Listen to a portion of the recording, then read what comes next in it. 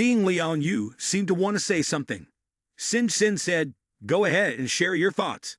Noticing Liang Yu still hesitated, Sin Sin continued, "I think we're a bit too worried right now. Don't let panic diminish your judgment. Take the Xishan base as an example. They control the garrison in Tianhai Sea and have the strongest forces. Yet they still haven't completely secured all territories in Texishan and Lujiang. Other factions likely feel the same. Moreover, they are also holding each other back, afraid to expand suddenly. Otherwise, their own bases will be at risk of attack. Therefore, we can deduce that we still have quite a long time to prepare for the future." Kulai chimed in, "Then let's finish building the defense line early. Overall, that's not wrong. Prevention is better than no disease." But Sin Sin insisted the defense line can be built early, but we don't need to rush into a defensive state. We should take this opportunity to gather more supplies. Brother Zhang Yi, don't you want to go look for materials for the shelter? The young man nodded. Right. So based on Qiran's words, the outer wall of the shelter needs a lot of construction materials. Construction materials are in short supply, and this will indeed take some time. Sin Sin turned to Liang Yu and said, "The Exujie town also needs to prepare some food supplies for the upcoming battle." Liang Yu replied with a worried expression, "That's exactly what I'm worried about. If enemies really attack, won't the folks in Shudong village be in great danger?" Sin Sin advised again, "You can't protect them forever. It's better to inform them about the situation so they can stock up on food and escape. You don't need to worry. I already said there won't be any enemies appearing nearby in the short term." Hearing Sin Sin speak to Liang Yu, Zhang Yi thought to himself, if enemies really come, Shudong village will bear the brunt. Perhaps she intends to use those people to get rid of the useless ones. Liang Yu asked Zhang Yi, "Can they help us build defensive fortifications in exchange for protection?" Zhang Yi directly questioned Liang Yu, "Do those students know how to catch fish? If they can't catch fish, they could be in danger in this cold weather." Liang Yu immediately appeared embarrassed. Zhang Yi thought to himself, "These students can't even catch fish in the frozen river. How can they be of any help? They'll only cause more trouble." Yang Xin Xin reassured Liang Yu, "Don't worry, Ms. Liang. What we're saying is just a prediction. It's not certain that the enemies will appear. Perhaps things won't happen as we fear." Liang Yu sighed. If everything really turns out that way, how wonderful it would be. After Yang Xin Xin finished speaking, Liang Yu intended to ask Zhang Yi for help, but hesitated, unsure of what to say. But at this moment, Zhang Yu's voice helped Liang Yu escape the awkward situation. If Liang Yu is so worried, I will help her find a way. He smiled brightly at Liang Yu. If one day a real danger occurs nearby, I will temporarily allow your students to take refuge near our shelter. Zhang Yu's promise left Uncle Wang and Chu Lei speechless. Liang Yu also looked at Zhang Yi with wide eyes, unable to believe that these words came from him. In her impression, Zhang Yi was not such a kind person. Not only Liang Yu, but also Pu Lei, Uncle Wang, and Qiran were all very surprised, as if they were seeing Zhang Yi like this for the first time. Only Yang Xin Xin looked at Zhang Yi calmly, with a smile at the corner of her mouth and admiration in her eyes. Zhang Yi noticed Liang Yu's surprised gaze, smiled, and said, "Why are you looking at me like that? You don't really think I'm a cold and rude person, do you?" Liang Yu seemed a bit embarrassed, though she said nothing. Her expression revealed her thoughts. I really do think so." Zhang Yi shook his head. Perhaps things were indeed like that before, because at that time we were not companions. But now, it's different. You are my companion, and you are also my family. Therefore, the people you want to protect, I will definitely help you protect them. Liang Yu's eyes were wet with emotion. Her voice hesitated. Zhang Yu, I really don't know how to thank you. Liang Yu's face flushed with intense emotion. Zhang Yi smiled and shook his head. There's no need for formalities. From now on, we just need to unite together, and you only need to devote yourself to everyone's safety. Zhang Yi thought to himself, as long as you listen obediently from now on, just do as you are told and eliminate whoever I ask you to. Liang Yu nodded resolutely. I will definitely be able to do it. From then on, Zhang Yi's image in Liang Yu's heart changed completely. She realized she had misunderstood Zhang Yi all this time. She had viewed Zhang Yi as someone solely for personal gain. truly arrogant and biased. Liang Yu's problem was solved, but other issues depended on Zhang Yi's leadership to reach conclusions. Zhang Yi stood up, raised two fingers and said, "We need to address two urgent issues. First, we must build a solid defense around the Yun Villa in preparation for the enemy's arrival. Second, Kiran and I will leave to find the necessary materials for the repairs at our refuge. In addition, no one is allowed to act autonomously or leave the safe zone to avoid encountering hostile forces and causing unnecessary conflicts." Chu Chunlei spoke up. "Yes, I will follow the boss's orders." The meeting concluded, and no one had any objections to Zhang Yi's arrangements. On the warm dining table, there were a variety of rich dishes. Delicious roasted chicken, enticing garlic and sour spicy fish, flavorful braised pork knuckles that were not greasy, along with fragrant goat meat soup that melted in the mouth. These wonderful dishes often appeared on the dining table of Zhang Yi. Zhou Kai Nai called out loudly, "Come here to eat, everyone." As soon as Liang Yu saw the table filled with delicious food, she couldn't believe her eyes. It truly felt like a dream. She never thought she would be able to eat all these delicious dishes in one day. Yang Xin looked at Liang Yu's greedy expression and exclaimed, "It seems Liang Yu is really hungry." When the meal began, Liang Yu couldn't help but eat, as if she had never eaten before. Chunlei stared wide-eyed as he saw Liang Yu eating eagerly. This meal made her extremely happy. It had been a long time since she felt such an enjoyable sensation on her tongue. "Oh!" Liang Yu hugged her stomach, her face pale. She ate too much and finally had to hold her round stomach, feeling a stomach ache. Zhou Kai Nai suddenly realized and slapped her forehead. "Oh, having eaten poor food before, now your stomach can't handle good food." They usually ate like this, so they didn't pay attention to Liang Yu while she was eating.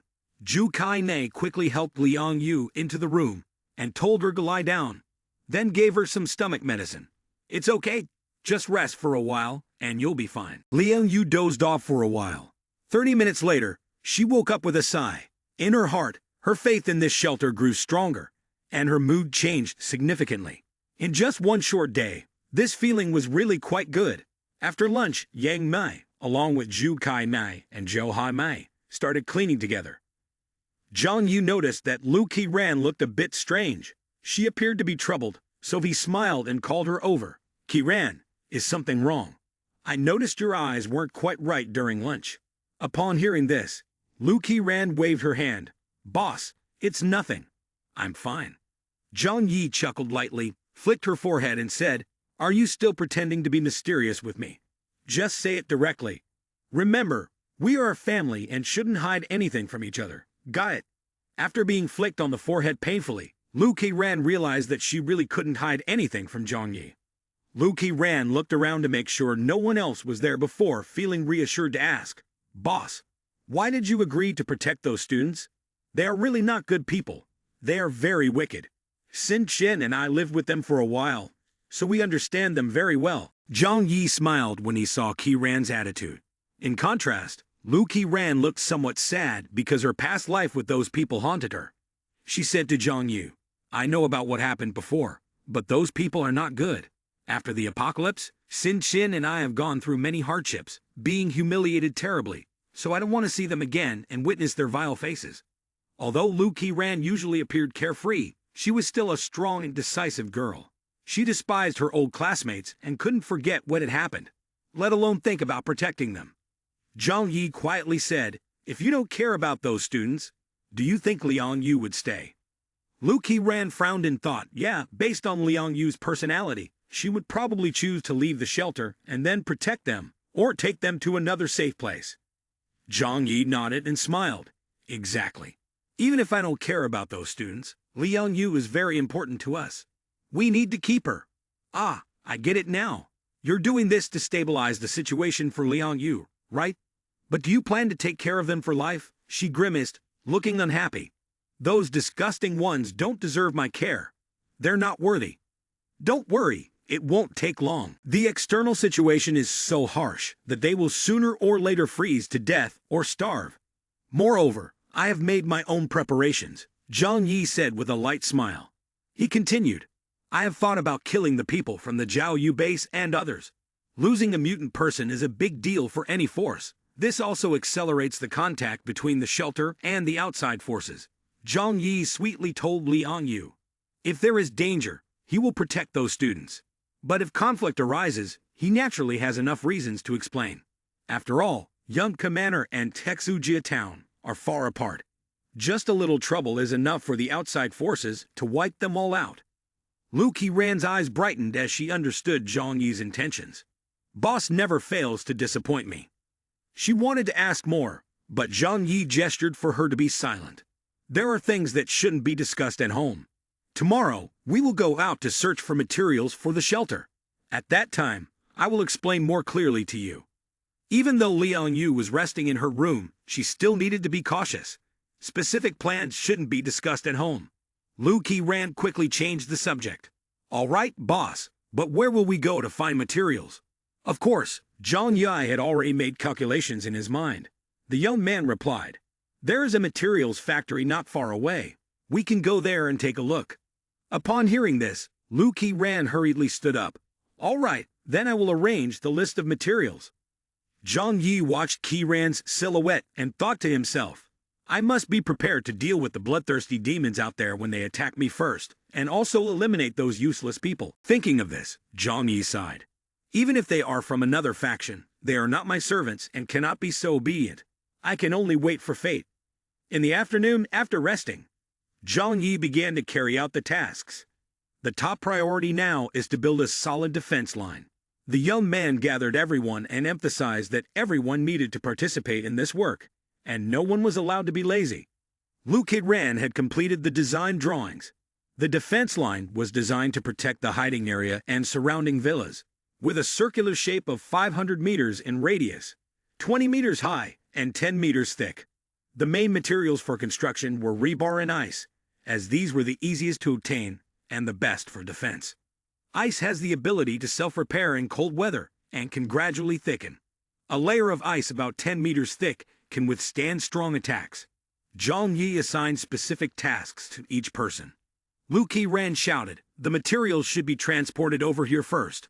The main raw materials used for building the defense line were large blocks of ice, which could be taken directly from the Lujiang River nearby. Kuilei was out of breath and was using superpower to create ice blocks. Zhang Yi quickly moved the large ice blocks from the Lujiang River to the appropriate position. Liang Yu, with a long sword in hand, immediately performed several basic sword moves, and soon the ice block had been processed into a rectangular shape. Uncle Wang is responsible for labor work, using ice, bricks, and large panels for construction. Lu Qiran observed his blueprints and reminded, Uncle Wang, please pay attention to the joints between the panels, bricks, and steel. All right, everyone, let's work together. Create a joyful atmosphere. Even though the temperature has dropped to minus 60 degrees Celsius, everyone is wearing thermal clothing, and as they move, they feel warm, which is truly a luxury in the apocalypse. After a short time, the blocks of ice have fused together, and the steel rebar, like a skeleton, will be arranged in place, forming an indestructible ice and snow barrier. Within just a few hours, they have built over 100 meters of the fence in its initial form. Thus, they have succeeded in constructing the first line of defense in the suburbs. Although in terms of defense, it is much weaker than other shelters, its existence is mainly for the purpose of defending against surprise enemy attacks, allowing people time to take refuge. While Zhang Yi and his group were busy, he accidentally saw a figure flashing across the other side of the river. He focused his gaze and realized it was a familiar silhouette sneaking by. It seemed to be a student of Liang Yu, whom Zhang Yi had encountered before. He wasn't sure, but the face left a certain impression on him. As Zhang Yi observed closely, he discovered quite an interesting sight.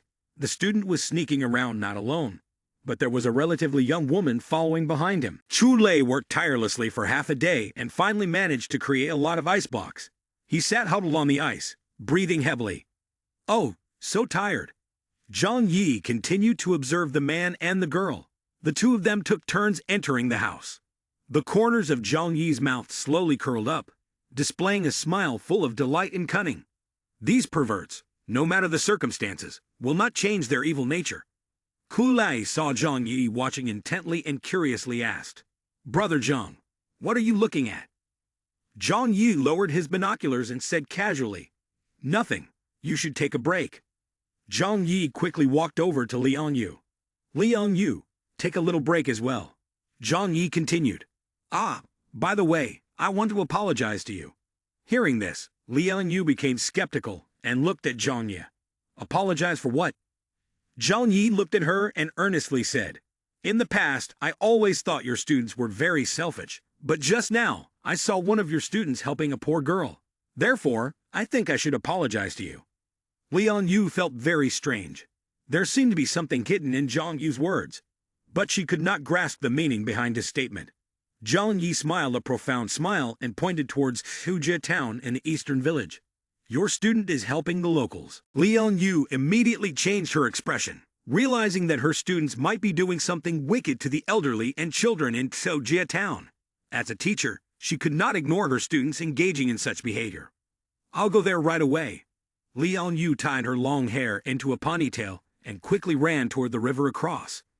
Inside the snow house, Hao Chengyu had pulled a wooden board to block the door. These types of snow houses, although built partially underground and well insulated, still had an interior temperature too low for his body to adapt. He looked at the woman in front of him, with pale skin and a haggard expression, and sighed. In the past, he always chose the attractive girls in Tianhai City, but due to circumstances, he had to accept other options. Hao Chengyu took out half a box of food from his chest pocket and threw it on the bed. The girl gazed at him intently. When the woman saw the food box, her eyes lit up. Hao Chengyu placed his hand on the food box and coldly said, "Hurry up, I don't have time to wait." The woman unbuttoned her shirt while swallowing, her eyes glued to the food box. Hao Chengyu reclined on the wooden bed, while the woman slowly crawled toward him. When Liang Yu arrived, Hao Chengyu was doing something unacceptable in the room. Outside the snowy house, the noise made Liang Yu blush and feel quite shocked. She couldn't believe that the person in the room was her student, especially in this apocalyptic time. Women in Hujie town had lost their family support, making survival difficult. The woman in the room wasn't doing this out of love for Hao Chengyu. It was clear she was being forced or had to use her body in exchange for something. Liang Yu felt a rage that made her tremble. She thought to herself, I let you live here, and this is what you do to the people here. In her anger, Liang Yu kicked the wooden board that was blocking the door. The two people in the room were extremely shocked. Hao Chengyu, who was naked on the bed, suddenly turned his head to look outside. Seeing Liang Yu, his complexion immediately turned pale. Teacher Liang, why are you here? Hao Chengyu stammered. Liang Yu observed the woman next to Hao Chengyu, her expression unchanged, and the half-empty lunchbox on the bed, and immediately understood everything. Her mind went blank. The anger and shock were too great for her to know what to think. Her student, whom she had protected during the apocalypse, was using the food she had worked hard to earn to do such things. Hao Chengyu gritted his teeth, thinking he had been discovered. He would rather tell the truth. Perhaps Liang Yu was soft-hearted enough to forgive him. Miss Liang, I am a young man with my own needs. I hope you can understand that. Moreover, I did not force her. She agreed willingly, right? Just say a word, he said, lightly patting the woman's face. The woman looked blankly at Liang Yu, before nodding silently. Even when caught in such a situation, there was no hint of embarrassment in her gaze. Now all she hoped for was to survive. Morality, etiquette, and shame. She had completely forgotten them all.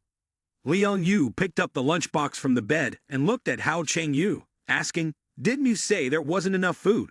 Then why are you doing things like this? After saying this, Liang Yu angrily crushed the lunchbox in her hand. Hao Chengyu's expression changed slightly. Of course, he couldn't let Liang Yu know the source of this food. After Liang Yu left, the order among the students became simpler. The strong decided everything. With the advantage of his physique, Hao Chengyu gathered some strong students to control the whole group. Thus, he not only had enough food, but also surplus to exchange for the services of women in Hujie town. Hao Chengyu gritted his teeth and shouted loudly at Liang Yu. Why can't you just provide food for us? Why do you have to care so much? If you make us go hungry, and we have to find a way to survive, then what we do with this food is none of your business, right? Liang Yu felt as if she had been struck by lightning and staggered back a few steps. She felt her heart racing, staring at Hao Chengyu, unable to say a word. Hao Chengyu pulled the girl into his arms and said calmly, Liang Yu, can you go outside for a bit? You're bothering me too much here. Hao Cheng-yu felt very uncomfortable because of the interruption. Liang Yu closed her eyes, turned her head, and walked outside. She ran quickly, letting the cold wind and snow hit her face. But that cold was nothing compared to the heartache inside her. After Liang Yu left, Zhang Yi was at Lujiang, eating some random food with Chu Lei. When he saw Liang Yu walking back with a dazed, lost expression, Zhang Yi smiled mockingly. Indeed, reality is heavy. Liang Yu looked up at Zhang Yi, did not refute, only smiled sadly. Do you think I'm really stupid? Then she answered herself. That's right, I really am quite foolish. Zhang Yi stuffed his hands in his pockets and said nonchalantly, don't blame me for making you face the harsh reality. I just wanted you to know the truth. But I won't interfere with your next decision. I respect your choice. Liang Yu just shook her head. Her current mood was very chaotic. Her eyes lost focus. She walked past Zhang Yi and Chu Lei, her body slightly trembling, heading towards her shelter. Right now, she just wanted some peace and quiet. Chu Lei curiously approached and asked, Zhang, what happened to Liang Yu? What did she see? Zhang Yi looked at him and replied coolly, her student in Xiaojie town did that with a woman in exchange for food. If it wasn't due to a threat, then it was an exchange. Chu Lei's eyes widened in shock. What? Zhang, you can't possibly be serious. Why not let me see a bit of that? In response to Chu Lei's curiosity, Zhang Yi coldly answered, what's the main point of your story? Zhang Yi cunningly added, what if that woman is your sister or cousin? Liang Yu returned to her shelter and locked herself in her room. She began to feel that everything she had done until now seemed to lack meaning. Outside, a sudden knock sounded. Liang Yu, are you okay? Zhang Yu's worried voice came from outside. Liang Yu tried to pull herself together, quickly stood up from the bed, and went to open the door. When she opened it, Zhang Yi saw her red eyes, as if she had been crying. Liang Yu said to Zhang Yi, I'm sorry, I haven't been feeling well today. I won't give up on the work. She thought Zhang Yi had come to urge her to continue building the defense line. But Zhang Yi shook his head. There's no need to rush, it will be finished in 2 or 3 days. Zhang Yi looked at Liang Yu with a gentle tone, slowly saying, I came here because I was worried about you. Zhang Yi's unexpected concern caught Liang Yu slightly off guard. She said, you just rest, I'm fine. Zhang Yi looked into the room and said with a smile, shall we talk in here? At that moment, Liang Yu became more alert and quickly stepped aside. Please come in, have a seat. Zhang Yi walked into the room, sat on the bed, and said, I know that what happened today has dealt you a heavy shock, but I hope you can look forward. Your future is still very long. If you encounter any difficulties in the future, you could share them with me. At least I can be a good listener. In the weakest moment of a woman's emotions, it is easiest to take advantage and win her over. Zhang Yi is not someone who places love as a top priority, but he does not mind causing women to develop feelings for him. He does not intend to exploit Liang Yu in a despicable way, but wants to use this opportunity to shorten the distance between them, making her more likely to listen to him in the future. Liang Yu asked, Zhang Yi, do you think I have long been a hopeless fool? No. Zhang Yi looked at her for a few seconds before bursting into laughter. It is indeed like that. However, he shifted his words. I believe you have your reasons. Liang Yu looked up at the ceiling, her gaze gradually becoming dreamy. I started practicing martial arts when I was 3 years old. Even though I am a woman, I am no less skilled than any man in martial arts. As we, soldiers, often have 2 career paths, either transitioning to become movie stars or opening teaching classes. But I did not want to just be a pretty face in the entertainment industry. Nor do I have resources in that field. Opening a teaching class, my identity as a woman became a significant obstacle. Therefore, later I chose a less popular path among soldiers, which is to become a bodyguard. Zhang Yi asked. So then you joined that organization and became the top elite bodyguard in the country. Mentioning the past, Liang Yu smiled. Yes, that was the most glorious period, as well as the most challenging phase of my life. After a few years, Time King School invited me to be a physical education professor, teaching self-defense skills to their noble descendants. They paid me a quite high salary. It's just a pity that it is only a thing of the past. She was silent for a long time, finally speaking slowly. After that, the apocalypse came, and we lost everything. Family, friends, status, honor, wealth. I have almost nothing left. The only thing that remains with me is the responsibility to protect my students. She remained silent for a long while, then continued to repeat once more. After that, the apocalyptic disaster came, and we lost everything. Family, friends, status, honor, wealth. I have almost nothing left. The only thing that remains with me is the responsibility to protect the students. This has helped me continue to live until today. That is my mission, though not very strong, that I feel. I know, with your way of acting, you must think I am very foolish. She continued. I have thought about living more selfishly at times, but if I abandon my last belief, I don't even know what I am living for in this world. As Liang Yu spoke, tears slowly rolled down her cheeks. Hearing those words, Zhang Yi began to understand her better. Since the apocalypse began, he had encountered many people who could not accept the harsh reality and chose to end their lives. Perhaps in their eyes, the world had become a hell, and life was only left with suffering. The mental torment was even more painful than corporal punishment. Zhang Yi asked her, "Are you putting too much pressure on yourself sometimes?" He spoke kindly. "You have gone through a lot, but now is not like before. We are teammates, we are family. Everyone in the shelter is an adult. They can understand and be tolerant of you, unlike those naive, unruly children." Zhang Yi slowly approached Liang Yu and suddenly took her hand. Liang Yu's body trembled. She felt confused. "If you need spiritual support from now on, let us become that support for you." Liang Yu's small face immediately turned red. Although she was 27 years old, due to her work, she had never been in a relationship, not even held hands with the opposite sex. Moreover, Zhang Yi looked very stylish. At that moment, he was looking at her deeply, holding her hand, making her head spin. Liang Yu murmured, "Become my spiritual support. If you don't have spiritual support, then establish a new one. If you don't have social connections, we can become your bond. Don't put yourself through such exhaustion. It will hurt me." At this point, blood seemed to rush to Liang Yu's brain. This was the first time a man spoke so candidly to her, making her feel uncomfortable. But she had to admit that these words were very effective. Liang Yu's cheeks were flushed as if she were about to bleed. Although she had no feelings for Zhang Yi yet, through this confession, her feelings for him had increased significantly. "Thank you. I feel much better now." Liang Yu shyly withdrew her hand, lowered her head, and looked around, not daring to meet Zhang Yi's gaze. "Are you feeling any better now?"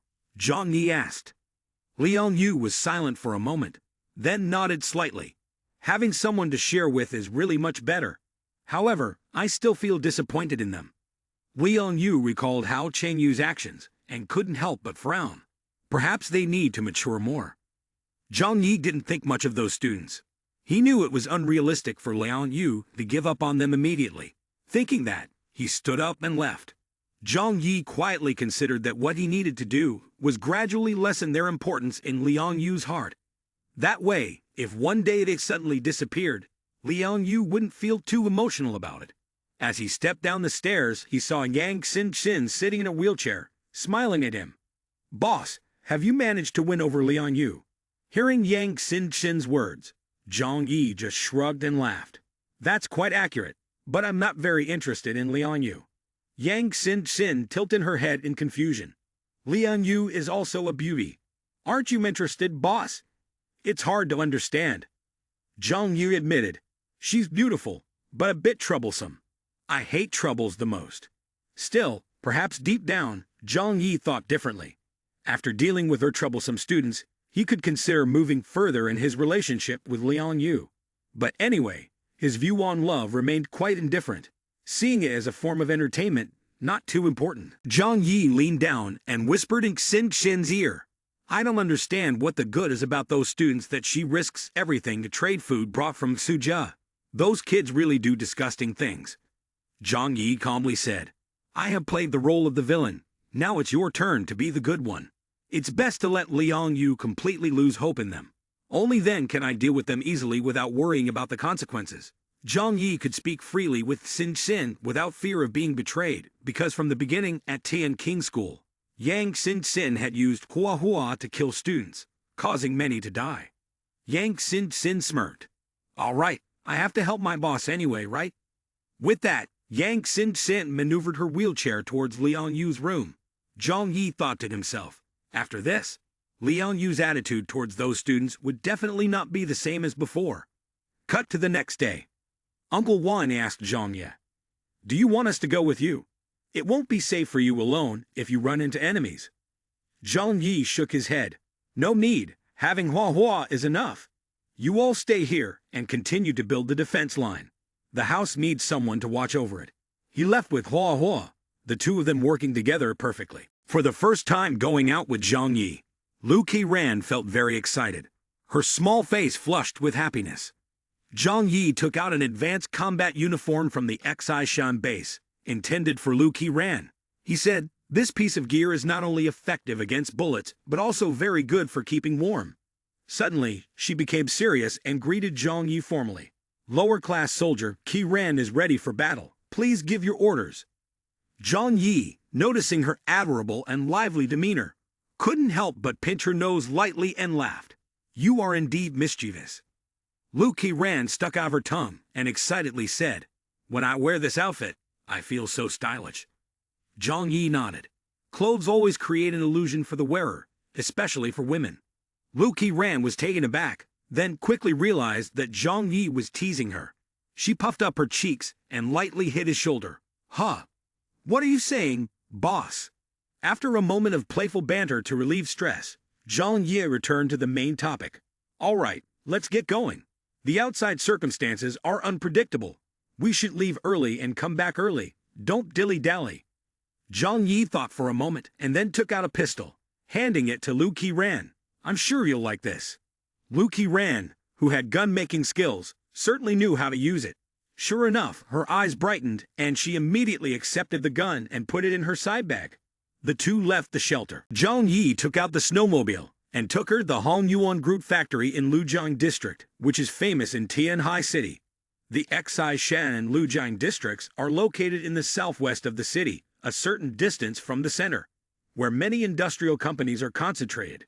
Hongyuan Group is the largest and most famous building materials company in Tianhai, not only in Tianhai, but also nationally. The group has always maintained cooperative relationships with foreign companies and provides top-of-the-line luxury building materials worldwide. Zhang Yi chose this company because it is quite close to their Xishan base. Lu Qiran hesitated, biting her lip, and after a long time finally spoke up to ask about the issue that she had been curious about for a long time. "Boss, regarding yesterday's issue, can you explain it to me in more detail?" Lu Qiran has always been straightforward with her thoughts. Now that she found the opportunity, she quickly asked Zhang Yi. Zhang Yi looked at her, smiled, and asked, "It seems you don't really like your classmates, you." Lu Qiran did not deny it and seriously nodded.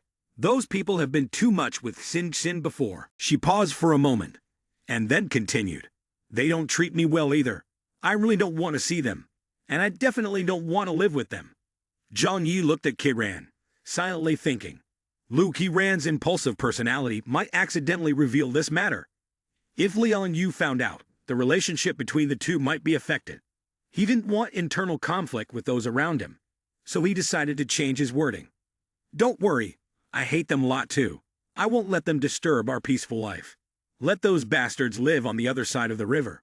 With their abilities, starving or freezing to death is just a matter of time. Besides, who knows, one day we might clash with another force, and they might accidentally run into trouble." Zhang Yi shrugged.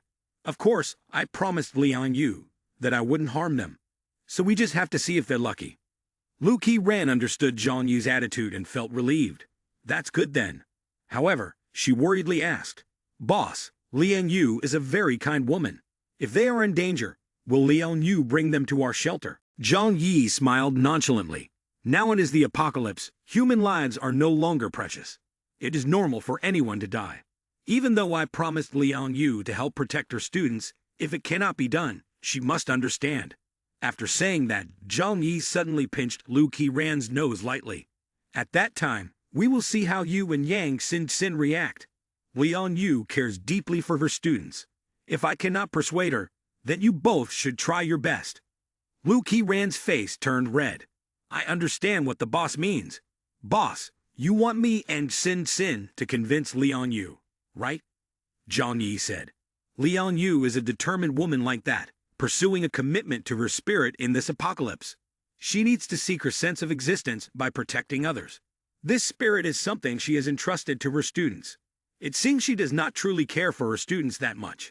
She just wants to prove that her existence has meaning, and that she is needed by others. Compared to the useless children in Xiaojia town, you and Sin Sin are definitely favored by Lian Yu. So how to win her affection and make her like you a little more? I don't need to say much. Right, Lu Qiran? The scene shifts to the Hong Yuan Group's factory. Currently, Zhang Yai is trying to avoid any contact with other forces. However, as he drives to the Hong Yuan Group factory, he notices 3 vehicles parked on the snow from a distance. What kind of vehicles are those? Zhang Yu's first reaction is to stop the car at a distance. He then takes out his binoculars to observe.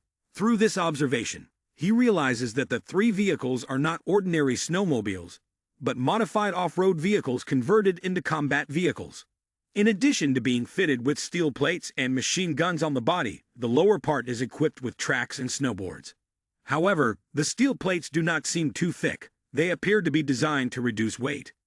Zhang Yi expresses skepticism. Can this strange contraption actually run? Lu Qiran, curious, approaches and asks, "Boss, what do you see?" Zhang Yi hands her the binoculars so she can see for herself. After observing, Lu Qiran cannot help but curse. What the hell is this? It truly looks like a mess that makes one want to gouge their eyes out. Zhang Yi leaned back in his chair. The space door opened right in front of him, ready to defend if anyone opened fire. He sighed. In the end, I underestimated their efficiency. These people had moved in from the border into the territory of the Xishan base. The destroyed Xishan base had attracted the attention of another force. They certainly wanted to seize most of the benefits from this area. In the Lujiang area, the greatest value lay in some important materials and machinery of the factory. Zhang Yi hesitated. Right now, he didn't want a conflict with any forces. However, he urgently needed to repair his shelter, so he had to find the necessary materials. Kill them? Zhang Yi wondered. He didn't even know who they were or what their strength was. Acting hastily was not his usual style. Lu Qiran excitedly said, "Boss, the renovation cost of these vehicles is too high compared to their effectiveness. Even though they can move on snow, their maximum speed doesn't exceed 20 kilometers/. Additionally, the crude modification process makes them consume fuel several times more than snowmobiles. Haha, if calculated, they are really wasting fuel. They go with 3 vehicles at the same time. It's like throwing money out of the window." An idea flashed in Zhang Yu's mind. Wait, you say these vehicles consume an enormous amount of fuel? Right. Lu Qiran put down the binoculars with a sneer. Yes, these vehicles are heavier than snowmobiles, and the modifications increase the weight, and the renovation isn't good, so the fuel consumption is at least 5 times that of our vehicles. Zhang Yu's eyes suddenly lit up. In the past, the Xishan base did not dare to use snowmobiles because harvesting gasoline was quite difficult. However, their extravagant use could only be the result of a powerful force. Among the 4 major forces, the Yangsheng base holds the oil refinery in Tianhai City. Lu Qiran also thought like Zhang Yi. Is it them? The Yangsheng base is over 200 kilometers away, beyond the entire Tianhai City. I didn't expect them to come here. They are really too hasty. However, they have the oil refinery and abundant energy, so they can indeed waste it like this. Zhang Yi identified these people and contemplated how to handle the situation. Now that things had come to this point, he could not return empty-handed. He planned to negotiate with them. If he could peacefully obtain the supplies he needed, that would be ideal. If he could not persuade them, he would not hesitate to use force. Qiran, there may be a conflict. You should prepare yourself mentally, Zhang Yi said coldly as he steered the snowmobile forward. Lu Qiran swallowed hard, her eyes filled with excitement. She was genuinely thrilled because this would be her first time witnessing Zhang Yi in a fight. Zhang Yi drove his vehicle closer to the modified snowmobiles. Their appearance had attracted the attention of the Yangsheng base's personnel. When they approached, there were about 5 or 6 people gathered next to the car, pointing their guns at them. A man with a thick beard and dense hair shouted, "Stop! This area is controlled by us. Yangsheng base. What faction are you from? Go elsewhere." Zhang Yi remained vigilant and activated his superpower, increasing his speed fourfold. He was ready to kill the entire group immediately if they made any move like pulling the trigger. Zhang Yi told Lu Qiran, "Stay in the car and don't move."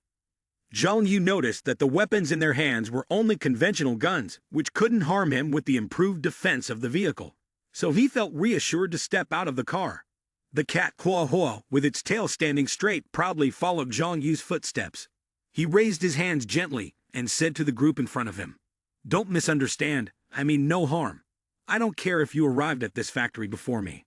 I just need some materials. I hope you can help." However, when the people from Yangshan base saw him wearing the combat uniform of Taishan base, their expressions became more serious. "Weren't we told that Taishan base was destroyed?" One of the Yangshan base members said to each other. "They could be the remaining ones. With the number of people in Taishan, it's impossible that all of them are dead. Fortunately, they don't seem to be from other factions. Otherwise, we would be in more trouble. Anyway, his vehicle is quite impressive." This group had begun to pay attention to Zhang Yi's snowmobile. A cautious person whispered, "Don't underestimate and act hastily. Do you really think someone who can drive such a good vehicle is just an ordinary person?" His eyes displayed concern, especially when Zhang Yi faced many people without showing any fear. "This person is definitely difficult to deal with.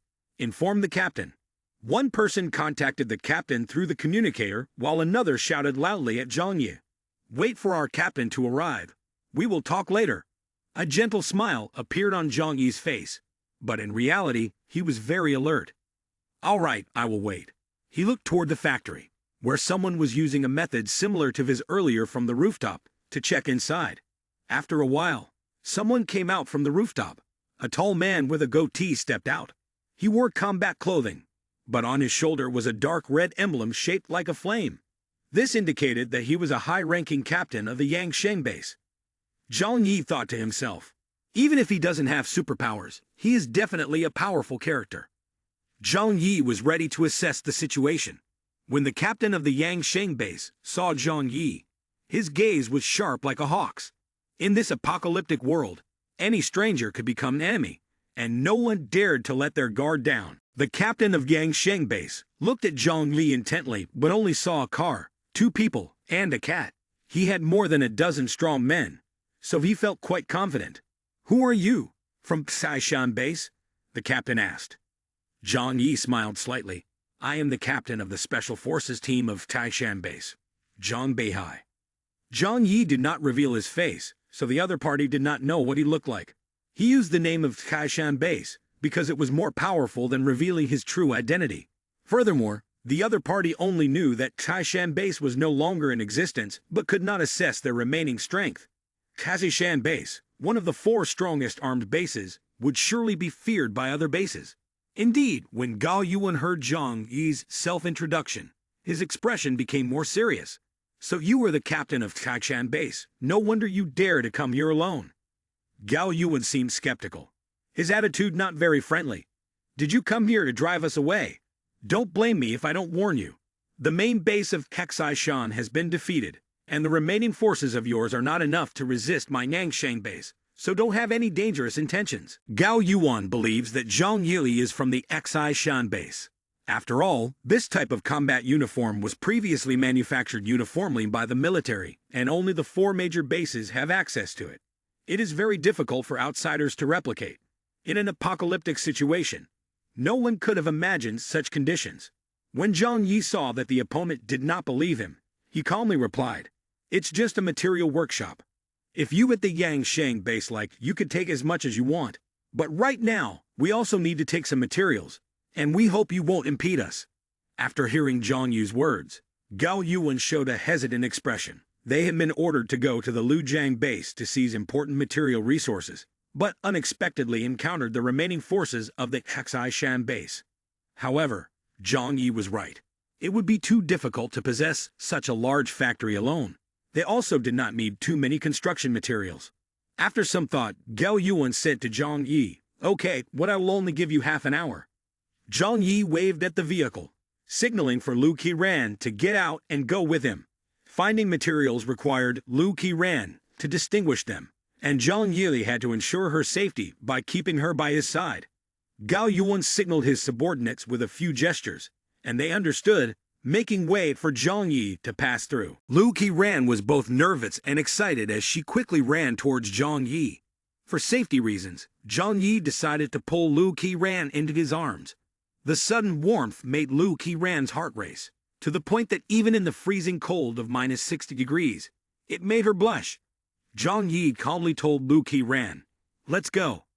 Lu Qiran was worried about the snowmobile, afraid that it would be taken by the Yangsheng base's people. "What about our vehicle? Can't we get it back?"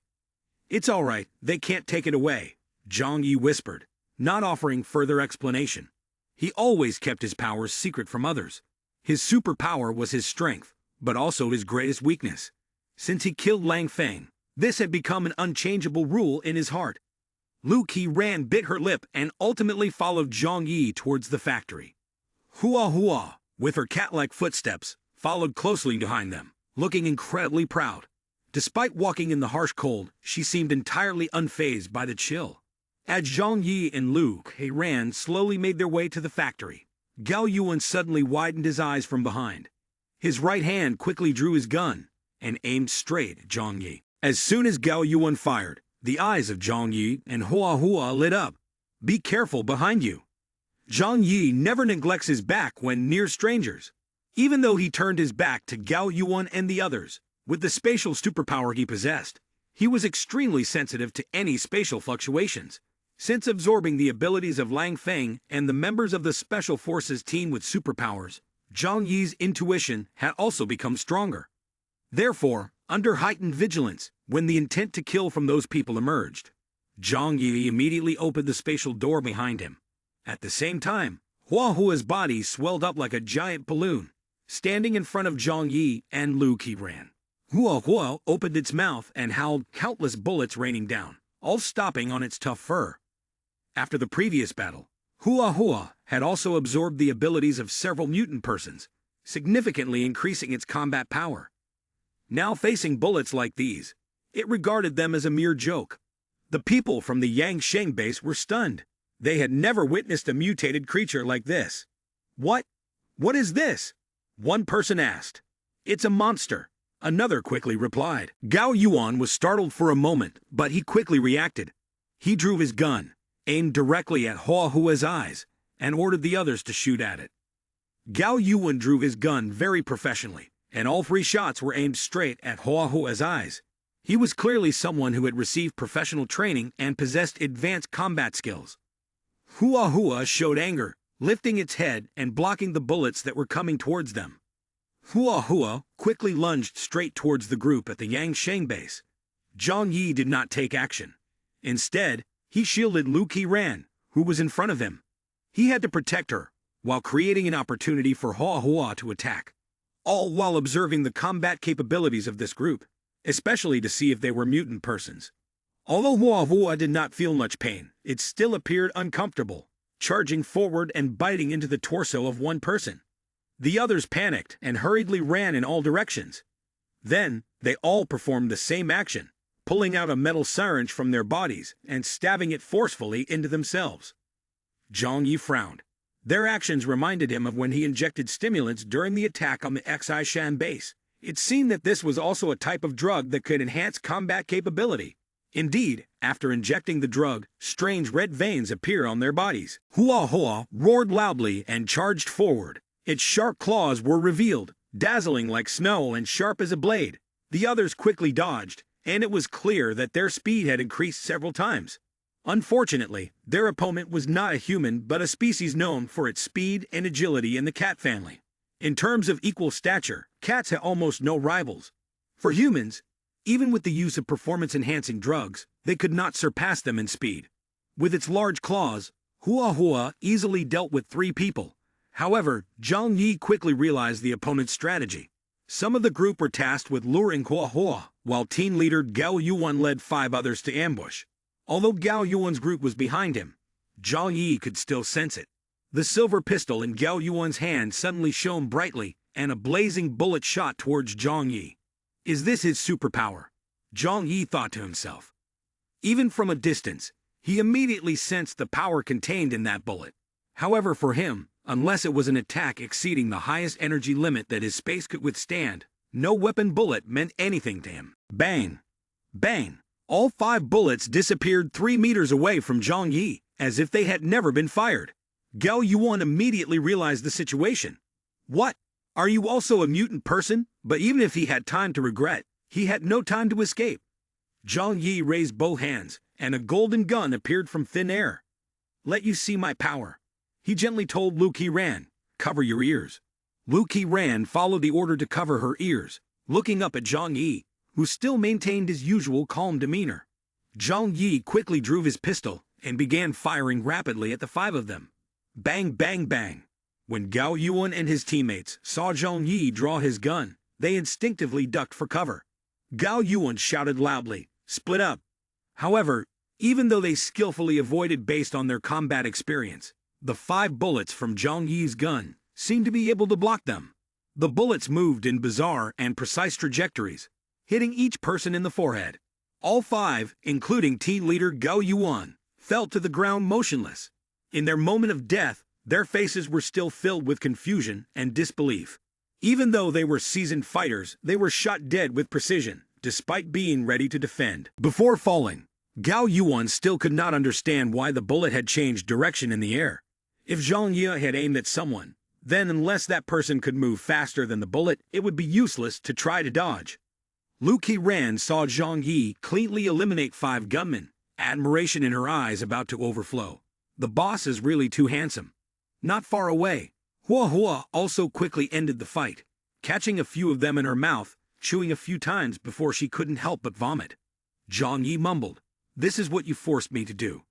Zhang Yi looked around at the pile of corpses, helplessly sighing. The tree wants to be quiet, but the wind won't stop. I am clearly a person who believes in peace, so why do I always have to kill? He was not afraid of the Yangsheng base. Provoking both the Yangsheng base and the Zhao Yu base at the same time would give him a headache if they teamed up to attack. It was not out of fear, but rather annoyance. After all, if he had to kill, the other side kept coming at him. He could not indulge them. Lu Qiran stood behind, constantly praising Zhang Yi.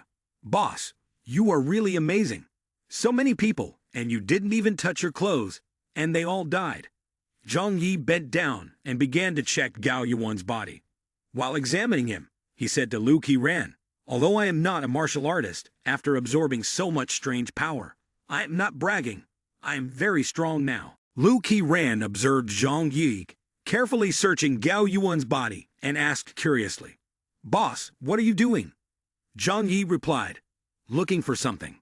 After a while of searching, Zhang Yi finally found what he wanted in Gao Yuan's coat pocket. It was a disposable metal syringe, with a dark red liquid visible inside. "Is this the stimulant used by the Yangsheng base? It feels stronger than what Kai Ni gave me," Zhang Yi said. In terms of the drug's effectiveness, it was indeed very potent. It had the ability to grant ordinary people extraordinary strength, even comparable to those who had been augmented at the Kaxai-Shan base. Additionally, from the usage patterns of those at the Yangsheng base, it seemed that the drug did not require specific physical conditions. Ordinary people could also use it. Zhang Yi put the drug away, intending to take it back for Zhu Kainai to analyze. This drug could potentially save lives at a critical moment. Then, Zhang Yi examined each corpse one by one. However, unfortunately, apart from the 2 vials on Gao Yuan, the others only had 1 vial which had already been used up.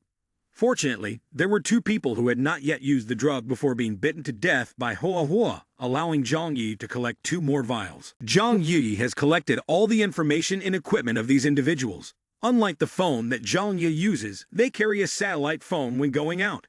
This device is much heavier than a regular mobile phone, resembling a brick. But it has all the functions of a mobile phone and even provides information more efficiently than before.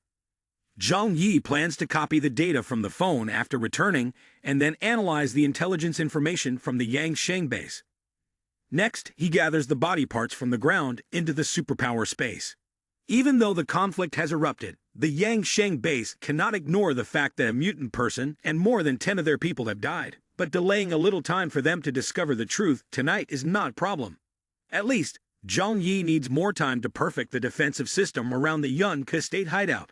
After finishing up, Zhang Yi also cleans the scene, including the snowmobiles used by the Yang Sheng base. He retrieves them, not because he needs them, but to prevent them from falling into the hands of others. The bloodstains on the ground are also cleared by him, ensuring that no one discovers that a deadly battle took place here. Throughout this process, Zhang Yi acts calmly and without haste. Lu Qiran followed and asked Zhang Yi, "Boss, won't anyone come to support us?" Zhang Yi calmly replied, "The Yang Sheng base is over 200 kilometers away. Even if they have a lot of people and abundant fuel resources to fight at such a distance, they will definitely need to retain a large defensive force. This is just a materials depot, not heavily fortified with military forces. It's not worth starting a big conflict over this." Zhang Yi began to absorb Gao Yuan's superpower. He really didn't expect that Zhao Yuan's superpower was not strong, even weaker than a special operations team leader from Taishan. Given Zhang Yi's current state, absorbing Gao Yuan's superpower didn't bring a sense of satisfaction. It can only be considered a light snack. For Zhang Yi, this low-level mutant person was not much different from an ordinary person. He could kill them with just a wave of his hand. Zhang Yi said casually, "Let's go find the materials you mentioned. After we return and repair the shelter, we need to prepare for the next potential outbreak of conflict." Lu Qiran closely followed Zhang Yi's footsteps. Zhang Yi didn't need to climb the wall. He simply ordered Hua Hua, "Go ahead and clear the way." Hua Hua heard the command to move forward and began to act with its gigantic body. Hua Hua charged straight towards the wall. In no time, it had knocked a large hole in the wall. Then, Zhang Yi and Qiran stepped into the material storage room through that hole. Zhang Yi did not understand anything about the materials related to repairs and shelters because he had never studied them in college. Therefore, he followed Qiran, who chose the necessary materials, and Zhang Yi would collect them into his superpower space. He took everything that was necessary, leaving nothing for others. As Zhang Yi collected the materials into the strange space, he thought to himself, "If the factory is not too large and to save time, I would really want to move the entire material storage room." After half an hour, they had gathered a lot and left the factory. Zhang Yi drove, while the two of them and a cat left in a majestic manner without looking back, heading towards the Yunke estate. Zhang Yi sighed in relief while driving and said, "The war game is about to start again." Zhang Yi blinked suddenly and came up with an idea.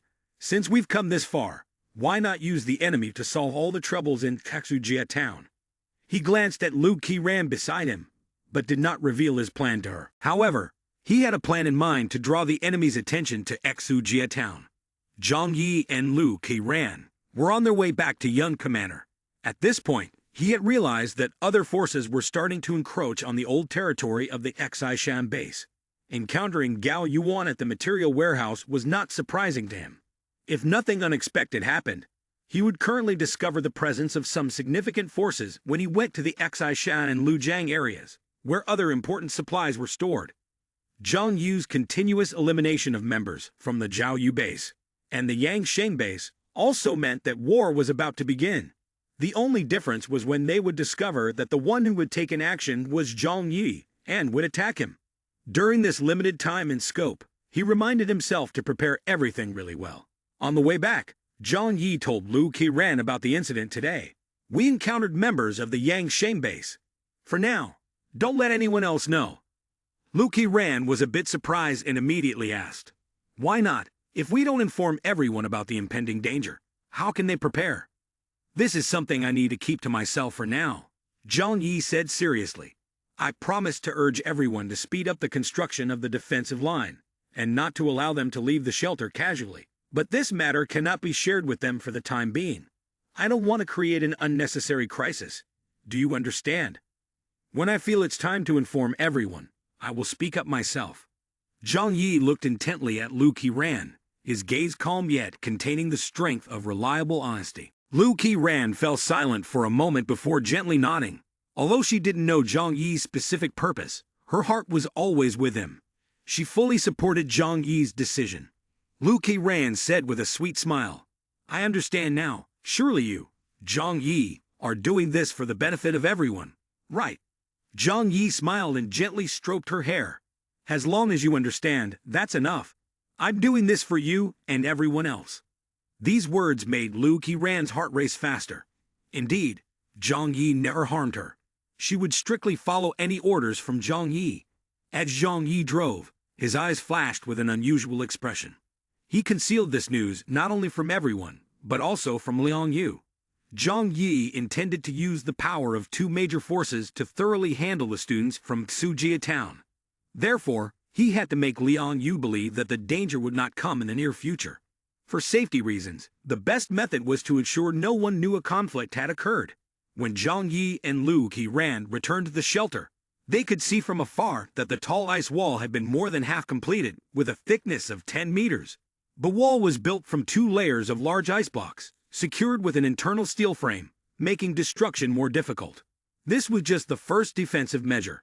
While building the ice wall, Liang Yu and Uncle Wang created bullet holes in the ice blocks, using steel panels.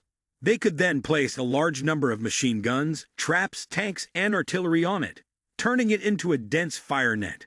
When Zhang Yi and Lu Qiran got out of the car, Zhang Yi, with a warm smile on his face, approached them. Uncle Wang asked, "How is it? Is the material gathering going smoothly? Are there any obstacles or suspicious characters?" Zhang Yi smiled gently. "It's going very well. No obstacles on the way. I've told you. Right now other forces are busy stabilizing their territories. They don't have time to seize resources here." Lu Qiran said nothing, just gently followed behind Zhang Yi. Seeing this, Liang Yu showed a look of relief on her face. "It's good that everything is fine. Otherwise, I really wouldn't know what to do." She was worried about the safety of the students. But this time, Zhang Yi had an unusual attitude. "Your worries are not without basis. Although I feel there is currently no danger, thorough preparation is always necessary." Zhang Yi glanced at Lu Qiran standing beside him, then stepped in front of Liang Yu, and quietly said, "However, Liang Yu, I wouldn't hesitate to move your students to safety when danger arises, but with Xin and Qiran here, I really have no solution. After all, the conflict between them cannot be resolved in just a day or two. It's unfair to have them live under one roof." Zhang Yi was determined to change this perspective, because he knew the danger in Xujia town would soon return. If he insisted there was no danger, Liang Yu might blame him in the future. Therefore, it was better to focus the conflict on the Xujia town students, Yang Xin and Lu Qiran. Both are Liang Yu's students, so how could she be biased toward one side? Indeed, after listening to Zhang Yi's analysis, Liang Yu couldn't help but hesitate. In her heart, she was sure she would grow closer to Yang Xin and Lu Qiran.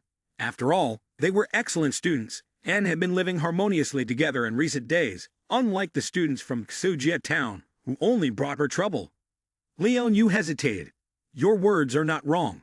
Your opinions are reasonable. But, at this moment, Zhang Yi gestured to Qiran. Seeing this, she understood it was time for her to take action. Lu Qiran stepped forward, looking at Liang Yu with eyes full of sadness. "Liang Yu, why must we allow them to be close to us? When Xin and I see them, we remember our days at Tian King School. During that time, did you know how cruel they were to us?" Seeing the pained expression on Lu Qiran's face, Liang Yu couldn't help but feel regret. In the past, she knew there were students who were bullied and excluded.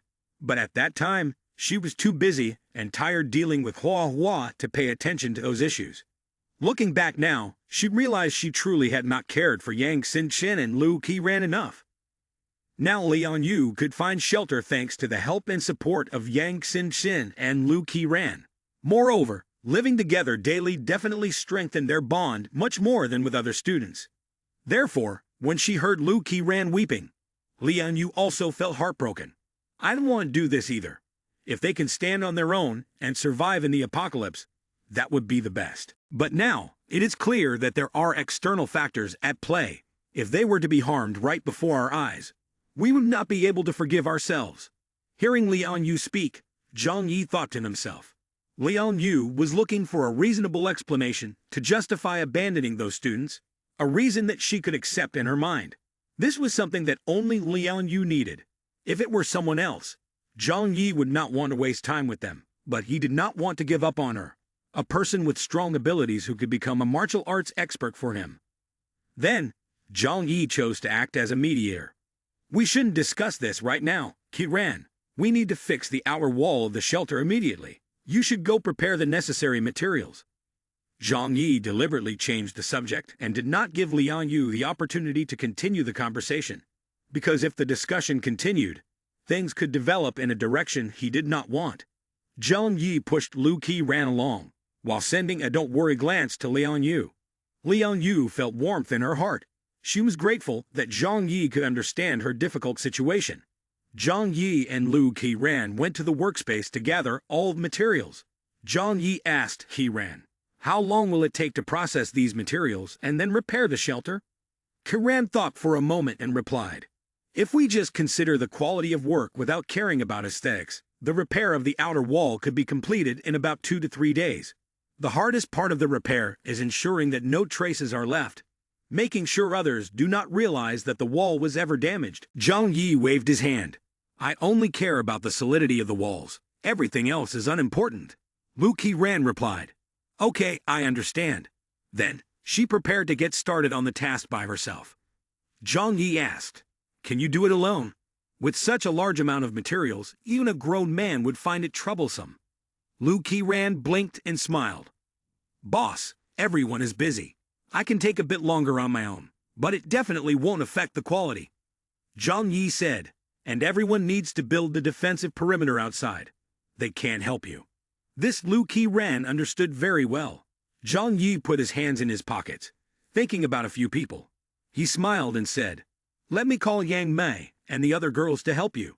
The girls in the house can't contribute much outside. They should pitch in as well." Lu Qiran laughed and said, "Their strength is too weak. Doing these small tasks isn't enough." Zhang Yi sighed, reaching out to lightly pinch her small, cute face and said, "Sometimes don't forget that you are also a girl. If you could do it, why can't they?" Lu Qiran's face turned red as she nodded. "Then let them help me transport some materials." Zhang Yi nodded and turned to look for Yang Mei and the other girls. There wasn't much for them to do in the house anymore. Upon hearing Zhang Yi assign the task, Zhou Kai Nai and Yang Mei both came to help Lu Qiran. Everyone inside and outside the room was busy non-stop. Zhang Yi quickly assessed the situation. The ideal scenario was to complete the exterior and build a solid fire support line within 3 days. At that point, with a large amount of weaponry, Zhang Yi could face 2 military bases without falling short. Moreover, the distance from Yangsheng base and Zhaoyu base to this place was at least over 100 kilometers. Having to cover such a long distance would surely reduce their combat effectiveness. Even though facing 1 against 2, the advantage was still on our side. Zhang Yi felt a little more at ease. At least he wasn't worried about the imminent battle. He went to Yang Xin-Xin's room and knocked on the door. "Xin-Xin, it's me." "Boss, wait a moment." The sweet voice of Yang Xin-Xin came from inside the room. The door opened from within, revealing Yang Xin-Xin in a light yellow dress, looking at Zhang Yi with a pure and innocent expression. "Boss, welcome back." Zhang Yi smiled, wheeled her into the room, and closed the door behind him. He told Yang Xin-Xin about the people from Yangsheng base and how he had dealt with them. "This trip of ours has been really exciting," Yang Xin-Xin said. She was smarter than Lu Qiran and thought more deeply. He didn't have to worry about her revealing this information. Moreover, to address the issue with the group of students from Xudong village, Zhang Yi needed Yang Xin-Xin's help. Indeed, after listening to Zhang Yi's account, Yang Xin-Xin immediately understood the reason he had come to find her. "Boss, you have consecutively eliminated the people from the Yangsheng and Zhaoyu bases over the past few days. They have lost their important mutant persons. Given the current tense situation, how can they not realize this? In theory, they would soon come here." Zhang Yi smiled gently. "In fact, we are not afraid of them. Those people are not our biggest concern." Yang Xin-Xin nodded. "That's right, they are not like Chandax Iran. Without an elite army backing them, they cannot use heavy weapons. Therefore, they do not pose a significant threat to our hideout." Yang Xin-Xin said calmly. "So can we take this opportunity to deal with the students in Xudong village? I do not resent those students. After all, I was not wronged at Tian King School. Although I may appear weak outwardly, those who harmed me have all been killed by Hoa Hoa. I only hate those foolish people who only think of their own interests without seeing the significance of their existence." Now they have become a nuisance for Zhang Yi, and Yang Xin naturally wants them to disappear. Zhang Yi smiled. After all, we still need to borrow the hands of others. We shouldn't act directly. Anyway, Liang Yu is still very useful to us. After finishing his words, Zhang Yi took out a signal jammer from a strange space and placed it in the corner of the room. He started connecting it to the power source. While working, Zhang Yi reassured Xin. Although it's troublesome, for her, everything is worth it. Then, Zhang Yi took out the satellite phone he had obtained from a member of the Yang Sheng base and handed it to Yang Xin. This is the satellite phone of the Yang Sheng base members. Please help me analyze if there's any important information inside. After changing the data location, send it back to me. It will be very useful for me. Yang Xin smiled and said, "Easy. For me, a top hacker. This task is really simple."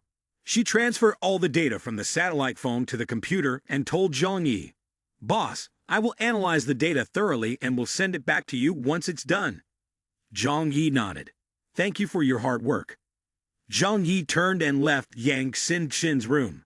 He left the house and continued building the defense line with Uncle Wang and his team. In the northern part of Tianhai City, in the Yang Sheng base, amidst the vast snowfield, a large oil refinery with huge pipelines is emitting dense black smoke into the sky. Although the temperature in this area is below -60 degrees, the temperature near the refinery is much higher.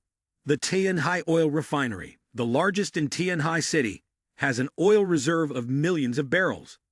With abundant energy resources, they do not need to worry about depletion. Instead, they can exchange these oil products with other forces. In a factory at the Yang Sheng base, 2 men in tattered clothing are tied up with ropes and kneeling on the icy ground. They shiver not from the cold, but from fear of the 2 people looking down at them. One is dressed in black combat gear, wearing gold-rimmed glasses with a cold gaze. The other, standing out among the warriors, is a long-haired woman dressed in red. A soldier steps forward and reports, "Leader, among the 5 escapees, we have killed 3 and captured 2. Please decide how to deal with them." The 2 men kneeling on the ground quickly plead, "We were wrong. Please give us another chance. I promise I won't run away again. Please don't kill me." The girl in the red dress looked down at them with a cold gaze. She was a beautiful woman with a chilling beauty, but her large eyes held no trace of compassion. She looked at the 2 people kneeling on the ground as if they were 2 pigs. No, even less than 2 pigs, because right now, 2 living pigs would surely have more value than these living humans. She coldly asked, "Why are you running away? While labor is needed here, at least I will provide food and shelter for you. Do you want to die outside if you leave this place?" The man on the ground trembled more violently as Xiao Honglian approached, continually banging his head on the ground, pleading for mercy. "We were thoughtless for a moment. Please spare us this time." Xiao Honglian's voice grew colder. "Now tell me, where do you want to escape to?" The 2 people on the ground exchanged glances instinctively, no one daring to speak. Xiao Honglian's eyes held a derisive look. "Do you want to go to the worship the snow sect area, begging that deceitful woman for help? Right." The 2 did not dare respond, only continuing to bow their heads, pleading for her to spare their lives. "Please spare us. We will do anything." Their actions were no different than admitting the truth of her words. The girl in the red dress was indeed Xiao Honglian. She let out a cold laugh, losing interest in continuing the interrogation. She said to her assistant Zhuge King Ting, "Recently, you have developed a new type of toy, haven't you?" Zhuge King Ting nodded. "The engineering department has developed a collar that can hide a mini bomb inside. As long as it is worn on the neck of the slave, if anyone tries to escape next time, we can deal with them directly." Xiao Honglian, hearing this, said indifferently, "Then let me test its effectiveness." As soon as her voice fell, 2 collars were brought in.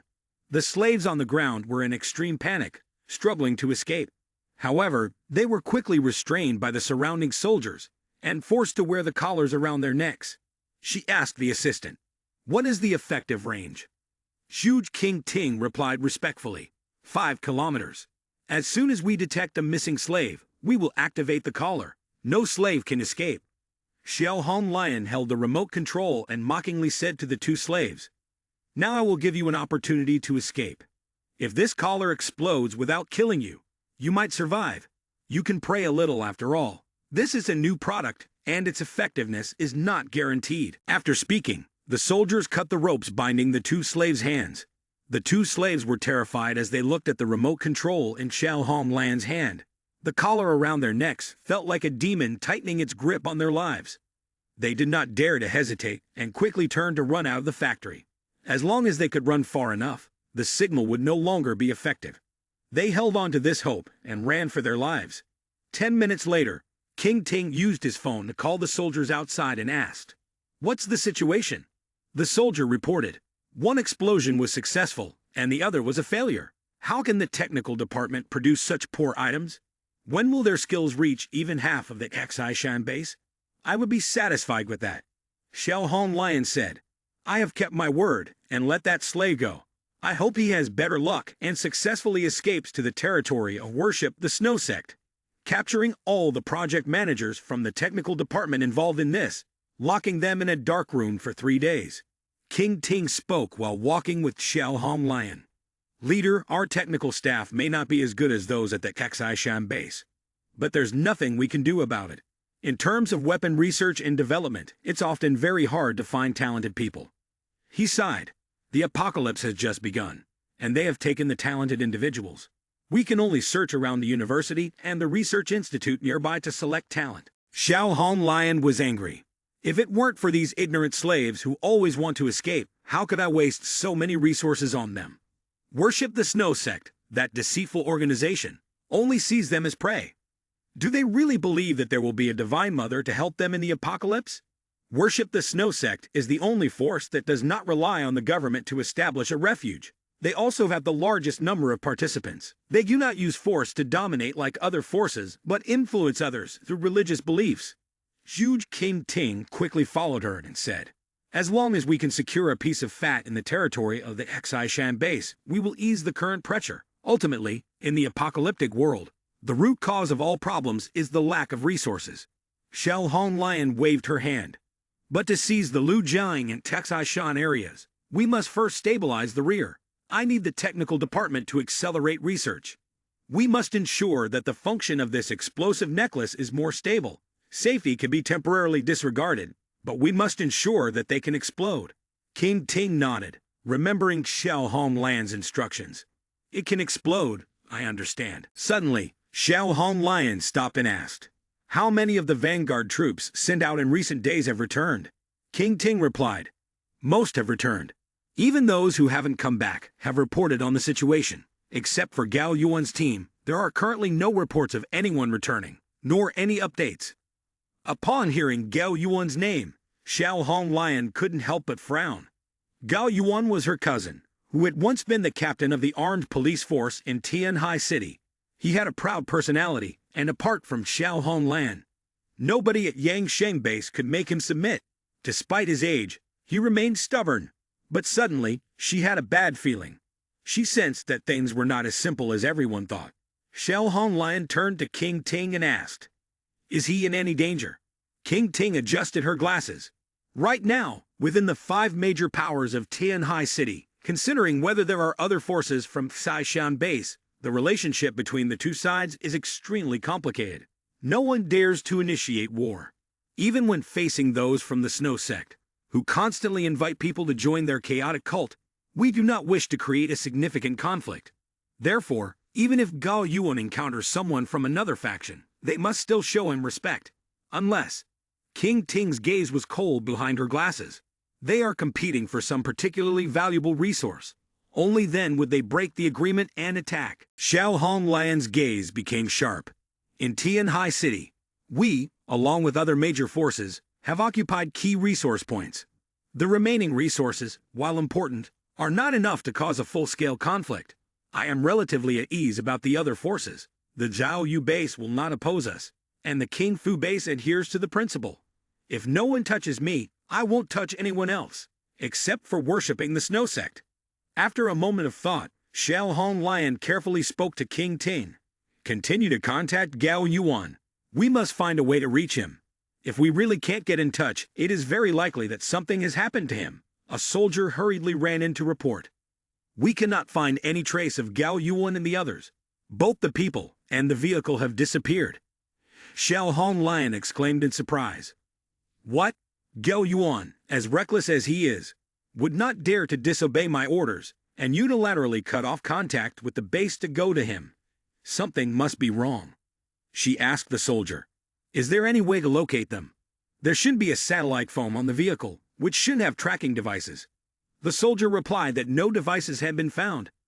This is the most suspicious part. We can't find any tracking signals at all. They seem to have vanished into thin air. Xiao Hong Lion rested her chin on her hand and thought for a moment before saying. So it can be said that they were prepared when they came. Certainly, they did not act out of greed on a whim, but had long wanted to target the Yangshan base. Initiating a raid, Gao Yuan's disappearance is just a signal for war. Xiao Hong Lion furrowed her brows in thought. Which base is it? Zhao Yu, King Fu, or worship the Snow Sect? Or is it the remnants of the Xi Shan base? King Ting spoke up. I feel that the location of the incident is closest to the Zhao Yu base. We can contact them first to see what they have to say. Feeling that King Ting was right, Xiao Hong Lion took out the device and called the Zhao Yu base. Ruan Ting Hai, my cousin has disappeared from the Hong Yuan Group workshop in the Lujiang area. Do you know about this? Seen ships to the Zhao Yu base. Upon hearing this, Ruan Ting Hai immediately understood that Xiao Hong Lion was suspicious of him. His voice became colder. You arrived quickly, but I can assure you that this has nothing to do with our Zhao Yu base. Furthermore, we have someone missing as well.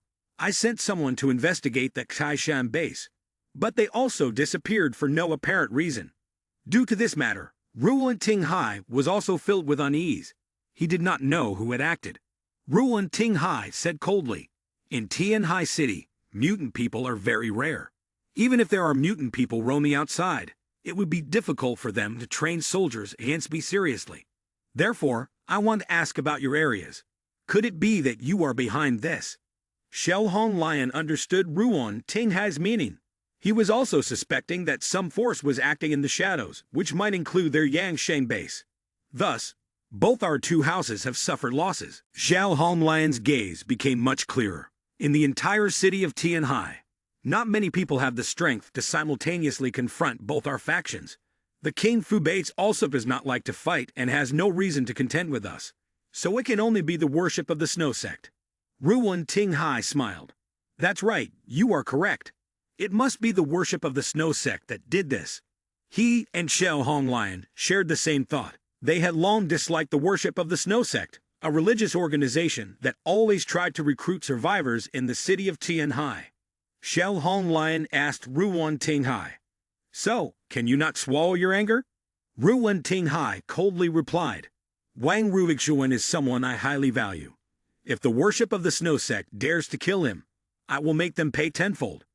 Xiao Hong Lion smiled. Very well, this is a great opportunity to teach them a lesson. After discussing, both sides decided to take this opportunity to attack the headquarters of the worship of the Snow Sect. The scene shifted to outside Zhang Yi's hideout. Zhang Yi was currently inside the house, repairing the defense line and shelter. Everyone was participating together, and no one was lazy. Soon, the outer defense line was basically completed.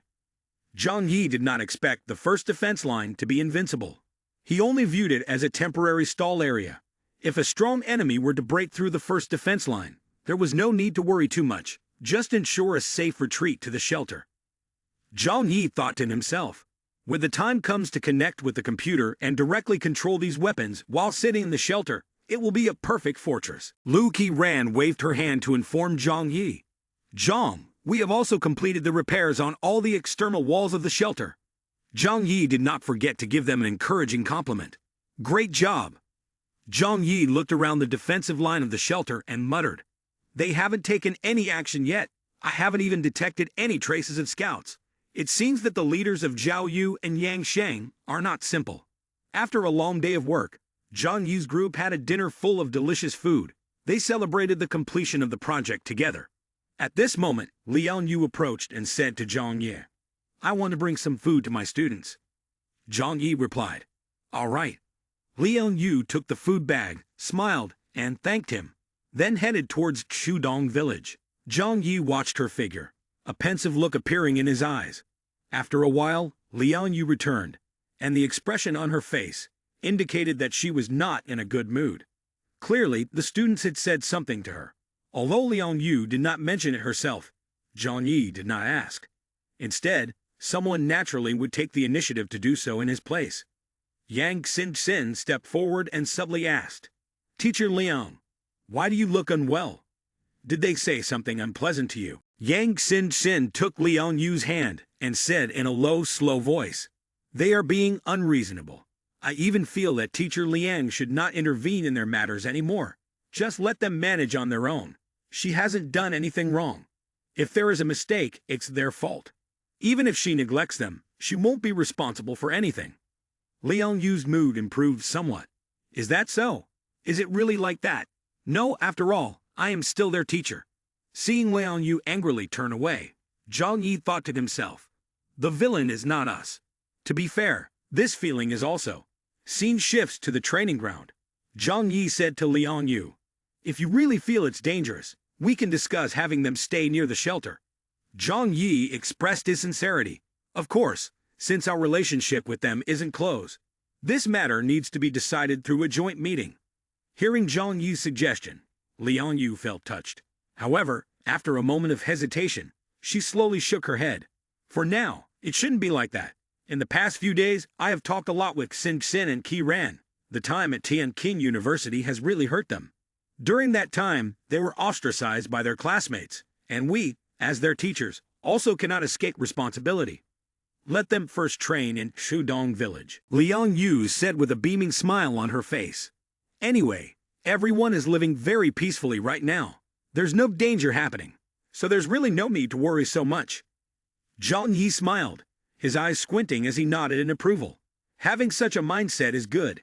Even in the apocalypse, maintaining a part of your good personality is very important.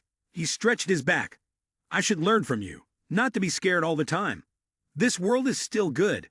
Tomorrow is full of hope, isn't it?" Liang Yu saw Zhang Yi looking lazy and couldn't help but burst out laughing, looking very adorable. "It's rare to hear such words from you." She tied her hair into a ponytail and winked at Zhang Yi. "So, shall we start our martial arts training today?" Zhang Yi asked curiously. "What are we training today?" Liang Yu was warming up, cracking her hands and legs, and said, "You learn martial arts to deal with close combat situations. Therefore, jiu-jitsu and wrestling are very useful. Today, we will practice Brazilian jiu-jitsu." Zhang Yi smiled and nodded. "All right. Brazilian jiu-jitsu is a martial art that requires technique, and the two often had to grapple with each other during practice. Liang Yu was very skilled, often using quick kicks and wrapping her opponent's neck with her thigh or squeezing their head under her armpit, using overwhelming strength to make him submit. Zhang Yi grimaced at each of her moves. Just after finishing this move, Liang Yu quickly transitioned to another. She grappled Zhang Yi, pinning the young man's head to the floor, causing Zhang Yi to scream. "No, I can't take it anymore. I surrender." Seeing that Zhang Yi could no longer endure it, Liang Yu released him and helped him sit up. Zhang Yi, after just a few moves from Liang Yu, was panting and covered in sweat. While Liang Yu was resting and drinking some water, Zhang Yi discreetly watched her and thought to himself. He sensed that this woman's mood had changed since entering the shelter. Initially, she was desperate with the apocalyptic world, as she saw no future and found no meaning in life. She could only place her hope in protecting those students. But now, after entering the shelter, she was living a peaceful life. Even better than when she was a teacher at Tianqing School. The peaceful environment could melt a hardened heart, helping people understand the beauty of life. Although Liang Yu still maintained her daily routine of bringing food to the students, she also interacted more with others in this house, and her smile was more frequent. Zhang Yi felt that this was a positive trend. A person with needs and desires could be utilized in his strategy, helping her become a pawn in his game. At night, Zhang Yi lay on the bed, pondering. Should he do it or not? This was also the right time to deal with the troublesome students in Shudong Village. The method was very simple. Just place these satellite phones in their room. The people from Yangsheng base would definitely find out. In this apocalyptic world, human lives are as insignificant as weeds. The Yangsheng base would certainly not forgive them. This plan to kill them by using someone else's hands could create a perfect outcome. Thinking of this, he opened the space door and took out the satellite phone. But this also carried risks, as it would soon attract the attention of the Yangsheng base, and even the Jiaoyu base. Yumke Estate would soon become the new target. Even though Zhang Yi did not naturally expose himself, being discovered was just a matter of time. He was troubled. What should I do? Zhang Yi began to fantasize. Was it possible that we could kill someone without being detected by the two major bases? If so, we could live peacefully, enjoying our lives, while they continued to dominate Tianhai City. If possible, he definitely did not want a conflict with anyone or any force. Zhang Yi sighed to himself. Dreaming is really absurd. How can something good like this happen? In everything you do, you must be prepared to face the consequences. Conflicts with other major forces are unavoidable. He has to deal with mutant persons, including key members of Yangsheng and Zhao Yu's base. The opponent cannot avoid investigation. Moreover, even if he is fortunate enough to go undetected, after the Xishan base is destroyed, other factions will definitely come here to divide the Xishan area and the Yulu neighborhood. At that time, they cannot easily overlook the powerful and elite existence of Zhang Yi. Zhang Yi squinted and said, peace cannot be achieved simply by easily forgiving and retreating. Therefore, I will create a fierce battle that shakes the world. Isn't it enough to just instill fear in them? As long as I stay within the completed defense line, who can threaten me? After a moment of thought, he, with a firm gaze, tightened his grip on the satellite device and made his decision. Even if I die, I will never leave the defense line. He handed the satellite phone to Hua Hua, whispering a few gentle words. The door of Zhang Yi's room suddenly opened slowly. Hua Hua stepped out of the room quietly, with a satellite phone in its mouth, and silently went down the stairs, exiting the main door of the shelter.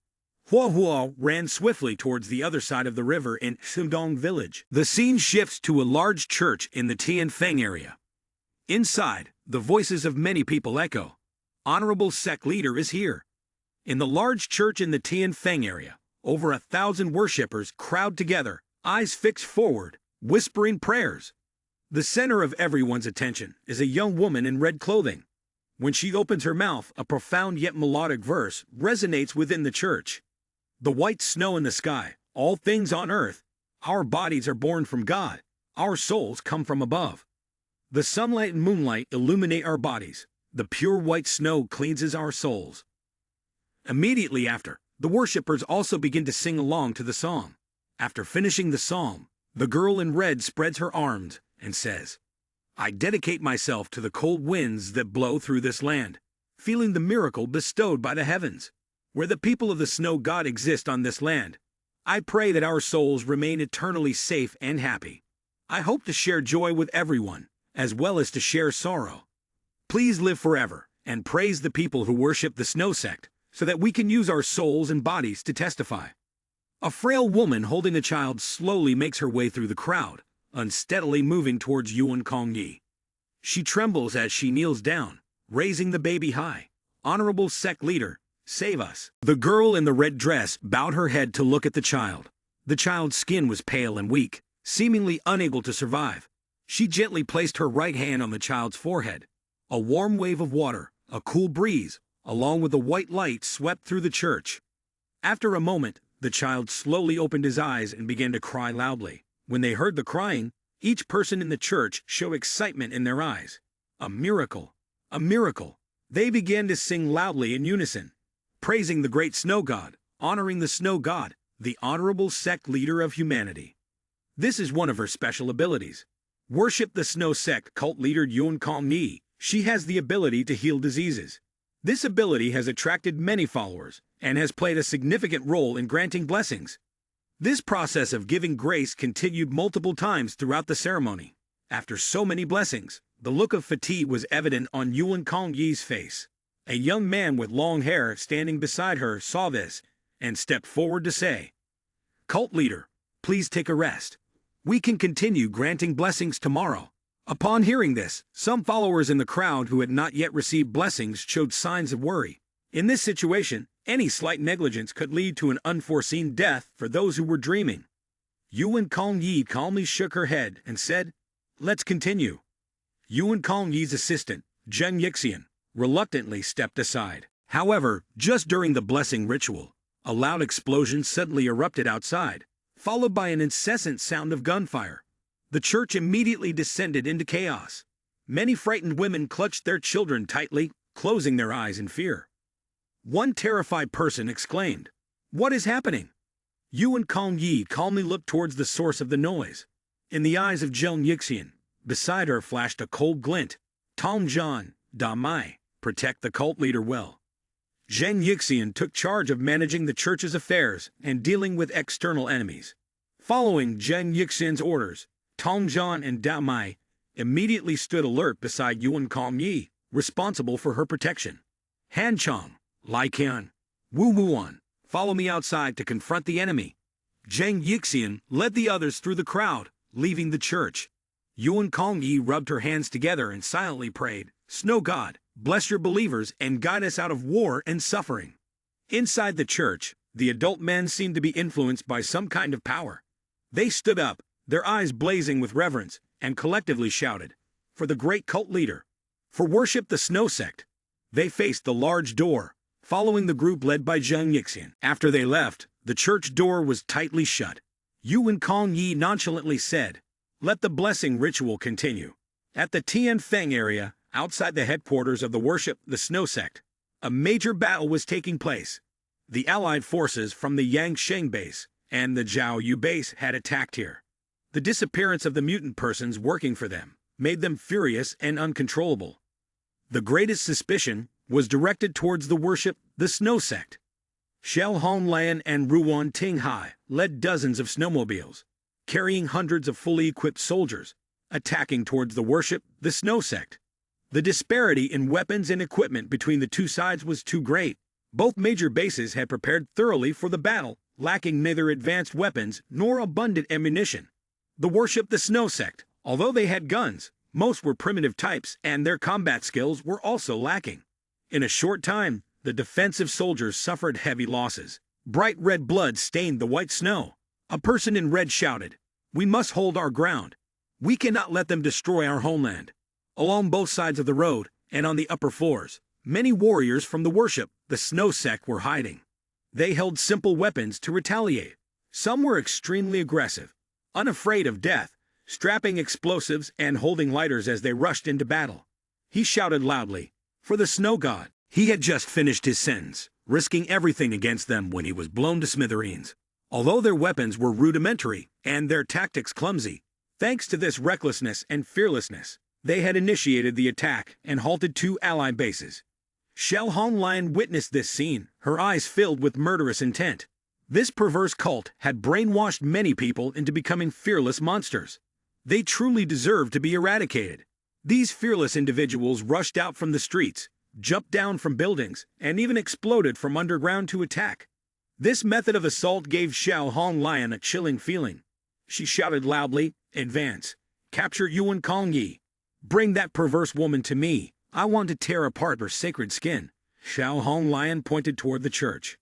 "If anyone can capture her, I will reward that person with 50 kilograms of beef."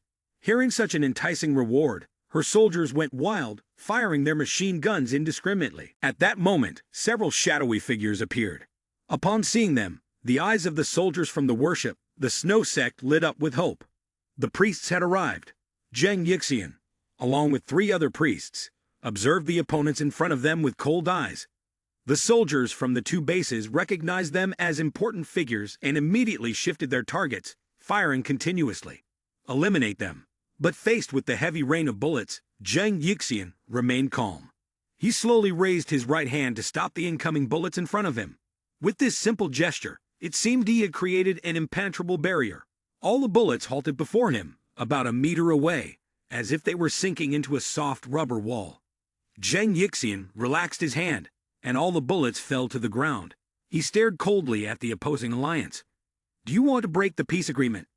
Xiao Honglian glared at the man, gritting her teeth and enunciating each word. "Zheng Yixian, break the peace agreement. It is you who acted first." After saying this, she didn't give Zheng Yixian a chance to respond. She took a large bottle of liquor from behind her, opened it, and took a big gulp. She focused her strength and spat out a flame from her mouth, transforming it into a gigantic fire dragon. The bright red flame illuminated the entire road, melting the snow over dozens of meters in an instant. The extremely high temperature caused more than 10 members of the worship, the snow sect, to be burned to ashes. The fire advanced directly towards Zhang Yixian and several others. Although they were powerful mutant persons, they couldn't help but be astonished by Xiao Honglan's formidable power. Zhang Yixian raised both hands to the sides, concentrated his energy, and pulled 2 trucks from the pile of snow, placing them in front of him to block Xiao Honglan's flames. Even though the flames were blocked by the trucks, the high temperature still made Zhang Yixian and some priests feel their faces burning. Several unfortunate soldiers from the worship, the Snow Sect, had been incinerated by Xiao Honglan's fire, prompting the group to hurriedly step back a few paces. Zhang Yixian shouted loudly, "Is this a misunderstanding? Our worship, the Snow Sect, has always maintained a neutral stance and does not wish to confront any forces." However, Xiao Honglan and Ruwan Tinghai showed no interest. Since they had come here, their purpose was to deal a serious blow to the worship, the Snow Sect, disregarding the truth, only caring to strike first and think later. Xiao Honglan waved her right hand forward, and the soldiers under her command immediately grabbed their weapons and jumped down from the vehicles. She yelled loudly, "Kill them all!" Ruwan Tinghai also waved to his soldiers, and the troops from Zhao Yu base began to advance. He spoke as he walked. "If we have come, we must make you suffer a severe loss." Zhang Yixian realized that they had no intention of talking to him. His gaze became even more indignant. He understood that the opponent wanted to destroy Worship the Snow Sect. To make them stop, Worship the Snow Sect had to demonstrate all its strength. Zhang Yixian shouted loudly, "Counterattack! We cannot let them approach the church, no matter what." The army from Yangsheng base and Zhao Yu base began to slaughter the followers of Worship the Snow Sect. They were equipped with modern weapons, excellent defense gear, fully equipped from head to toe. Especially in cold-resistant conditions, they completely outclassed Worship the Snow Sect. In the battle among the ice and snow, they confidently believed they could easily break through the defense line of Worship the Snow Sect. As they pushed them back, Ruwan Tinghai did not hesitate to act. Immediately, he took a deep breath and exhaled a white mist. The temperature around him dropped instantly. Lord of Ice and Snow. Turning around, Ruwan Tinghai was quickly enveloped by a thick layer of ice, forming a solid armor. He gently raised his right hand, and the snow and ice around him immediately seemed to explode, destroying and spreading towards Worship the Snow Sect. His figure gradually became blurred, hard to detect in the blizzard. Whether it was Xiao Honglan or Ruwan Tinghai, both had seized power through force. Therefore, they both possessed the strongest combat power within their range. The combined strength of the two was not inferior to Langfeng, and in some respects, they even surpassed him.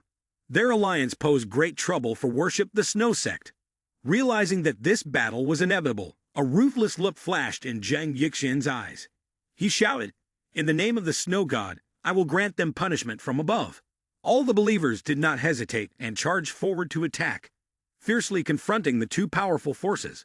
At this moment, believers of Worship the Snow Sect crawled out from the nooks and crannies like ants. They were dressed in tattered clothes, gaunt, but each person's eyes sparkled with madness, showing no fear. Holding crude weapons, such as cleavers and iron rods, they shouted, "Destroy all enemies of Worship the Snow Sect! Attack!" The soldiers of the two bases, seeing this scene, revealed merciless smiles. Then, they pulled the triggers in their hands. Bang! Bang! Bang! The disciples were shot through with holes everywhere. The soldiers felt puzzled. Have these people gone mad? Do they dare to use their bodies to stop us? However, at that moment, they suddenly heard a powerful wind from above. The soldiers from the two bases instinctively looked up and were surprised to see a dark figure rapidly descending. A follower of the Worship the Snow Sect, crazed and covered in explosives, jumped from a tall building in front of them, holding a lighter in hand. Bang! A horrific explosion rang out. Fragments of that person and several other soldiers were scattered everywhere, plunging together into hell. This scene left all the soldiers numb. A worried captain shouted, "These people from the Worship, the Snow Sect, are completely insane. They don't hesitate to sacrifice their lives to attack. Stay alert." Xiao Honglan was furious upon witnessing this. This time, they had only brought a few hundred soldiers to attack, because they needed people to stay back to protect the headquarters. However, from the buildings surrounding the church, thousands of followers of the worship the snow sect continuously rushed forward. Their numbers made it much harder for everyone to fight. Xiao Hong Lion couldn't help but frown and cursed, "Dan, what kind of brainwashing did these trash use to deceive so many fools into sacrificing for them?" She felt no sympathy for these followers, only thinking they were foolish to sacrifice their lives for those who had nothing to do with them. She observed the group of mutant persons worshipping the snow sect. Finally, her gaze landed on Zhang Yixian. Xiao Hong Lion said to Ruan Ting Hai, "To catch them, we must capture the king first." Ruan Ting Hai nodded and smiled, as easy as pie. Xiao Hong Lion took a gulp of strong liquor, activating her powers. As Xiao Hong Lian's powers were activated, fiery red lines began to appear on her hands, legs, and face, resembling streams of mana flowing slowly. The high temperature caused a mist to rise around her. After drinking, her body became more radiant. Ruan Ting Hai was surrounded by a thick layer of snow. In an instant, his figure disappeared without a trace. Zhang Yixian furrowed his brow, sensing danger. In just a moment, his legs were abruptly held tight. Out of nowhere, two icy arms emerged from beneath the snow, binding him firmly. Ruan Ting Hai slowly appeared, his gaze eerie as he looked at Zhang Yixian. A cold aura began to spread from Zhang Yixian's legs.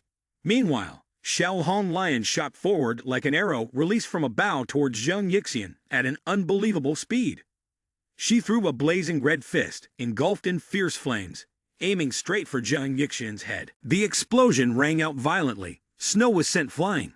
All objects and people around were thrown aside. A second later, Zhang Yixian gasped for breath, standing behind Wu Guan and Han Cheng. His right arm churned, blood congealing as the poison from the fire penetrated. If not treated in time during the apocalypse, this would be extremely dangerous. Xiao Hong Lion and Ruan Ting Hai stood not far away, their faces showing dissatisfaction. They had allied together but still couldn't defeat Zhang Yixian in one blow. What a pity! It was frustrating not to be able to kill him directly. The followers around continued to increase. At a crucial moment, Zhang Yixian's subordinates quickly broke free from others' entanglement and rushed to save him. Worship the Snow Sect had an undeniable advantage in numbers. The followers of Worship the Snow Sect had frenzied eyes, unafraid of death. Some even charged into battle wielding iron pots. Their burning gaze sent chills down people's spines. They were not only unafraid of death, but also sought ways to commit suicide. It was hard to imagine how Worship the Snow Sect had brainwashed them. Xiao Hong Lion was furious. These people are completely insane. They wouldn't hesitate to trade the lives of 10 or 20 of their own for one of ours. The most frightening thing is that the number of followers of Worship the Snow Sect is increasing day by day, continuously appearing from the rubble of the buildings. After all, this is the most densely populated area of Tianhai City, and it is unimaginable how many followers Worship the Snow Sect has recruited after the apocalypse. Xiao Hong Lion and Ruan Ting Hai feel that the situation is not very optimistic. The frenzy of Worship the Snow Sect far exceeds their predictions. Although the chance of victory is still quite large, they must be wary of the people from the King Fu base. They cannot afford to lose too many people here. Finally, Xiao Hong Lion made a decision. She took a deep breath, looked at Zhang Yixian coldly, and said, "My cousin and a dozen people under his command have died, and Worship the Snow Sect is the main suspect. Now we need an explanation from you." If they could directly eliminate Worship the Snow Sect, they would not hesitate to attack immediately. But with too much at stake, negotiating for greater benefits is the best way to proceed. Ruan Ting Hai did not object to Xiao Hong Lian's approach. He also did not want to continue fighting. An important person of mine, Wang Ruxuan, died at the Taishan base. Now, the most capable and suspicious ones are you. Worship the Snow Sect. Zhang Yixian, today you must provide us with an explanation. If not, we will not hesitate to destroy this place. Zhang Yixian thought to himself, clearly it is hypocrisy. From the very beginning, it was a calculation that wouldn't stop unless there were debts. Now they are afraid and temporarily changing their tone. The followers of the Worship the Snow Sect looked at Xiao Hong Lion and Ruan Ting Hai with wary eyes. They were not stupid, knowing that these two families only intended to attack from the start. But when they saw that the situation was not in their favor, They chose to negotiate. Han Chang was so furious that he felt his teeth would grind to dust. He threw the head of a soldier from Zhao Yu base to the ground, his right hand turning into a sharp claw. What does the death of your family have to do with our worship, the Snow Sect? Is there any evidence that proves we are the culprits? Xiao Honglian and Ruan Tinghai couldn't help but reveal disdainful smiles at these words. Oh, so you want to go report to the police? Han Chang was so enraged that he blurted out, "You!"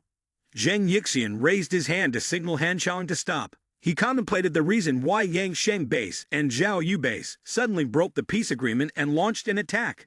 Worship the Snow Sect has always adhered to the agreement between us and has never killed anyone from your families. Ruan Tinghai laughed heartily, his eyes sparkling in the snow.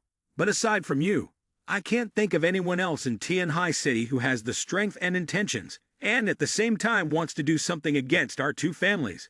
Moreover, the person carrying this out did so very meticulously, eliminating the captains of both mutant person groups without leaving any traces. The members of King Fu base are basically staff from the King Fu steel mill. They have hot-tempered dispositions, but are relatively peaceful, lacking great ambitions. Additionally, the remote location of the King Fu steel mill also makes their involvement unlikely. Besides worship the Snow Sect, I can't think of any other forces that could be the main suspect. Zheng Yixian took a deep breath and said, "So that's it. But have you considered that in Tianhai City, apart from our homes, there are still some forces that are not much weaker than us? They might even be on par with us." As these words were spoken, Xiao Honglian and Ruan Tinghai immediately frowned, decisively rejecting this notion as impossible. Because in their opinion, the main areas of Tianhai City had long been divided among themselves. Clearly, apart from worship the Snow Sect, a force that had developed strongly since the early days of the apocalypse, while other bases had not yet expanded, the other areas were unlikely to develop another significant force. Zheng Yixian continued, "Absolutely, have you forgotten? In the past month, there have been many fluctuations in the Lujiang area." Hearing this, Xiao Honglian and Ruan Tinghai exchanged glances, lost in thought. Over the past month, they had noticed the continuous sound of gunfire in the Lujiang area within the territory of the Xishan base. Moreover, they had also heard the powerful sounds of explosions from explosives on several occasions. Clearly, this was not a typical confrontation that caused noise.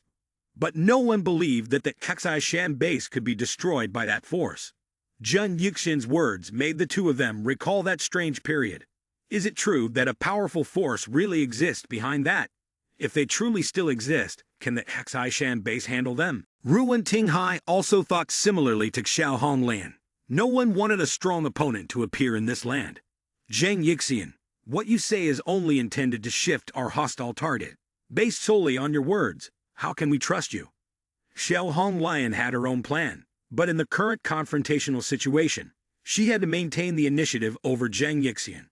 She pointed at Zheng Yixian and said firmly, "You now need to prove that the worship of the Snow Sect is innocent for us to trust you." Han Chang was angry and wanted to say something, but was stopped by Zheng Yixian. "Don't act rashly. If we really fight now, we are not their match." Zheng Yixian signaled Han Chang to calm down. The worship of the Snow Sect is still weak at the moment. Even when facing a force from a base, fighting is quite difficult. Moreover, they would have to confront a 1-against-2 situation. Zheng Yixian said to Han Chang, "Tell them what you witnessed at the Xishan base that day." Han Chang began to recount. "That day, we also went to the Xishan base and met Wang Ruixuan from the Zhao Yu base. Not only did he meet Wang Ruixuan and their people, but Han Chang also witnessed people from another force. Those individuals were wearing combat uniforms from the Xishan base.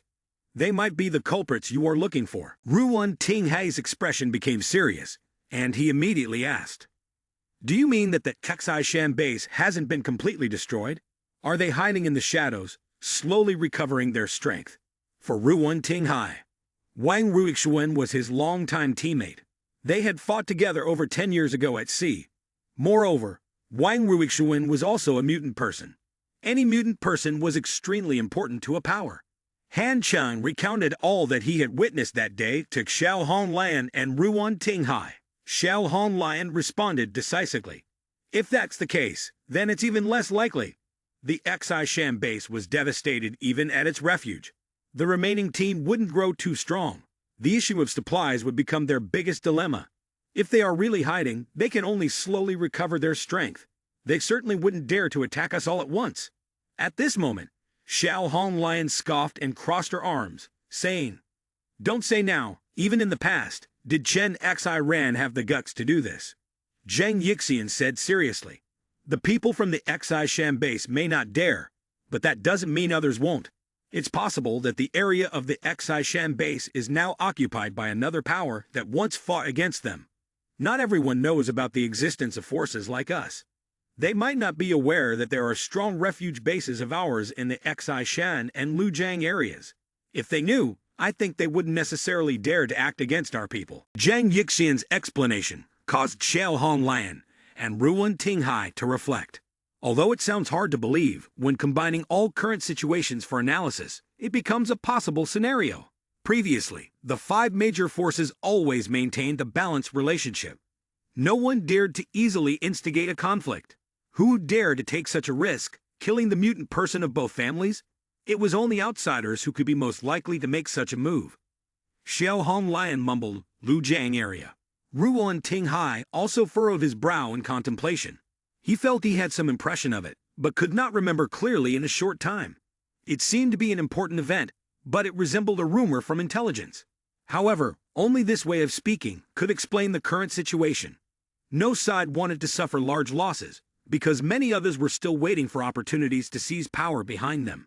After discussing, Xiao Honglian and Ruan Tinghai decided to temporarily withdraw to thoroughly investigate the area that Zhang Yixian had mentioned. Xiao Honglian declared, "We will stop here today and begin our investigation. But you must remember this. If I find out that the troublemaker comes from your side, I will come back. Next time, we will thoroughly destroy your hideout." Han Chang couldn't contain his hot temper and said, "What are you boasting about? If you have the courage, come at me. At that time, I will definitely not let you leave peacefully." Xiao Honglian smiled contemptuously and turned to lead her team away. She did not want to waste words with Han Chang. Ruan Tinghai, with a cold expression, said nothing and withdrew. Like Xiao Honglian, he could return at any time. On the way back, Ruan Tinghai said to Xiao Honglian, "The Worship the Snow sect is growing too quickly. Using brainwashing, they have recruited quite a number of survivors." Xiao Honglian coldly replied, "That cult and its leader have long deserved death. Now not only the survivors from other areas, but even my slaves want to escape elsewhere. They are foolish to believe that there is still paradise in this apocalyptic era. They do not understand that they lack the strength to survive. Wherever they go, it will only be a waste of lives." When the 2 bases stopped for a break, each side decided to return to their own base. At the moment of parting, Ruan Tinghai asked Xiao Honglian, "What do you plan to do?" Xiao Honglian smiled with deep meaning. "Do we really need to say? We can't just sit back and do nothing, can we?" Ruan Tinghai shrugged. "What I mean is, should we cooperate? After all, there might be a strong force in that area. Acting alone is very dangerous. The Zhao Yu base is strong at sea with their ships as the key, but on land, their strength is not as good as the Yangsheng base." Ruan Tinghai continued, "If you have thought it over, I hope we can cooperate. After all, now that Chen Xi Ran is dead, as long as we join forces, the city of Tianhai will be within our grasp." Xiao Honglian did not refuse but did not agree either. She simply said, "We should go back and investigate thoroughly first, then make a decision. The words of Worship the Snow sect cannot be completely trusted. They need to make their own judgment." Xiao Honglian coldly said briefly, "Let's go." Ruan Tinghai watched the convoy of the Yangsheng base leave, sighed and said, "She is indeed a strong woman. If I can win her over, the city of Tianhai will surely belong to me." Ruan Tinghai, a pale and slender young man, his assistant Chen Jingguan, approached and said, "Leader, it seems this woman is hiding something from us." Ruan Tinghai's gaze turned slightly passive. He sneered contemptuously. "Isn't that quite normal? None of us completely trust each other." Having said that, he appeared satisfied. "Moreover, I seem to recall something about the one who fought near the Lujiang area and at Xishan base. Perhaps it was some insignificant figures from before." The scene shifts to the Yangsheng base. After returning to the base, Xiao Hong Lion immediately began investigating the mysterious forces in the Lujiang area.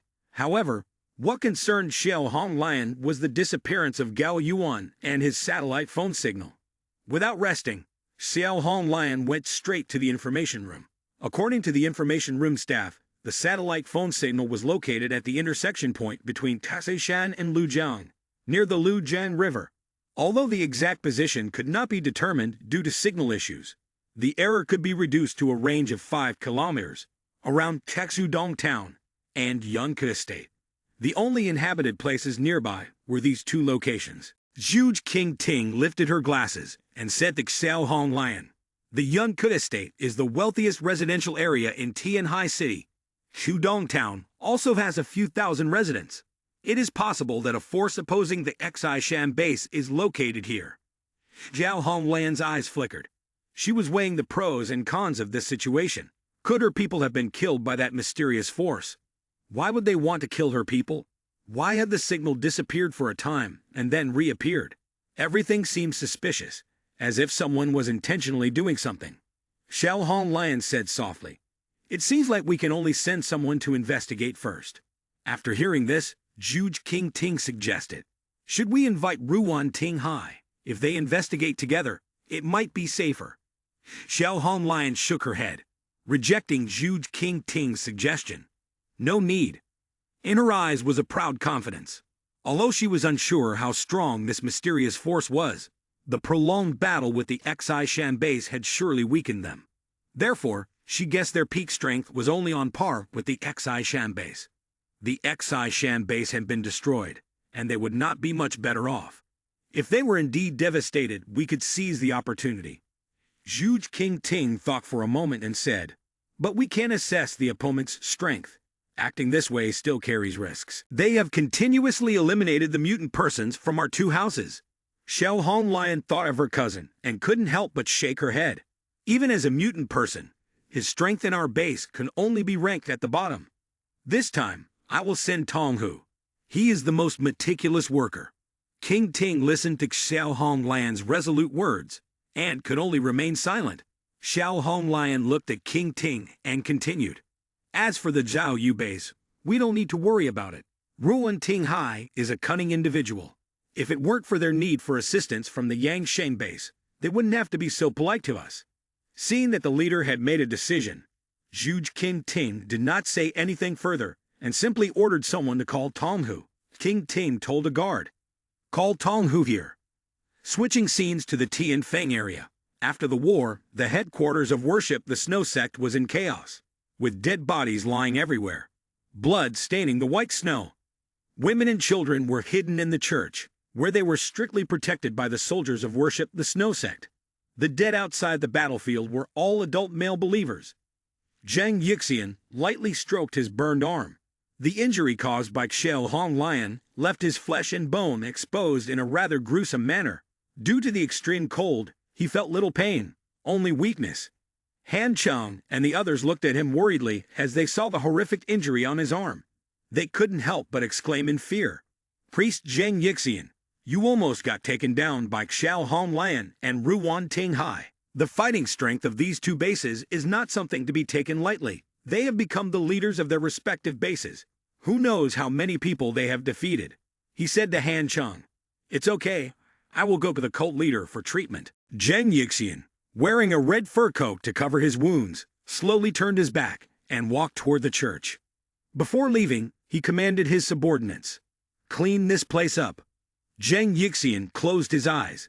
The mysterious and serene gaze vanished, replaced by an expression of fatigue. The once valiant followers, unafraid of death, armed to defend the worship of the Snow Sect, began to feel uneasy. After a moment, Zhang Yixian departed. When they saw the mound of corpses and blood before them, they realized the pain from their injuries. Moans of agony filled the air as they fell to the snow, clutching their wounds and groaning in pain. In the midst of the crowd, a few people dressed in red religious garments immediately appeared. They raised their hands high and shouted, "O brave warriors! You have received the blessing of the snow god, helping you to feel no fear. Your souls will be taken to paradise, where eternal peace and happiness exist. However, Such slogans soon became useless to those severely injured. Some individuals dressed like female monks urged the female believers to carry medical kits, quickly moving through the crowd to find those with lighter injuries. Due to a shortage of medical supplies, they could only perform basic bandaging to stop the bleeding, unable even to treat for poisoning. A female monk, while treating one person, spoke to an injured man who had lost an arm. Looking in her direction, "Wait a moment, I will come to help you." The female monks bowed their heads, seeing his serious wounds and unable to stifle their gasps of shock. In her gaze full of compassion, she even shed a hot tear. "I pray for the snow god to relieve all the suffering of the world, to bestow blessings and great joy upon the faithful." She approached, slowly kneeling before the severely wounded man, taking his remaining hand, her eyes tender and deep like a mother's looking at her child. "If you cannot continue to serve the deities in this mortal realm, then return to heaven to serve him." Before the devotee could open his mouth, the female monk pulled out a sharp surgical knife from her person and ruthlessly stabbed it into his main artery. The devotee, before dying, looked at the female monk with an expression of disbelief. The female monk, full of pity, reached out to close his eyes and said, "How envious of you, to meet the deity so quickly." On the battlefield, such cases were normal.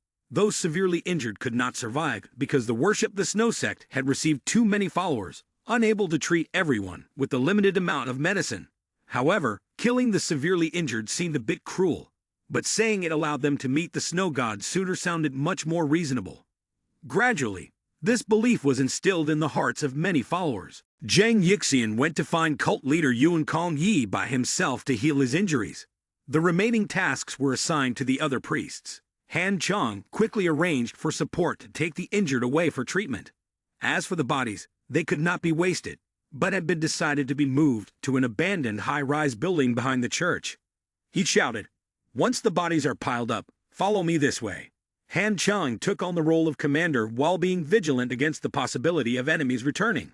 The followers brought the bodies to the entrance of the abandoned high-rise and then left. This area was a sacred site for worshipping the snow sect. Except for the cult leader and the priests, no one was allowed to approach. Han Chang shouted an order, "Put the bodies down immediately." Ordinary followers are forbidden from entering here. In front of the building, large piles of bodies were scattered across the snow. A few soldiers also quickly left at his command. Not long after they left, suddenly eerie green vines appeared from deep within the building. They wrapped around the bodies and pulled them inside. In the blink of an eye, the bodies were dragged away, leaving splatters of blood on the snow. Inside the building, strange green lights were spreading.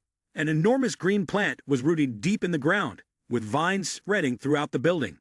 Each floor's ceiling contained large, misty green cocoons shaped like humans inside, with green vines covering each body and hanging them on the walls and ceiling. A thick red fog began to emanate from the vines, making the entire building appear as a chaotic, ethereal landscape in a maze. Eventually, from the vines sprang fruits resembling red apples.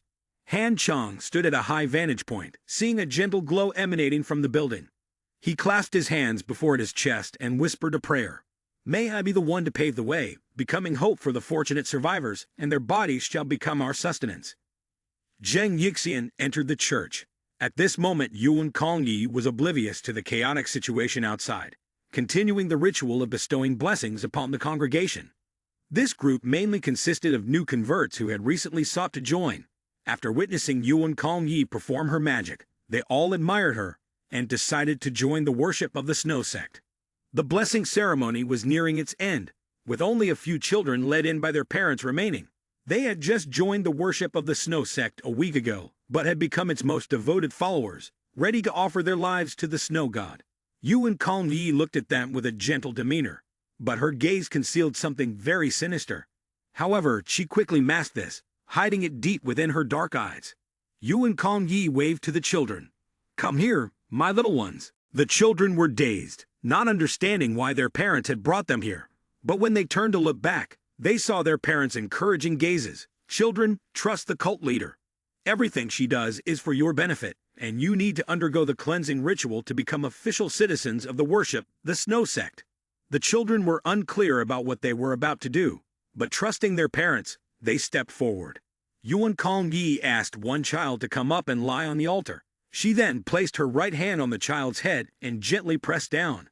The child immediately felt a loss of strength, as if their limbs no longer belonged to them. Yuan Kong Yi wore a kind smile. "Don't be afraid, little one. There is a demon within you, and now I will exorcise it for you." In her hand was a small, sharp knife. Suddenly, the child's pupils contracted, and they felt dizzy with fear.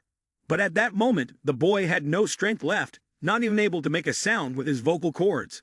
Below, some other boys were also frozen in fear, not understanding what the demonic ritual the cult leader mentioned was. Yuan Kong Yi told the boy, "Don't move. Just a little longer. Everything will be fine." Yuan Kong Yi smiled faintly and made a powerful cut. She said, "You are tainted. Let me cleanse you myself." Fresh blood splattered, and from then on, this child would no longer be a son. He immediately fainted, his eyes losing consciousness. Yuan Kong Yi's right hand was placed on the wound, and pure white light sparkled, stopping the bleeding. "From now on, you will no longer become a filthy demon." Yuan Kong Yi led the child out and said, "The cleansing is complete." The child's parents stepped forward, expressing their heartfelt gratitude to Yuan Kong Yi. "We thank the cult leader for purifying our son's body, helping him not to be led by demons." The child's mother asked Yuan Kong Yi, "From now on, this child will be more filial, obedient, and will never cause us trouble like before, right?" Yuan Kong Yi nodded. From now on, the child will become a kind and gentle one. The couple was so overjoyed that they burst into tears, smiled at each other, and then took the child home. However, at this moment, the other boys who had not been cleansed were frightened to the point of dizziness. They screamed, "Is cleansing supposed to mean cutting that part off? I don't want to. I don't want that. I will become a eunuch. I don't want to be a eunuch." The children were so terrified that they wanted to run away. But at this moment, a tall barrier of people stood in front of them. It was their beloved parents, who had personally brought them to the altar. "My dear, why don't you understand this? We do this for your own good. Your mischief is surely due to the evil spirit lurking within you. As long as the cult leader treats you, you will become a good child. Please behave a little, don't be so unreasonable." The strict parents reprimanded them, but in the children's eyes, they looked like terrifying demons. Behind them, the soft yet chilling voice of Yuan Kong Yi echoed, "Next, who will be cleansed?" The children were gradually cleansed one by one. Afterward, their parents expressed gratitude to Yuan Kong Yi and took their children back home. The blessing ceremony concluded. One by one, people began to leave the church. The once crowded church quickly became desolate, leaving only Yuan Kong Yi and Zhang Yixian. The blessing ceremony was over. The parents couldn't hide the joy on their faces. A mother smiled at her son and said, "You were truly wonderful." Everyone began to exit the church, joyfully exclaiming, "We truly thank the cult leader. This time, there is no need to worry that your children won't obey anymore." At this moment, Yuan Kong Yi also sought out the cult leader for treatment. Yuan Kong Yi saw Zhang Yixian's bandaged arm, slowly approached, and gently lifted his sleeve. "How did you get such a serious injury?" she said, and immediately placed her right hand on Zhang Yixian's arm to begin treating him. Zhang Yixian just wanted her to restrain her use of power a bit and prevented her. "You have used your abilities too much today. Please continue treating me tomorrow." Yuan Kong Yi smiled. Her smile was as cold as ice and snow. Who attacked? Was it the Yangsheng base of Xiaohong Lan, the Zhaoyu base of Ruan Tinghai, or the Qingfu base of Xingtian? Zhang Yixian covered his arm in response. It was the Yangsheng and Zhaoyu bases working together. A look of surprise flashed in Yuan Kong Yi's eyes. "Both families attacked us together." Zhang Yixian nodded and recounted the entire incident to Yuan Kong Yi. After hearing this, her eyes showed astonishment. In Tianhai, apart from the worship of the Snow Sect and the four ruling bases, there exists such a mysterious and powerful force. Could the destruction of the Xishan base be related to them? Zhang Yixian said, "This mysterious force is connected to one person, named Zhang Yi. We have received information about him, always mentioning this person." Zhang Yixian frowned as he analyzed the information he had previously received about Zhang Yi. It now seems that all connections converge into one path. Clearly, Zhang Yi is a mutant person, but also extremely powerful. It can be said that he is one of the top figures in Tianhai. His strength likely aims at the whole of Tianhai in the near future. If not, how could he withstand the Xishan base for so long, even leading to its destruction? Yuan Kongyi bowed his head and appeared to hesitate. However, the evidence all pointed to the fact that the destruction of the Xishan base was related to the ballistic missiles from the Jiangnan area. Zhang Yixian nodded. That's right. This still does not eliminate the connection to Zhang Yi. This person cannot be underestimated. He definitely holds significant power in his hands. Moreover, based on the information we received earlier, the fact that he possesses a large amount of supplies might not just be a conspiracy, but it is indeed real. Yuan Kongyu's dark eyes sparkled. If so, we really need to pay attention to this person. Zhang Yixian stepped forward and suggested, should we send Great Ordnance to investigate him? Zhang Yixian continued, the entire city of Tianhai, the areas with important resources, are occupied by 4 powerful houses. Although we, the Worship the Snow Sect, have a large number of people, we are severely lacking in resources. We can use corpses to exchange for food, but that is not a long-term solution. As seen today, when Zhao Yu and Yang Sheng, the 2 allied bases, attacked, we struggled to resist. If they were not apprehensive and did not want to engage in a life-and-death confrontation with us, perhaps the Worship, the Snow Sect, would not have been able to overcome this difficulty. Therefore, I think we need to develop an alliance. Zhang Yixian's eyes brightened. Especially, we need an alliance like ours. After a moment of thought, Yuan Kongyi slowly nodded. She agreed with Zhang Yixian's perspective. Based solely on the current strength of Worship the Snow Sect, in a life-and-death battle, any of the 3 major bases could defeat them. She needed more time to grow stronger. She said to Zhang Yixian, all right, we will send Great Ordnance to verify his strength. If he truly has the ability to confront the bases, perhaps from now on, the situation in Tianhai City will undergo significant changes. The scene shifts to Zhang Yi's hideout. Zhu Kainai is in the medical room.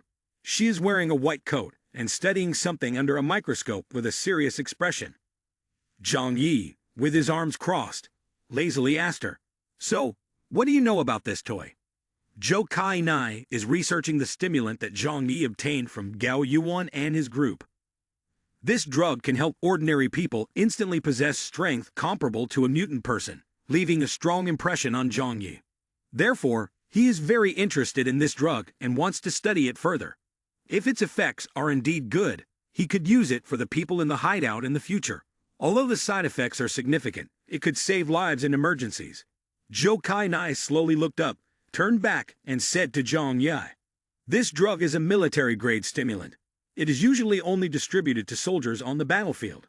Its effects are extremely powerful, significantly enhancing the body's basic abilities and allowing a person to go without sleep for 3 days and nights. She exclaimed, I have seen this type of drug in the professor's laboratory, but this is the first time I have seen anyone use it. In terms of effects, it is at least 10 times stronger than the type you have used before. Of course, its side effects are also extremely serious. Zhang Yi asked curiously, how serious? Zhou Kainai smiled mysteriously. This drug only enhances the body's energy utilization and speeds up the metabolism. In reality, it's a way of consuming energy frantically. Using it once, losing more than 10 kilograms is quite normal. It also causes body aches, and someone with a good physique needs half a month to recover. As for those with weak constitutions, they might die immediately. Zhang Yi smiled wryly. Indeed, there is nothing in this world that comes without a price. A powerful drug without side effects truly does not exist.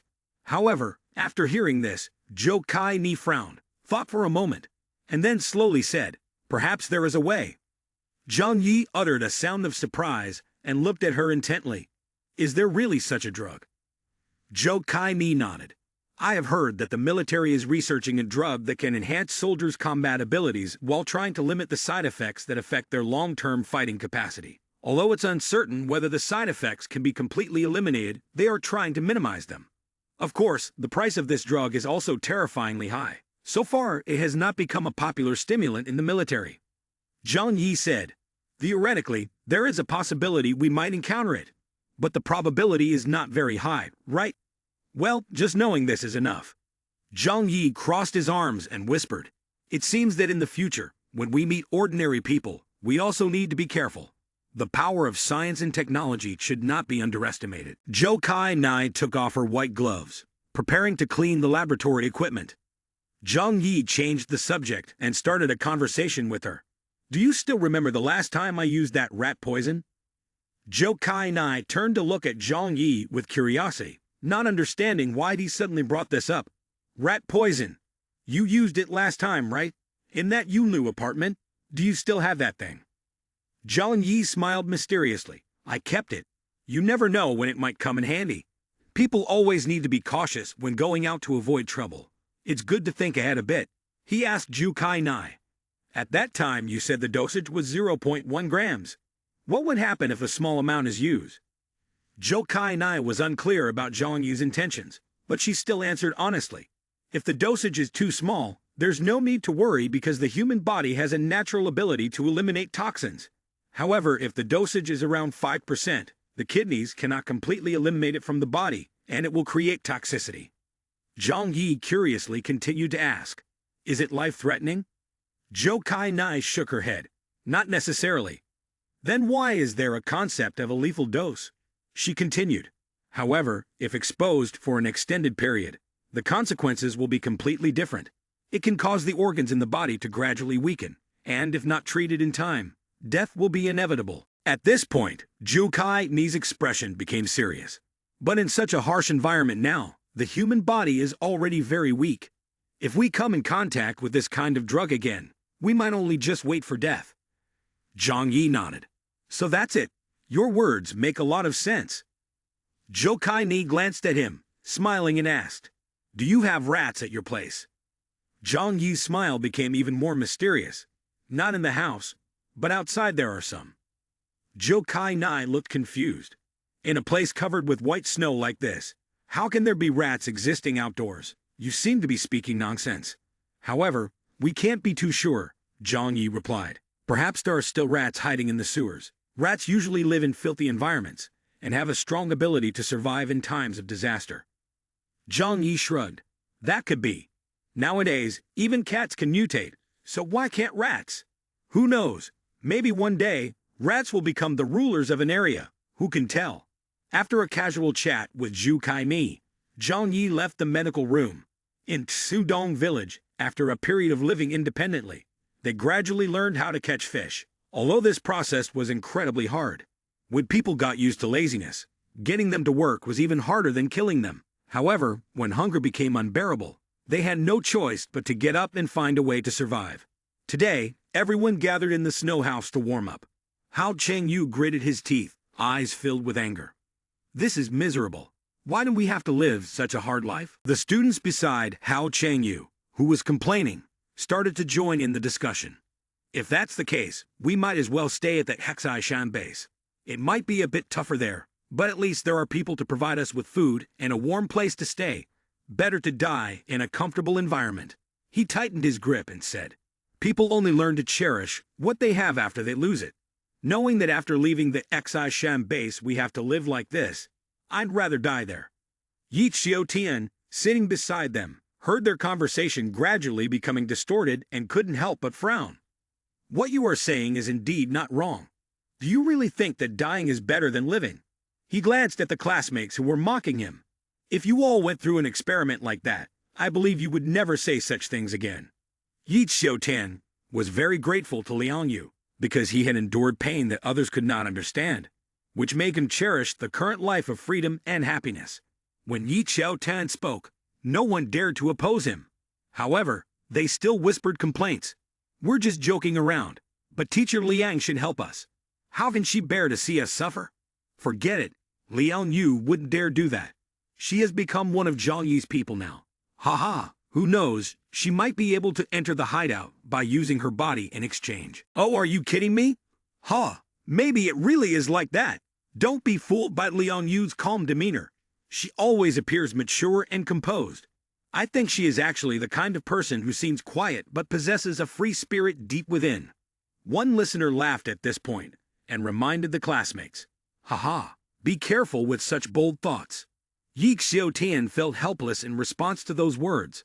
He could only let out a long sigh. The students didn't hesitate to express their dissatisfaction with Liang Yu through their words. However, very soon, they all stopped because, as expected, Liang Yu was about to bring them food. Sure enough, not long after, Liang Yu brought the food to their snow house. Ms. Liang, you have come too. We missed you so much. The students looked at Liang Yu with sad expressions, their eyes filled with tears. Liang Yu simply set down the food and told them, "Be a little careful lately, it's not safe around here. Besides going out to find food, you should wait inside the snow house. You must stay in Hexudong village because there are many places to hide food supplies. You should take shelter in those underground bunkers. Do you understand?" The students who heard this were all in a panic. Hao Cheng-yu hurriedly stood up, anxiously saying to Liang Yu, "Ms. Liang, if the situation is so dangerous, why aren't you taking us back? Isn't the shelter the safest place?" The other students also came to their senses and rushed to plead with Liang Yu to take them back. Seeing their pale faces, Liang Yu couldn't help but think of Yang Xinxin and Lu Qiran. Among them, the majority had exhibited violent and cold behavior towards those two girls. Since that time, Liang Yu's relationship with Yang Xinxin and Lu Qiran had become closer. Liang Yu only replied with one sentence, "Be careful. Listen to me and hide." After saying that, she turned away and left the snow-covered house, ignoring the calls of the students behind her. "Ms. Liang! Ms. Liang! Shit, why is she so cruel?" Hao Cheng-yu angrily hit the wall, his eyes filled with hatred. Why did she give us hope only to bring despair? Yi Qiu-tan stepped forward and took a portion of food for himself. Seeing this, Hao Cheng-yu quickly shared the food with everyone. "Don't rush, everyone gets a portion." The food provided by Zhang Yi was really delicious. After all, it was safe food. They ate greedily, leaving no grains of rice behind. At the Yangsheng and Zhaoyu base, these two major forces, after returning from worshipping the snow sect, began to act against that mysterious force. They conducted a wide investigation, almost confirming that the force was located in the Yunke area, at the Exudong Manor and Village. Yi Qiu-tian, with his keen intuition, was the first to notice that there were strangers. He jumped up, saw the unfamiliar faces in the snow-covered house, and immediately became alert. "Who are you? Get out of here!" A soldier did not hesitate. His large hand, like a steel clamp, grabbed Yi Qiu-tian by the neck and threw him hard against the wall. "If you dare to say another word, I will break your neck." He coldly threatened, leaving Yi Qiu-tian dazed. Even though he was a modified person, stronger than an ordinary human, the person in front of him was clearly an experienced warrior. Yi Qiu-tian gritted his teeth and yelled out, suddenly exerting force to push the hand of the other away, and kicked him back 3 to 4 meters. Tong Hu's eyes gleamed with brilliance. "Huh, mutant person." Knowing he was no match for so many, Yi Qiu-tian decided to flee, but Tong Hu, with his large physique, blocked his way. He thought to himself, "I cannot let this person escape." Full of strength, Yi Qiu-tian threw a punch at Tong Hu. "Get out of my way." But just after a moment, he saw a scorching light before his eyes and felt intense pain in his abdomen. Tong Hu used his fiery fist to strike hard at Yi Qiu-tian's stomach, causing the clothes on him to burst into flames. Yi Qiu-tian coughed a few times, spat out a mouthful of fresh blood, and collapsed into the snow, faint. Tong Hu stepped in front of Yi Qiu-tian, cracking his knuckles as he said, "You don't know your own strength." He thought to himself, "Are these people remnants of the Xi Shan base? I must act quickly, without delay. It won't be easy to deal with them once they wake up." Hao Cheng-yu and the others were still in deep sleep when Tong Hu and his men subdued them. A few hours earlier, by the Lujiang River, near the Yangsheng base, the person sent was known by the nickname Tong Hu. He was over 40 years old, and before the apocalypse, he was a professional bodyguard, skilled in various close combat techniques and proficient in weapon use. After awakening his superpowers, he became one of the key generals under Xiao Honglian. Due to their vehicle being overly modified from a snowmobile, it created a loud noise. He instructed his subordinates not to use the vehicle to avoid detection. From a distance, they observed through binoculars.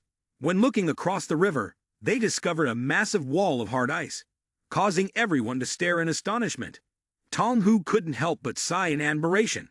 How could such a structure be built by human strength alone? The dense fence resembled a 20-meter-high wall of ice and snow, with an astonishing thickness of 10 meters. Although the primary material was ice, There was also a steel framework inside, making its defensive capability incredibly impressive. This structure, unless attacked with large-caliber artillery, could hardly be destroyed by the ordinary weapons of individual soldiers. A serious expression appeared on Tong Hu's face. I am beginning to understand why they have been able to withstand the powerful armed forces of the Xi Shan base for so long. He ordered everyone, be careful. This opponent is not easy to deal with. If we're not cautious, our lives may end right here. The investigative soldiers, being cautious, naturally understood Tong Hu's meaning. Tong Hu checked the equipment and confirmed that the signal from Gao Yuan's satellite phone was in the area of the snow house ahead. After thinking for a moment, he called a clever subordinate over. You go ahead and investigate the situation there. That subordinate carefully left the ranks and moved toward Chazudong village. The snow was falling heavily, and he wore an outfit that matched the color of the snow, moving silently, making it very difficult to be detected by the naked eye. Even from a close distance, he'd approached the boundary of Chazudong village cautiously, but saw no guards. He let out a quiet breath and continued to advance into the interior. However, as he moved deeper, he realized that this place was not a vibrant village. The snow dome houses resembled dark, eerie graves, standing silently in the snowfield. In this freezing weather, there were no signs of human presence, as if everyone here had vanished. While waiting for the result from that soldier, Tong Hu instructed his soldiers, "There may be dangerous masters hiding here. If we detect any abnormalities, we will retreat immediately." His subordinates nodded seriously. Not long after, the subordinate returned. He happily reported to Tong Hu boss, "Up ahead is just an empty countryside. There are no guards around, and I don't see any signs of people inside. I found the source of the signal, and there are no signs of danger." Tong Hu's face showed clear astonishment. "What? How can that be?" He repeatedly questioned the scout to confirm the situation in Chudong village. Doubts in his mind grew deeper. An opponent capable of instilling fear in the two leaders of major bases and preventing the Xi Shan base from gaining an advantage could not be just an ordinary force. At that moment, his gaze suddenly stopped on the ice and snow fence across the river. Tong Hu unexpectedly realized something. Could a powerful force really be hiding behind this defensive front? But why was the source of the signal here? Was this a trap? Tong Hu was filled with suspicion, but knowing that they had come this far, he understood that he needed to collect some useful information before returning. So, he and his subordinates began to slowly advance towards Chudong village. Tong Hu did not expect that after his caution, he would finally discover a group of young people soundly asleep in a snow house. Currently, Tong Hu had captured them, and they were all bound to be taken back to the leader for handling. At the refuge, Zhang Yi lay in his room. The sound from his mobile phone rang out. He had instructed Hua Hua to place the satellite phone in Chudong village, so that as soon as the signal moved far away, he would receive a notification. Zhang Yi opened his phone and intently watched as the signal slowly moved farther away. He squinted. They had finally arrived and placed the satellite phone in the student's room. A plan with one stone to kill two birds.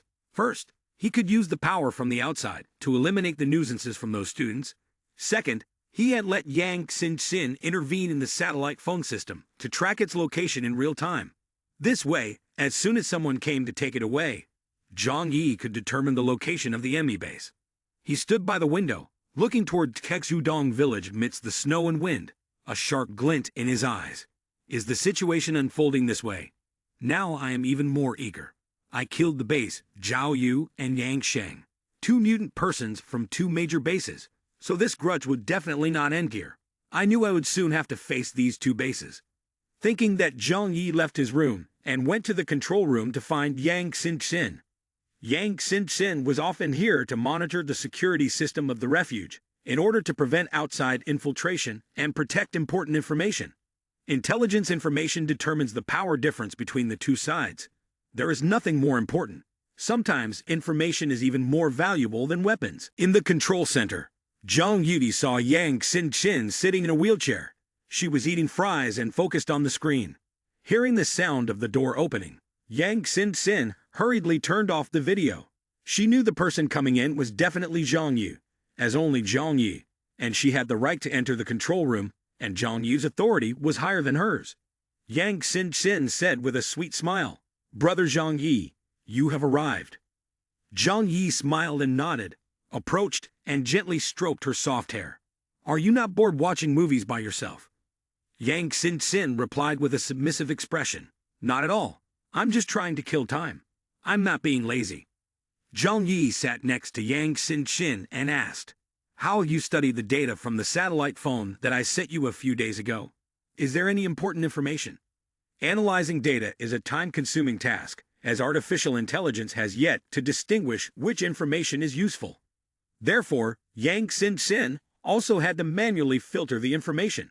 In fact, the large amount of data obtained from the Xishan base had not yet been fully processed. Yang Xin told Zhang Yi, these people are extremely cautious. Additionally, the usage time of the satellite phone was not long, so the information is quite limited. However, through the chat history, we can confirm the identity of the person you killed. That person's name is Zhao Yuan, who is Xiao Honglan's cousin, the leader of the Yangsheng base, and also the captain of a fighting team. After listening, Zhang Yi couldn't help but raise his hand to his forehead. How can it be such a coincidence? Unfortunately, he killed the leader's relative at the Yangsheng base.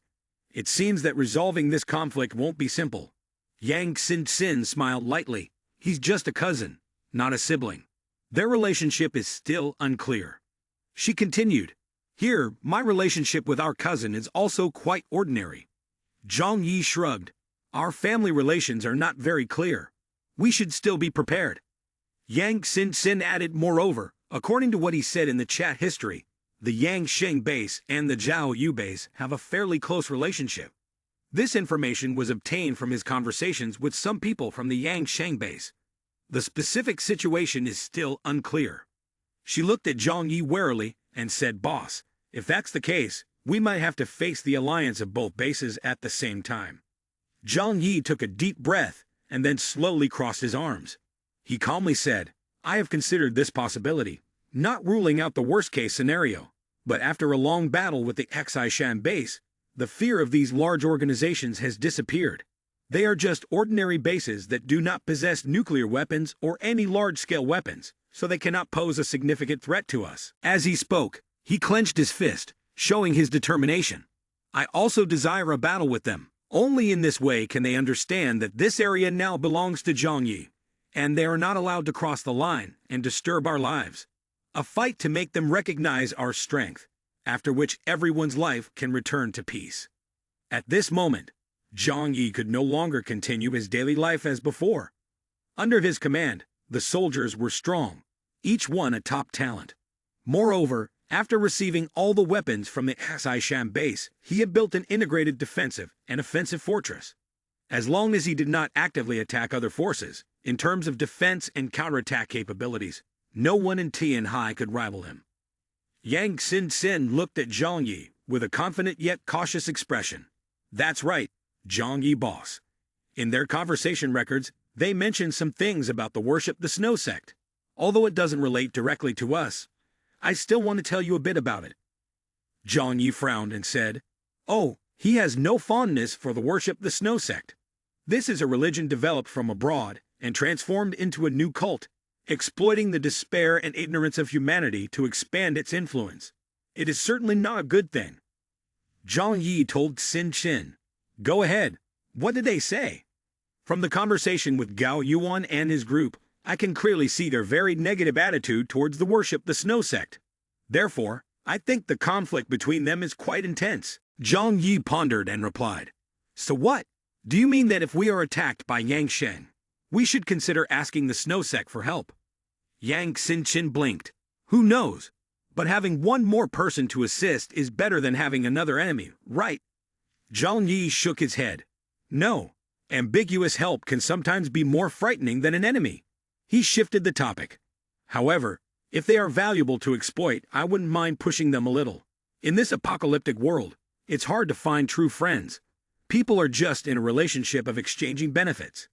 Those who are useful can become companions, but when interests conflict, they will quickly change their stance and become enemies.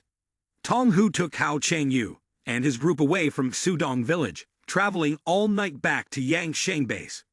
With this information, he could report to Xiao Honglan, Tong Hu's convoy returned to Yangsheng base. Tong Hu ordered, "Keep an eye on them. I will report to the leader immediately." At this moment, Hao Cheng Yu and his group were worried about facing powerful strangers, fearing that they might be killed. If only we had listened to Teacher Liang's advice and honestly hid away, perhaps we wouldn't have been captured again. Zhang Yi, though selfish and cold, at least did not kill us and had enough kindness to give us food. No, that's not it. It's all Liang Yu's fault. If she hadn't taken us to Shudong village, how would we have faced this situation?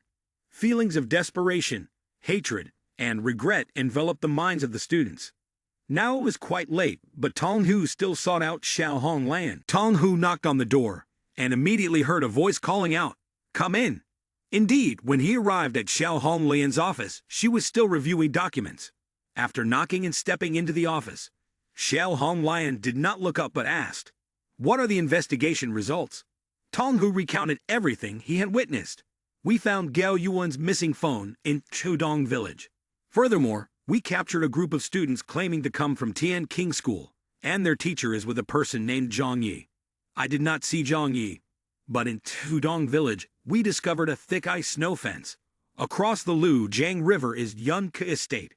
If I'm not mistaken, Zhang Yi and his men are hiding behind this fence. They are also using it to resist the attack from the Xishan base." Tong Hu presented his assumptions. Xiao Hong Lian frowned, set down the documents in her hands, and fixed her deep gaze on Tong Hu. "Where are those students?" Tong Hu replied, "They are outside. Would you like to interrogate them yourself?" Xiao Hong Lian stood up from her chair. "Let's go, check the situation a bit. This issue is very important." Thus, she was determined to hear the story of these students herself. Meanwhile, Hao Cheng Yu and his group were taken to a workshop in the oil refinery. Around them, machines were still operating noisily, the temperature much higher than outside, alleviating the coldness on the students' bodies. However, this did not warm their hearts. Surrounding them were soldiers fully armed. In this oppressive circumstance, the atmosphere was no more comfortable than when they were cycling at the Xishan base. No one dared to speak, kneeling on the cold ground, feeling their legs go numb. After some time, they heard heavy footsteps echoing from outside the workshop. The door of the workshop was opened by two soldiers, and Hao Cheng Yu's gaze along with his group fell upon a woman with a cold and arrogant expression. She wore red clothing, which was a special combat uniform, very different from the others. She was accompanied by Zhuge King Ting and Tong Hu. Xiao Hong Lian entered the workshop and saw the group of captives before her, weak and unable to endure. The female students each had ashen faces, clearly scared to the point of losing their composure. The male students all had fair and smooth skin. Looking at them, it was evident that they had no fighting capability whatsoever. Just a glance was enough to recognize that they were all students who had been carefully protected in an environment akin to precious jade. Without their protectors, they would surely be the first to die in this world. Tong Hu said to Xiao Hong Lian, "There is one person in a coma. He may be related to the Xishan base, because I found signs of the body modification techniques of the Xishan base on him." Xiao Hong Lian immediately showed interest. "The body modification technique of the Xishan base is something I desire. Although the mortality rate is quite high, it has the potential to create a strong mutant person army, significantly increasing the armed forces of the base, unlike them who can only temporarily enhance the soldier's strength through pharmaceuticals." Xiao Hong Lian said calmly, "Keep that person here so we can study him further." A soldier brought a chair and carefully placed it behind Xiao Hong Lian. She comfortably sat down, crossed her legs, and looked down at the group of captured students in front of her. Her amber eyes gleamed cold and powerful. "Present everything you know. If not, you will experience the interrogation methods of the Yangsheng base." Hao Cheng Yu was terrified and quickly knelt, saying, "Rest assured, I will not hide anything you want to know. I only ask for your mercy." Seeing his actions, the other students immediately regained their composure. At this moment, they needed to show their usefulness to avoid being killed. "I will tell you everything I know. Please don't kill me, please. Who do you want to know about? Whether it's Zhang Yi or Liang Yu, I can tell you everything." Xiao Hong Lian saw their weakness and felt even more disdain. She understood that these people could not have any important information about Zhang Yi. Nevertheless, she didn't know much about Zhang Yi either, so any information would be useful. She took out Gao Yuan's satellite phone and asked them, First, tell me, where did you get this satellite phone? But how could these students know its origin? If it weren't for Tongu finding it under their bed, they wouldn't have had the chance to see it. We don't know anything about this item. We have never seen it before. Xiao Honglan's face showed dissatisfaction. Hao Chengyu felt anxious, realizing he had to think of something quickly. He cleverly blamed Zhang Yi. This item was left by Zhang Yi. Xiao Honglan's sharp gaze began to show clearly. Zhang Yi was indeed behind this. Killing Gao Yuan was like a declaration of war against her and the Yang Sheng base. As the leader of the Yang Sheng base, she was determined to make Zhang Yi pay with blood. Otherwise, her reputation at the Yang Sheng base would be shaken. Xiao Honglan looked at Hao Chengyu with a threatening gaze and asked the most important questions. Tell me, how many people does Zhang Yi and his subordinates have? What are the abilities of each person? How many weapons and supplies do they possess? This topic leaves Hao Chengyu and his group confused, not knowing what to do. Although they have lived in Exudong village for a long time, they have never crossed to the other side of the river. They have no connection with Zhang Yi and his refuge. Like two parallel lines, they know nothing about Zhang Yi's power, his superpower, or the abilities of his subordinates. Seeing the group silent, Xiao Honglan asked again, "What's the matter? Can't you speak?" The group of students awkwardly presented the information they knew, leaving no detail out. I heard that Zhang Yi has spatial abilities. His subordinates are all very powerful. Among them is a person named Yang Xin, a senior hacker. There is also someone named Lu Qiran, who is very skilled in machinery. Beside him is a woman named Yang Min, the famous actress Yang Mai. Our teacher, Liang Yu, is currently with him. Liang Yu is a national martial arts master and was once a very powerful senior bodyguard. Zhuge King Ting shook his head at Xiao Honglan. With only this information, it is very difficult to assess the actual strength of Zhang Yi's group. Xiao Honglan said calmly, "Do you have any other information? Think carefully. Just based on what you have said, it is not enough for me to spare your lives." The students felt confused. "Please don't. We have other values. Please don't kill us. If you keep us," Liang Yu is very emotional. "Later, you could use us to negotiate with Liang Yu. No matter what conditions you set, she will agree." That's right. That's right. Liang Yu cares about us a lot. She won't let us die. If you want to confront Zhang Yi, we can guide you on your way. Hearing the student's words, Xiao Honglan chuckled mockingly. She wasn't very interested, stood up, and waved her hand. "Keep them locked up. Give them time to think about their usefulness. If they truly can't come up with anything, when the time comes to deploy, we will kill them to demonstrate our resolve." She needed workers to operate her oil refinery. These people looked weak and unmotivated. The dying students were not worth keeping, just a waste of food. Zhuge King Ting approached her and said, "Maybe we should give it a try." Xiao Honglan asked wearily, "Try what?" Zhuge King Ting leaned close to her ear and explained, "These people are students of Liang Yu, and Liang Yu is currently a subordinate of Zhang Yi. Their relationship might be quite good. We don't know Zhang Yi's true strength yet, so we can use these students as a bargaining chip in negotiations with him. This way, we can assess Zhang Yi's real power." Xiao Honglan looked up and said, "You really think using these useless students to threaten Zhang Yi or Liang Yu will be effective?" A mocking smile appeared at the corner of her mouth. "Don't be stupid. What time is it now? This is the apocalypse. Everyone is doing their best to survive. Only truly valuable talents make others willing to pay a high price. They view these people as trash. Who would be willing to pay for them? Even their teacher, Liang Yu, can't be foolish enough to do that." Zhuge King Ting chuckled and lowered her head. "Our leader, you need to know that not every woman in this world is as rational as you. Perhaps their teacher, Liang Yu, is an emotional woman.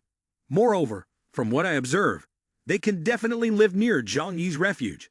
This indicates that Liang Yu may not be able to abandon them." Hearing Zhuge King Ting's words, Xiao Honglan also found it reasonable. She couldn't impose her way of thinking on others. After all, strong women like her were rare. "You mean their teacher, Liang Yu, could be a female Buddha?" Zhuge King Ting laughed. "I just hope she is like that. If so, our chances will be very high." After hearing Zhuge King Ting's opinion, Xiao Honglan decided to give it a try to probe. However, Deep down, she didn't believe Zhang Yi and Liang Yu would act like a female Buddha, because people like them are hard to survive for long in the apocalypse. But taking this opportunity to explore the opponent's strength still intrigued her. If they truly cared about these people, that would be great. At that time, the advantage in negotiations would be in our hands. Xiao Honglian then told King Ting, "Send someone to contact Zhang Yi. Then, put those students in collars and throw them into the underground cell. Follow the orders." The next day, in the shelter, Zhang Yi and his group sat around the long table and finished their breakfast. Liang Yu stood up and said to Zhang Yi, "Oh, go to Xudong village for a bit." Zhang Yi looked up, "Go early and come back early. It's very cold outside. Don't let yourself freeze." This warm concern made Liang Yu bite her lip, her face slightly flushed. She couldn't dare to look at Yang Mei and Zhu Kai-nai beside her, knowing that they were definitely feeling envious. The relationship between her and Zhang Yi had developed rapidly in recent times. Although Zhang Yi had never said any intimate words to her, his occasional concern often appeared. During their training together, touching each other had also become more common. Over time, Liang Yu was also unsure about her feelings for Zhang Yi, as well as how he viewed her. She took the food from Zhang Yi's hand, then put on warm clothes and left the shelter. Zhang Yi watched her back, still casually eating, and thought to himself, "What will Liang Yu do when she realizes all her students have disappeared?" Zhang Yi felt a bit curious. He hoped Liang Yu would give up on her students and honestly support him. But considering Zhang Yi's understanding of her, she couldn't remain indifferent to the event of her students' disappearance. In fact, she might react excessively. "Hopefully, she won't cause me any more trouble, otherwise I will have to ask her to leave this shelter." Zhang Yi thought to himself, "This is a test for Liang Yu." Liang Yu brought food to Xudong village. As always, she entered the snow house, where the students resided. However, when she opened the door, she found no one there. Her heart suddenly raced, and an ominous feeling arose within her. She knew the students' personalities well. Laziness was their nature. Apart from going out to catch fish, they never left the snow house. In fact, they even took care of their personal needs right behind the curtain. But now, there was no one here. Something unexpected must have happened. Liang Yu shouted, "Where did everyone go?" She swallowed hard, feeling extremely anxious. She did not see them when crossing the river, so they must not have gone out to catch fish. Liang Yu set the food down on the table and began to analyze the situation. Xudong village was completely silent at this time.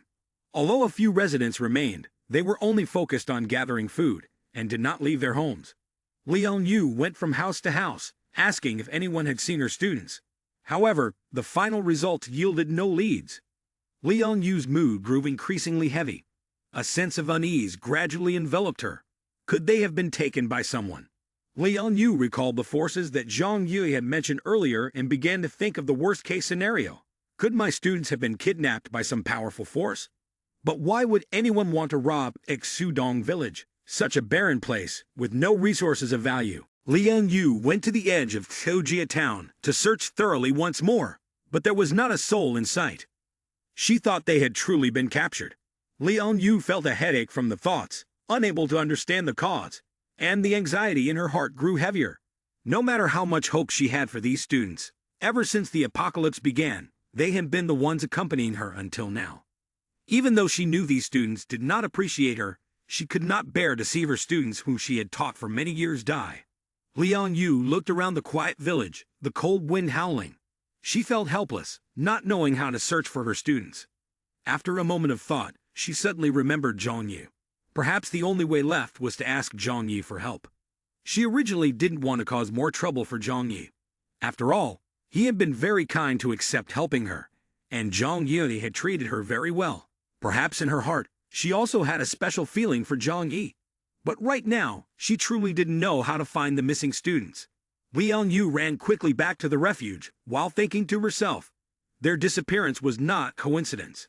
If someone is really plotting against them, the target must be me. Liang Yu raised her head, exhaling a puff of white smoke, and said to herself, I cannot let them die because of me.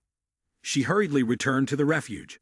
The worried expression on her face drew the attention of everyone. Zhang Yi curiously looked at her. What's wrong? Liang Yu ran in front of Zhang Yi, panting and said, "Zhang Yi, something is wrong. Something major has happened. All of my students have disappeared." Everyone was extremely surprised upon hearing this. Sin Sin exclaimed, "What? Disappear? How can that be? More than 10 of them are missing." Lu Qiren also looked worried and asked, "Did they go out to find materials and food?"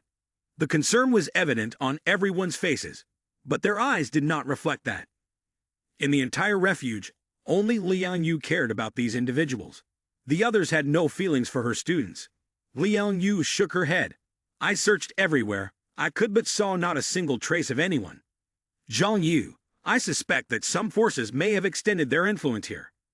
Zhang Yi interlaced his fingers in front of his chest, frowning in thought. "It's indeed very possible. But I don't understand why they would want to capture your students. Do you have any grudges with them in the past?" Liang Yu was also very confused. I don't know. I have taught at Tian King School for 3 years, and have never caused trouble with anyone." Zhang Yi advised her not to rush. "Let's stay calm and think of a solution." Zhang Yi looked straight at Liang Yu and said sincerely, "First of all, I need to clarify one thing. The disappearance of your student is not my fault. If you don't believe me, I can show you the surveillance footage from the refuge. I have been in the shelter all day yesterday and have never gone outside. Let's investigate if anyone approached the shelter and see if there are any clues. Check the cameras around a bit to ensure that no strangers appeared nearby as well." After saying this, Zhang Yi immediately turned on the camera for everyone to watch. Very quickly, many images appear on the large screen in the living room. Zhang Yi shook his head. Some things should be clear, so that everyone will not have doubts in their hearts. With the disappearance of her student, everyone in the refuge is under suspicion. Yang Xin nodded and said, "That's right. Although we did not do such a thing, it is best to reassure each other." Zhang Yi raised his chin and said seriously, "This could be a major trouble. We do not know who did this and what their purpose is. This leaves us completely passive. While we know that there are 4 major organizations in Tianhai City, we cannot rule out the possibility that this comes from other forces we are not aware of. We can hardly take any initiative. The ones who kidnapped your student definitely have their own motives. Therefore, I think we should wait. They might contact us." Liang Yu clenched her fist. "But what do I have that's worth someone doing that? I don't even remember picking a fight with anyone." Zhang Yi smiled and said, "This issue is really complex. But clearly, your student's arrest may not only be related to you, but could also involve others. Of course, this is just a hypothesis." Liang Yu felt warmth in her heart as she looked up into Zhang Yu's calm eyes. Liang Yu frowned, feeling uneasy. She wanted to do something but didn't know where to start. She didn't know who the enemy was or what they wanted. She could only sit there, feeling awkward. At that moment, her cold hand was grasped tightly by Zhang Yu's warm hand. Liang Yu felt warmth spreading in her heart as she looked directly into Zhang Yi's eyes. "Liang Yu, don't worry. Your problem is also my problem. I promise to help you take care of those students, and I won't lie. As soon as I have news, I will take action immediately." Liang Yu felt warm inside, but she still felt confused and scared. She could only trust and follow Zhang Yu's arrangements. Zhang Yi smiled, feeling pleased inside. Finally, he could resolve those troubles. Before long, Liang Yu's students would be dead. Even if it wasn't the Yangsheng faction that killed them, Zhang Yu's poisoning of their food would still take effect. The important thing was that Liang Yu would not realize he did this, leaving her unable to turn against him. Liang Yu emotionally said to Zhang Yi, "All right, I'll follow your advice." The young man looked at her, thinking to himself, "Finally, those troubles have been resolved." After comforting Liang Yu for a while, her mood seemed to improve a little. Zhang Yi then assigned Zhou Kai Mian and Yang Xin to take Liang Yu back to rest. After everyone had left, Zhou Kai Nian approached Zhang Yi with a worried expression, leaning against him and asking, "Zhang Yi, do you think one of those forces wants to attack us?" The young man nodded. "Yeah, that is indeed the case." Zhang Yi had never told anyone about killing Gao Yuan and his group, but he knew that a conflict with the major forces would eventually occur. Only by fighting a battle and proving their strength could they force the forces eyeing the Hexai Shan base into complete silence. This was an unavoidable situation. Yang Mai sighed. The peaceful days didn't last long. Why are we starting to fight? Zhang Yi chuckled softly. You've misunderstood. It's not the war that disrupts our peaceful lives, but we use war as a means to exchange for temporary tranquility. In a post-apocalyptic world, war and killing are the normal state. Peace is not like that. While hugging the two girls, Zhang Yi contemplated how to respond to the upcoming war. If only two forces attacked at the same time, we could defend ourselves. But would four forces unite against us? Zhang Yi furrowed his brow in thought. If this was really the case, it might become a bit troublesome. He had prepared for a battle. In this battle, he was determined to make a name for himself in Tianhai City, so that no forces would dare to mess with him. Only then could he have a long-lasting peaceful life. Though Liang Yu was worried, she was like any other woman. She was easily comforted. People had tried to comfort her, and she gradually calmed down. After all, her students couldn't live long. When they died, the worries in Liang Yu's heart would disappear, and everything would come to an end. The next day, Liang Yu didn't eat or drink anything. Zhu Kai-ne asked Zhang Yi, "Aren't you heartbroken?" Zhang Yi smiled and replied, "Heartbroken? Heartbroken over what?" Zhou Kai-ne blinked. "Don't you have any feelings for Liang Yu? Or have you never been moved by her?" Zhang Yi chuckled softly. "I value her a lot. If we could become trustworthy friends, that would be great. However, she first needs to overcome this challenge." For Zhang Yi at this moment, feelings were just the spice of life. They made life more interesting. But without them, focusing on the essentials was enough to live healthily.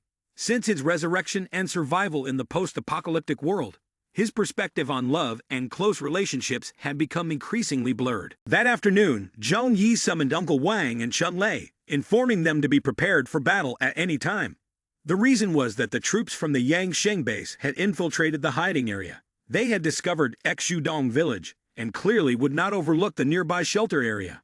However, they had not launched an attack simply because they were not ready. Uncle Wang's reaction was quite calm.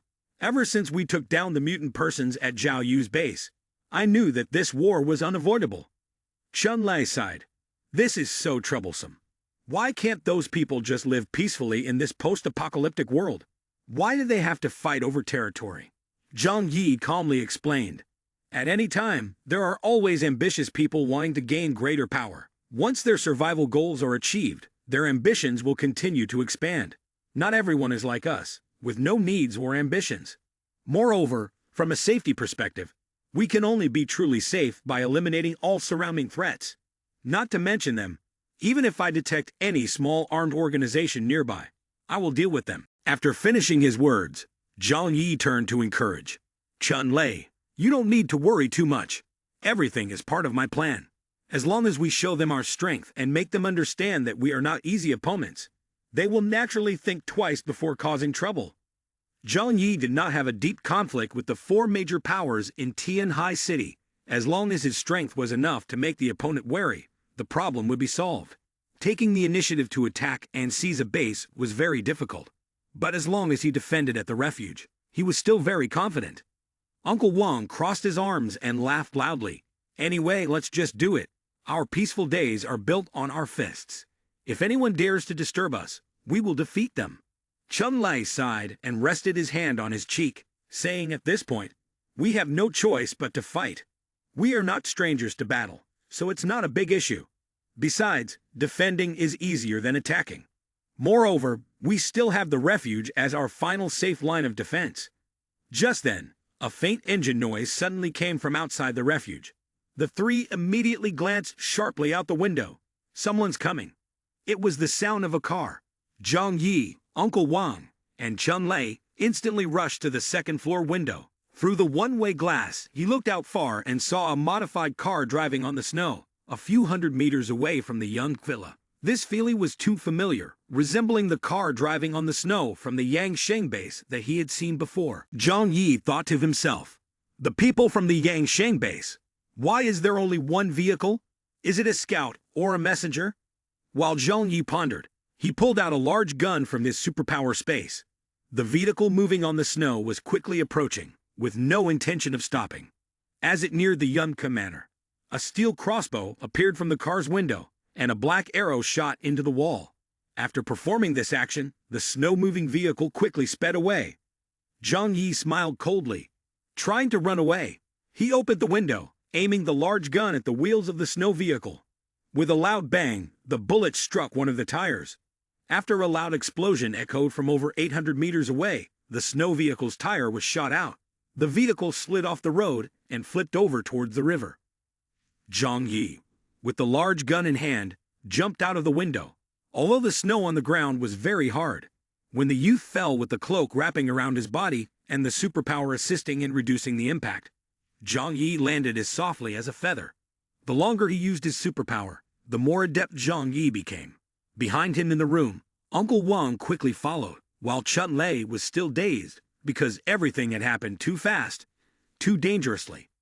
Zhang Yi held the gun in his hand, running at a speed of 200 kilometers per hour towards the vehicle that was flipping ahead. If he didn't hurry, the two soldiers might get in the car and escape, and the youth wouldn't be able to obtain any information. Upon arrival, the young man saw two soldiers in combat gear trying to crawl out of the vehicle. One had a broken leg, while the other was trying to help his comrade escape. The person outside the vehicle shouted, "Quick, they're coming after us!" Zhang Yi and Uncle Wang, riding on Huahua's back, quickly took a few steps to pursue the vehicle moving over the snow. When the other person saw Zhang Yi and Uncle Wang approaching, he decided to abandon his comrade and flee, ignoring the cries of his teammate trapped beneath the vehicle. The man continued to run, unaware that there was no escape for him. Zhang Yi swiftly raised his gun. At that moment, Huahua's head became a steady gun rest. The young man shot him in the calf, and with a loud bang, the soldier cried out in agony and collapsed into the snow, his calf pierced. The remaining soldier attempted to draw his weapon to fight back, but Uncle Wang quickly subdued him, rendering him immobile. Zhang Yi carefully observed the two soldiers, realizing they were just regular troops without superpowers. They didn't seem to be mutant persons, and they weren't here on a combat mission. Zhang Yi did not kill them as he had just captured two sources of information. And of course, he needed to keep them alive to gather more intel. However, it seemed the two soldiers had anticipated the outcome. Knowing that being captured meant no chance of survival, they gritted their teeth, their faces quickly turning dark purple, blood flowing from their mouths before they died. Zhang Yi frowned. Suicide. Seeing this, Uncle Wang opened his mouth, pointed at their chins, and said to Zhang Yi, the poison was hidden in the capsule under their teeth. Many scouts use this method, intending not to be captured alive and disclose information.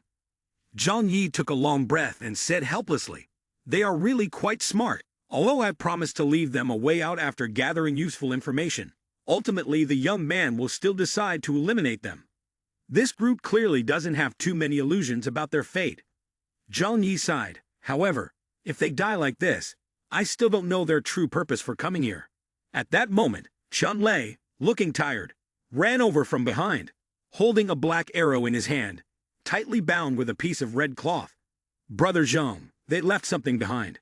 Come here and take a look." Seeing this, Zhang Yi's pupils contracted, and he immediately shouted at Chun-Lei, "Stop, don't touch it." Chun-Lei, startled by Zhang Yi's loud shout, froze in place, not daring to move. He looked at the arrow in his hand, and then realized something. His face turned pale. He had wanted to impress Zhang Yi, but forgot that the arrow could be poison-tipped or even contain a mini-bomb. In this era, human life was cheap, and the enemy didn't care about morality. If they wanted to kill, they would use all means. Zhang Yi carefully reminded Chun-Lei, "Slow down a bit. Let go of the crossbow bolt in your hand."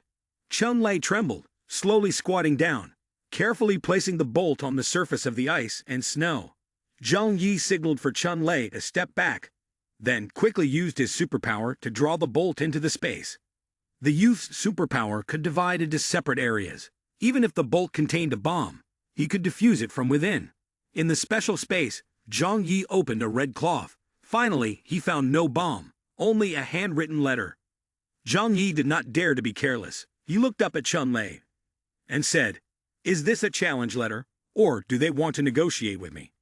Then, Zhang Yi closed the special space. He put on thick gloves to protect against poison, even though there was strong poison on the bolt. The youth reminded Chun-Lei, "Take off your gloves and change to another pair." Chun-Lei understood Zhang Yi's meaning. Disregarding the cold, hurriedly removed his gloves and threw them far away. He felt anger and exclaimed, "Shit!" After that, Zhang Yi led Chun-Lei and Uncle Wang back to the refuge. First, he called Zhu Kai-nai to the medical room, asking her to examine the bolt and the cloth.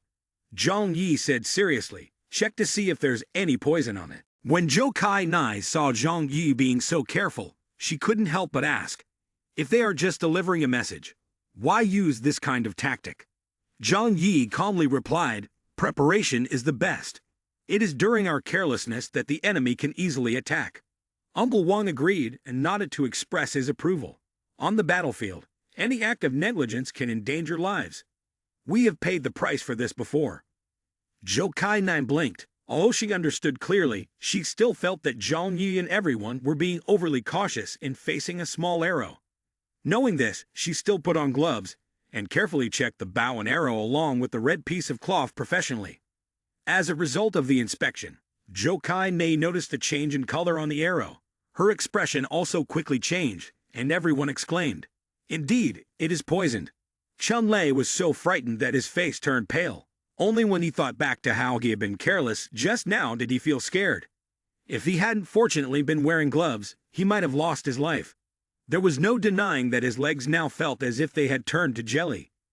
Zhang Yi remained quite calm. We must never let our guard down against the enemy. They are always looking for ways to take our lives. The reason I deduce this is that if I were them, I would use similar tactics. After all, eliminating one enemy also means there's one less enemy. Zhou Kai-nai took a glass cage and covered both the arrow and the red cloth. She suddenly noticed some lines of text on the fabric. There are words on the fabric. Do people want to come and see? Zhang Yi approached and actually saw the strange symbols on the piece of fabric. The curious young man asked, what is this? At first, Zhang Yi thought it was a war message or something similar. But it turned out to be a type of special character that everyone at the scene did not recognize. Zhang Yi had no choice but to call Yang Xin, a computer expert. The young man also invited Liang Yu to come and take a look together. Anyway, the fate of those students had been sealed. They were surely going to die. If Zhang Yu hid anything from Liang Yu, it would only raise her suspicion. When she heard that the Yang Sheng base said something, Liang Yu was very interested and hurried with Yang Xin and Zhu Kai-nai to the medical room. Yang Xin immediately recognized the string of characters when she saw it for the first time. This is an address. If I'm not mistaken, we can contact the Yang Sheng base through this address. Zhang Yi asked calmly, is it safe? Yang Xin smiled confidently. Boss, with me here. Do you think there will be any danger? Zhang Yi smiled and nodded. That's good. I know Xin is the best. Yang Xin's face turned slightly red, and her smile became even brighter. Liang Yu took a deep breath and asked urgently, so now, can we confirm that our students were taken by the Yang Sheng base, right? Zhang Yi replied, if nothing unexpected happens, it's definitely them. There aren't many coincidences like that in this world. Liang Yu then said, all right, let's contact them right away and see what they want. Zhang Yi said nothing, just crossed his arms and reflected. When someone takes the initiative to send contact information, there are only two possibilities. The first possibility is that they want to use the cards they have to negotiate with me, aiming to gain the most benefits. In this case, the matter of Zhang Yi killing Gao Yuan and the others would also be resolved. Moreover, they have Liang Yu's students in their hands, and might want to probe and assess their value, using this to exchange for something. The second possibility is that their purpose in chatting is to examine me, to understand the extent of the power in my hands. After thinking it over, Zhang Yu decided that he could proceed with a conversation with Yang Shen. If the other party wants to assess me through conversation, why shouldn't I probe their attitude? Furthermore, it is necessary to pretend in front of Liang Yu, to make her believe that I am trying to help Hao Chen Yu and her group of students. After considering it, Zhang Ye raised his head and said, okay, we will talk to them. Zhang Yi thought to himself, I also need to hold on to some of their intelligence. Liang Yu's face was radiant, believing there was hope to rescue her students. However, Zhang Yi seriously said to her, there is one thing I need to clarify with you right now. I understand you are worried about your students, but saving them is not a child's play. It is very dangerous. If we show any weakness, they won't hesitate to attack us. So you can observe from there, but you must not pay too much attention to your students, or they will definitely take advantage of that. Do you understand? Liang Yu lowered her head and thought for a moment before firmly nodding. All right, I agree with you. Zhang Yi instructed Yang Xin-Chin. You go arrange to get in touch with them. During the negotiation, not many people should participate. Liang Yu is allowed to observe from the side, but others are not necessary, so they should avoid being there to avoid suspicion. Zhang Yi asked the others to listen to the conversation between the two without making any noise. Everyone had no objections to this. Zhang Yi decided to conduct the communication with the Yangsheng base's personnel right in the living room. The others sat on both sides, feeling the tension and waiting for the conversation to begin. Yang Xin-Xin opened her computer, sending a chat request through the address written on the red paper. Then, she placed the computer on the coffee table, the screen facing Zhang Yi. The call took quite a long time, with a response coming after about 3 minutes. Hello, a woman's voice resonated. Zhang Yi smiled coldly. Hello, I am Zhang Yi. There was a moment of silence on the other end before she said, You are Zhang Yi, the leader of the organization around Texujia town and Yun Commander. Zhang Yi asked in reply, And who are you?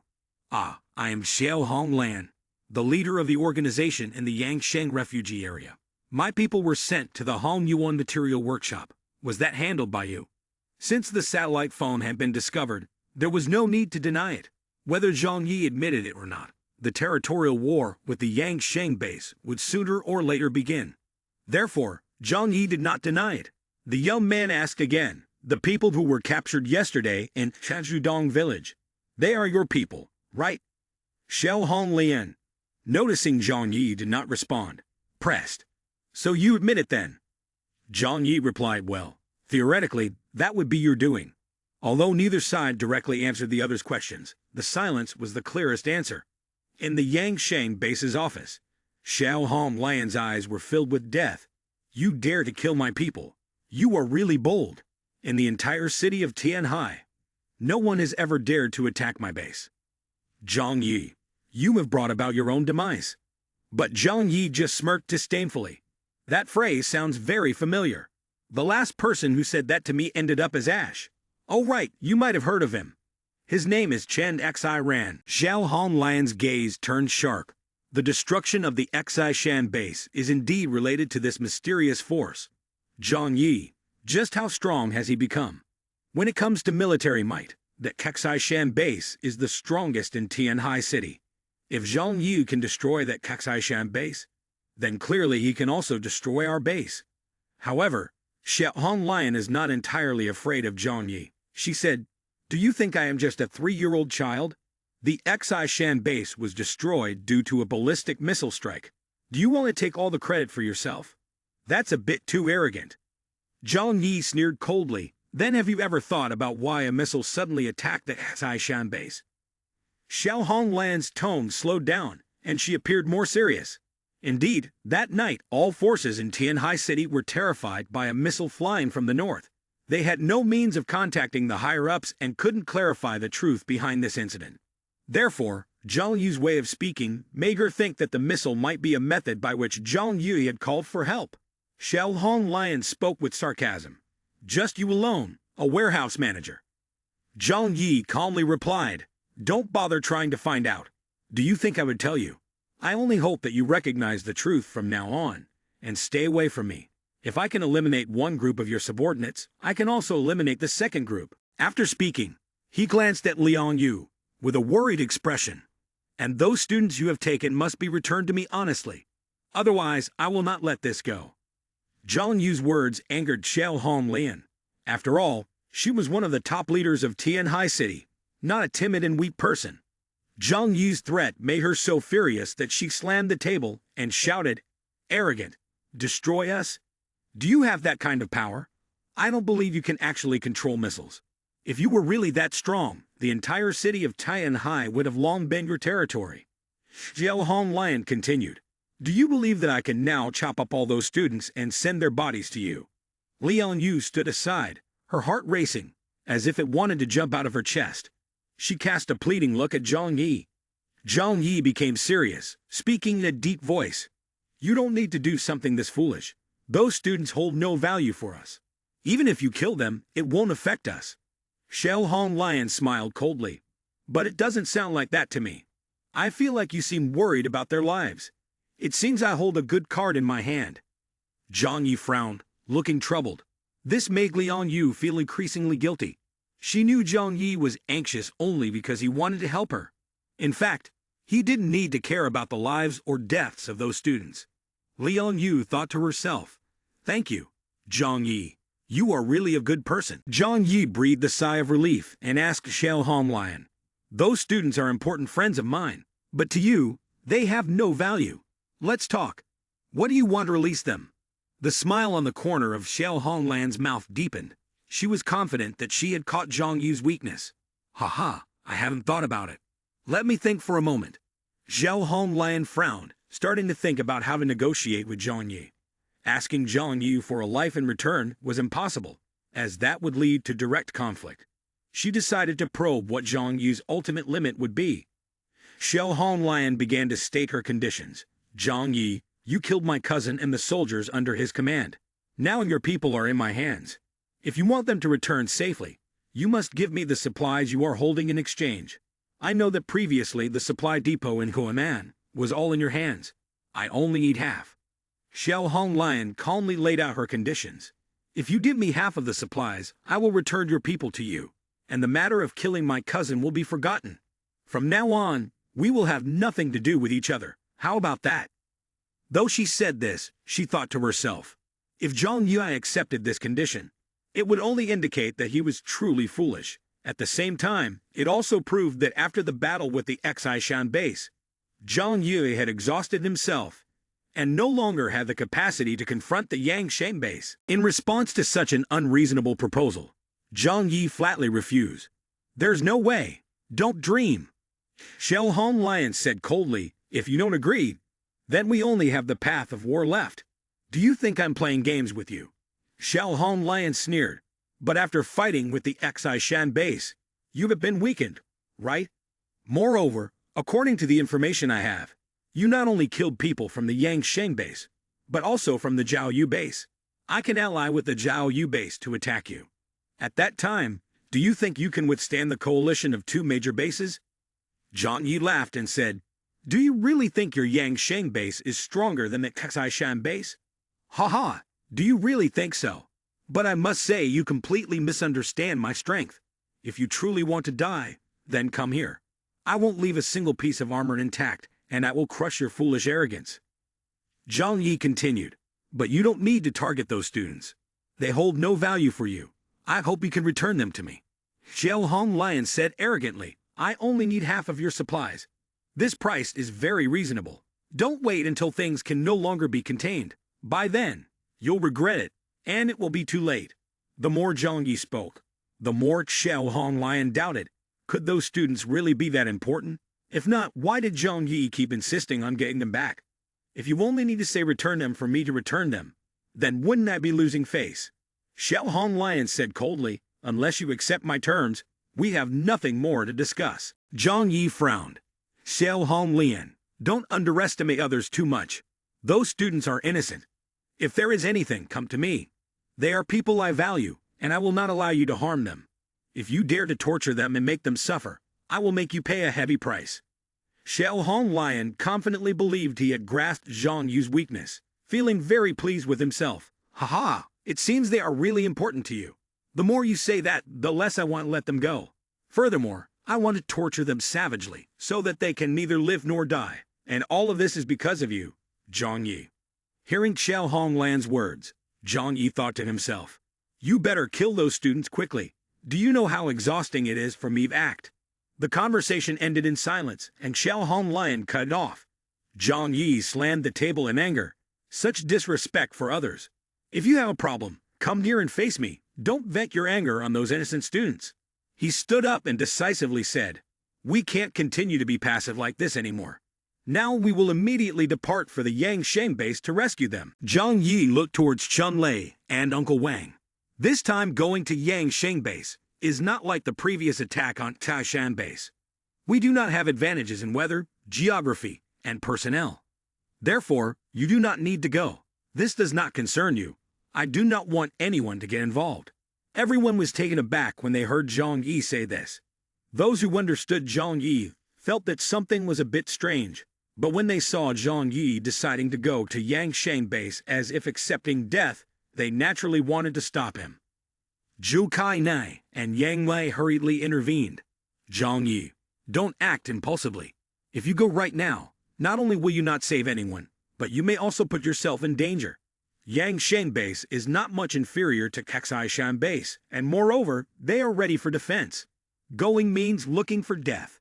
Chun Lei whispered, audible only to the two. Brother Zhang, it seems you have gone too far. Continuing would be a bit excessive. Zhang Yi struggled pretentiously for a moment, then sighed.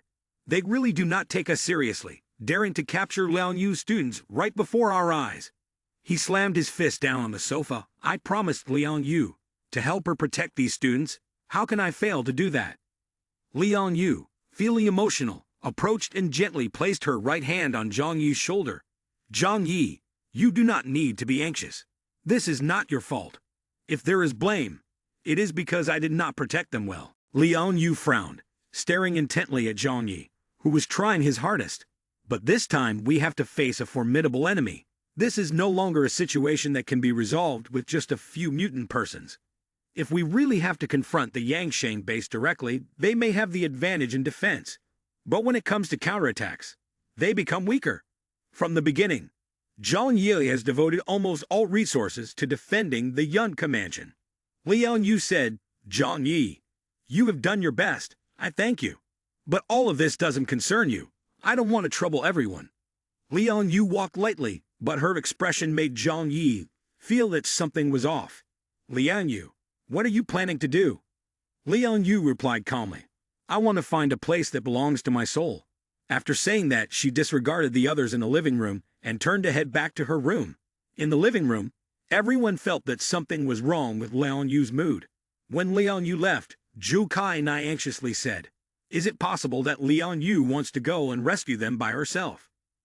Zhang Yi stroked his chin, surprised. Did my words not impress her? Chun Lei scoffed, stepped closer, and said, Mr. Zhang, your acting skills are really poor. It looks too fake. A dark streak appeared on Zhang Yi's forehead. Too poor. I was able to win third place in that performance contest at kindergarten. Chun Lei sighed, but even if you speak clearly and powerfully, who will believe you? Zhang Yi looked around at everyone, and they all silently nodded. He raised his hand. All right, at least I've expressed my support for her decision. Uncle Wang said, This isn't your fault. Among us, aside from Liang Yu, nobody has any connections with those students. Besides, they are not only lacking in skills, but also very lazy. Keeping them around won't help and will only cause trouble. Even Uncle Wang, a usually kind person, had to say this, showing how unpopular those students were. This also related to the previous experiences of Lu Qiran and Yang Xin-Chin. Zhang Yi moved closer to the sofa and continued. In summary, we all know that there is a high likelihood of war occurring. All defensive measures have been prepared thoroughly for several days now, so there's no need to worry too much. The way Xiao Hong Lion flaunted his attitude earlier also shows that they don't understand our strength well. Everyone nodded in agreement, although there was some worry in their hearts. It wasn't much. After all, they had previously defeated the Xi Shan base, and the current front line had been solidly fortified. Lu Qiran watched Liang Yu leave with concern and said, But what about Liang Yu now? Zhang Yi propped his hands on the chair and spoke to her and Yang Xin-Chin. You two should go and convince her. Don't let her do something foolish. Lu Qiran sighed. But I'm afraid we won't be able to convince her. Liang Yu is gentle, but also very stubborn. She's not easy to change. Zhang Yi encouraged her. Just try your best. We can only do so much. Lu Qiran nodded reluctantly, and then went with Yang Xin-Chin to find Liang Yu. On Zhang Yi's face, there was a strange calmness. He understood that for Liang Yu, those students were still alive, and with her beliefs, she was willing to risk everything to save them.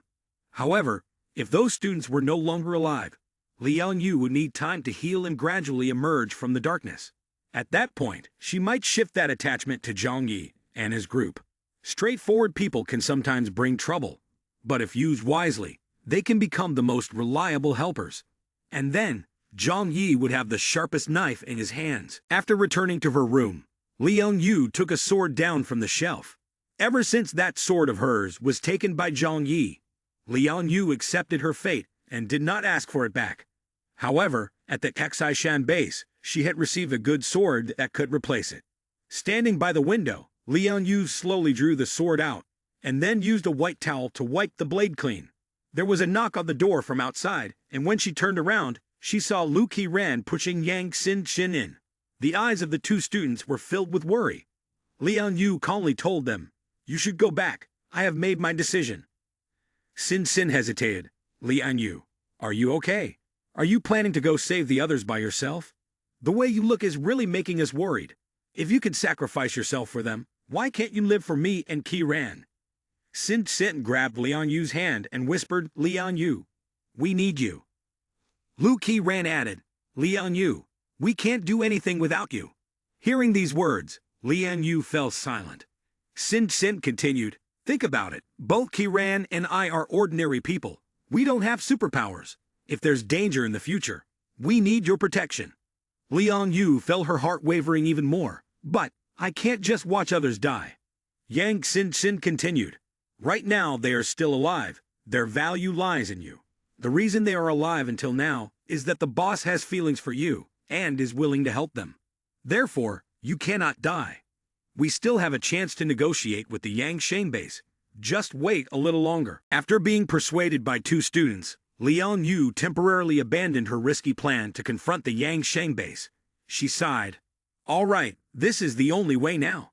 Yang Xin obediently nodded, finally stopped crying and smiled. After advising Liang Yu, Lu Qiran pushed Yang Xin out of the room. Once they stepped outside, Yang Xin's expression immediately changed, becoming calm and rational. Curious, Lu Qiran whispered to Xin, "Xin, does the boss really like Liang Yu?" Yang Xin smirked, drawing a suggestive smile.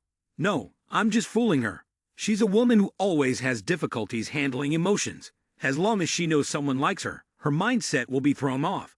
Without doing this, how could I convince her to stay?"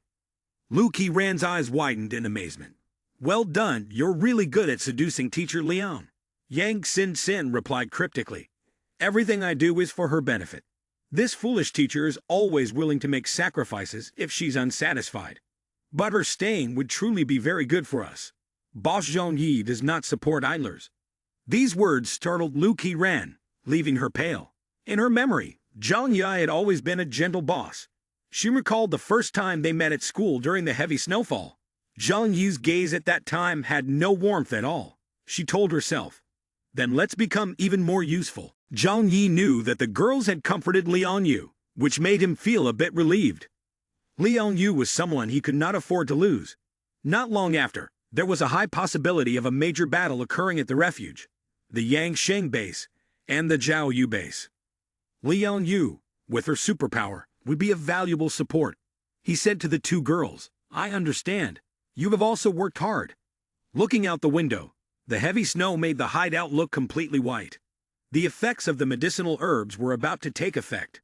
At Yangshan base, after finishing the conversation with Zhang Yi, the smile on Xiao Honglian's lips deepened.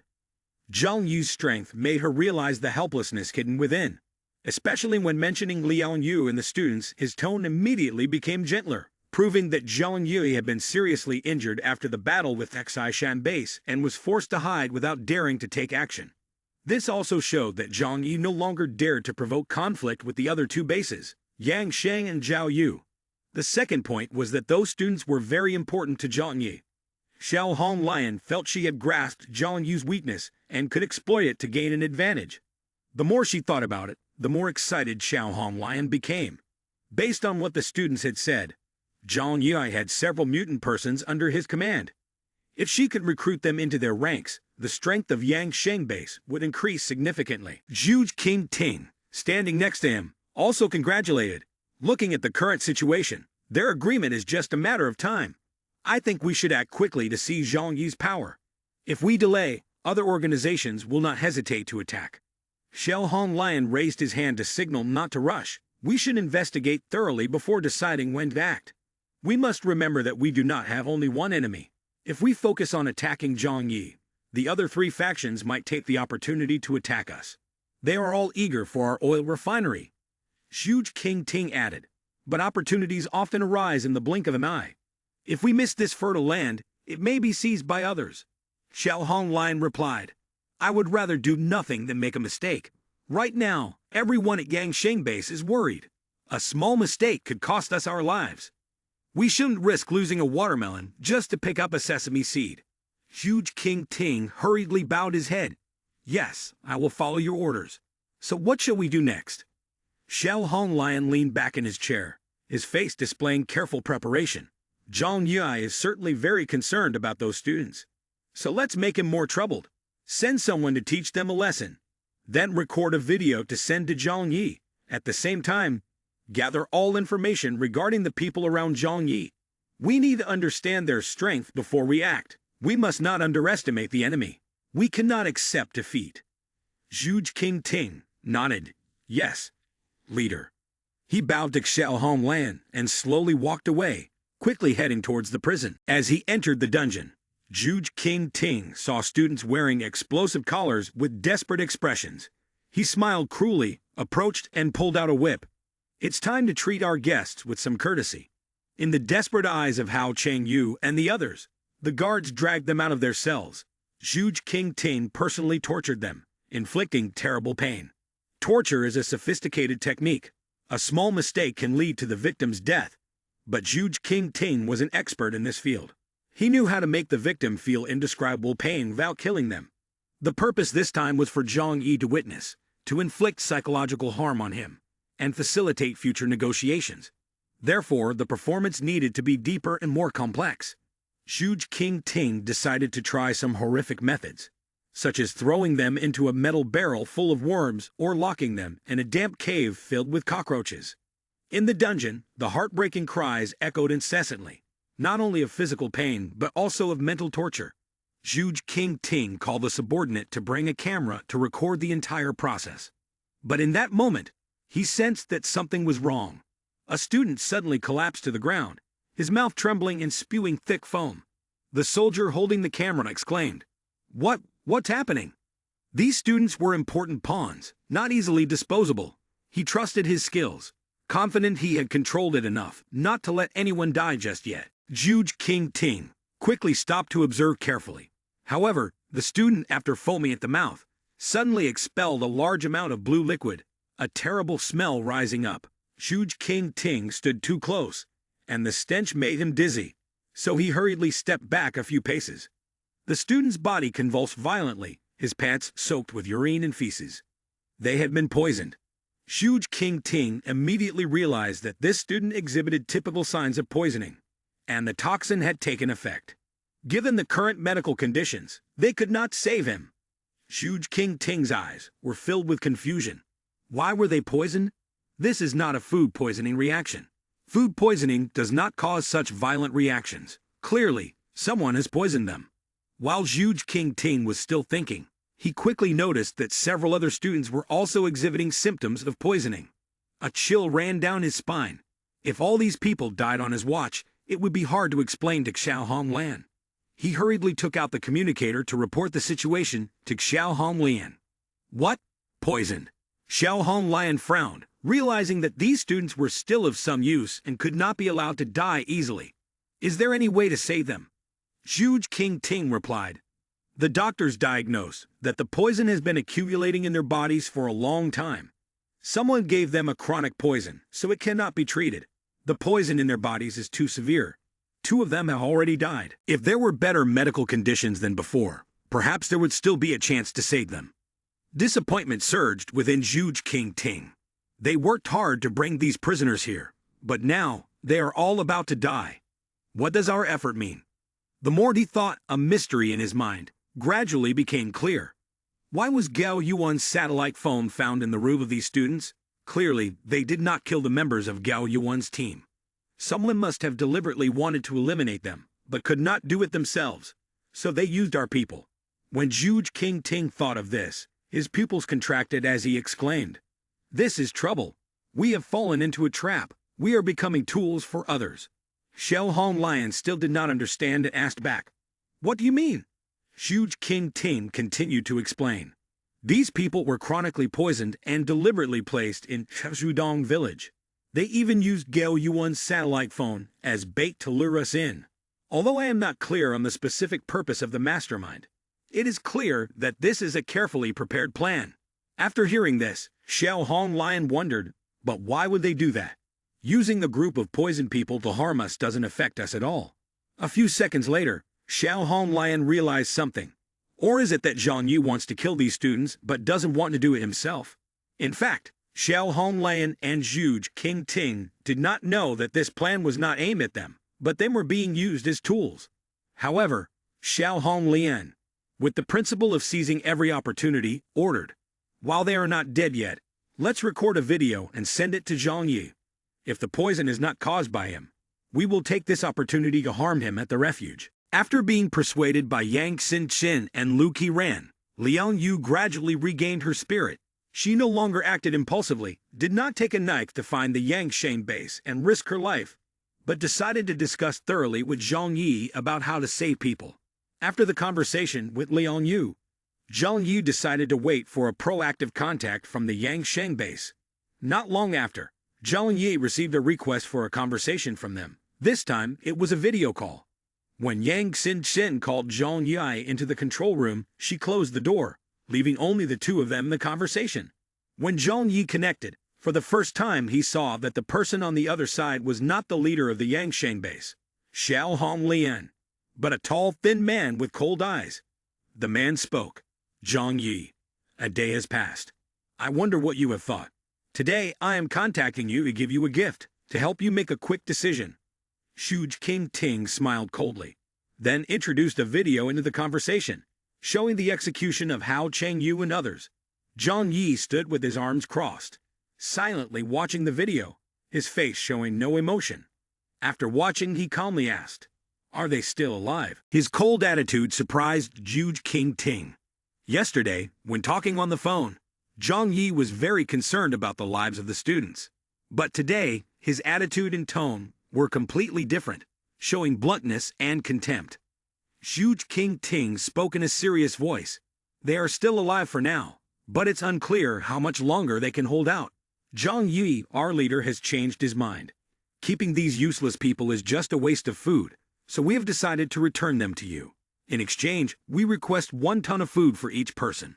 In response to Huge King Ting's unreasonable demand, Zhang Yi remained thoughtful. "It can be negotiated. But first, I need to confirm that those people are still alive. If not, after delivering the supplies, won't I just end up with a pile of corpses?" Huge King Ting thought to himself that many students had died and the remaining ones were barely alive. If Zhang Yi saw them, he would refuse the exchange condition. Nevertheless, he still tried to say, "The people you see are doing well." Zhang Yi replied decisively, "I want to see the living ones right now. Take me to see them. If they are alive, I will arrange for food immediately." Huge King Ting stared at the screen, continuing to pretend. "The Yangshan base does not play unfair games. We don't need their lives, so why kill them? Your concern is unnecessary." Zhang Yi raised his hand and replied, "If that's the case, why not let me take a look, just one look?" However, Huge King Ting didn't let him see for fear he would immediately recognize it. Zhang Yi felt no sincerity from Huge King Ting. When the other person was about to say more, Zhang Yi ended the call.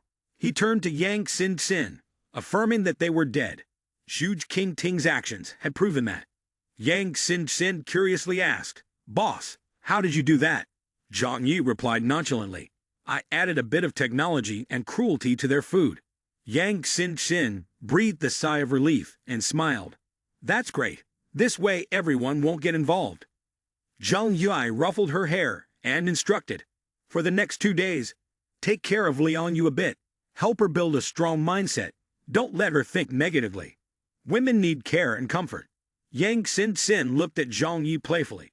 "Actually, when the boss shows up directly, it will be more effective than me." Zhang Yi frowned. "You mean I should open up to her?" Yang Xin-Xin smiled. "It will definitely work. When it comes to killing, psychological tactics must be used." Zhang Yi humorously replied, "But I fear it will make me look foolish."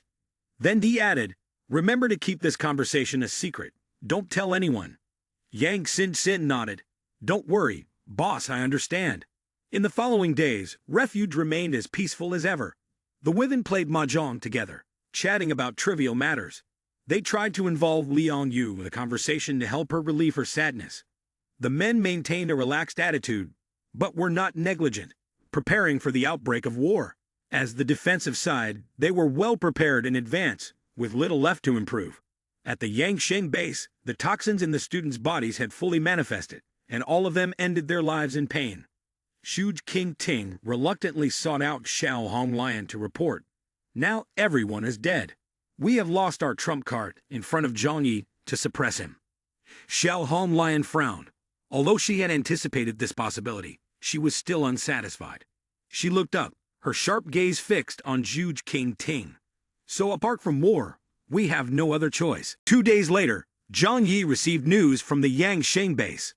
This time, it was not an invitation to chat, but a video. He and Yang Xin were the first to see this video. When they opened the video, a heavy scene unfolded before them.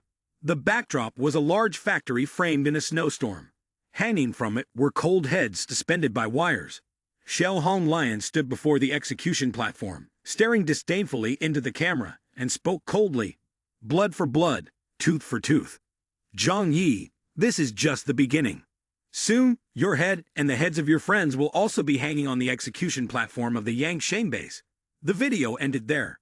In that brief moment, the video conveyed a clear message. A declaration of war. Xiao Hong Lion had taken the heads of all the students to declare war. After watching the video, Zhang Yi remained silent for a moment, then raised his hand to sip some hot coffee. In the end, they finally died, he said calmly. So everything has been resolved neatly. Yang Xin let out a sigh of relief. Finally, everything has come to an end. Zhang Yi looked at Xin and smiled, asking, You used to hate them a lot, didn't you? Now that they are dead, aren't you happy? Yang Xin shook her head. It's hard to say if I'm happy or sad. I really hated them and wished they would disappear from this world. But seeing them die like this, I still feel a little mournful. She bowed her head, her small pale hands tightly gripping her dress. I fear that one day my head will be chopped off and hung up like that. A hint of astonishment flashed in Zhang Yi's eyes, but he quickly understood. No matter how smart and cunning Yang Xin was, she was still just an 18-year-old girl. Seeing peers she had lived with for many years dying one after another, the fear in her heart was only natural. Zhang Yi stepped forward and embraced her with his strong arms. Don't worry, I'm here, and I won't let Xin die. Since I won't die, you will definitely live healthy. Yang Xin is his important support, so Zhang Yi will definitely protect her to the end. The young man added, I will take good care of you, ensuring you don't suffer any harm. With warm affection, Zhang Yi helped Xin regain warmth for her body. She looked at him, her eyes gradually becoming moist. Boss, it's really good to have you here. Xin will not become a burden for you. She will become someone useful for you. So please never abandon Xin, okay? If one day Xin becomes a burden for you, she will resolve it herself. After comforting Yang Xin, Zhang Yi decided to release the video for everyone, especially Liang Yu, so she could see the truth clearly. He wanted Liang Yu to give up all hope and obsession in her heart. However, Zhang Yi was also worried about whether she could handle seeing this scene. Yang Xin reminded him, Boss needs to prepare mentally. Zhang Yi replied, Don't worry, I am not only preparing mentally but also practically. He thought to himself, if Liang Yu can't bear it and wants to find Yangsheng to take risks, he would directly control her, using tranquilizers to let her rest for a while. Because all acts of sacrifice stem from emotions, no matter how noble the ideals are, they can change. Ultimately, Zhang Yi believed that she would realize that survival is the most important thing. The purpose of life is merely to survive, requiring no other reason. Zhang Yi took a small packet of medicine from his bag and handed it to Yang Xin. Put this in the coffee and make Liang Yu drink it, he instructed. Yang Xin asked with suspicion, What is this? Medicine to stabilize her mood, Zhang Yi replied. Yang Xin seemed to understand and said, We will also try to persuade her. Zhang Yi had calculated the timing in his mind. When he was sure the medicine had taken effect, he called everyone together. Before playing the video, he reminded them, The content of this video may be a bit gruesome. I hope everyone is mentally prepared and tries not to get too agitated. Hearing this, Liang Yu began to feel uneasy. She thought to herself, since this video was sent from the Yangshan base, couldn't it be related to her students? Zhang Yi glanced at Liang Yu and then played the video. The first scene that appeared was a dozen heads hanging in the air. When Liang Yu saw that scene, her mind felt like it was about to explode and then became empty. She told herself, have all of my students really died? Realizing that all of her students were dead, Liang Yu's world spun. Her legs wobbled, and the faint voices of others echoed in her ears. Liang Yu, what's wrong? Are you okay? Then, her vision went dark, and she fell to the ground, losing consciousness. Zhu Kai Nai worriedly asked, Liang Yu, are you okay? Yang Mai also panicked. Liang Yu, are you all right? Zhang Yi approached calmly and said, it's nothing. She just needs to take a little tranquilizer, a bit of rest, and she'll be fine. Uncle Wang couldn't help but sigh. Miss Liang is a dedicated and good teacher. This is a big shock for her. I hope she will have a broader perspective and not dwell too much on the past. Zhang Yi helped Liang Yu to his room and placed her on the bed. He turned to Yang Xin and Lu Keiran and said, time will ease the pain. In the next 2 days, take care of her and help her stabilize her emotions. He reminded Zhou Kai Ni again, administer tranquilizers to her to stabilize her mood. If necessary, increase the dosage. I would rather have her rest for a few days than let her cause chaos. Zhou Kai Ni nodded. Understood. After arranging everything for Liang Yu, everyone returned to the living room. Zhang Yi began discussing with everyone about confronting the Yangshan base. We cannot avoid the battle with Yangshan. There is a possibility that the Zhao Yu base will also join them. If we face 2 large bases, the pressure on our defense will be immense. According to the plan, we will rely on the first line of defense and retreat to refuge if this line is breached. However, these 2 bases are not like Xishan. They have no reason to die with us. As long as they inflict certain losses, they will withdraw. In essence, there won't be too many difficulties. Furthermore, our armed forces have also been significantly reinforced compared to before. That's why Zhang Yi does not feel panicked. Even though he has killed Xiao Honglan's cousin and Wei Dinghai, the death of a few people is not enough to lead to a life-and-death confrontation. This war is truly about territorial disputes. A few days later, an old man in a red coat, with his face covered, appeared from afar in the snowstorm, walking towards the refuge. Though he did not walk quickly, he moved very steadily. Despite looking old, his footsteps were deeply imprinted in the snow, leaving clear marks. Facing the snow and wind, the old man raised his head and looked ahead, his sad gray eyes flashing with a strange circle of golden light. Suddenly, his body shivered slightly. In his eyes appeared a vast aura that enveloped the sky of refuge with a magnificent power. It obscured the entire sky of the sanctuary. Zhao Yuding was surprised and thought to himself, what is this? Besides that person, are there any other mutant beings as powerful as this? Could he be a deity? This person is the great ordinance of the worship of the Snow Sect, Zhao Yuding. His superpower is the aura of authority, which allows him to see the aura of each individual, especially mutant beings. The more intense and brilliant the aura, the stronger and more limitless the potential of that mutant individual. Thanks to this ability, Zhao Yuding can represent the worship of the Snow Sect and cult leader Yuan Kong Yi to evangelize and recruit followers. He can see those with latent powers and those who have not yet awakened, making him a very important figure in the sect. The superpower of the Great Ordinance suddenly vanished. He took a deep breath and walked slowly, relying on his staff. Such an important discovery must be reported immediately to the cult leader and priest. At the Yangshan base, Xiao Honglian decided to use the army to attack Zhang Yu's refuge. The official reason was to avenge her cousin and her subordinates. But the real purpose was to seize the Xishan and Lujiang areas in order to rob the rich resources. However, she also understood that she could not act recklessly with many strong enemies around. Splitting the troops also carried significant risks, and she was unsure about Zhang Yi's strength. She needed time to prepare, ensuring that once they attacked, it must be absolutely successful. Not long after, Assistant Zhuge King Ting brought Xiao Honglian, a middle-aged man with a robust build. Hello, leader. I am Wu Vuai Ren.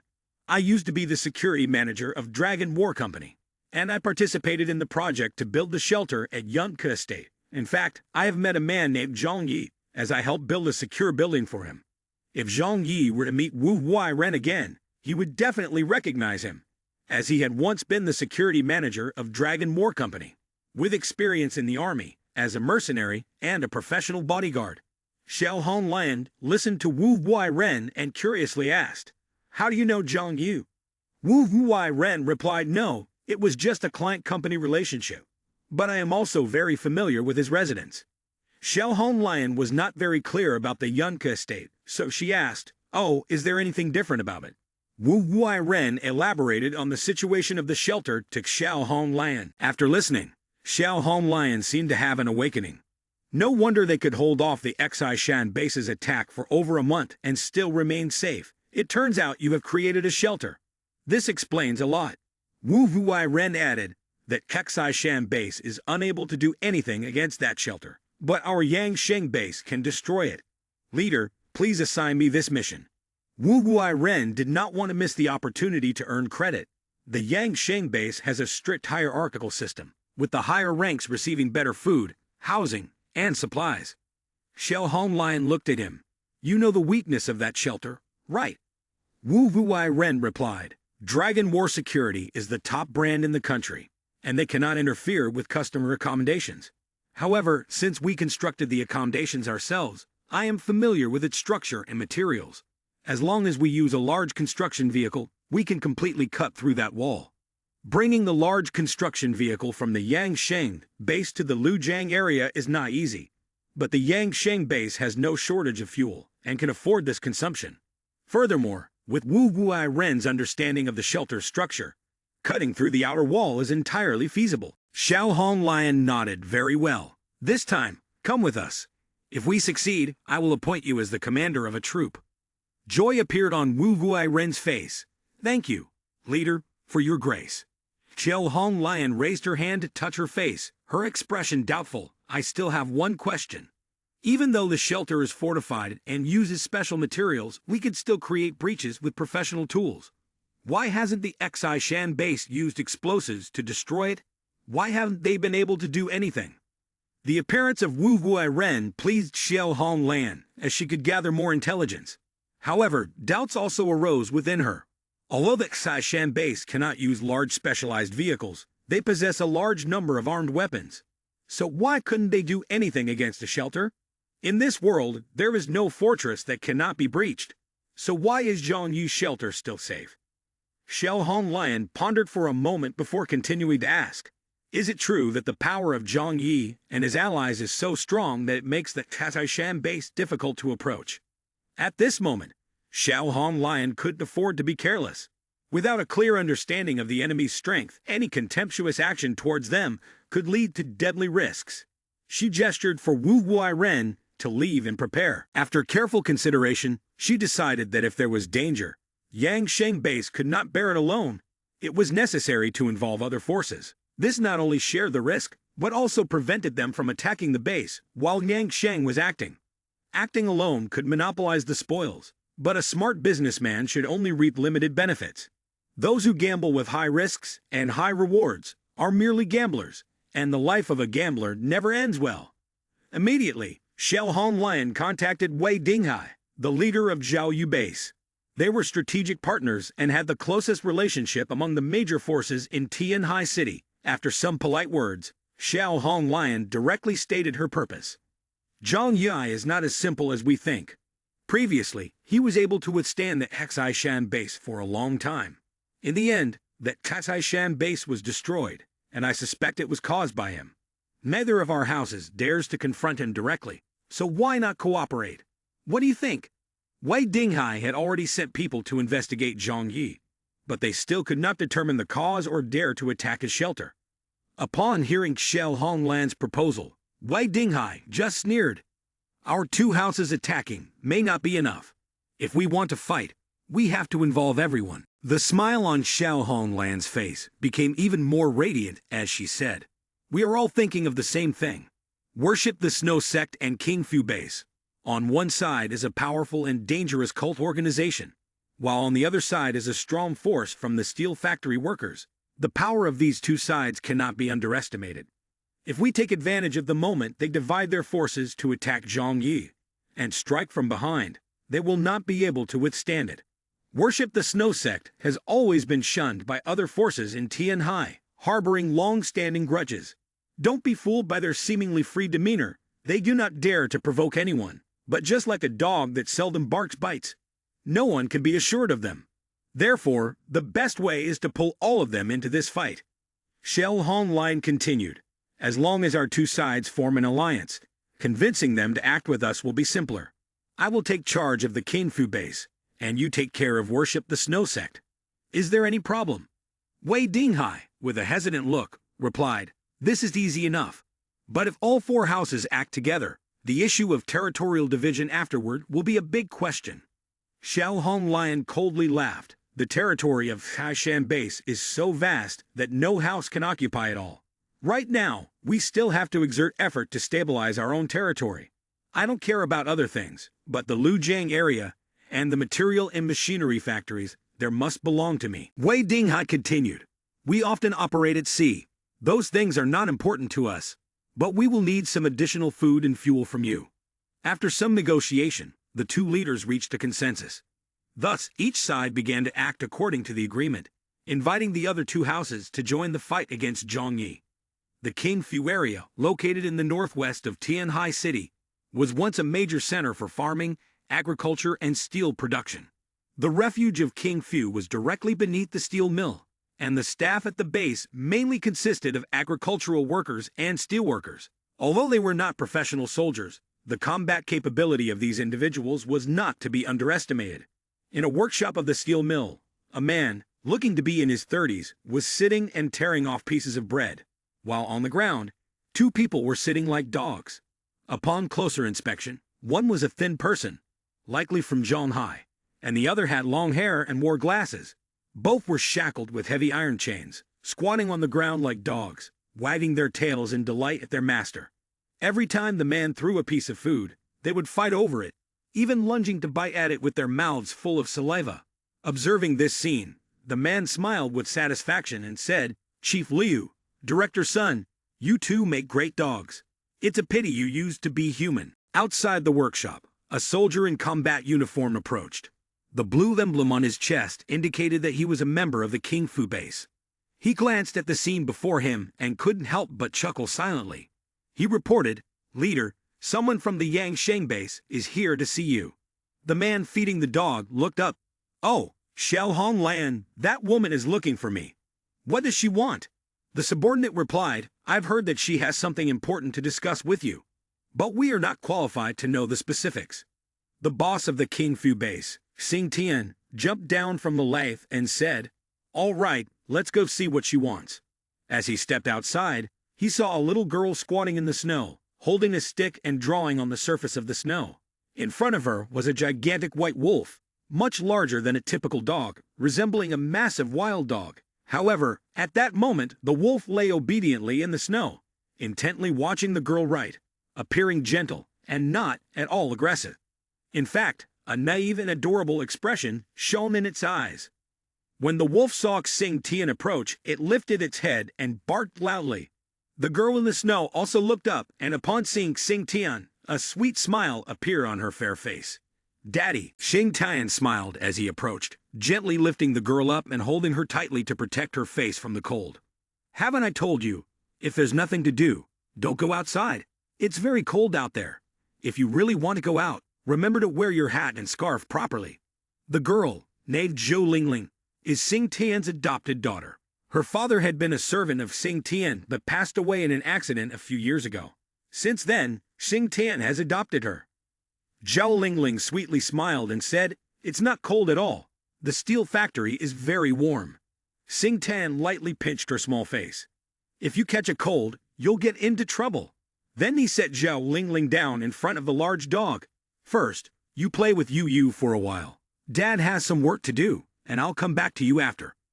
Zhao Lingling obediently nodded, then squatted down, continuing to write characters on the ground, and said to Yu, This is number 1. This is number 2. The large dog Yu seemed very interested but looked confused. This game was truly hard for it to learn. Xing Tian entered the office. This had once been the area of the workshop manager, decorated beautifully, but in a luxurious and simple style. He stepped in leisurely and saw the information staff waiting. "Leader, they have been waiting for you a long time." Xing Tian walked over and sat down on the sofa. "If she wants to meet me, it's no problem to have her wait a bit." Even saying that, he still pressed the connect button. The screen of the communicator immediately displayed the beautiful face of Xiao Honglian. She frowned, clearly showing her impatience. "Xing Tian, finding you has not been easy, making us wait for so long." Xing Tian replied calmly. "No one can sit by the communicator all day. I just had something to deal with, so if you have something to say, just say it." Xiao Honglian went straight to the point. "The Xishan base has been destroyed. I wonder what your King Fu base thinks about that." Xing Tian raised an eyebrow slightly and responded naturally. "The northeastern area of Xishan borders us. I don't think you care much about that place. On the contrary, their territory is so vast that no one can conquer it all in a short time. Why don't we negotiate a way to share it with each other?" Xiao Honglian smiled. "That can be negotiated easily. But right now, there is an issue at hand. On the former territory of the Xishan base, there is a powerful force occupying it. If we don't eliminate them, none of us can pass through that area with peace of mind. They have eliminated my people, and we Dinghei's people." Hearing this, Xing Tian's gaze became sharp.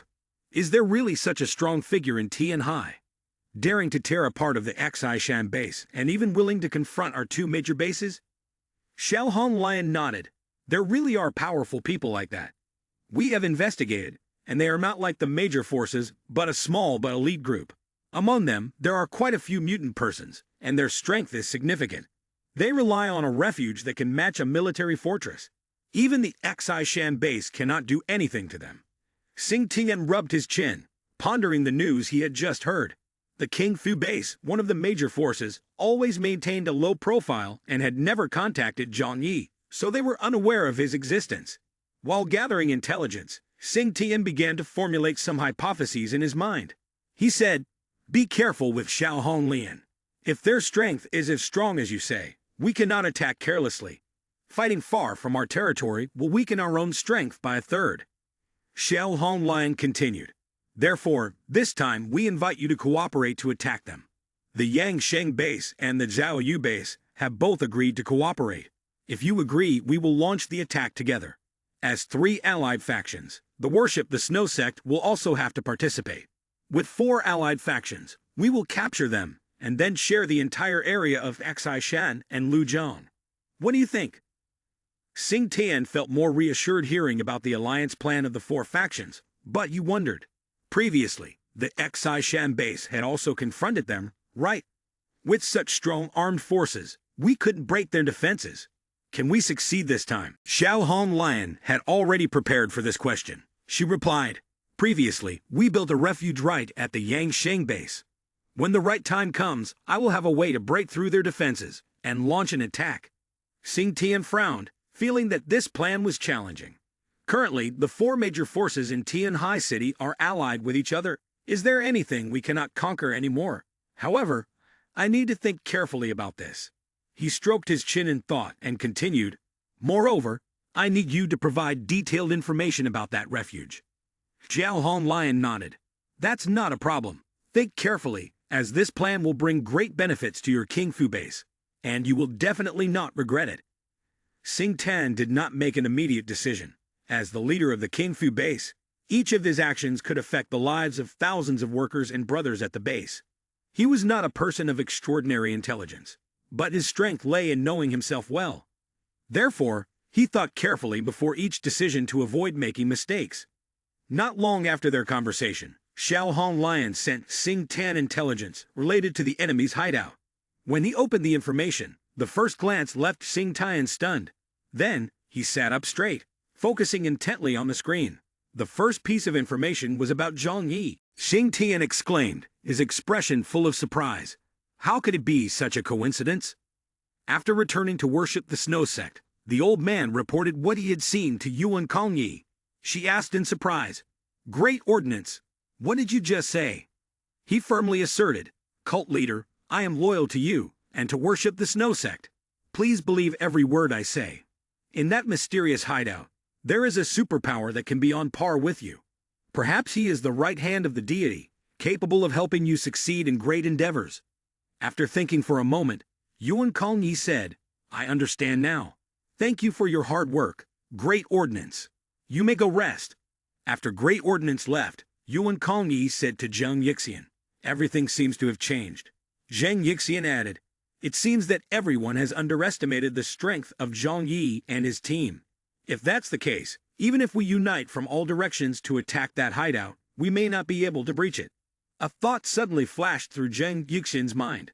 But if we can unite with Zhang Yi to deal with the others, the situation would be fantastic. A daring idea sparkled in his eyes, like a long accumulated flame of hatred burning fiercely. The scene shifts to Zhang Yi's hideout. When he sees the new message, he is surprised. The 3 words "Sing Weinen" appear before him. Zhang Yi can't help but frown in recollection. How long has it been since we last kept in touch after graduating from middle school? He's still alive. Sing Weinen is a classmate from Zhang Yi's elementary and middle school days.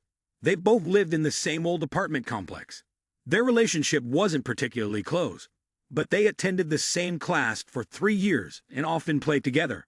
However, Sing Weinen's academic performance was not very good. After Zhang Yi moved to the Yunlu apartment with his family, he rarely saw Sing Weinen again.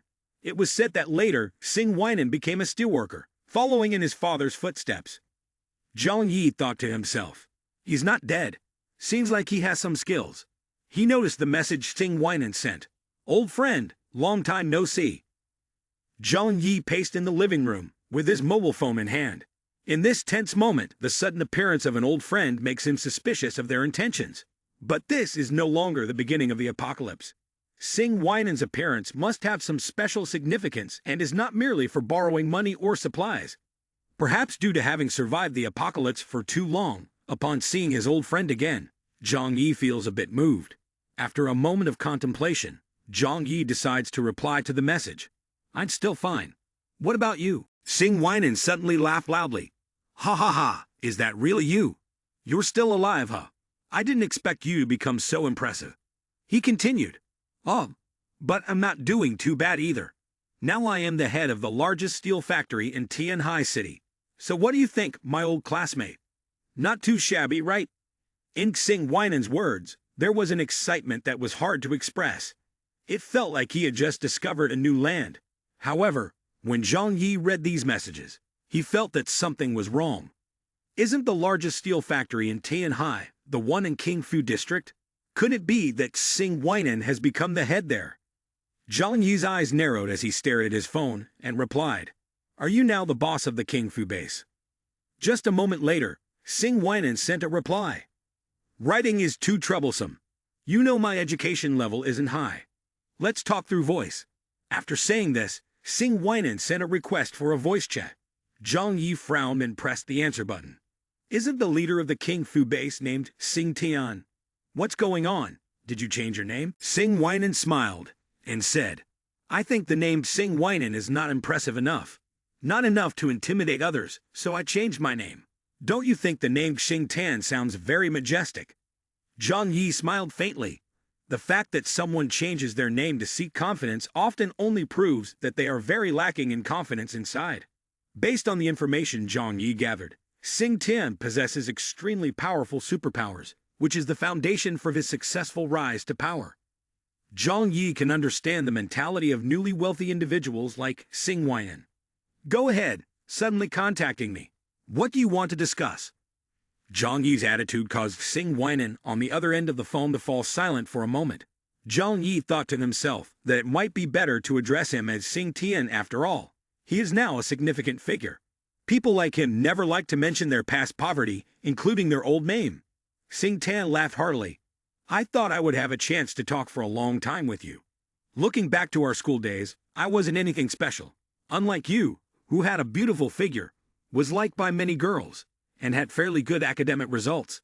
At this point," he sighed, "who would have thought that one day I would also soar like a kite in the wind? Right, old classmate." Zhang Yi chuckled lightly, showing little concern for Xing Tian's attitude. Most people who go from rags to riches too quickly tend to have such a mindset. He said to Xing Tian. We can talk about the past slowly later, but I'm sure you didn't come to find me just to reminisce, right? My curiosity is quite large, so feel free to bluntly state your purpose. On the other end of the phone, Xing Tian frowned. Zhang Yi's attitude did not give him the sense of satisfaction he had expected. He hoped to hear Zhang Yi's astonishment, such as, you became the director of the King Fu Steel Mill. Or Zhang Yi remained calm and asked, so you are here to declare war on me? Xing Tian replied with a slight smile. My old classmate, what era are we living in now, who still talks about declaring war? If I really wanted to fight you, it would definitely be a surprise attack. The reason I came to see you this time is 1. To reminisce, and 2. To reconsider our past feelings and discuss something with you. He recalled his school days, with poor grades and no luck with women, feeling quite isolated among his classmates. Back then, Zhang Yi did not belittle him, and even helped him with solving problems. Now that he has succeeded, Xing Tian wants to help his old classmate, showcasing his success.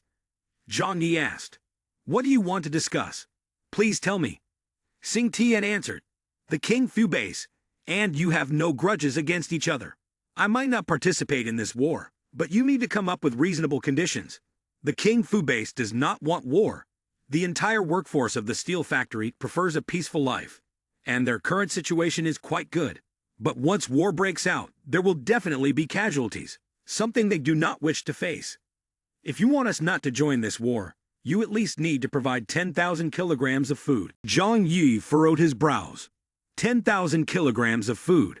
Zhang Yi fell into deep thought. He remembered that Xing Tian's academic performance had always been poor, especially in math, where he rarely scored above 60 points out of 150 in exams. Would Xing Tian consider 10,000 kilograms of food a large amount? Is this the confidence of a rising student? Zhang Yi didn't underestimate Xing Tian, but at his warehouse, just by searching a few shelves, he already had more than 10,000 kilograms of food. Zhang Yi said to Xing Tian, I need to think about this. After all, your request is for a lot of food, so I need some time. Xing Tian replied, okay, I will give you a day to consider, no more. Please answer me before noon tomorrow. He took a deep breath. Old classmate, you should agree. Otherwise, I really don't want to meet you on the battlefield. I understand, then let's make a temporary agreement.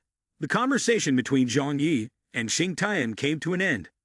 Zhang Yi leaned back on the soft sofa, the warm and gentle light from the lamp casting a glow over him. The young man began to think. 10 tons of food wasn't much for him. He could take it from the Xi Shan base's warehouse, or give him canned goods. Zhang Yi suddenly remembered. All right, there's also Wang Simming's warehouse. The canned food that hasn't been used up, that heavy stuff is filled with provisions, gathering enough 10 tons wouldn't be difficult. The issue of supplies was easily resolved for Zhang Yi. But the young man was worried about whether he could trust Xing Tian. He doesn't need to use this warehouse. If he weren't worried about dangers from the outside, he could go with Chun Lei to search for supermarkets buried under the snow to excavate and transport. But Zhang Yi doesn't want to be left with no results. It has been a long time since he last saw Xing Tian, and people can change easily. Zhang Yi carefully considers his strategy. I can agree, but only if part of the deposit is paid in advance. When the war is over, if the King Fu base meets my expectations, I will pay the remaining amount. This conversation with Xing Tian is a surprise for Zhang Yi. However, it provides the young man with extremely important information. First, Zhang Yi's refuge may face an alliance attack from the 4 most powerful forces in Tian High Sea. Second, this attack will occur in a short time. Zhang Yi is quite confident about the defensive capability of his refuge. These 4 houses do not have a character like Chandax Iran. They cannot dig up a missile to destroy the space below the 3rd floor of the refuge. Moreover, the conflict between them and Zhang Yi is not deep enough to warrant killing. If the benefits do not outweigh the risks, they will choose to abandon the attack. Zhang Yi thinks logically, preparing for the worst-case scenario. Then, a brutal battle to shake the entire force in Tian High City might result in peace. The young man decides to cooperate with the King Fu base. In the living room, a quick meeting took place. Zhang Yi gathered everyone together and announced the basic situation. When they learned that they would face an attack from the alliance of the 4 major forces, everyone's expression became extremely serious. The pressure this time could be more terrifying than when fighting against the Xi base before. However, Yang Sin calmly said, I don't think the situation is as bad as it seems. These four forces may be allied, but in reality, there is mutual caution among them. Only Yang Shang and Zhao Yu are the two bases that have conflicts with us. The Worship the Snow sect and the King Fu base have also only been pulled into this. Since there is no fundamental conflict, they will hesitate when attacking and may not exert their full strength, not causing casualties for us. If we can convince the King Fu base not to participate in the battle, our pressure will be reduced. Everyone nodded, agreeing that Yang Xin's words were reasonable. Uncle Wang also spoke up. Our biggest weakness is our small numbers. If the enemy has more troops, we will be at a disadvantage in distributing our forces. Zhang Yi suggested. We can use the defensive line to withstand the first wave of attack. The young man looked out the window and continued. The surrounding areas are not empty. Behind us are two low hills, forming a natural shield. With the heavy snow, the enemy cannot charge down from the mountains to ambush us. Therefore, we mainly face the enemy in front of us within an area of about 120 degrees. Zhang Yi pointed at the map, drew a line, and allocated firepower. We will concentrate our main firepower in this area. Our goal is not to defeat them, but to push them back, making them realize that we are the strongest force in the region. Zhang Yi continued. After the battle, I will negotiate with them, turning the surrounding hideouts into a no-go zone, preventing them from gaining access. At this moment, Shun Lai frowned with concern. But even when facing attacks from three sides at once, the pressure is still enormous. It seems that our first line of defense will be quickly overwhelmed, and we will have to retreat to the shelter to defend. Chun Lai continued. The current issue is that our two strongest points in defense are the refuge and the boss's space portal. But if the enemy attacks simultaneously with so many people and uses a variety of attack methods, what should we do if they find a way to breach the refuge? Chun Lai raised his hand. After all, the Yangsheng base holds a large amount of oil fuel that could use many large-scale equipment and transport them here. The enemy might even possess mutant persons with superpowers that we are unaware of. Chun Lai's words made everyone tense. Mutant persons have always been the most unstable factor. However, after hearing this, Zhang Yi remained quite calm. These issues do not need to worry everyone. If they actually happen, I will deal with them. Zhang Yi is a proponent of peace and does not like war, but that does not mean he is not strong enough. After the battle with the Xishan base, Zhang Yi absorbed the superpower energy of Lang Feng and four other mutant persons. The current strength level of the young man is something no one can fully comprehend. While everyone was engaged in lively discussions, Hua Hua, the cat lying next to Zhang Yi on the sofa, suddenly became alert and raised its head. Its multicolored eyes scanned outside the window, mewing several times. The cries were filled with caution. Seeing Hua Hua's serious expression, everyone felt tense and quickly turned to look outside. With the instincts of a mutated creature, Hua Hua had a much stronger intuition than humans, often detecting things that people did not notice. Outside, it was pitch black, with only a faint light glimmering on the surface of the snow. The snow was falling heavily, and the sound of the wind blowing seemed to indicate that something strange was slowly approaching through the snow. Something was getting closer. Zhang Yi did not hesitate. A golden gun appeared in his right hand. The young man quickly disengaged the safety and carried Hua Hua towards the window. The others quickly followed suit, not daring to be careless at this moment. They approached the window, and Zhang Yi took out a pair of binoculars to look outside. Eventually, the young man spotted a figure wearing a red cloak amid the snowstorm. It appeared to be an elderly person, struggling to step closer to them. Zhang Yi remained very cautious. Whoever it is should not be underestimated, even if it's an old man. In this freezing winter night, not only the elderly but even the young wouldn't dare to go out casually. Zhang Yi speculated that this might be a mutant person, but he was unclear about what faction this person belonged to and what their intentions were. Zhang Yi was uncertain, as no second person had been detected nearby. Theoretically, this man was alone. Either he was confident in his own strength, or he believed that Zhang Yi and his group would not act against him. Whichever possibility it was, he must have a trump card. At this moment, Zhang Yi heard Uncle Wang speak, his voice filled with astonishment. I recognize him.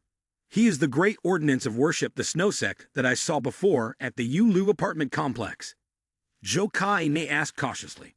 Worship the snow sect? What do they want by sending someone this time? Everyone echoed that name. Worship the snow sect is one of the 4 major forces in Tianhai City at present, and it is also the most mysterious and unusual organization. Zhang Yi grew serious, unconsciously linking it to the phone conversation with Xing Tian earlier today. The King Fu base and Worship the Snow Sect have no direct conflict with Zhang Yi. They are caught up due to the Yangshan base and the Zhao Yu base. But everyone knows that without benefits, no one wants to get involved. Therefore, Xing Tian discreetly contacted Zhang Yi, hoping to avoid war as long as a sufficiently large benefit can be obtained. While Zhang Yi was deep in thought, the clear but cold voice of Yang Xin echoed from nearby. As far as I know, Worship the Snow Sect and several other major forces in Tianhai City have always had an uneasy relationship. If you want to break their alliance from within, then Worship the Snow Sect is the best breakthrough point.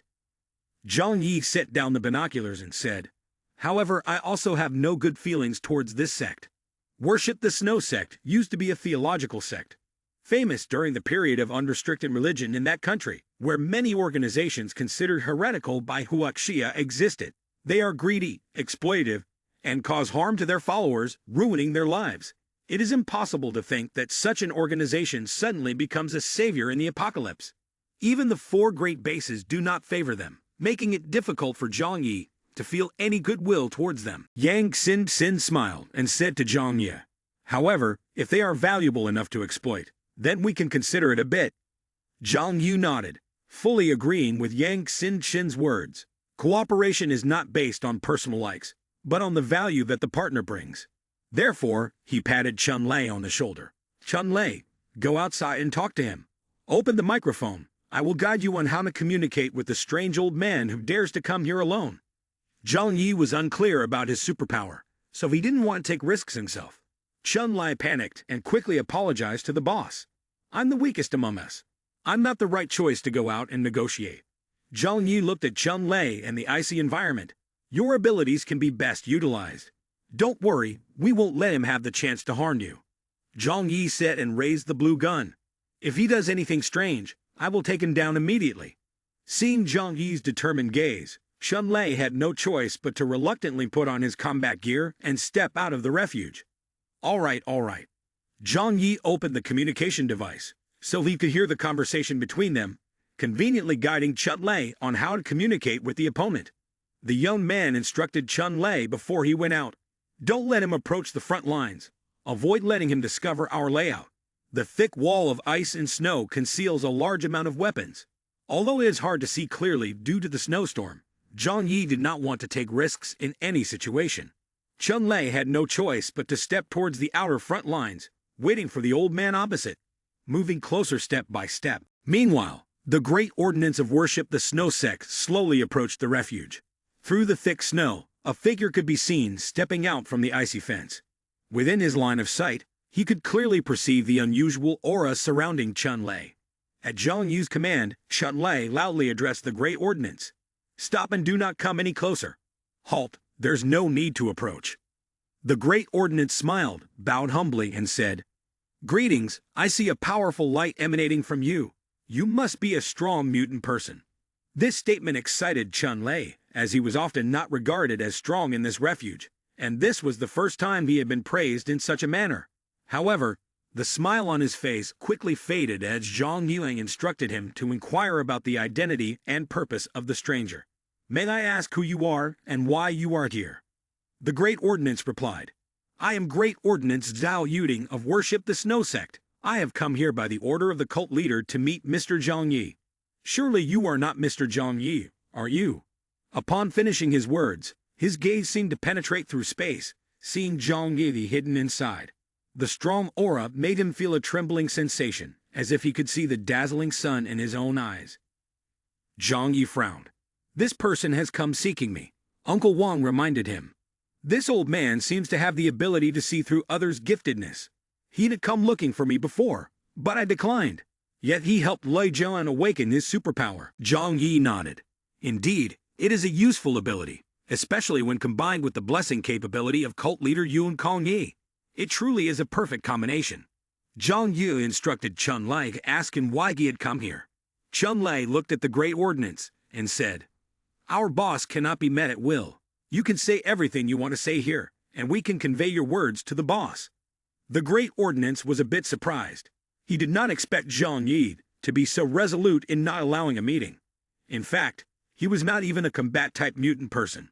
Even standing in front of Zhang Yi, he did not pose a threat. However, he greatly appreciated Zhang Yi's approach. During the apocalypse, mutant persons often acted aggressively, and vigilance was always a matter of survival. The Great Ordinance said, "I have come here at the order of the cult leader, bringing important news for Mr. Zhang Yi. 3 days from now, the Yangsheng base, Zhao Yu, and King Fu will join forces to attack your refuge." Zhang Yi was not too surprised by this information. The young man had already learned the time of the attack, so it became clear why Xing Tian and the people of Worship the Snow Sect contacted him today. They didn't have much time left for negotiation. The Great Ordinance suddenly stood up straight and said seriously, "These ruthless warlords are delusional, plotting to destroy our beautiful home. They even want to deceive my cult leader to initiate an attack against you. We, Worship the Snow Sect, have always been loyal and served the divine, spreading love and peace to humanity. Therefore, we strongly oppose their proposal." Therefore, Great Ordinance looked introspectively towards the shelter, hoping to collaborate with Mr. Zhang Yi. Upon hearing Great Ordinance's words, the smile on Zhang Yi's face gradually shifted. Finally, it had arrived, just as predicted, with like-minded thoughts. In Tianhai City, the 4 major forces always have conflicts. There is no unity to speak of. As long as the benefits are substantial enough, they are willing to betray each other. Whether it is the King Fu base or Worship the Snow Sect, both are waiting for opportunities to betray each other. Now, whoever can bring greater benefits will then be supported. Zhang Yi felt more at ease. The greater the conflicts among them, the higher Zhang Yi's chances of winning in the upcoming battle. The young man signaled Chun Lei to ask, "Are you saying that Worship the Snow Sect might not participate in this attack against us?" But unexpectedly, Great Ordinance shook his head. "If that were the case, how could we call it cooperation? Worship the Snow Sect aims for love and peace, firmly opposing all malevolent forces. Therefore, our cult leader hopes to collaborate with you, to jointly combat the remaining forces." At this moment, Zhang Yi's gaze became sharp. Worship the Snow Sect indeed harbored great ambitions. They even wanted to ally with him to confront other forces. Zhang Yi also heard Yang Xin-Chin mention that Worship the Snow Sect constantly conflicts with other forces, perpetually experiencing disputes. If they have the opportunity to attack other forces, they would certainly not miss it. "We Worship the Snow Sect, just like you, lack a background and support. The other forces all fear our rise. We are the same as you, oppressed by other forces, impacting our survival needs. We should unite against the dominance of those forces." Zhang Yi spoke to Chun Lei, asking them what they needed to do to prove their sincerity if they wanted to cooperate. Great Ordinance smiled upon hearing the question. "Our cult leader knows that Mr. Zhang Yi is a careful person. Without substantial evidence of our sincerity, it would be impossible to make him trust the sincerity of Worship the Snow Sect. Therefore, I have come here this time to present to you a sacred item of Worship the Snow Sect. Surely you will understand our intention." Great Ordinance said this and took out a small wooden box from his person, handing it to Chun Lei. "This is the sacred item of Worship the Snow Sect, Ice Beat."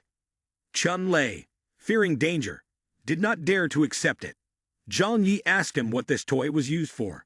The name sounded mysterious, but no one knew the function of this toy.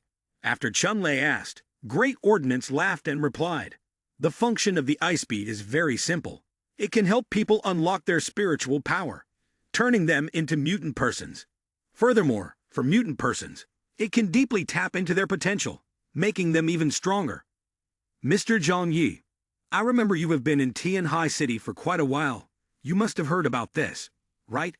A look of surprise flashed in Zhang Yi's eyes. Could this be a miraculous ability like that of Yuan Kongyi?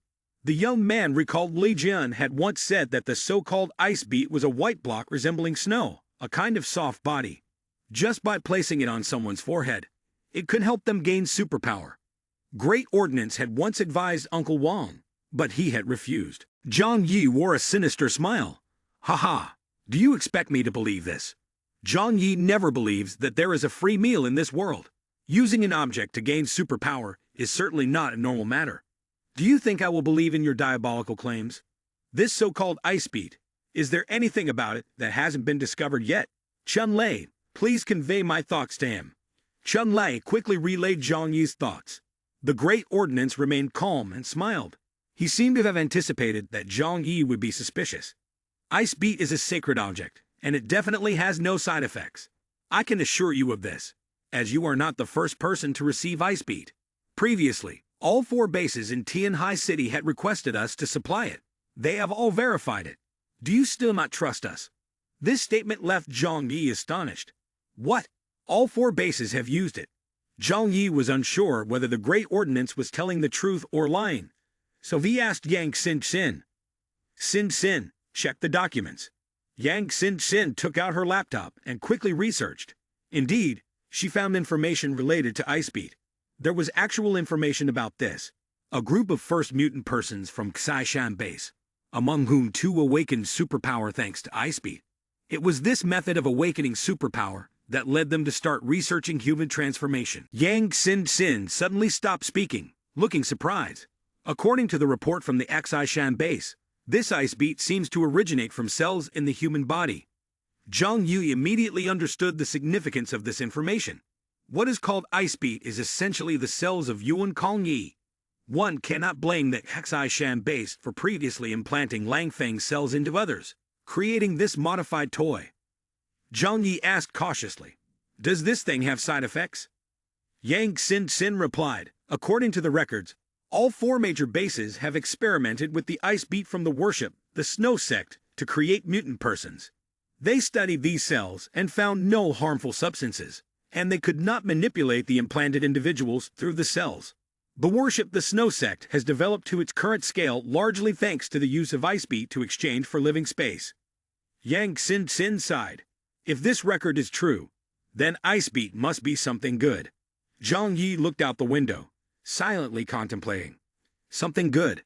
It can transform ordinary people into mutant persons without risk of death, or help mutant persons unleash their potential. No, the young man does not believe in such good things. Even if it truly exists, there would certainly be side effects. And even without side effects, Zhang Yi wouldn't dare to use it, because the young man always judges everything unclear with the deepest skepticism. Zhang Yi narrowed his eyes and coldly asked, "Ask him if this toy can be used on ordinary people." The young man thought to himself, "I also don't believe there is such a good thing, and even if there truly is, it will definitely have side effects." After Chun Lei asked, Great Ordnance provided an answer. Its effectiveness depends on the potential of each individual, so it varies. We have tested it, and found that when used on normal people, it only produces weak effects, but it can certainly provide some extraordinary abilities, so using it on a mutant person is the most suitable. Zhang Yi hesitated and then immediately replied, "Fine. Since you brought this from afar, I will accept it. Chun Lei, take it. I will consider how to use it later." Great Ordnance did not hesitate and handed the item to Chun Lei. Seeing Great Ordnance act casually, Chun Lei boldly asked, "Aren't you afraid we will refuse to cooperate with you? I mean, are you being a bit too generous?" Great Ordnance smiled mischievously. "After all, the major forces uniting to attack us cannot change the outcome. Even if we cannot cooperate, making you stronger to kill more enemies is also beneficial for us. For us, there's no loss." Chun Lei thought to himself, "This old man really knows how to calculate." Zhang Yi continued to ask, "I understand that you want to use us to weaken other bases, but what is your purpose in cooperating? Clearly, you didn't come just to demand benefits." Great Ordnance continued, "At that time, we will pretend to attack your hideout together with them. Of course, we will dispatch troops but not exert any force nearby, creating a facade of an attack. However, once they reveal a flaw, we will stab them in the back." After hearing Great Ordnance's words, Zhang Yi thought to himself, "Indeed, a group of conspirators. Worship the Snow Sect is truly calculating to the extreme." This statement made it seem as if they were standing on the sidelines, waiting for Zhang Yi and the other factions to battle fiercely before jumping in to reap the benefits. Furthermore, whether they actually attacked or not would depend on how Zhang Yi and his group's forces performed. If Zhang Yi and his team were quickly defeated by the alliance, Worship the Snow Sect would pretend to be oblivious. This plan indeed resembled a scheme, sitting back to benefit without any risk, and Zhang Yi had no way to refuse, because compared to a certain enemy, a possible ally capable of providing assistance is the better choice. Thinking of this, Zhang Yi said, "I understand. If that item truly has an effect, I will agree to your proposal." Zhang Yi decided to test the effectiveness of Ice Beat before making a decision. Great Ordnance smiled. "I am sure you will be very hopeful. We have shown our goodwill. Mr. Zhang Yi should also demonstrate a bit of goodwill, right?" Zhang Yi coldly asked in return. "We are currently locked in the toughest battle. What more do you want?" Great Ordnance waved his hand hurriedly. "You misunderstand our intentions.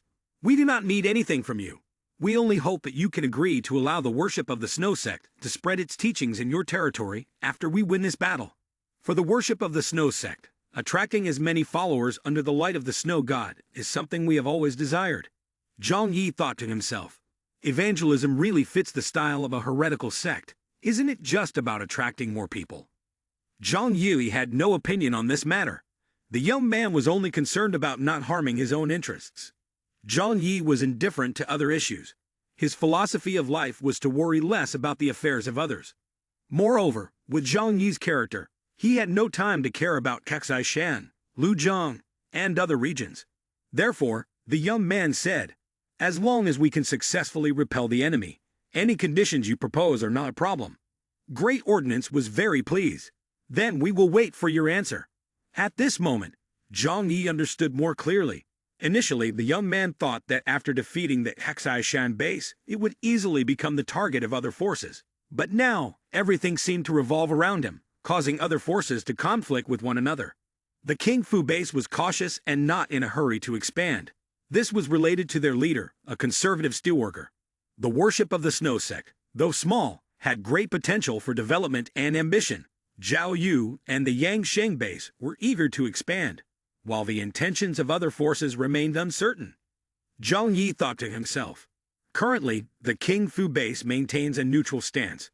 There is a chance to keep them from interfering. The worship of the Snow Sect wants to cooperate with me to betray other forces." Zhang Yi smiled enigmatically. The situation was becoming more and more interesting. Although the young man did not fully trust these two forces, as long as reasonable benefits could entice them to betray Zhao Yu and Yang Sheng, it wouldn't be too difficult. At that time, it would not be the allied forces that surrounded and attacked Zhang Yi, but Zhang Yi who would take the initiative to strike, collaborating with internal allies to deliver a strong blow to them. However, what Zhang Yi found most interesting at the moment were the two ice beats. Chun Lei asked, "Brother Zhang, how do we handle this thing?" Chun Lei held the small wooden box with a hint of worry, fearing that it contained a bomb. Zhang Yi said, "Don't worry, just bring it here." Chun Lei carefully brought the wooden box to the door. Zhang Yi then stored it in the superpower space. Whether it was spying equipment or explosives, it could be handled well in the superpower space. The young man only saw two white spherical crystals emitting a cold aura, occasionally shifting gently. After confirming everything, Zhang Yi opened the wooden box to inspect it and found no abnormalities. Zhang Yi observed and contemplated. Is this really the ice beat? This item had been used by the 4 major bases, which meant it was stable and reliable. The 4 great bases were not fools. If it had side effects, they wouldn't use it. Zhang Yi had also seen Lei Zhan use it, and afterward, no unusual situations had appeared. Could it be that Yuan Kong Yi's ice beat was really just the key to unlocking superpower? Zhang Yi murmured for a while, and then suddenly burst out laughing. What a joke! I don't believe there is anything this good in the world. In his heart, Zhang Yi still wasn't completely convinced. If it were just the people from the 4 great bases using it, that would be one thing. But the problem was that the Great Ordnance had used it on Lei Zhan. In this apocalyptic world, everyone felt uneasy. People were considering ways to become stronger to protect themselves. Is there anyone who is truly selfless enough to help others? Who is altruistic enough to help others? But given the nature of the worship of the Snow Sect, Zhang Yi couldn't trust them. Even if you were genuinely kind and wanted to bless the world, I still wouldn't believe it. Zhang Yi always adhered to a simple principle. Except for himself, he should always doubt everyone and everything. He also never wanted to take risks. However, the temptation of 2 ice beats that could create 2 mutant persons was too great for him to ignore. While Zhang Yi was deep in thought, the burning gazes of everyone focused on him. Zhang Yi felt the atmosphere around him change and couldn't help but look up. He saw Zhu Kai Ni, Yang Mai, and Lu Qiran all looking at him with eager eyes. The conversation between Zhang Yi and Chun Lei had been heard by everyone, and they also knew about the existence of the ice beats. The 3 women lacked superpowers, so they could only do logistical work, especially Yang Mai, whose desire was the most obvious. Compared to the other girls, she had less utility. At present, she was almost just a homemaker, managing household affairs and helping Zhang Yi relieve pressure. She really wanted to obtain the ice beat to become a mutant person. Yang Xin-Xin, though an ordinary person, appeared quite calm, showing no change in her gaze. With Yang Xin-Xin's intelligence, she could naturally guess that the ice beats might contain side effects. The members couldn't hide their curiosity. Yang Mai was the first to speak up. Zhang Yi, should we use the ice beats? Her question reflected her caution and insecurity. Such a good thing made her worry that she might not be worthy of using it. Zhang Yi looked at them, and he actually had an intention in mind. It would be a pity not to use the ice beats. But he was not confident about using it on his important friends. Therefore, he needed someone to experiment with. Zhang Yi returned to the sofa and sat down slowly. Everyone else also sat down, wanting to see what plan he had. First was the handling of the ice beats, and second was the next combat plan. After all, according to the Great Ordinance, the Alliance would come to attack in 3 days. Zhang Yi saw the eager eyes of the women and decided to first address the ice beats issue. He calmly said, "You all just heard.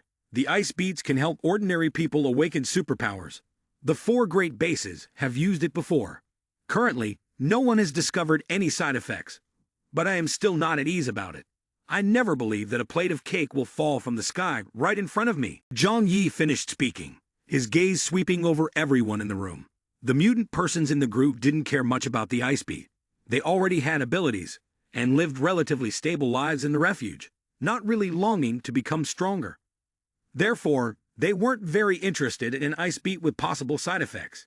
Aside from Yang Xin-Xin, the regular people all expressed a strong desire. Even ordinary people would want to become mutant persons and possess extraordinary abilities in the apocalypse. The more power one has, the higher the chance of survival. Zhang Yi looked at them and said, "You need to think carefully. I will only use one of these 2 ice beats.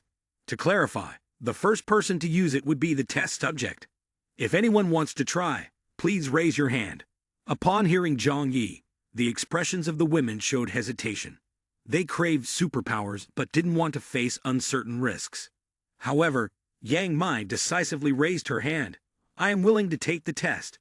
A determined light flickered in her eyes. As a woman who wanted to be strong, she didn't want to be just a worthless figure. When Yang Mai raised her hand, Zhou Kai Nei quickly followed suit. Zhou Ha Mei, despite appearing hesitant, also raised her hand. Zhang Yi nodded and smiled at Yang Mai. Her resolve was very strong. Thus, I decided to let her use 1 ice beat. Yang Mai, with her eyes full of joyful excitement, tightly embraced Zhang Yi's neck. "Thank you so much, Zhang Yi. Thank you for giving me such a great opportunity." Zhang Yi looked at her intently. "You're silly. My love for you is as deep as the ocean. Who else could I care for if not for you?" Although he said this, Zhang Yi thought differently in his heart. The one he truly deemed suitable had already been identified, and it was definitely Yang Mai. Firstly, if considered as an experiment, that person must be the least influential. If an unexpected event occurs, the damage would not affect the normal operation of the refuge. In this regard, the only candidates in the team are Yang Mai and Zhou Ha Mai. Zhu Kai Nai is a doctor, and Lu Qiran is a key technical staff member. They cannot participate in the experiment. Secondly, this person needs to be easily controlled, as Zhang Yi is also uncertain about what effects the ice beat will produce after use. If there are no side effects, it would be a waste of effort to create a mutant person. Therefore, that person must be someone he can control. Considering both factors, Yang Mai is definitely the most suitable choice. Yang Mei can actively step forward to accept, which would not waste any of Zhang Yi's efforts. Zhang Yi asked Yang Mai to sit down, then he discussed the next strategy with everyone. The current situation has changed. Both bases can be exploited.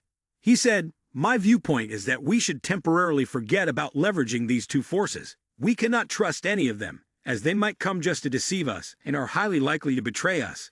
Therefore, we still need to prepare well to face the forces from all four directions. But if any incidents occur on site," Zhang Yi smiled slyly, crossed his arms over his chest, and said suggestively, "Our shelter will become their grave." The battle plan did not change much, only adding the ability to adapt flexibly. It is necessary to consider that the two forces may become an uncertain factor, and no loophole can be overlooked. After the discussion, what everyone was most looking forward to was using Ice Beat on Yang Mai. Everyone was curious about its miraculous effects and how to use it. The method of use was quite simple. According to the Great Ordinance's instructions before leaving, one just needed to place it on the forehead. It would automatically integrate into the owner's body. For safety reasons, Zhang Yi chose a sturdy room, and then restrained Yang Mei on the bed to conduct the experiment. Yang Mei appeared eager and tense. She was so excited that her whole body trembled lightly, waiting for the turning point of her fate. Zhang Yi held the clamp and gently placed an ice bead on Yang Mei's forehead. Everyone held their breath, tense yet full of anticipation, observing the scene before them. When the ice bead touched her skin, delicate curves appeared like tentacles, sticking to her head. Moments later, everyone witnessed the ice bead melt like snow into Yang Mei's head. It was a phenomenon of integration, as the cells completely merged with the person's body. Yang Mei's gaze became vacant, losing focus. The entire process happened quickly. In less than 2 seconds, the ice bead had fully integrated into her head, leaving only a white streak on her forehead. The shimmering light then disappeared, her face revealing signs of exhaustion, and she quickly fell into a deep sleep. Zhang Yi said to everyone, "Next, we need to observe her transformation. Let's step outside first. The room has a surveillance system and walls made of alloy. Any unexpected incident can be dealt with promptly." The effect of the so-called ice beat will soon be known to Zhang Yi. He instructed everyone to remain vigilant in the coming days, as the Great Ordinance regarding an attack in 3 days could be a ruse. Currently, no one can be trusted, and a large military force could attack tonight. Everyone knew that this war should not be taken lightly, so they returned to prepare. However, the preparation was merely a review of what had been previously arranged. After everyone left, Zhang Yi called Zhu Kai Mei back. "Kai Mei, you are in charge of monitoring Yang Mei, in case she shows any abnormalities. Make sure to administer a muscle relaxant and a certain sedative to her." Zhou Kai Ni nodded. "Okay, I will go get the medicine right away." Her expression became sad, as if she felt a bit jealous and dissatisfied. Zhang Yi couldn't help but smile. He understood why Zhou Kai Ni was not happy, because he had decided to use Ice Beat for Yang Mai instead of her. He took Zhu Kai Ni's hand and gently stroked her cheek. "Silly girl, do you really think that my not letting you use Ice Beat means I care about her more? On the contrary, it's because I care about you more. My feelings for you are as long as the Great Wall. I'm worried that Ice Beat might have side effects, which is why I didn't let you use it. Don't you understand my heart?" Zhou Kai Ni looked at Zhang Yi in surprise. "So that's how you think?" Zhang Yi held her hand and said with a smile, "Never trust something given by a stranger. In the apocalypse, any carelessness can be deadly. You are an incredibly important doctor in our team. With your abilities, you are even more crucial than a mutant person. But Yang Mai is different. She has to risk everything to prove her worth. That's why I chose Ice Beat for her. Do you understand what I mean now?" After hearing Zhang Yi's explanation, Zhu Kai Ni finally understood his dilemma. She felt warm inside, realizing that Zhang Yi didn't let her use Ice Beat because he valued her abilities and wanted to protect her. Zhou Kai Mei pursed her lips and accepted Zhang Yi's explanation. "Oh, I understand now." And she went to the medical room to prepare the medicine obediently. The current situation has become complicated. The major forces in the city of Tianhai are not harmonious and frequently dispute with each other.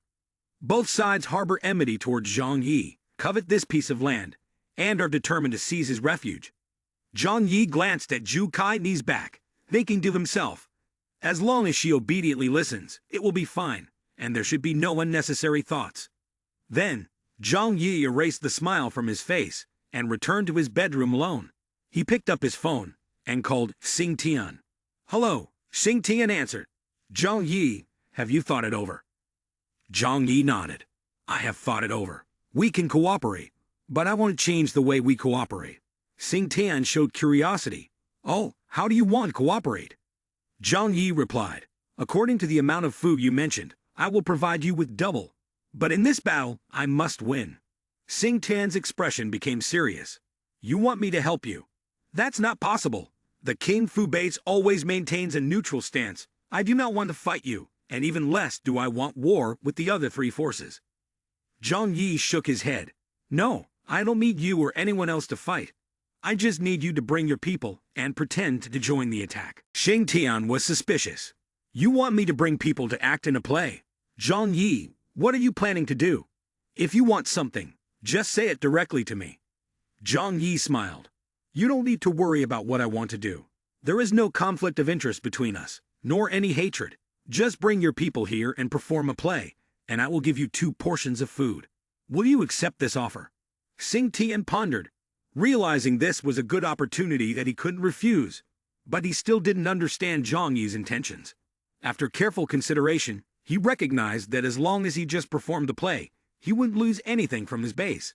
It was clear that Zhang Yi did not intend to harm him. Therefore, he laughed heartily. "Ha ha ha. Great, I can't refuse such a good opportunity. But first, you need to bring the food up front to show good faith." Xing Tian thought to himself, "In any case, agreeing doesn't cost me anything. An opportunity like this would be a waste to miss." Zhang Yi said, "I will give you 1/3 upfront as a deposit. After the task is completed, I will give you the remaining part." Xing Tian thought for a moment, and then agreed. "Good. Tomorrow, at 2:30 p.m., we will meet at the original location of the Xishan base to conduct the transaction." "Okay, it's settled then." After the conversation, Zhang Yi's plan gradually became clear. He placed the phone down on the bed and continued to think. He could have chosen for the King Fu base not to participate in the conflict, but instead opted to pay a higher price, inviting them to join as a true ally. This approach served 2 important purposes. First, if the King Fu base chose not to engage, Zhao Yu and the Yang Sheng base would be more vigilant and cautious, as they guarded against the worship, the Snow Sect. If the worship, the Snow Sect, were to truly betray them, the outcome would not be as favorable as expected. However, with King Fu's participation, Zhao Yu and the Yang Sheng base would feel more confident. At first glance, they seemed to be allied with the King Fu base and the worship, the Snow Sect, but in the worst-case scenario, they could join forces to attack. Zhang Yi thought, if that happens, at worst, I can abandon the 2-story structure above ground and retreat underground, where the defenses are stronger. This is the worst-case scenario. Once it comes to that, I must make those people pay dearly. It was well past midnight when Zhang Yi's door was suddenly knocked on loudly. "Zhang Yi, Zhang Yi. Yang Mai, she has changed." Outside, Zhu Kai Ni's worried voice was heard. Zhang Yi hurriedly got up from the bed and said, "Let's go check." If he found that Yang Mai exhibited signs of losing control, he would not hesitate to eliminate her ability to act, even killing her if necessary. A mutant person is an existence full of uncertainties. Zhou Kai Nai followed Zhang Yi closely, sensing his abnormality to the point of not daring to breathe loudly. Zhang Yi and Hua Hua entered the room. Currently, the unusual signs such as sweating and flushing on Yang Mei's body have disappeared. She is gasping for breath while lying in bed, unable to move due to the effects of the injected medication. "Yang Mei, Yang Mei." Zhang Yi calls gently, without approaching. Yang Mai slowly opens her eyes, sees Zhang Yi, and tries to put on a happy smile. "Zhang Yi, I have succeeded." Hua Hua suddenly jumps onto the bed, walks a few steps on Yang Mei, and then looks at Zhang Yi with a calm gaze. Zhang Yi feels at ease upon seeing this. A cat's intuition is 100 times stronger than that of a human. If there were any abnormalities with Yang Mei, even a slight change in her breath, Hua Hua would definitely notice. Hua Hua is signaling that Yang Mai is perfectly fine, still a familiar woman. Zhang Yi thinks to himself, "Am I worrying too much? Ice Beat has been verified by the 4 great bases. There is no issue, and it does not cause any side effects." However, he quickly dismisses this thought. It's always good to be cautious, and to prioritize suspicion over trust. Zhang Yi does not release Yang Mei from her restraints but asks, "How you feel now? What ability have you awakened?" When a mutant person awakens their ability, they will immediately know what it is, just like someone growing an extra arm, clearly feeling its existence and how to use it. Yang Mei closes her eyes to sense her new ability, then suddenly laughs and says, "Huh, I really am only suited for housework." Her face does not show disappointment. On the contrary, she seems very satisfied with her ability. She introduced herself to Zhang Yi. "My ability is to create food that helps others recover their expended superpower." She continued, "It is indeed a supportive ability, which is also good. I am not very skilled in combat anyway." Zhang Yi looked at her attentively. "That is truly a useful ability. While fighting, we won't need to worry about exhausting our superpower too much." He turned to Zhu Kai Nei. "Kai Nei, please help her untie her bindings." Zhu Kai Ni, with admiring eyes, stepped forward to help Yang Mai remove the ropes.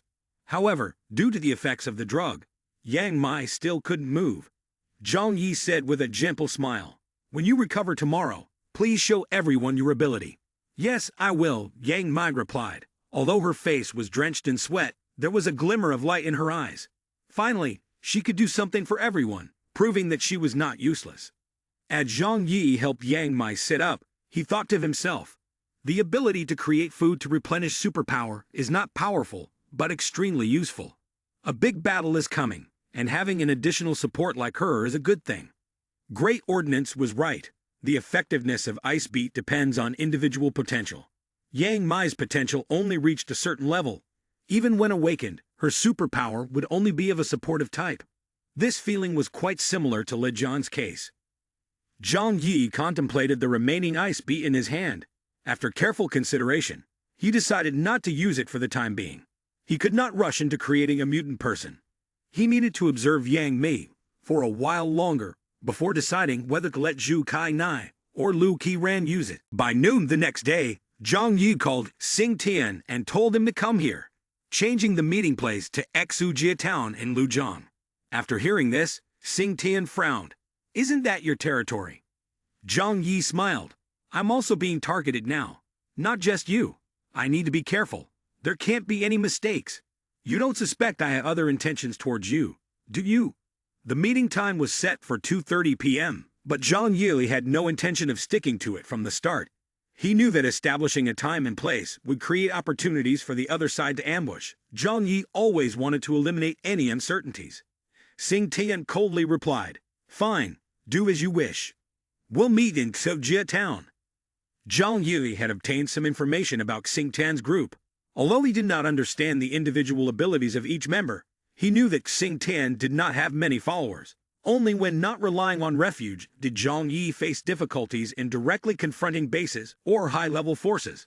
The distance from King Fu's steel mill to Yunka Manor was about 100 kilometers. Xing Tian and his group rarely left their territory.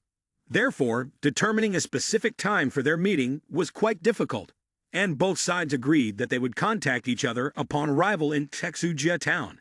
Their group moved slowly, which made Zhang Yi suspicious of the convenience of the transportation they were using. However, while acting in his own territory, he did not feel afraid. Zhang Yi called Uncle Wang and Chun Lei along with Hua Hua to prepare to leave. Meanwhile, Liang Yu was still lost in her own world, unable to find a way out. She became strange, no longer complaining to anyone, but sitting alone in her room every day, holding her sword in silence and reflecting. Zhang Yi was unsure whether her current state was good or bad, so he decided not to disturb her and did not invite her to join the action. Their group got into the car and carefully made their way to the riverbank on the other side. Xing Tian and his group had arrived in Exujia Town, just as Zhang Yi had predicted, and their means of transportation was quite simple. They used dogs to pull sleds. This was not surprising, as no one expected a group of steelworkers to be able to improve vehicles, especially since they lacked fuel sources like in Yangsheng or Zhao Yu. Their sled dogs were very large, with a strong resistance to cold. They were easy to care for, and could eat a variety of foods. The workers in the group were also skilled in dog training, enabling the dogs to be both effective in combat and in pulling sleds. On the back of one of the dogs sat a pretty little girl, her eyes facing forward in the cold wind. When Hua and the sled dog saw each other, both bristled and growled. The girl on the sled gently stroked the dog's head. You, be good. Don't bark at people anymore. Xing Tian was not wearing combat gear but was still dressed in the gray-blue work clothes of a lamorer. He didn't even wear a padded jacket despite the extremely cold weather, yet he didn't flinch or grimace at all. His small but agile body seemed to be made of steel, with well-toned muscles. The workers around him were equally impressive. Working year-round in the steel mill made them look as sturdy as if they were made of metal. No one wanted to confront an army as solid as steel. Ha ha ha. Long time no see, old classmate. Xing Tian suddenly laughed loudly. I didn't expect after 10 years without seeing each other, we would meet again in such circumstances. Zhang Yi smiled. Indeed. I thought we would meet at a class reunion, having a few drinks together. Looking at how well you have integrated and stabilized yourself now, you have done quite well and become an important figure in Tianhai City. Xing Tian sighed. Who would have thought that someone like me, who was insignificant in school, would have come this far? Although it was a sigh, it was essentially boasting. Zhang Yi smirked, knowing that Xing Tian was someone who longed for praise and admiration, to make up for the years of insecurity and insignificance in the past. According to the agreement between the two parties, Zhang Yi took out 1/3 of the food as a deposit to hand over to Xing Tian. Xing Tian had gathered enough people, and the sled team was not small, capable of hauling all this food back. Obtaining food without having to battle for it made Xing Tian very excited. Zhang Yi deliberately put on a pained expression, which made Xing Tian even more pleased. Xing Tian laughed and said, Zhang Yi, you don't need to regret this food. Collaborating with our King Fu base will definitely be worth it. Zhang Yi smirked, narrowed his eyes, and said to Xing Tian, do you remember? Back in high school, I fought with those guys from the neighboring class. Xing Tian nodded, recalling that it indeed happened. It seems like those hoodlums were teasing our classmate, Fan Xingsheng. The person Fan Xingsheng secretly loves is you, Zhang Yi continued. At that time, the 5 of them were attacking me alone. I knew I couldn't win, so I grabbed the smallest one and hit him, causing him to lose 3 teeth. Zhang Yi pointed at Xing Tian, his gaze gradually becoming fierce. This time, I will give you food, hoping that you will honor our agreement. But if you betray me, even if your whole group comes to attack, I will not hesitate to ignore the others, just to drag you down with me. Zhang Yi continued. At that moment, the 2 of us will die together, and we'll see if your King Fu base in Tianhai can survive. Xing Tian was terrified by Zhang Yi's words, instinctively swallowing hard. Ha ha, Zhang Yi, don't underestimate me, Xing Tian replied, always living by a sense of righteousness. Just wait and see. Zhang Yi smiled. If that's how you feel, then that's good. I don't wish for my old classmate to go through a bloody ordeal. Xing Tian ordered his men to bring the food and left Sojia town. Before leaving, he remained cautious, occasionally turning back to glance at Zhang Yi. In fact, his original plan was to ask for some women from Sojia town, but he had forgotten about that. After they left, Zhang Yi also called Uncle Wang and the others back to the refuge. Let's go. We need to prepare for an upcoming battle, Uncle Wang said. I hope our food supply doesn't turn out to be in vain. Otherwise we'll be wasting everything. Zhang Yi countered. The supplies for them are just from the things we took from the Xishan base. Those things aren't that great. As long as there is peace, with my abilities and Chun Lei's, we can have anything we want. No need to regret. Uncle Wang laughed and said, I'm just worried that we're inviting trouble for ourselves. If they betray us, we'll suffer a huge loss. It's really frustrating to treat someone well, and then have them act contrary to that. No, they probably wouldn't dare, Zhang Yi said in a calm but confident tone. Even though over 10 years have passed, Xing Weinen's character hasn't changed much. A person's nature is very hard to change. From a low-level character like Xing Tian, he has become the leader of a large power with strong super abilities, which means he has exceptional leadership and intelligence. Therefore, his way of working is very cautious, unwilling to risk war with others. He was very afraid of losing what he had, clinging to what he possessed, and not daring to take risks to attack. I have made him see the benefits of not risking a fight with us, Zhang Yi continued. He chose not to take action, but still gained the greatest advantages. In fact, most people have a mindset like that, and Zhang Yi was no exception. He put himself in the shoes of others, thinking. If he were Xing Tian, in a situation where he could not determine the strength of the opponent, he would gladly accept the food and leave. After all, 10 beasts in the forest are not as valuable as a bird in hand. Of course, we cannot rule out the possibility that they might betray us. After all, we have also prepared to deal with every potential scenario. Zhang Yi and the group returned to the refuge. As soon as they entered the living room, they smelled the familiar aroma of food. But today, this scent was even more intense, uplifting everyone's spirits as soon as they caught a whiff of it. Zhang Yi's eyes shined. He guessed who was cooking. Upon entering the kitchen, he indeed saw Yang Mei, who was slowly recovering, focused on her cooking. Several women around her were captivated, completely enchanted by the delicious aroma of the food. When Yang Mei saw Zhang Yi return, her eyes lit up. She excitedly said, "Zhang Yu, I have learned how to use the superpower. Come quickly to try the dish I made." Zhang Yi's eyes sparkled. He smiled and said, "Oh, you have mastered it already. That's wonderful." He calmly changed into a set of clothes, then walked towards the kitchen. Zhang Yi cheerfully asked everyone, "It seems like everyone has enjoyed Yang Mei's dish, right?" Lu Qiran excitedly nodded.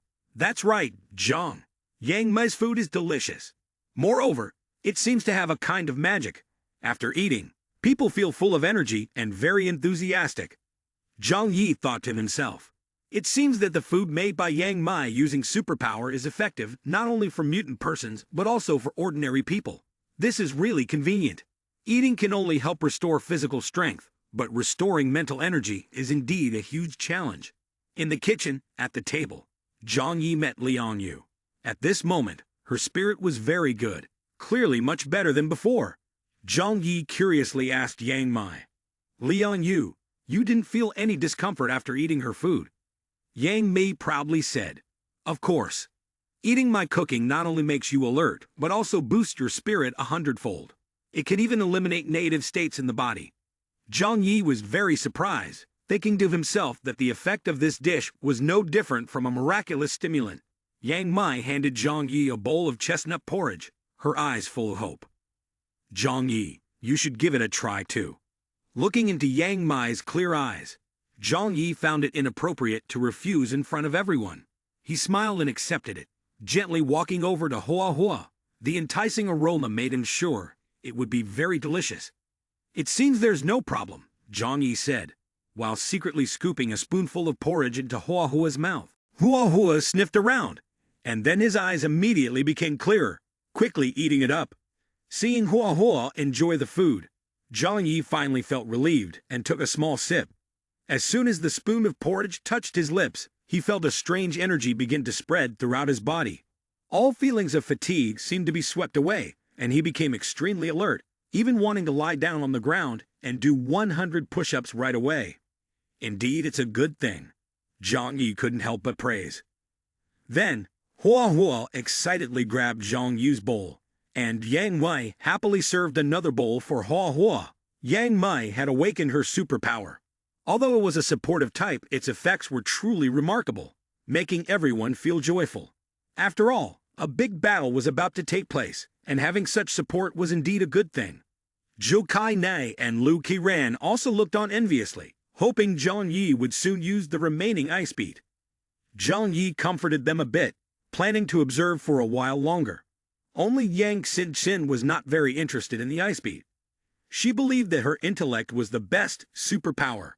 On the contrary, using the ice beat might only add unnecessary burden for her. Initially, Zhang Yi only conducted a hasty experiment once, but after not discovering anything unusual, he felt completely at ease. He continued to ask Yang Mei for detailed information about her superpower. Yang Mei did not hold back, describing her abilities in detail to Zhang Yi. Since she had just awakened her superpower, she could only conjure a limited amount of food each time, about 5 servings per portion. The strength of this ability lies in its capacity to quickly restore a person's state, including the superpowers of mutant individuals. After hearing this, Zhang Yi asked Yang Mei, "Can your superpower in food production preserve its effectiveness? I mean, does its effect diminish over time?" Upon hearing this, Yang Mei appeared uncertain. "Actually, I have never tested it on others, but I tried it on myself and found that freshly prepared food is more effective."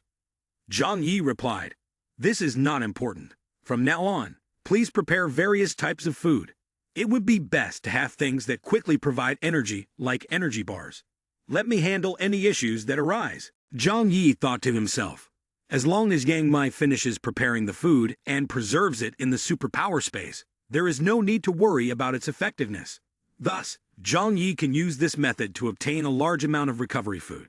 In the future, those with superpowers will undoubtedly become the main force on the battlefield, and this type of food will become a strategic resource. According to information from Worship the Snow Sect and Xingtian, 3 days later, the major forces will unite and attack Zhang Yi's refuge. This battle, in name, is to avenge Zhang Yi for killing a member of the 2 major bases. In reality, everyone knows this is just a way to carve up territory and cleanse the sphere of influence. 3 days later, the 4 forces left a portion of their defensive strength at the base. The rest, under their leadership, headed towards Lujiang, which is next to the Yun commander. They had thoroughly negotiated and decided to begin their attack at 2 p.m. Since they could not foresee the scene inside the icy barriers, they could not anticipate everything.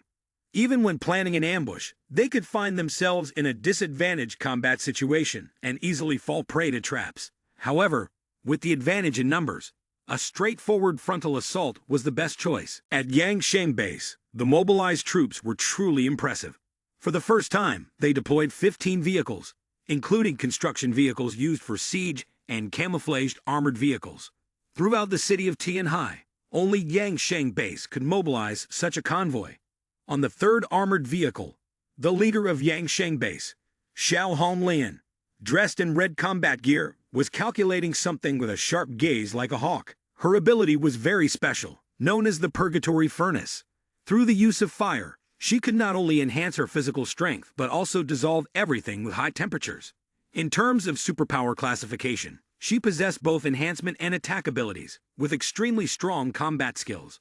Because of her exceptionally bright flames, her combat outfit was also a vibrant red. The convoy was heading towards Yun Commander.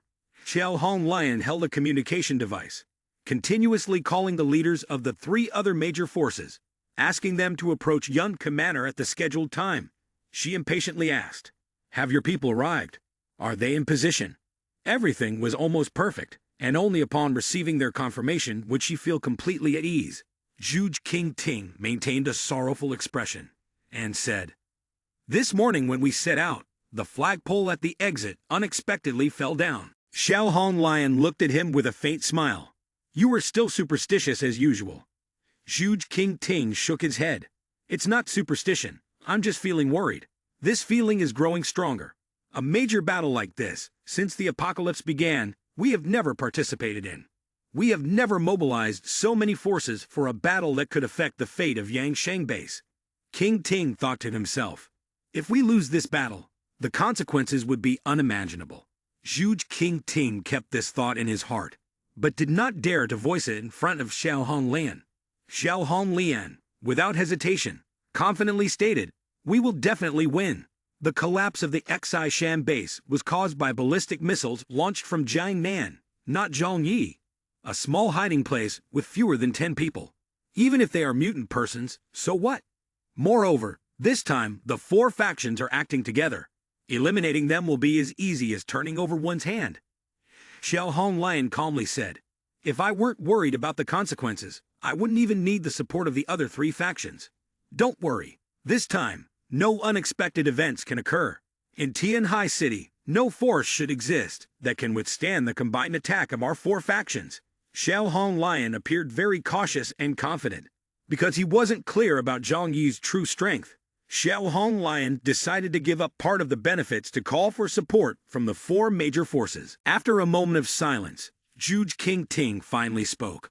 "I worry that the others are unreliable." Xiao Honglian unexpectedly burst into laughter. "Ha! Of course they are unreliable. They are all just bloodthirsty savages. As soon as they smell blood, they will fight each other to join the battle." She stopped laughing, her eyes sharp as a knife. "That's why they can be trusted. At least in this battle, because Zhang Yi is like a juicy piece of meat. They will scramble to get the biggest bite.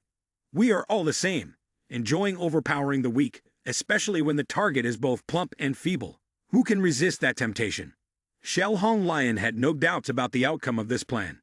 Even if Zhang Yi might be in a fortified shelter, she along with Wu Wai Ren and other experts would go to break down that refuge. As Zhang Yi had said before, though their Xishan stronghold had been wiped out, no one knew how they had done it. Therefore, almost everyone believed that Zhang Yi and his group played no significant role in that event. They just thought it was luck, striking a big bargain. With this thought, Xiao Hong Lion entered Wei Dinghai, viewing Zhang Yi as a prime target. Zhuge King Ting nodded. I think so too. After all, from a strength perspective, we cannot lose. Xiao Hong Lion continued. Don't worry too much. When we win, we will celebrate together, and then you will understand the joy of victory. A smile appeared on Zhuge King Ting's face. You are right. Perhaps I am just too tense. After that, the convoy raced along the snow-covered road, continuing towards the Yunke Manor. At the shelter, Zhang Yi learned about the enemy's attack plan at 2 p.m. For safety reasons, everyone had been awake since early morning to prepare for this great battle. The Yunke Manor is situated in a prime location, nestled against the mountains and by the river. Two low mountains behind it form a shape resembling an armchair, facing the Lu River. Therefore, to attack the Yunke Manor, one cannot approach from the back. It can only be accessed from the vast open area in front. With the impending battle, Liang Yu's spirit was markedly different from the previous days. Throughout that day, she did not speak to anyone, but her hand tightly gripped the sword, her gaze filled with an uncontrollable killing intent. She still believed that her students had died at the hands of those at the Yangsheng base. Thus, Liang Yu was eager to find the right opportunity to eliminate more people from the Yangsheng base to avenge her students. As she prepared to turn and leave, Zhang Yi called out to her from behind. Liang Yu, I'll lend you this. Liang Yu turned back, and Zhang Yi threw her a sword. Liang Yu's eyes immediately lit up. She was clearly excited because it was the dragon sword she adored. Make sure to return it to me after this battle, Zhang Yi said casually. He wasn't participating in the frontline combat, so allowing Liang Yu to use the dragon sword would be more effective. Zhang Yi organized everyone. First, he arranged the first defense line. Liang Yu, Uncle Wine, Chun Lei, and Hoa Hoa were all dispatched to the front line, while he himself stayed in the refuge. Zhang Yi explained his reasoning. I am not skilled in martial arts, nor am I strong in close combat, but in the rear, I can utilize the space portal and my ambush abilities to maximize my strengths. You are the mutant personnel fighting at the front, and the refuge will provide maximum support. Everyone agreed with Zhang Yi's opinion. Although Zhang Yi never claimed to be the official leader, in reality, he was the leader of everyone.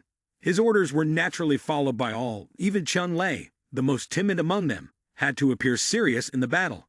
After assigning tasks to the frontline personnel, Zhang Yi turned back and began directing the logistics team. He repeated what he had said many times, emphasizing once more before entering the battle. Kai Ni, be ready to take care of the injured. Yang Mei, you should rest and try to prepare superpower food to help us regain our strength. Yang Mei and Zhu Kai Ni nodded seriously. Zhang Yi looked at Yang Xin and Lu Qiran. Xin, you will control all the firepower equipment at the front line. We have many weapon placements, and not everyone can operate them simultaneously. Moreover, among these people, there may be forces that support us or at least remain neutral. You need to follow my orders when firing. Yang Xin, with a mischievous smile on her lips, and her face flushed with excitement, finally had the opportunity to defeat the enemy herself. That's great, Zhang Yi. Xin will be your reliable assistant. As for Lu Qiran, she currently had no specific mission, as her main abilities involved inspecting and adjusting weapons and equipment before combat, as well as checking the firepower systems. Zhang Yi requested her to stay close to Yang Xin, ready to assist if necessary. After distributing the tasks, Zhang Yi said to them, Great, now let's return to your positions. The enemy could attack at any moment. Don't be too tense. This battle could end quickly or drag on. If it drags on for too long, it will definitely become uncontrollable. After finishing his words, Zhang Yi turned and made his way to the second floor of the shelter. As before, he gathered all the important items on the second floor and completed preparations for the possibility of the shelter being attacked, even though the likelihood of this was less than 5%. Seeing Zhang Yi's back as he went upstairs alone, many women in their hearts wished to follow him and fight together. However, they also understood that Zhang Yi did not like anyone disrupting his plans, so each of them returned to their positions and awaited the enemy's appearance. Zhang Yi arrived at the second floor, but this time he climbed up to the attic. The space here is not large, only about 50 square meters, equivalent to the size of a bathroom in the hideout. Zhang Yi came here simply because it is the highest point in the hideout, allowing him to observe a long distance. Moreover, there are many windows around the attic, and the roof extends the view. There is no doubt that this is the perfect hiding spot and sniping position. Zhang Yi stood by the window, looking through the floor-to-ceiling glass. In the distance, after the great battle with the Kexaishan base, the entire area in front of the Yunke mansion was almost flattened.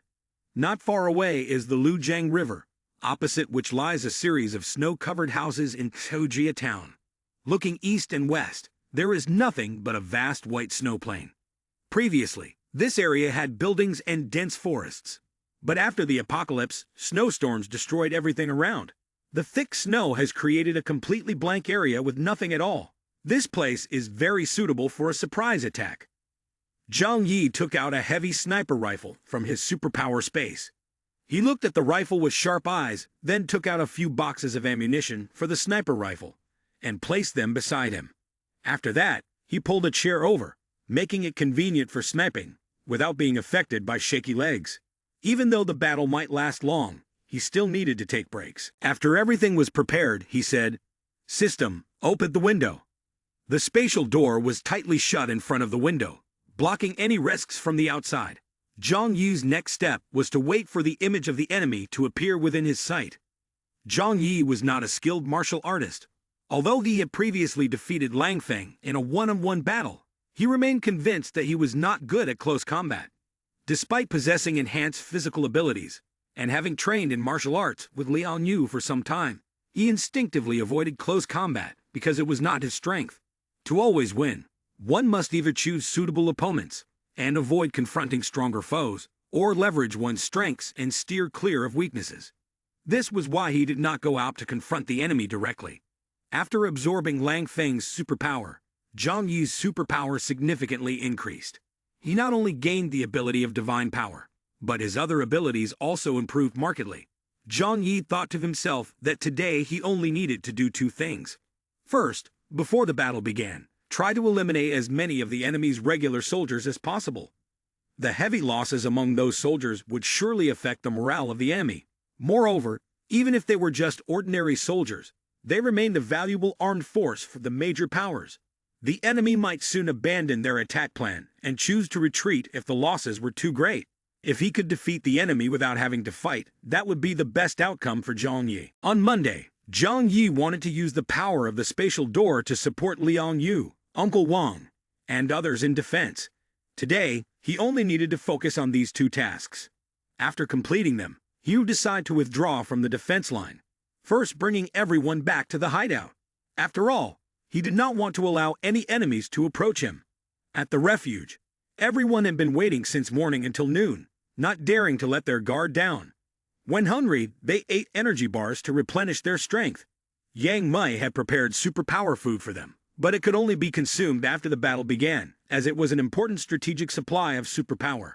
Finally, around 1 p.m., Zhang Yi noticed an unusual sign on the snowy field through the binoculars, and everyone paid attention that the enemy had appeared.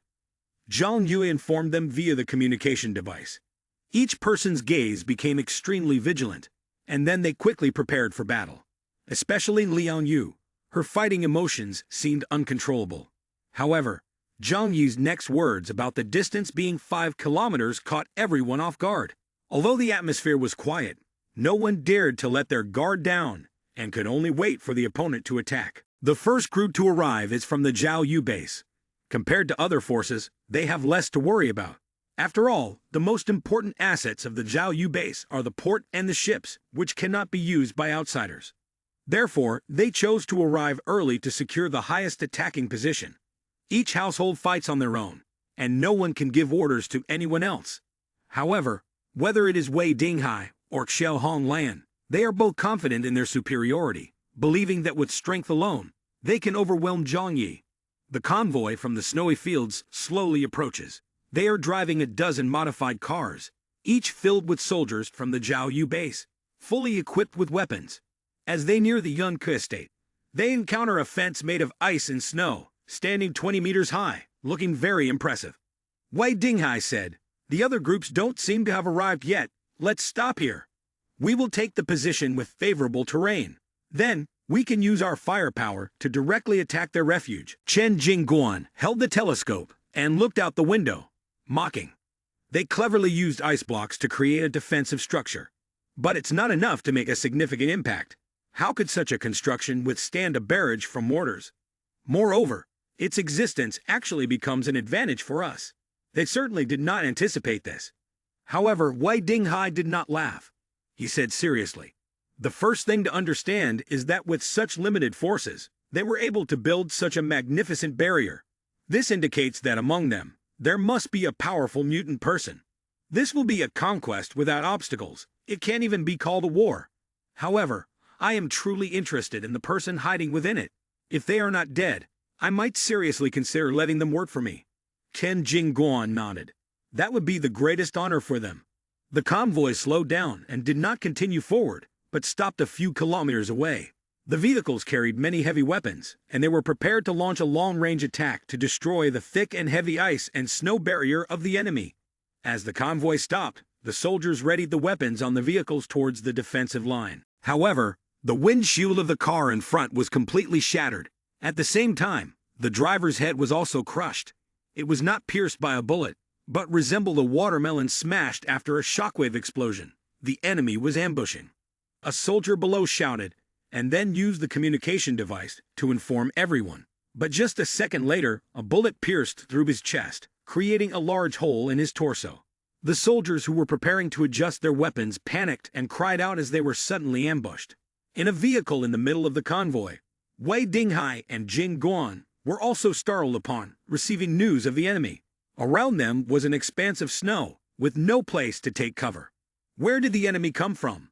Moreover, according to intelligence, there were only fewer than 10 people inside the hideout. Did they dare to ambush an elite unit? This was no different from suicide. Although unclear about the current situation, Wei Dinghai still ordered, "Everyone, stay alert to find the enemy." The soldiers of the Zhao Yu base had undergone professional training. Although they could not match the professional soldiers of the Kaksai-shan base, there were many mercenaries, professional guards, and bodyguards among them.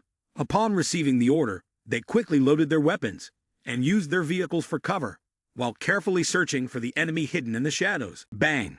A loud explosion erupted. A soldier next to the destroyed front vehicle was truly caught off guard. Zhang Yi used an anti-tank sniper rifle, capable of penetrating armored vehicles. When the bullet hits a person, even with a light touch, the result is explosive. Many soldiers had left the vehicle, preparing to attack the defensive line with firepower, but were completely unaware of the enemy 3 kilometers away. As a result, they became living targets on the snowy field, unable to dodge, all being shot dead, one by Zhang Yi. Bang, bang, bang. 3 soldiers who had no time to move were shot dead on the spot. Half of their bodies turned into a shower of blood scattering everywhere. The anti-tank sniper rifle has a large caliber, delivering tremendous destructive power. Compared to dirt, the human body is much weaker. The soldiers at Zhao Yu base were not professional soldiers. Most of them were only assembled and trained for a short time. In the face of this horrifying death scene, they were so terrified that their faces turned pale, even forgetting to flee.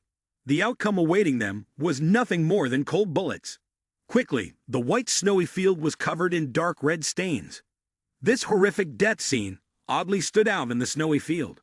The deaths of many soldiers pushed Zhao Yu base into a powerless state, unable to prepare. Although death is commonplace on the battlefield, they were not professional soldiers, and never thought they would encounter a sniper attacking them from a distance in such a desolate environment. It was precisely due to the lack of information about Zhang Yi's capabilities that Zhao Yu base fell into a state of panic. They were unaware of what kind of opponent they were facing, simply thinking that they had a sniper attacking them. A soldier at the Zhao Yu base turned pale as he watched his comrade get shot dead. He couldn't comprehend where the bullets were coming from. A team leader ordered through the communication device for everyone. Sniper detected. Quickly locate and eliminate him. At the same time, The snipers at the Zhao Yu base also steadied their rifles, aiming towards Zhang Yi. As experienced soldiers, they relied on the shots already fired to determine Zhang Yi's position. However, through the scope, they could not see further than 3 kilometers. All they saw was a blinding expanse of white snow. They were bewildered in an instant. Where are the bullets coming from? One sniper wondered aloud, unable to understand. Why can't we find the sniper? Just a second later, his head was also shattered. Each shot fired inevitably claimed a life. Even with their precautions, this made the troops at the Zhao Yu base feel uneasy. Zhang Yi said nothing and continued to fire silently. The shooting distance was not an issue, nor was accuracy. As long as those soldiers exposed any part of their body, he would not hesitate to pull the trigger. A head appearing first would lead to a targeted shot, and exposed legs resulted in injury. At such low temperatures, just being exposed meant certain death. In the snowy environment, gunfire rang out continuously, with soldiers falling one after another. Their deaths were all extremely tragic, with some even hiding behind vehicles. Yet both them and the vehicles were shot through. From beginning to end, they could not locate the enemy's position. Wei Dinghai clenched his teeth in anger and said, "Using us as targets to shoot at is truly reckless." In such a situation, Wei Dinghai could no longer remain still. After Zhang Yi continuously shot dead 15 soldiers, suddenly a blizzard rose around the convoy. Soon, the snowstorm covered the sky, enveloping the entire convoy, and the whole fleet vanished from Zhang Yi's sight. Zhang Yi temporarily paused his actions. The ability of ice and snow seemed similar to Chun Lei's powers. He smirked and then continued to observe through the scope. "Let's see how long your abilities can last. If you want to continue your assault, I don't believe you won't move." He thought to himself. Just wait for the opponent to reveal a flaw. Just that. Sitting in the vehicle, Wei Dinghai used the ability to summon the snowstorm to temporarily protect the convoy. However, this was not a long-term solution, as the distance from them to the Yun commander was still very far. At this position, it was just a snowfield, with no suitable cover to be found. Maintaining superpowers for too long would deplete his energy, affecting future battles. Wei Dinghai ordered that the urgent task now was to locate the sniper hiding in the darkness. Why couldn't they find his position? He expressed his anger, but no one could provide a reasonable explanation. In this snowfield, there essentially were no suitable hiding spots. Moreover, from the positions of over 10 dead soldiers, it could be inferred that this was an ambush from above. But surrounding them was only the sky, without a single tree in sight. Chen Jingguang pointed to the hiding place and said, "I think there must be a very powerful mutant sniper in Zhang Yi's team. The position of the sniper is definitely in that direction. Therefore, these bullets must have been fired from his hiding spot." Wei Dinghai suddenly shrank his pupils. But this place is over 3 kilometers away from the hiding spot. He had fired more than 10 shots continuously and still had leftover strength. Could it be that he didn't conserve power for assassinating people from our base? From this information, both Wei Dinghai and Chen Jingguang drew a terrifying conclusion. That sniper possesses terrifying strength, not only a powerful superpower, but also a large reserve of superpower energy, to the extent that he can waste superpower on ordinary soldiers. If this continues, it will only increase casualties. After a while, Wei Dinghai firmly ordered the convoy to withdraw immediately. Now that other forces have not gathered in full strength, we do not need to sacrifice unnecessarily. It is best to retreat out of the shooting range. At this moment, Wei Dinghai's orders were communicated to each soldier. Everyone immediately returned to their vehicles, and then each vehicle began to turn around to withdraw. Wei Dinghai maintained the snowstorm to obscure Zhang Yi's view. However, the sight of more than 10 vehicles turning around in the snow was certainly a large action, making it inevitable that some vehicles would be detected. Zhang Yi knew they could execute the withdrawal. Therefore, he waited until the distance between the enemy and the hiding place was about 3 kilometers before acting. Such a range of damage is enough for his sniper rifle to penetrate armored vehicles, not to mention those armored vehicles modified from ordinary cars. Bang! A bullet struck precisely the tire of a vehicle. The air from the tire deflated, and the suspension system was severely affected, causing the vehicle to lose control. Zhang Yi calmly reloaded and continued to fire. Another vehicle was penetrated, rendering it immobile. Inside the vehicle, the anxious voices of the soldiers began to rise. The vehicle can't move. What do we do now? The soldiers inside the vehicle started to panic and plead. Don't leave us behind. Please find a way to save us.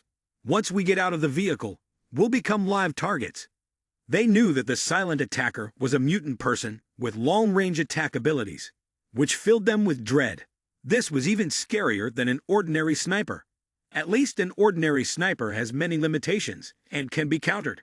But with this type of attack, they had no chance to fight back and could only passively take the hits.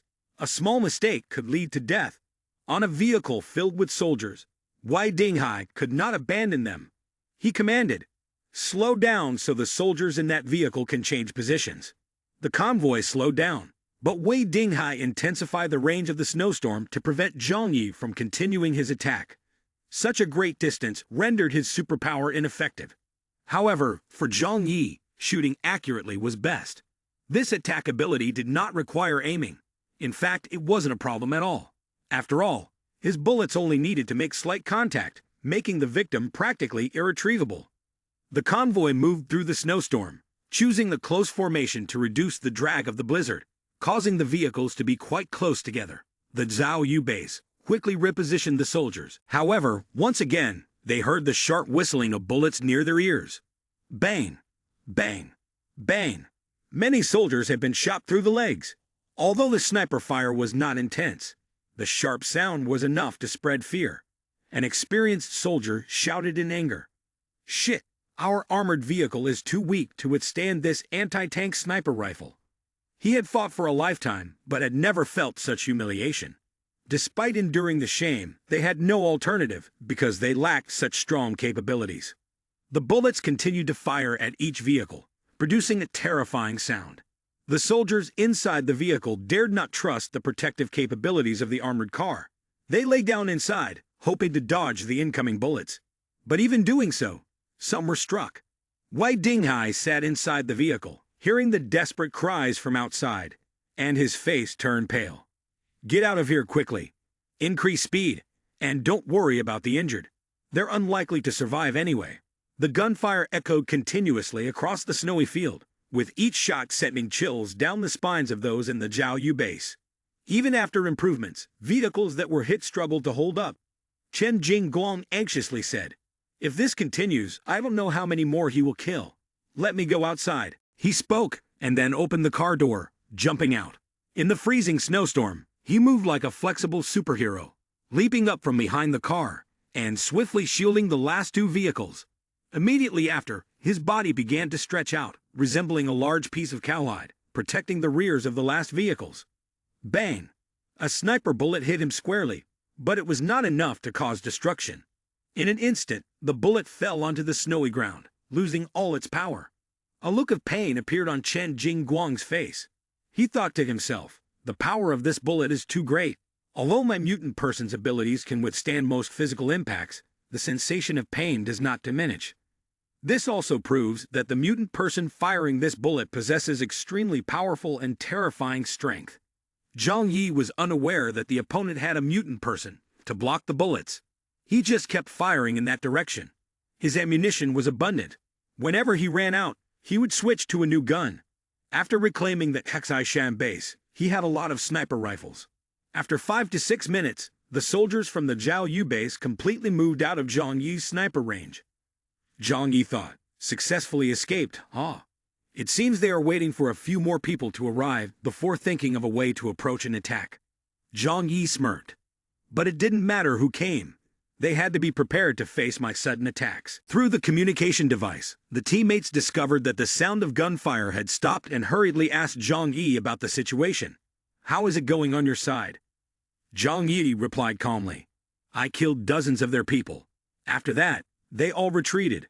Perhaps they are waiting for other forces to gather enough numbers before launching an attack together." Everyone was astonished. Chun Lei exclaimed, "You killed dozens of people by yourself? That's unbelievable. You truly are an incredibly strong leader." Zhang Yi also calmly said, "There's nothing strange about it, just basic operations. If I couldn't even manage such basic tasks, then absorbing so much mutant person power would be pointless. Superpowers come in various levels. Right now, Zhang Yui in Tianhai City is probably unmatched. After all, He has absorbed the superpower of Langfeng, who used to be a top mutant person in Tianhai City. Zhang Yi continued. Sniping from a distance and defense are my specialties. If they break through my firing perimeter and advance to the front lines, you will have to step up and block them when necessary. My divine power can easily handle several mutant persons. The combination of divine power and precise sniping, although it consumes a lot of energy, is extremely effective in attacking. Only mutant persons with super strong defensive abilities can withstand this type of attack. Chun Lai smiled cheerfully. Let's see if they can survive our leader's ambush. Zhang Yi did not show any arrogance. To him, this was just a normal minor incident. At that moment at the base, Zhao Yu had retreated to a safe distance. Wei Dinghai immediately requested a casualty report. The report was not very optimistic. One vehicle was completely destroyed. 3 others were heavily damaged. It would be very difficult to drive back. 2 team leaders were slightly injured, and 35 regular soldiers had died. Wei Dinghai, with a very gloomy expression, wondered, how could this happen? A failure right from the start. There was a mutant person in Zhang Yi's team who was so powerful. This was truly unreasonable. As a top mutant person, Wei Dinghai had a certain understanding of the capability levels of mutant people. He had never witnessed anything like this. He could not imagine someone being able to shoot from more than 3 kilometers away, and yet penetrate 3 thick steel plates along with body armor. He thought to himself, could it be that a disaster-level mutant person has appeared in Tianhai City? Wei Dinghai quickly deduced that to focus training in one area to the highest level, there would definitely be weaknesses. No one could be perfect and flawless like a hexagon. After a moment of reflection, he asserted again, no, it's not that scary. It's just a long-range attack. If that's the case, he must be very weak in close combat. So we just need to approach the hiding place, taking advantage of blind spots in his line of sight to avoid his ranged attacks. Breaking into the hiding spot, that sniper will no longer be a threat to us. Ken Jingguang, with a painful expression after taking the hit from Zhang Yi, said, Leader, the enemy's sniper is too terrifying. We can't continue to attack head-on. Wei Dinghai agreed. I think we should take a longer route, staying out of his range. Chen Jingguang asked, a longer route? If we consider the effective sniper range of over 3 kilometers from Zhang Yu's group, we'll have to make quite a detour. Chen Jingguang opened the map on his satellite phone, pointing to the location of Xiujia town. Attacking from here is quite good. This area has plenty of cover to avoid getting shot. Wei Dinghai nodded. Good idea, but we shouldn't rush. Let's find a hiding place first. Chen Jingguang didn't understand. Hiding? Haven't we already been discovered?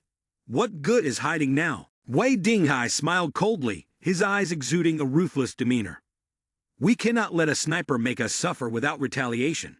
We must also make them experience the feeling of being hunted like prey. Not long after, the convoy from Yangsheng base arrived from another direction. What awaited them was similar to the scene that had unfolded before. As they entered Zhang Yi's effective shooting range, his hunt officially began. This time, with the experience he had gained, he had become smarter. He started by shooting out the tires of the cars, followed by killing the drivers.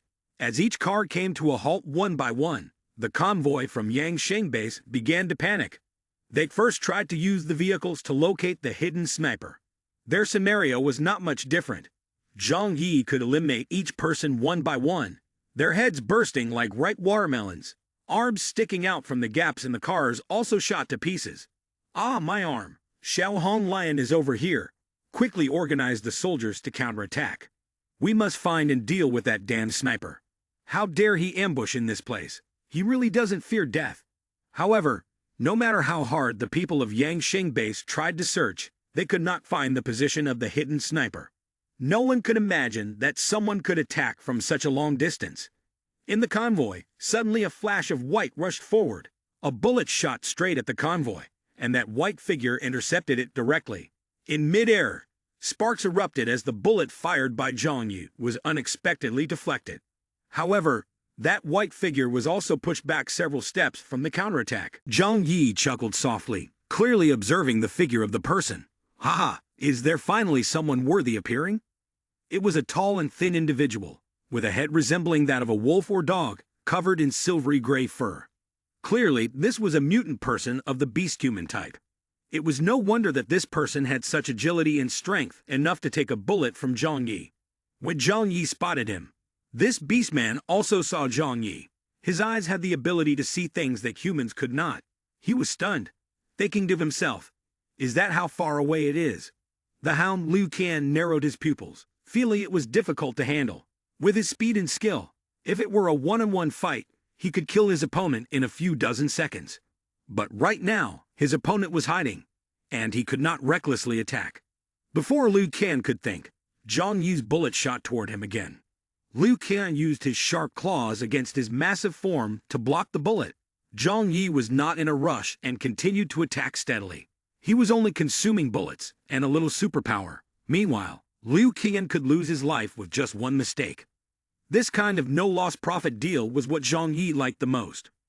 1 shot, 2 shots, 3 shots, 4 shots. Liu Qian, nicknamed Hound, finally felt tired, and his claws started to tremble. He thought to himself, even as a mutant beastman with strong physical abilities, continuously stopping 3 or 4 shots from a sniper is still a huge burden on me. As Liu Qian stepped back, he did not show anger, but instead smirked and said, "Ready."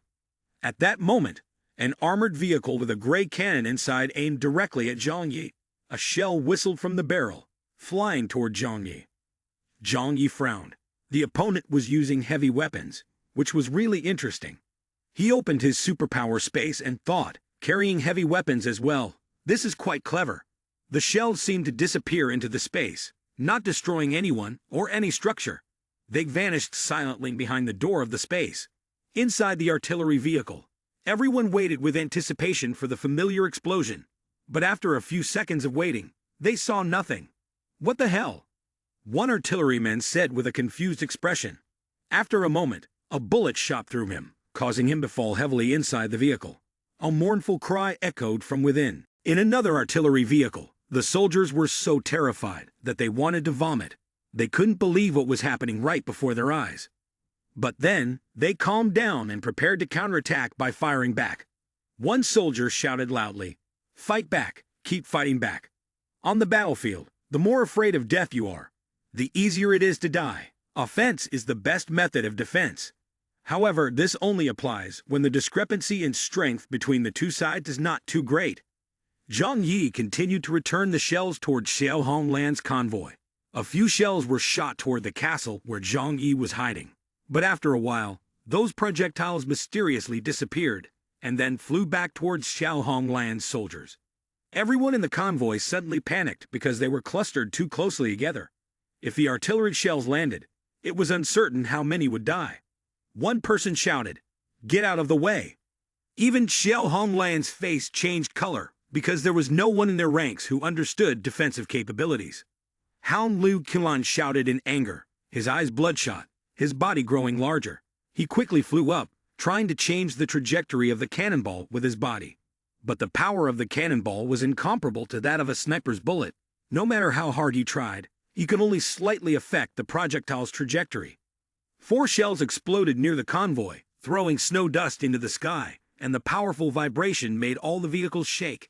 Fortunately, there were no serious casualties. However, Liu Qian was blasted out, blood spewing from his mouth. Xiao Honglan quickly made a decision. Retreat. In the vehicle fleet of the Yangsheng base, many soldiers threw smoke bombs. The thick smoke quickly enveloped the area, obscuring visibility.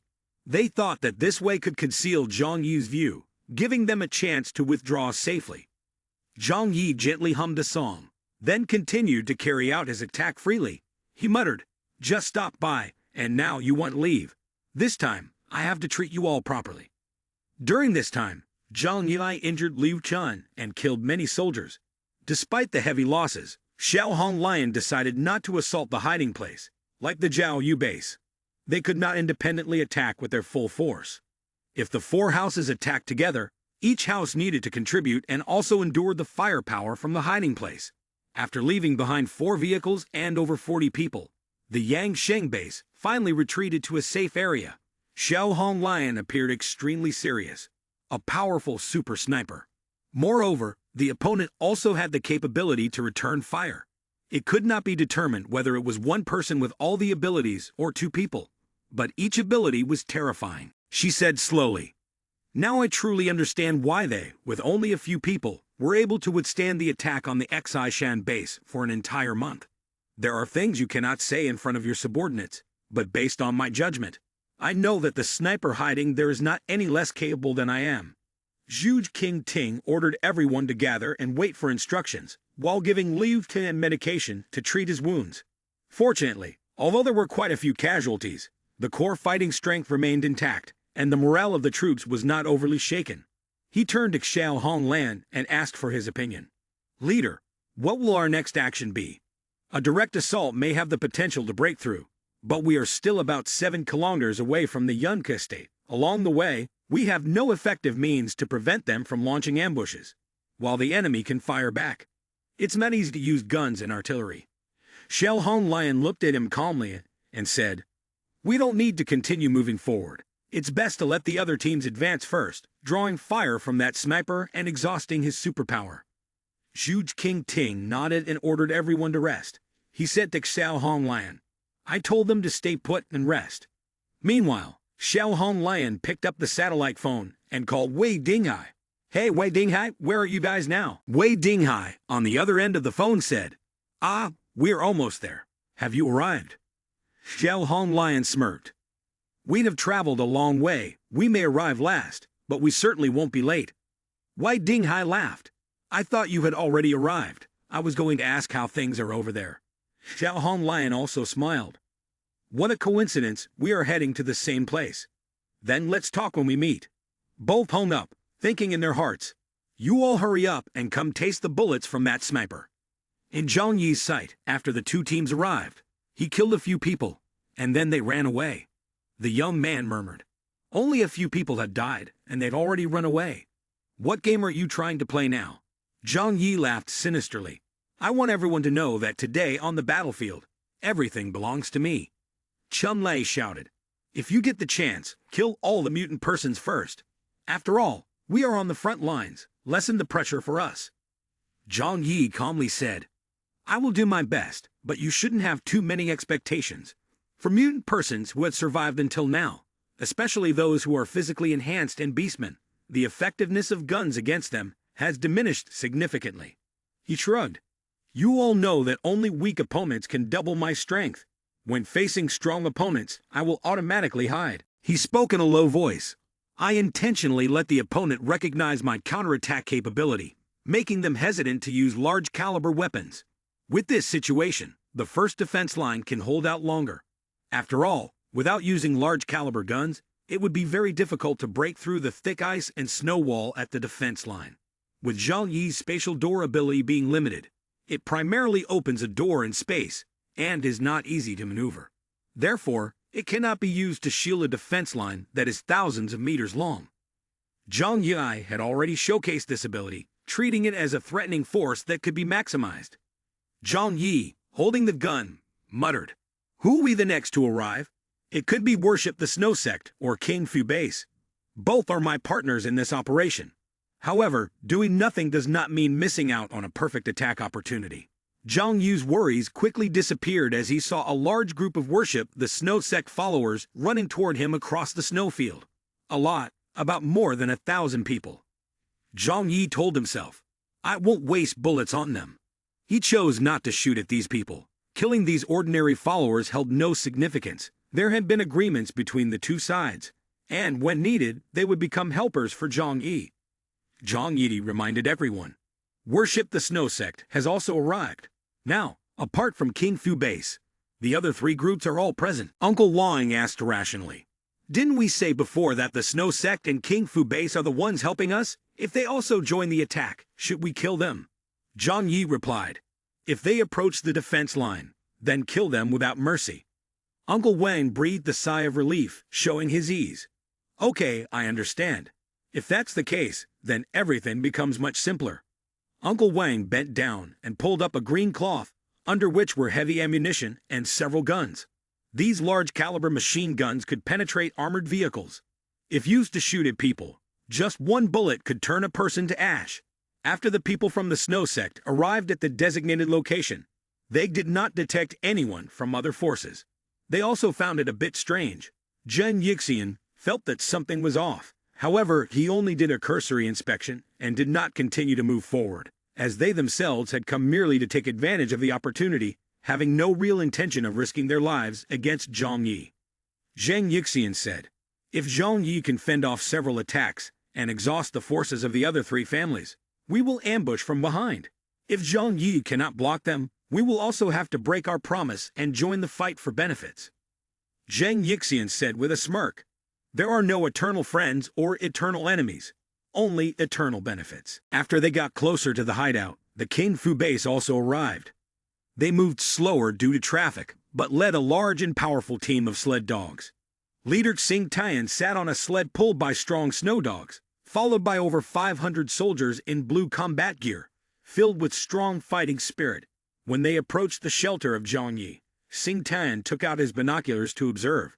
He ordered his soldiers, "Without my order, no one is allowed to launch an attack on Zhang Yi's shelter. Today, we mainly come to watch the show." The four factions gradually gathered in full, and the time had come for them to attack together as planned.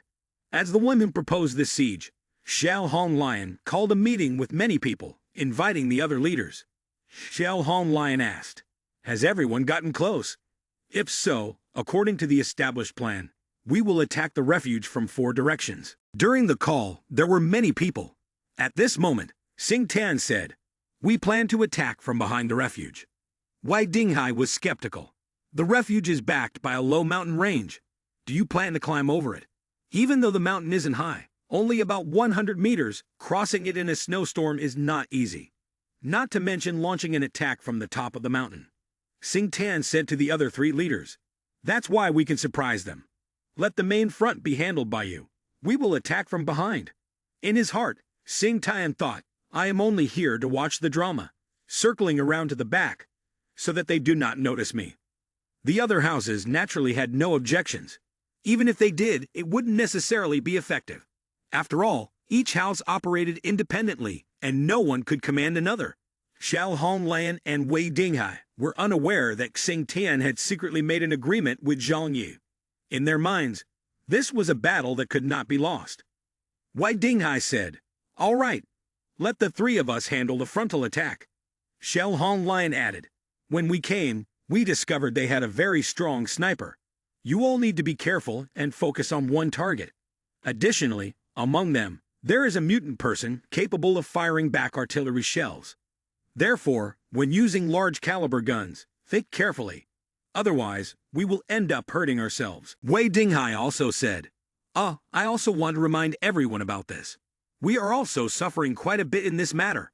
They think that Worship the Snow Sect and King Fu base have been ambushed by Zhang Yi, saying this to avoid affecting themselves during the chaos."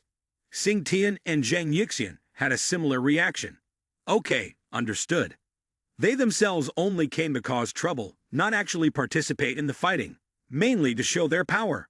However, when learning that Zhang Yi possessed a rare superpower and could shoot back missiles, they were somewhat surprised. This meant that they could not use heavy weapons. Xiao Honglian emphasized, "Good, let's set a time, 2:30 p.m.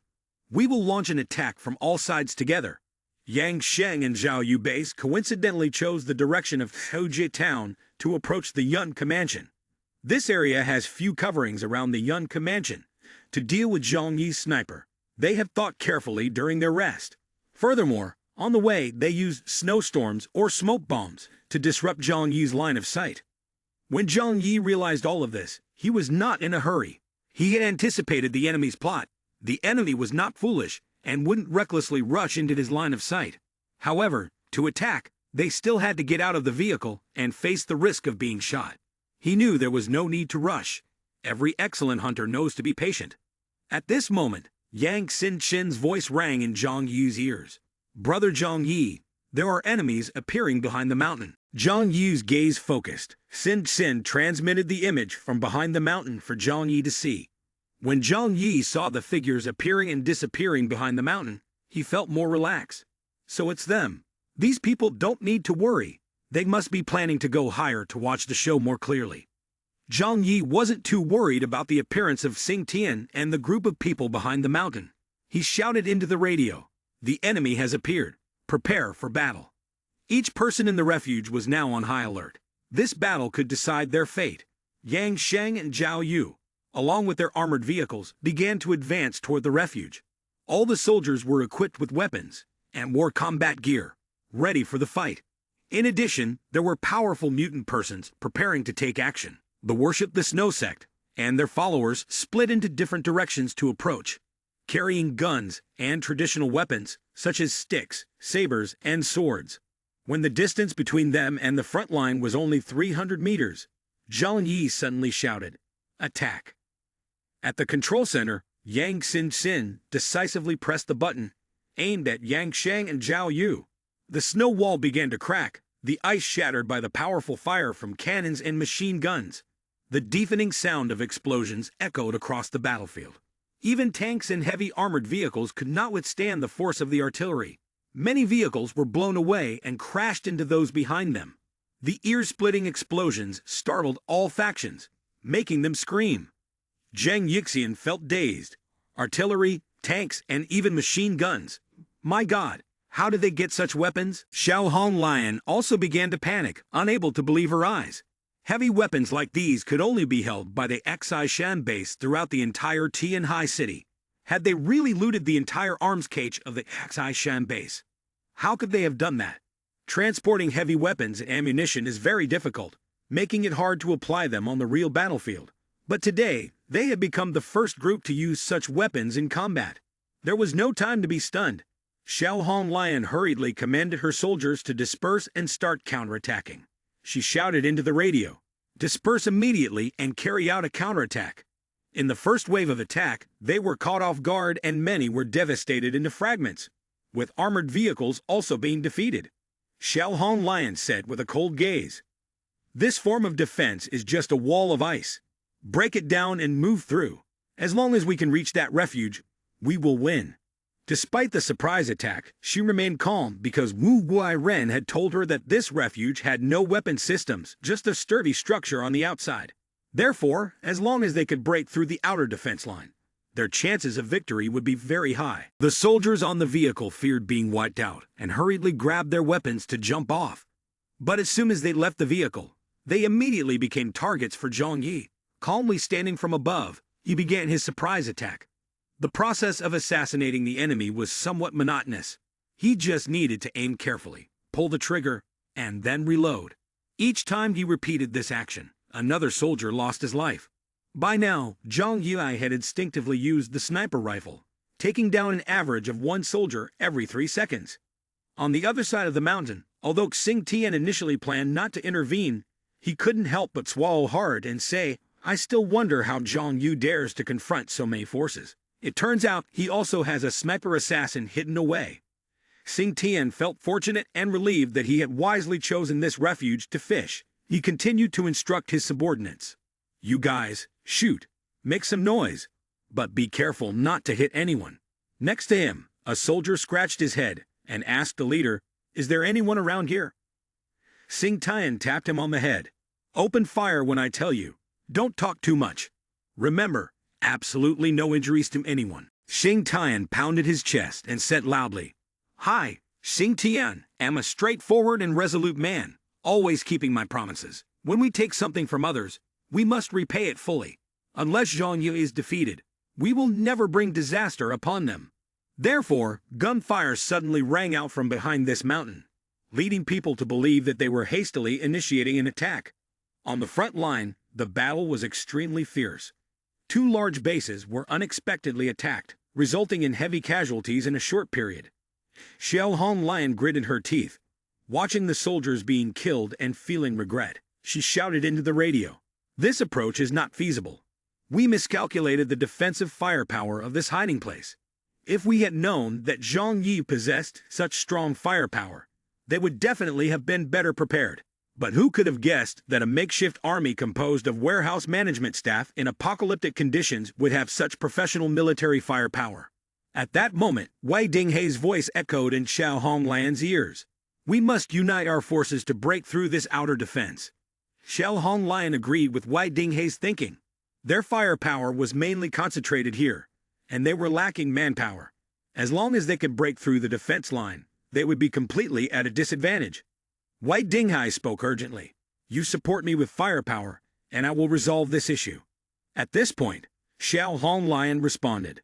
Xiao Hong Lion orders the soldiers to conduct fire suppression, collaborating with Zhao Yu's base to attack the ice and snow defense line. At the battlefield of Zhao Yu base, Ruan Tinghai was completely covered in a layer of transparent ice armor, gradually merging into the icy ground like mercury flowing out. At the shelter near the outer front line, artillery continued to fire relentlessly, confronting three opposing forces. Ruan Tinghai dashed toward the snow wall of the shelter at an astonishing speed. From above, Ruan Tinghai looked like a frog swimming on the surface of the snow. In an instant, the tanks behind the ice wall were also flipped over. The ice wall exploded, sharp ice shards flying everywhere. Zhang Yi and his teammates witnessed this scene. Uncle Wang gasped in surprise, while Chun Lei stared blankly at Uncle Wang, remaining silent. Ruan Tinghai continued the assault. His right hand touched the wall and activated his power. A gigantic ice wall, like wallpaper being torn apart, erupted with a loud bang. The steel frame inside lost its support and collapsed with a crash. This power left Zhang Yi breathless in astonishment. Ruan Tinghai's strength was clearly many times greater than Chun Lei's. Ruan Tinghai sneered, confidently proclaiming, "In this world of ice and snow, I am the king. Machine guns and cannons may be effective against ordinary people, but they are utterly meaningless against a mutant person controlling ice and snow like me." Then, Ruan Tinghai ordered everyone to charge in, suppressing the enemy with coordinated firepower alongside Zhao Yu base, attacking the ice and snow front line. All the soldiers from the two bases quickly received the command and launched an attack towards the ice wall. Ruan Tinghai used his superpower to break through the ice and snow wall, causing it to explode with a loud bang. The steel frame inside lost its support and collapsed. A large breach was created, with many pieces of ice and snow scattering everywhere like glass. This power surprised everyone. Zhang Yi calmly said to everyone, "Let's start moving." He no longer cared that the defense line had been breached, as it was merely a barrier made of ice and snow that could not withstand all attacks. He did not expect the opponent to have such a powerful mutant person, controlling ice and snow, able to tear through his barricade like it was wallpaper. However, he had prepared a second line of defense behind the barrier, with the participation of Uncle Wang, Liang Yu, and others. Ruan Tinghai laughed loudly, destroying the ice and snow barrier and quickly opening a large breach. But at that moment, a beam of light unexpectedly intercepted him. Ruan Tinghai's gaze sharpened as he turned around and saw a chilling flash cross his neck. At Ruan Tinghai's neck, the thick ice armor shattered, and blue ice shards flew around. Ruan Tinghai quickly rolled on the ground, dodging a fatal blow. He realized that the person who had come was a woman, wielding a long and sharp sword, her face filled with murderous intent. Ruan Tinghai did not expect that she could slice through his ice armor. Blood began to spurt from his neck. He was on high alert as his ice armor was made from refined ice, offering defense comparable to high-grade metals. He had not anticipated nearly having his throat cut. Not wanting to continue fighting, Ruan Tinghai immediately merged into the layer of ice beneath him. In the snowy environment, his combat strength was at its peak. Liang Yu furrowed his brow and shouted, "Chun Lei." At that moment, Chun Lei had also arrived. He had not expected to face a mutant person controlling ice and snow who was much stronger than him, but fortunately, Zhang Yu was there, so he didn't have to fight alone. Chun Lei did not hesitate and immediately lifted a large chunk of ice and snow, since the layer of snow around the shelter was quite thin. Lifting a large block of ice was as easy for Chun Lei as flipping his hand. Ruan Tinghai, hiding in the snow, saw that the situation was not in his favor and had to jump out from inside. Liang Yu was ready to wait for him to appear. The moment Ruan Tinghai manifested, she unleashed a deadly slashing blow at him. A sound of impact rang out. The sword, over 1 meter long, shattered the blue ice armor on his chest. Ruan Tinghai felt a severe pain in his chest. A bright red bloodstain appeared, beginning to seep out. He struggled to endure the excruciating pain, and quickly used his superpower to create a new layer of ice armor covering his chest, temporarily stopping the bleeding. He did not expect that in Zhang Yu's hideout there would be such a powerful close combat master. Wu Tinghai thought to himself. After all, his goal had been achieved, which was to break the gap in the defense line. As he contemplated this, he decided to retreat. Liang Yu withdrew her sword, ready to attack, but Wu Tinghai quickly fell back through the opening. When Liang Yu intended to chase after him, countless warriors from the base suddenly appeared in front of her, rushing forward to attack like a rainstorm. Liang Yu took a deep breath and then decisively unsheathed her dagger and charged into the dense crowd. Chun Lei witnessed this scene and couldn't help but exclaim in surprise. Liang Yu, calm down. Zhang Yidi said to everyone. As long as we keep the gap secure, let her go. Liang Yu needs to vent. Just let her fight for a while to help relieve her pressure. It's her choice, and I have no reason to stop her. Zhang Yi continued. The big battle is still ahead, so everyone be careful. Their mutant persons are also on their way here. In this tense fighting phase, the influence of ordinary people is decreasing, while mutant persons are the toughest challenge. Indeed, after the front line was breached, the firepower net showed gaps, and the pressure on the Alliance dropped significantly. They rushed toward the shelter all at once. At this moment, it was mostly the mutant persons leading the crowd. Xiao Hong Lion jumped onto an armored vehicle, tightly grasping a bottle of liquor, and took a big swig of strong alcohol. Then, she unleashed a long stream of fire like a dragon towards the icy front line. The solid ice wall melted in an instant, and even the heavy weapons were affected, unable to unleash their full power. The morale of the Alliance immediately soared as they shouted and charged forward. They clearly saw that behind the icy front line was just an empty space, with a magnificent hiding building in the back. Xiao Hong Lion shouted, "Victory is right in front of us. Let's go." Liu Quan, nicknamed Hound, excitedly roared. Then, using all four legs, he dashed quickly towards the gap in the defensive line. But at that moment, a heavy snowstorm began to appear around the defensive line.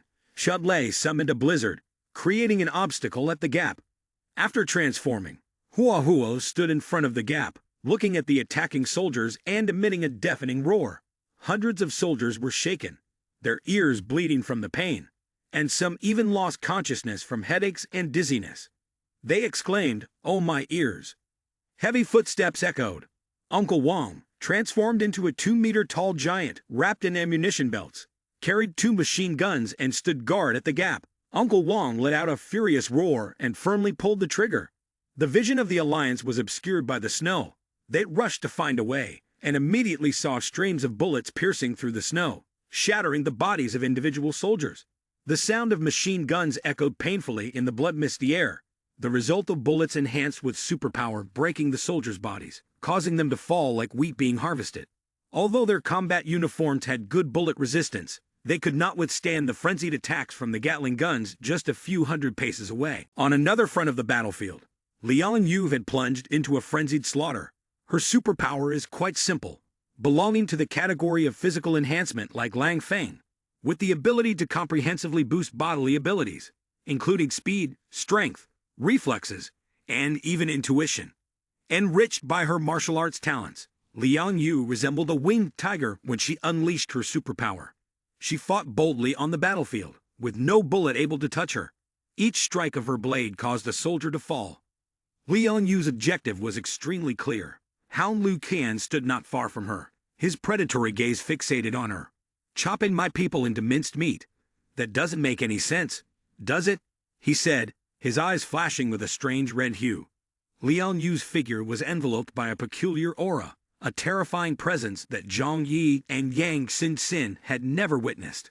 Liu Qian also sensed the unusualness of this opponent as he licked his crimson tongue and said, "Quite interesting." Then, he bent down, his body beginning to gradually grow larger, his snow-white fangs elongated, sharp as blades. Liang Yu's gaze did not leave Liu Qian. She slowly sheathed her sword, her body gradually lowering. As a martial arts master, she was proficient in many forms of international martial arts, especially swordsmanship, capable of deciding her opponent's life or death in a single move. Liu Qian's eyes flashed with madness and bloodlust, and he roared angrily. His figure became blurry, gliding through the air, leaving behind a hazy image that no one could catch in time. As a mutant beastman, he possessed the terrifying strength and attack speed of a gray wolf, enough to stop bullets. A furious wind swept across the battlefield, and Lian Yu could not keep up with Liu Kang's figure. At that moment, her gaze became sharper than ever. In midair, Liu Kang struck with his sharp claws from behind. Just as the claws were about to stab into her, Lian Yu almost instantly drew her sword, cutting off both of Liu Kang's arms. His arms fell to the ground, leaving only wrist joints with red fluid splattering everywhere. Lian Yu continued to swing her sword, severing Liu Kang's throat and elbows in succession. She coldly looked down at the sword stained with red fluid, while Liu Kang's corpse lay scattered not far away. Return to the breach area. The battle has become more intense than ever. Hua Hua, Chun Lei, and Uncle Wang are exhausted, trying to defend and take down countless soldiers. However, when 3 other powerful mutant persons joined the fight, the situation quickly changed. The masters from the Zhao Yu and Yang Sheng bases are not few, and after breaking through the defense line, this is also the moment when their mutant persons unleash their power. Ruin Ting Hai, after being injured, temporarily withdrew, but 5 other mutant persons rushed into the battle. Uncle Wang, with the machine gun still smoking from the previous fierce battle, suddenly noticed a green shadow flash next to him. In an instant, Chen Jingguan appeared right beside Uncle Wang. Chen Jingguan moved like a boneless snake, wrapping tightly around Uncle Wang and beginning to constrict. Uncle Wang panicked, trying to exert strong force to escape the binding. Chen Jingguan smirked coldly and said, "Even bullets can't penetrate me. Do you think you can escape?" Uncle Wang gritted his teeth in anger, struggling desperately but unable to break free from Chen Jingguan's tight grip. He was like a giant white python, constricting Uncle Wang.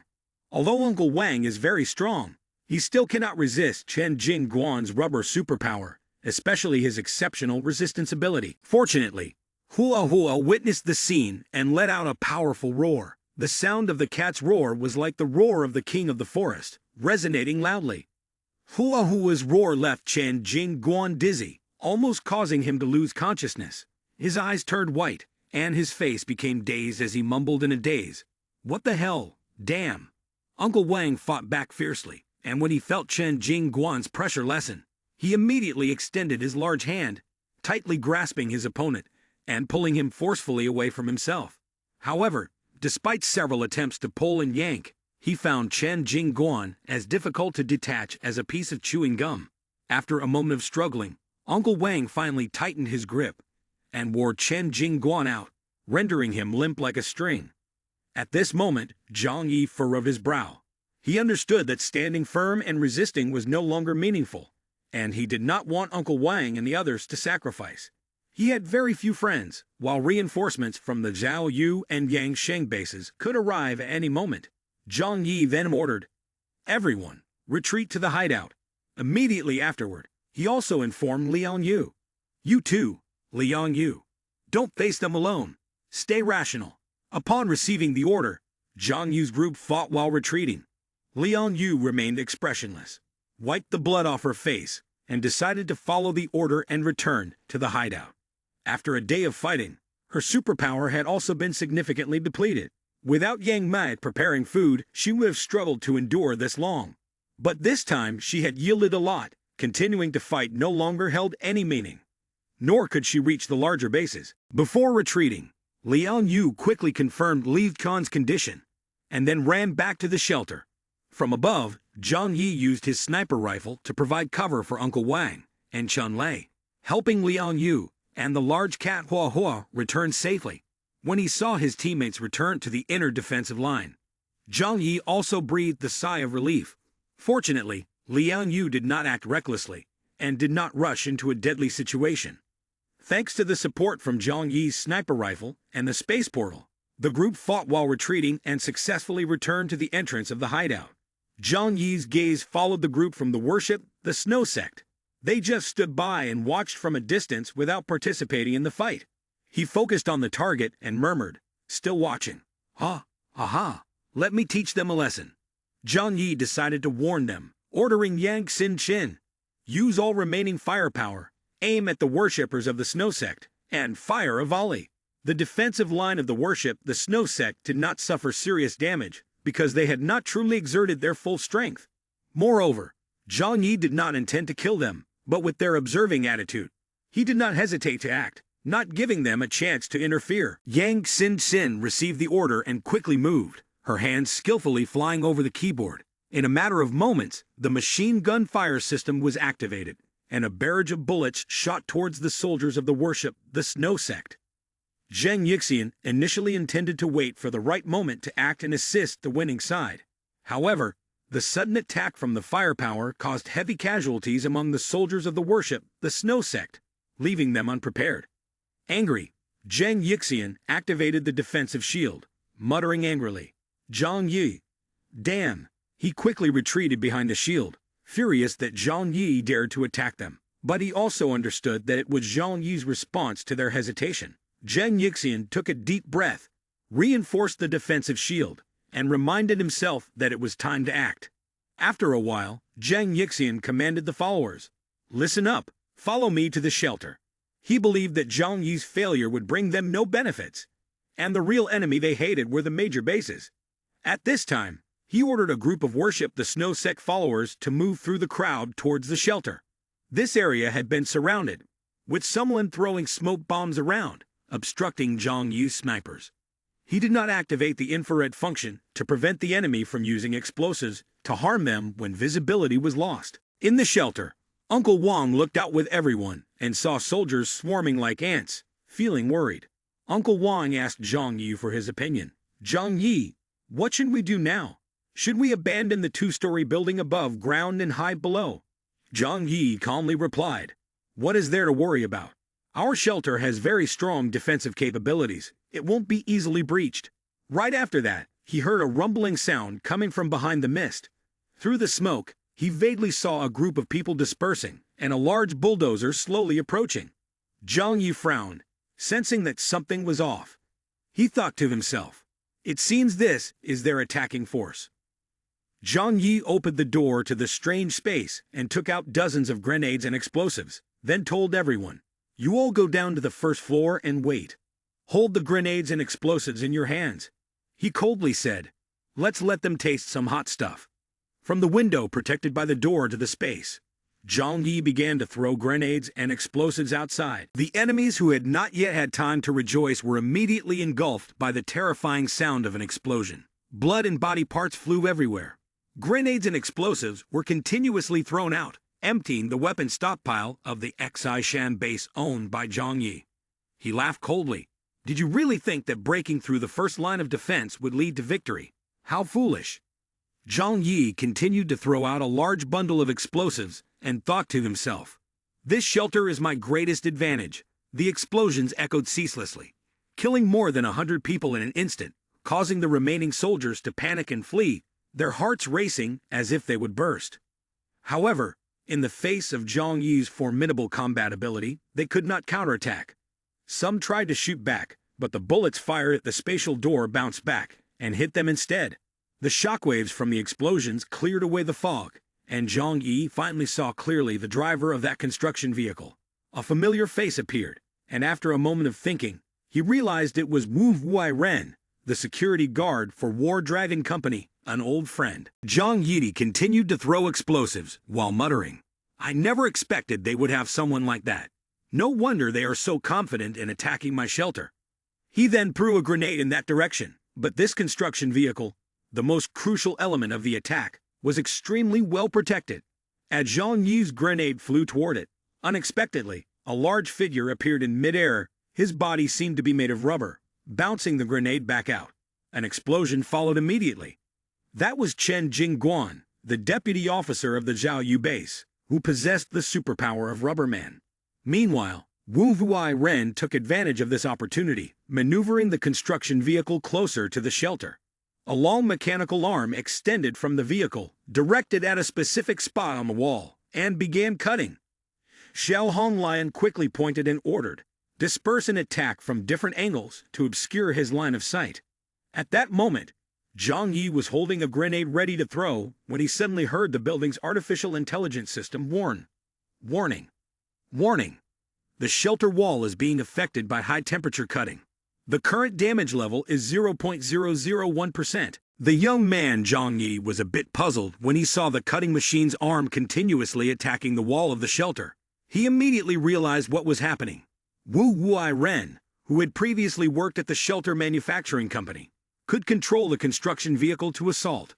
Thanks to his understanding of the weaknesses, Wu Wui Ren knew how to create a breach. How long until they can break through? Zhang Yi asked.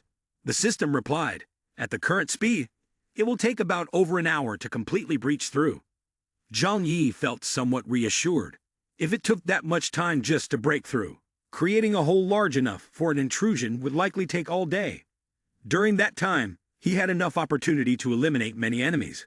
He declared, if the enemy dared to risk it all, they would face severe consequences.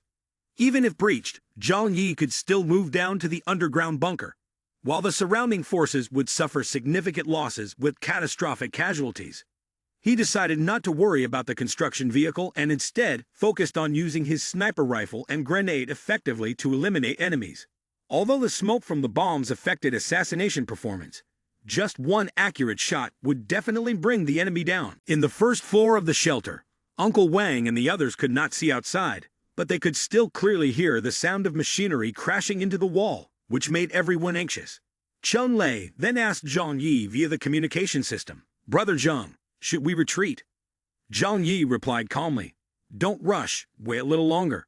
Only 20 minutes had passed since the battle began, but the opponent had fallen into a tightly encircled and weak position, having to defend passively. Despite facing the strongest forces in Tianhai City, it was hard to believe that Zhang Yi and his team had eliminated hundreds without any casualties. However, with the appearance of Wu Wui Ren, continuing the fight could compromise the shelter's sustainability. Zhang Yi quietly waited, thinking of ways to take advantage of the chaotic situation. The attacking forces were responsible in different directions, and so far, the Zhao Yu and Yang Sheng bases had not detected his presence. Both bases had suffered heavy losses, and the worshippers of the Snow Sect would certainly not miss this opportunity. Xiao Honglian and Ruwen Tinghai were commanding from the rear, carefully observing the shelter before them. They felt that the situation was set, but no one anticipated that this small shelter would be so difficult to breach. To take control of it, they had lost a significant number of soldiers. However, these losses could be offset if they secured abundant supplies from Zhang Yi. They could also share the resources from Tai Chan and Lu Zhang. At this moment, each member of the Worship the Snow Sect began to approach the crowd without attracting attention. Previously, the relationship between the major forces and the Worship the Snow Sect was not good, but this time, the Worship the Snow Sect stood by their side. Hundreds of Worship the Snow Sect members dispersed into every corner, their faces beaming with bright smiles. Some members of the Worship the Snow Sect passed by, chatting intimately with soldiers from the two bases, and then suddenly activated the explosives attached to them. Zhao Yu and Yang Sheng, the leaders of the two major bases, both thought victory was in their grasp. But unexpectedly, their soldiers suddenly exploded violently. At this moment, all the soldiers were concentrated around the shelter at a high density. The Worship the Snow Sect's suicide bombers immediately eliminated a large group of enemies. Even though it was just ordinary explosives, with sufficient weight it still caused death. Flames soared into the sky, engulfing the surrounding area of the shelter. Xiao Honglian and Ruwen Tinghai both stared wide-eyed in disbelief. What is happening? Where did this explosion come from? During the attack, they had carefully dismantled the explosives to prevent Zhang Yi from planting mines. So where did these explosives come from? A soldier hastily reported via radio. It's the Worship the Snow Sect. These mapmen are carrying explosives on themselves to commit suicide and destroy us. Ruwen Tinghai and Xiao Honglian began to panic. Ruwen Tinghai was startled and said fiercely, "What? Those damn bastards dare to take advantage of the situation to attack us." By the time they realized something was wrong, it was already too late. Zheng Yixian commanded the devotees of the Worship the Snow Sect, fearless of death, and launched a direct attack on the soldiers of the two bases. At this point, the losses of the two bases had become catastrophic, with casualties exceeding 70% and the remaining soldiers numbered less than 200. Meanwhile, the Worship the Snow Sect still maintained a large force, continuing their surprise attacks from behind, with no signs of stopping. The soldiers of the two bases were completely unprepared and suffered a devastating strike, although their weapons were quite simple and lacked good defensive equipment. Each of them shouted their passionate slogans, eyes reddened, ready to sacrifice their lives. Their fearlessness had instilled terror in the enemy. Zhang Yixian, with a cold and sharp gaze, suddenly displayed a crazed look. He raised both hands, controlling two large cars, and hurled them down toward Xiao Honglan and Ruwan Tinghai. "Don't blame us." Ruwan Tinghai and Xiao Honglan saw Zhang Yixian from afar, their eyes showing deep anger. If looks could kill, Zhang Yixian would have died 1,000 times. Ruwan Tinghai used the power of ice and snow to stop the cars, while Xiao Honglian, with her fiery temper, charged through the top of the car and sent it flying with a single punch. Zhang Yixian stood in midair, laughing maniacally. "Ha ha ha ha ha! Xiao Honglian, Ruwan Tinghai, you two are doomed. Today is the last day for both of you. The worship the Snow Sect has endured for too long, having to yield to major bases with every conflict in exchange for a chance to survive." Zhang Yixian seized this proud opportunity, laughing incessantly, releasing the sorrow in his heart. "Die, all of you. From now on, Tianhai City will no longer be a place where you can act freely." Zhang Yixian and his followers began a frenzied assault. The actions of the worship the Snow Sect also caught the soldiers in the shelter in a crossfire. Zhang Yi observed from a distance, smiling with grenades in hand. "We can close the door and beat the dogs." The worship the Snow Sect attacks from the front, while the escape route has been blocked from behind, leaving the soldiers of the two major bases with no way out.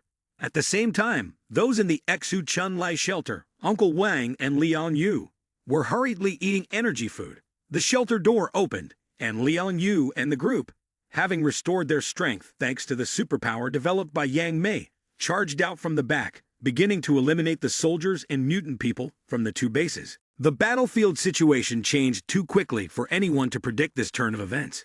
Even Xing Tian, who had always tried to appear calm on the mountain, was wide-eyed and astonished. Why did worship the Snow Sect suddenly betray us? He pondered and suddenly felt a chill down his spine. It dawned on him that worship the Snow Sect and Zhang Yi had signed an agreement beforehand.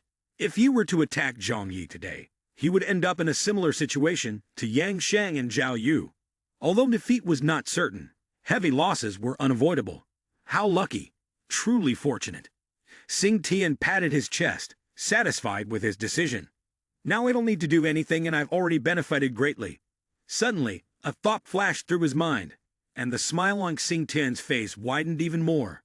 They're fighting to this extent. Isn't the King Fu base going to become the strongest power in Tianhai City? Ha ha ha. On the battlefield, the situation had completely reversed. The unexpected attack by worship the Snow Sect caused heavy casualties to the alliance of the two major bases, leaving them unable to withstand any longer. Moreover, Zhang Yi's team suffered no losses at all. Uncle Wang, carrying two Gatling guns loaded with ammunition, turned around and began to fire wildly. Chun Lei used his ice and snow superpower to provide cover. The two worked seamlessly together, leaving the soldiers unable to respond. Liang Yu was all alone with a sword, charging into a herd of goats like a tiger. Each swing of her blade claimed a life. Zhang Yi was even more ruthless, maintaining a pace of killing one person every 2 seconds. In this chaotic battle, he even attacked mutant persons from two bases within a 300-meter range. His assassination skills were terrifying, as he had the ability to lock onto his target. In the midst of the chaos, no one could be fully vigilant. This ability created ideal conditions for Zhang Yi to strike. Suddenly, he aimed his gun at a mutant person and thought to himself, "Oh, here we go." A mutant person was trying to break out of the encirclement when he suddenly felt a tremendous force pulling at his neck. Moments later, his neck was snapped, and his head flew off his body. Even in death, he had no idea how he had been killed. The person next to him witnessed this scene, his face contorted in horror. Xiao Honglian was also extremely frightened at this point, desperately trying to contact Xing Tian, hoping he and his army could come to the rescue. However, they could not get in touch with Xing Tian. In her anger, she shouted, "Damn it! Is he pretending to be dead?" On the other side, Ruwan Tinghai felt a chill run down his spine. He had thought Xing Tian would lead an attack from behind the mountain, but by the time they surrounded the shelter, there was no sign of any members from the King Fu base. He was using his superpower while angrily muttering, "Xing Tian, he has definitely betrayed us." Even Ruwan Tinghai, no matter how naive, understood the implications behind the situation. Without hesitation, he immediately ordered those under him. Retreat! Retreat quickly! If we don't leave right now, it will be too late. Xiao Hong Lion was both frightened and wondered why worship the snow sect, and the King Fu base had ambushed them. But now, her anger was meaningless. If they continued to fight, they might have a small chance of winning. But the likelihood of total annihilation was even higher. As the leader, she could not allow her troops to take more risks. She shouted into the intercom, ordering the entire army to retreat. Taking a large gulp of liquor, she directed a brilliant burst of fire at worship the snow sect. Immediately, dozens of people screamed in despair, reduced to ashes. They could only stand there waiting for death, unable to defend themselves. Xiao Honglan's body was enveloped in smoke, her whole body seemingly on fire, with red fragments like lava scattered across her form. It seemed Xiao Honglan had exhausted too much energy. Her face grew weary. Xiao Honglan jumped high with Ruan Tinghai, then fiercely charged forward, annihilating the members of Worship the Snow Sect. Zhang Yixian, upon seeing this, did not dare to intervene. The power of the leaders at the four bases was extraordinary, and ordinary soldiers and mutant persons struggled to withstand it. His goal was merely to weaken the fighting strength of the two major bases, without hoping to completely destroy them in this battle. Otherwise, the entire group of followers would be wiped out. Zhao Yu and the Yangsheng base joined forces, creating an escape route amid the sea of people. The two major bases, together with the mutant person forces, forged a path. Although Worship the Snow Sect was numerous, they were quickly broken through like snow meeting fire, creating a way out. As Xiao Hong Lion killed the soldiers of Worship the Snow Sect, she angrily shouted, "Get out of my way!" Ruan Tinghai teamed up with her. The soldiers were horrifically killed by the two leaders of the two major bases. At this moment, the entire convoy suddenly sped up, looking for a way to escape. Wu Huai Ren, controlling the construction vehicle, had stopped breaking down walls, and was continuously searching for a way out. He fearfully murmured, "This is bad. They are all gone. So who will cover me?" However, Zhang Yui had long been paying attention to those characters who posed a threat to the safety of the hideout. They could not escape Zhang Yi's sight. With just one bullet, he ended Wu Huai Ren's life, eliminating a major threat to the hideout. Wu Huai Ren was shot, fell from the vehicle, and died tragically. In the end, there was still no one to support him. Fewer than 100 soldiers from the two major bases managed to escape the encirclement. They left behind countless corpses, combat vehicles, and weapons, tiredly retreating to the east. Zhang Yi and the Snow Sect did not pursue, also because the people of the Snow Sect were no longer able to chase after them. Zhang Yi watched the remnants retreating, smirking, and confidently saying, "Do you think I will let you go?" Zhang Yixian looked in the direction they were retreating, raised his fist, and shouted loudly, "We have won!" Behind them, the believers cheered excitedly. Each person was enthusiastic, even hugging each other to celebrate. This was the first time the Snow Sect had achieved victory against the major bases. Although they lost more than 500 people in this battle, for the Snow Sect it was still a memorable victory. Most of the dead were just ordinary believers, who could be replaced. In contrast, the losses of the two major bases were elite soldiers, who were difficult to train and replace quickly. After the battle, the strength of the two major bases was severely weakened. Zhang Yi and Worship the Snow Sect emerged as the ultimate victors. Zhang Yi quietly retracted his sniper rifle, watching the remnants of the two major factions fleeing, then looked towards Worship the Snow Sect, where everyone was overjoyed. For a moment, he felt moved to have fought alongside these people. This battle had caused the greatest damage to all three forces, yet Zhang Yi himself had almost come out unscathed. However, he looked at the believers of Worship the Snow Sect and thought to himself, "These heretical cultists are truly a menace. In the future, they will become a great threat." The fearless fighting style of Worship the Snow Sect deeply terrified Zhang Yi. Upon careful reflection, he realized that the believers of Worship the Snow Sect were all devoted followers who did not fear death. If he wanted to eradicate them at the cost of his own team's members, it would definitely not be worth it. Moreover, Worship the Snow Sect had numerous individuals. Unless he killed all of their mutant persons, eliminating the ordinary believers would not be very meaningful, as they could quickly be replaced. After some contemplation, Zhang Yi decided not to attack them. He put away his gun and stepped down the stairs. Looking towards the back of the mountain, he saw that Xing Tian indeed honored the contract, not attacking them, and merely standing by. This made Zhang Yi regard Xing Tian even more highly. This guy remained wholeheartedly committed to his obligations. Of course, this was also related to the fact that Zhang Yi and his team had demonstrated formidable strength. Zhang Yi took out his phone and called Xing Tian. "You can come and collect the leftover food." Xing Tian quickly replied, "We will be there right after we take care of a few other things." Zhang Yi frowned, thinking, "Other things?" He vaguely guessed something, but did not care too much. Leaving the hideout, he saw Uncle Wang, Chun Lei, and Hoa Hua covered in blood.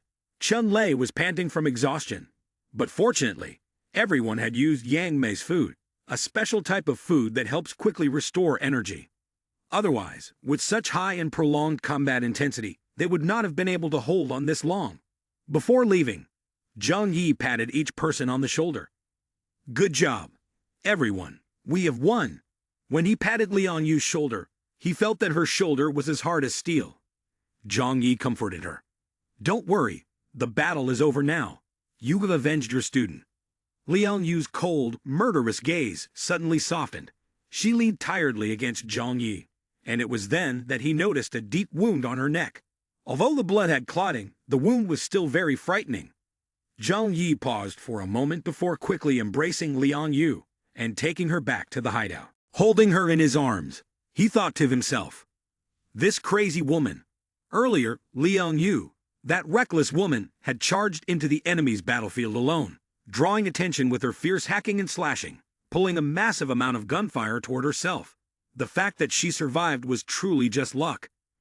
Zhang Yi brought Liang Yu to the medical room, and Kai Nai immediately prepared for the surgery. Before she could rejoice in victory, Kai Nai was startled by Liang Yu's wounds and hurriedly prepared medical instruments and medications, starting to staunch the bleeding and stitch up the injuries. She gently said, "Liang Yu, hold on." After handing Liang Yu over to Kai Ni, Zhang Yi returned to post-war tasks. Worship the Snow Sect, and the King Fu base had lost more than half of their forces, with many mutant persons also losing their lives.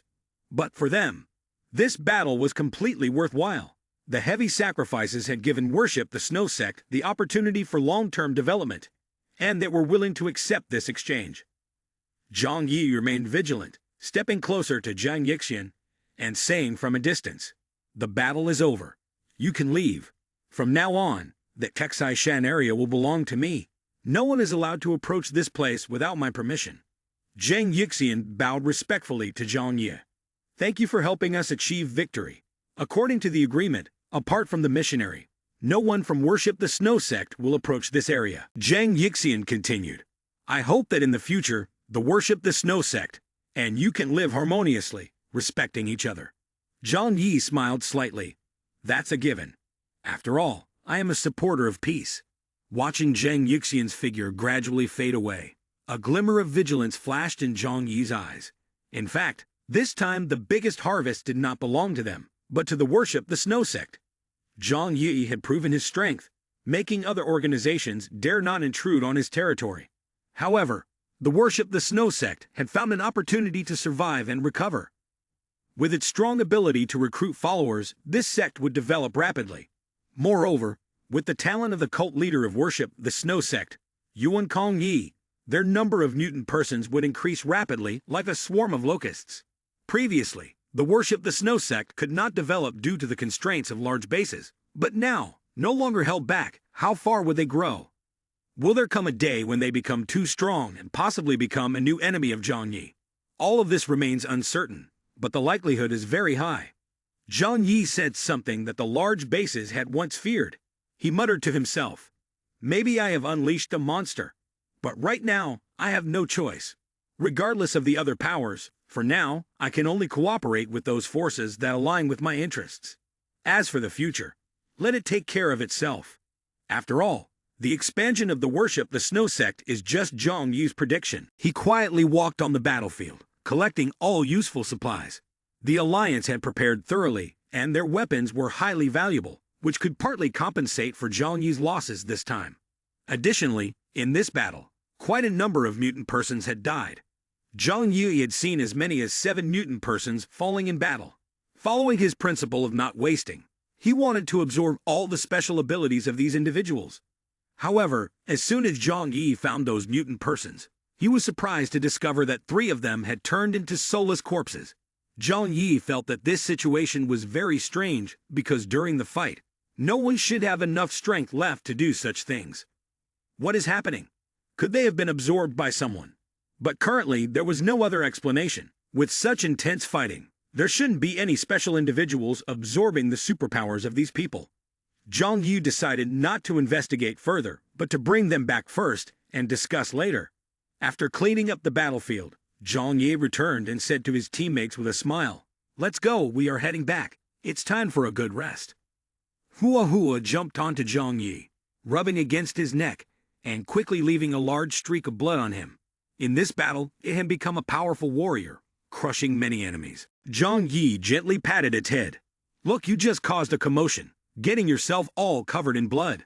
Then, Zhang Yi wrapped his left arm around Uncle Wang's neck and his right arm around Chunlei. The 3 of them stood shoulder to shoulder, laughing happily as they returned to their hideout. "Let's go. We need to rest for a while." On the distant snowy fields, Xiao Honglian and Ruwan Tinghai led the exhausted soldiers in a difficult retreat. They faced numerous challenges, highlighted by the stark contrast between their former prosperous times and this disastrous situation. The combined forces of both groups numbered less than 100, and even the strong mutant persons in the command team lost 5 of their members. This battle had nearly completely destroyed the armed forces of both bases. Ruwan Tinghai was struck by Liang Yu with a blade, and his injury was not minor. His anger and resignation only intensified his pain. Ruwan Tinghai slammed his fist against the vehicle, the loud bang expressing his inner fury. "Worship the Snow Sect and Xingtian, these traitors." But anger changed nothing. A loss is a loss. They had underestimated their opponents. They believed Zhang Yi only had a small group and an insignificant hideout, but when they actually confronted him, they realized how seriously mistaken they were. Just in terms of defensive firepower and the level of mutant persons, Zhang Yi's team was not inferior to the Xishan base of the past. Moreover, they had the advantage in defensive terrain and could even fight effectively when besieged. Xiao Honglian and Ruwan Tinghai sat together in a vehicle during an emergency retreat. Most of their war vehicles had been destroyed, leaving only 4 operational ones. Hearing Ruwan Tinghai complain, Xiao Honglian felt anger rising within her. She was not surprised by the betrayal of the Worship the Snow Sect, but why was the King Fu base also helping Zhang Yi? This was something she could not comprehend. If the Xingtian Legion from the King Fu base had participated in the battle, the situation on the battlefield would certainly not have been so dire. After all, that force specialized in large-scale warfare. Xingtian, how much benefit had Zhang Yi offered him to make him betray us? The more she thought about it, the angrier Xiao Honglian became. She took out her satellite phone, wanting to contact Xingtian to question him. But Ruwan Tinghai suddenly stopped her. "Don't act impulsively." Xiao Honglian looked at him, not understanding his intentions. Ruwan Tinghai spoke resolutely. "Xingtian and his group have not attacked us at all. They are just cowards who have never truly engaged in the fight. Therefore, I guess they received some benefits from Zhang Yi and chose to sit this one out without helping anyone." He gritted his teeth, cursing them for always being so cautious, never putting themselves in danger. If they could gain benefits without fighting, they would be more than happy to do so. The major powers that were once friends, acquaintances, and rivals of Ruwan Tinghai made him very familiar with Xingtian's character. Xiao Honglian angrily said, "Then where is the contract between us? Xingtian has betrayed us, causing us heavy losses. What should we do now?" Ruwan Tinghai sighed. "Right now, both of our forces have suffered serious damage. Can we find Xingtian to settle the score? We can only hope he doesn't pursue us relentlessly." However, just as he finished speaking, they heard a loud explosion, like an avalanche or the sound of a large army's hooves. Ruwan Tinghai and Xiao Honglian turned pale together. They recognized the sound. It was the Xingtian Legion. In the vast snowy field, Xingtian laughed loudly, riding on the back of a snow dog, charging towards them at quite a speed. "Xiao Honglian, Ruwan Tinghai, where are you hurriedly running off to?" Xiao Honglian and Ruwan Ting Hai had no choice but to face the Xing Tian Legion at its strongest. At this moment, the fighting spirit of the entire Xing Tian Legion was at its peak. They had not participated in the recent battle, standing by to observe, and were now ready to join the fight. Thus they gave Xiao Hong Lian and Ruan Ting Hai the feeling of a pack of wolves howling. In their hearts, Xiao Hong Lian and Ruan Ting Hai could not help but feel heavy. If a conflict arose between them at this time, it was very likely they would be in danger themselves. Xiao Hong Lian angrily furrowed her brow and shouted loudly at Xing Tian.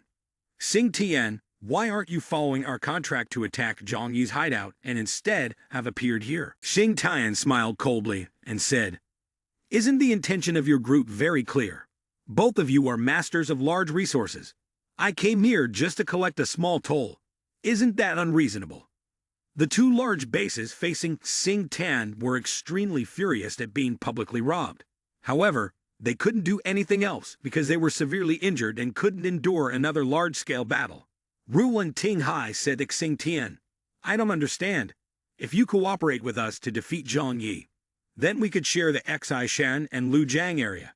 But why did you choose not to help anyone? Do you know Zhang Yi's situation in advance? That was the doubt in Ruan Ting Hai's mind. He was determined to clarify, even if it meant failure. Xiao Hong Lian also stared at Xing Tian, unsure of why he acted this way.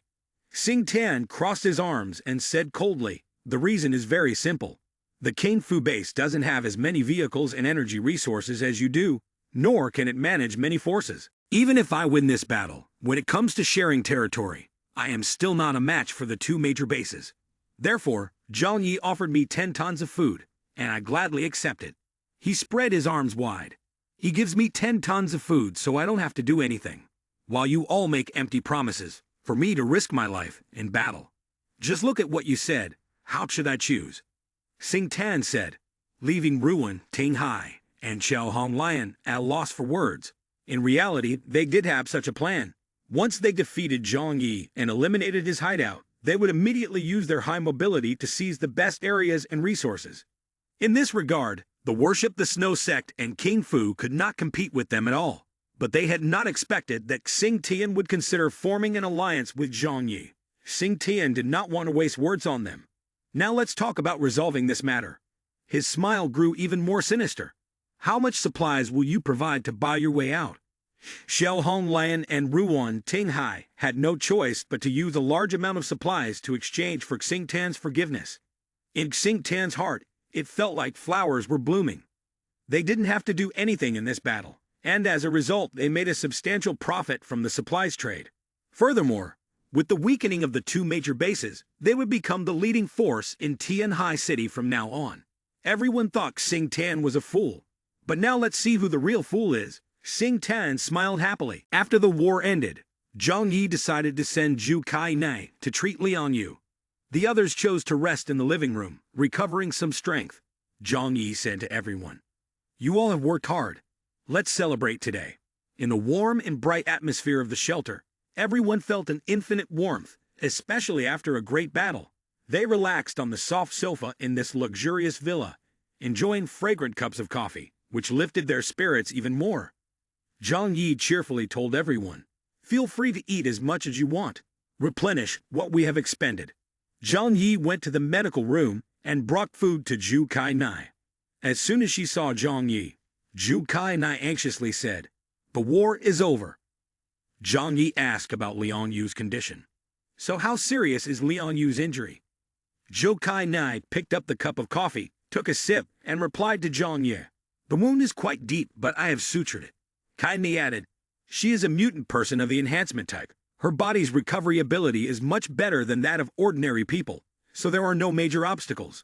At this point, Kai Ni glanced at Zhang Yi with hidden meaning and said enviously, Mutant people are really lucky, with all sorts of advantages. Zhang Yi smiled, knowing that Zhu Kai Nai still remembered the ice bead in his hand. However, thinking about the mysteries of worshipping the Snow sect, Zhang Yi still felt uneasy. He said, Your medical skills are perhaps no less than superpowers, right? In critical moments, we need your medical skills to save lives, don't we? Zhang Yi embraced Zhu Kai Ni and said with a smile, In our group, we may lack a mutant person, but we can't do without a doctor. Never underestimate yourself again. You are very important to us. Zhou Kai Nai smiled, feeling incredibly happy to be affirmed by Zhang Yi. Zhang Yixian and the remaining soldiers had returned, and seeing their numbers reduced by half, the hearts of the followers became tense.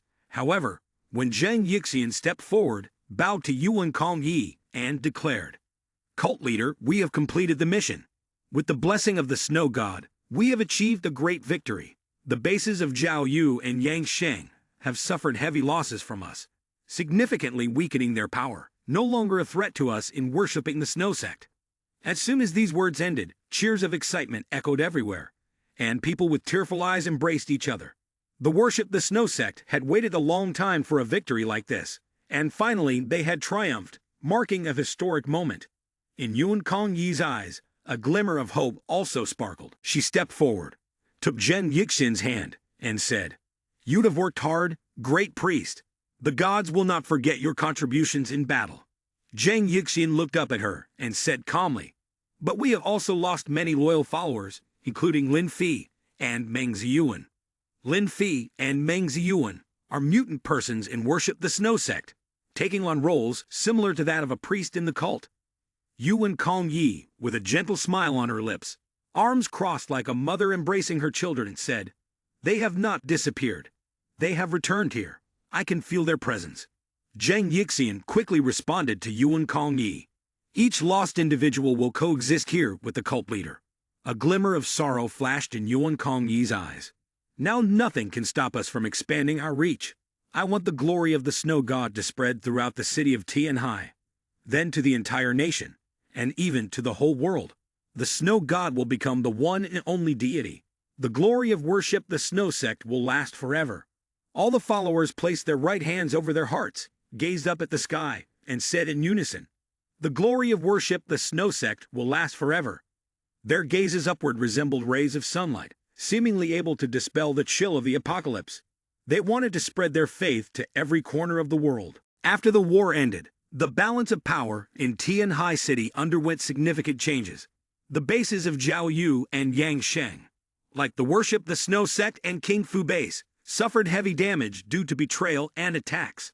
Fortunately, they still retained half of their combat forces and basic resources. This allowed them to avoid complete destruction. But they still needed a long time to restore their original strength. The most critical point was in caring for the wounded and retraining a group of elite soldiers. However, the loss of a large number of mutant persons was the most tragic pain for them, because regular soldiers could be replaced. But the emergence of new mutant persons was extremely rare.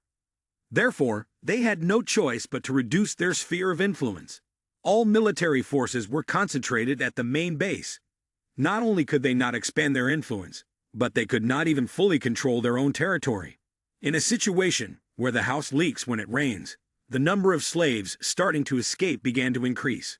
Worship the Snow Sect cleverly propagated their message, and after many life and death battles, a certain level of trust was built. They shared both difficult times and glory. Zhou Han Mai invited some girls to play cards together. The sound of cards being played echoed from the living room, creating a noisy atmosphere that made everyone feel comfortable. Zhang Yi, Chun Lei, and Uncle Wang seemed to have nothing else to do but play poker or video games together. They are hiding in a place with abundant energy, where the gloomy sky outside cannot illuminate. The lights in their room are always bright, thanks to a lighting system worth billions of dollars, creating a cozy space with warm yellow light. When they are hungry, they can enjoy fresh cuisine in this space. When they are thirsty, they can choose from a temperature-controlled wine cabinet filled with premium wine, beer, and coffee brewed by Zhu Kai Nei herself.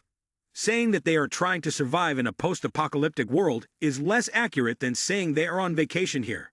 Perhaps Lian Yu temporarily cannot forget about this, but there is nothing that time cannot heal. Chun Lai saw Lian Yu passing by and asked, "Lian Yu, are you feeling any better?" Lian Yu turned back with a tired look, then said nothing and continued walking. Lu Qiran patted Chun Lai on the shoulder and said, "Don't mind her. These past few days, Lian Yu has been like this since she woke up.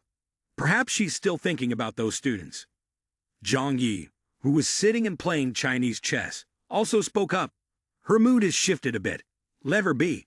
It doesn't seem to be anything serious at first glance. She just needs some time to calm down.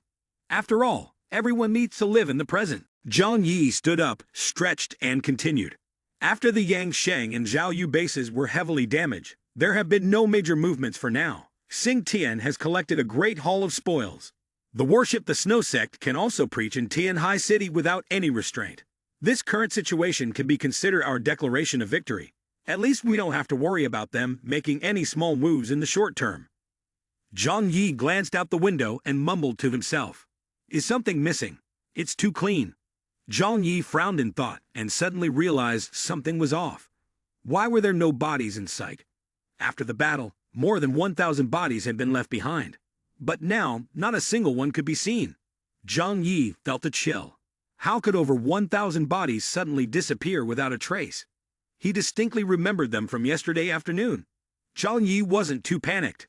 He took out his binoculars and carefully checked again to avoid any misjudgment. Had they been dealt with already? He wondered. However, after a meticulous search, he finally confirmed that he hadn't been mistaken and that the bodies were not covered by snow. Those bodies had truly vanished, leaving no trace behind.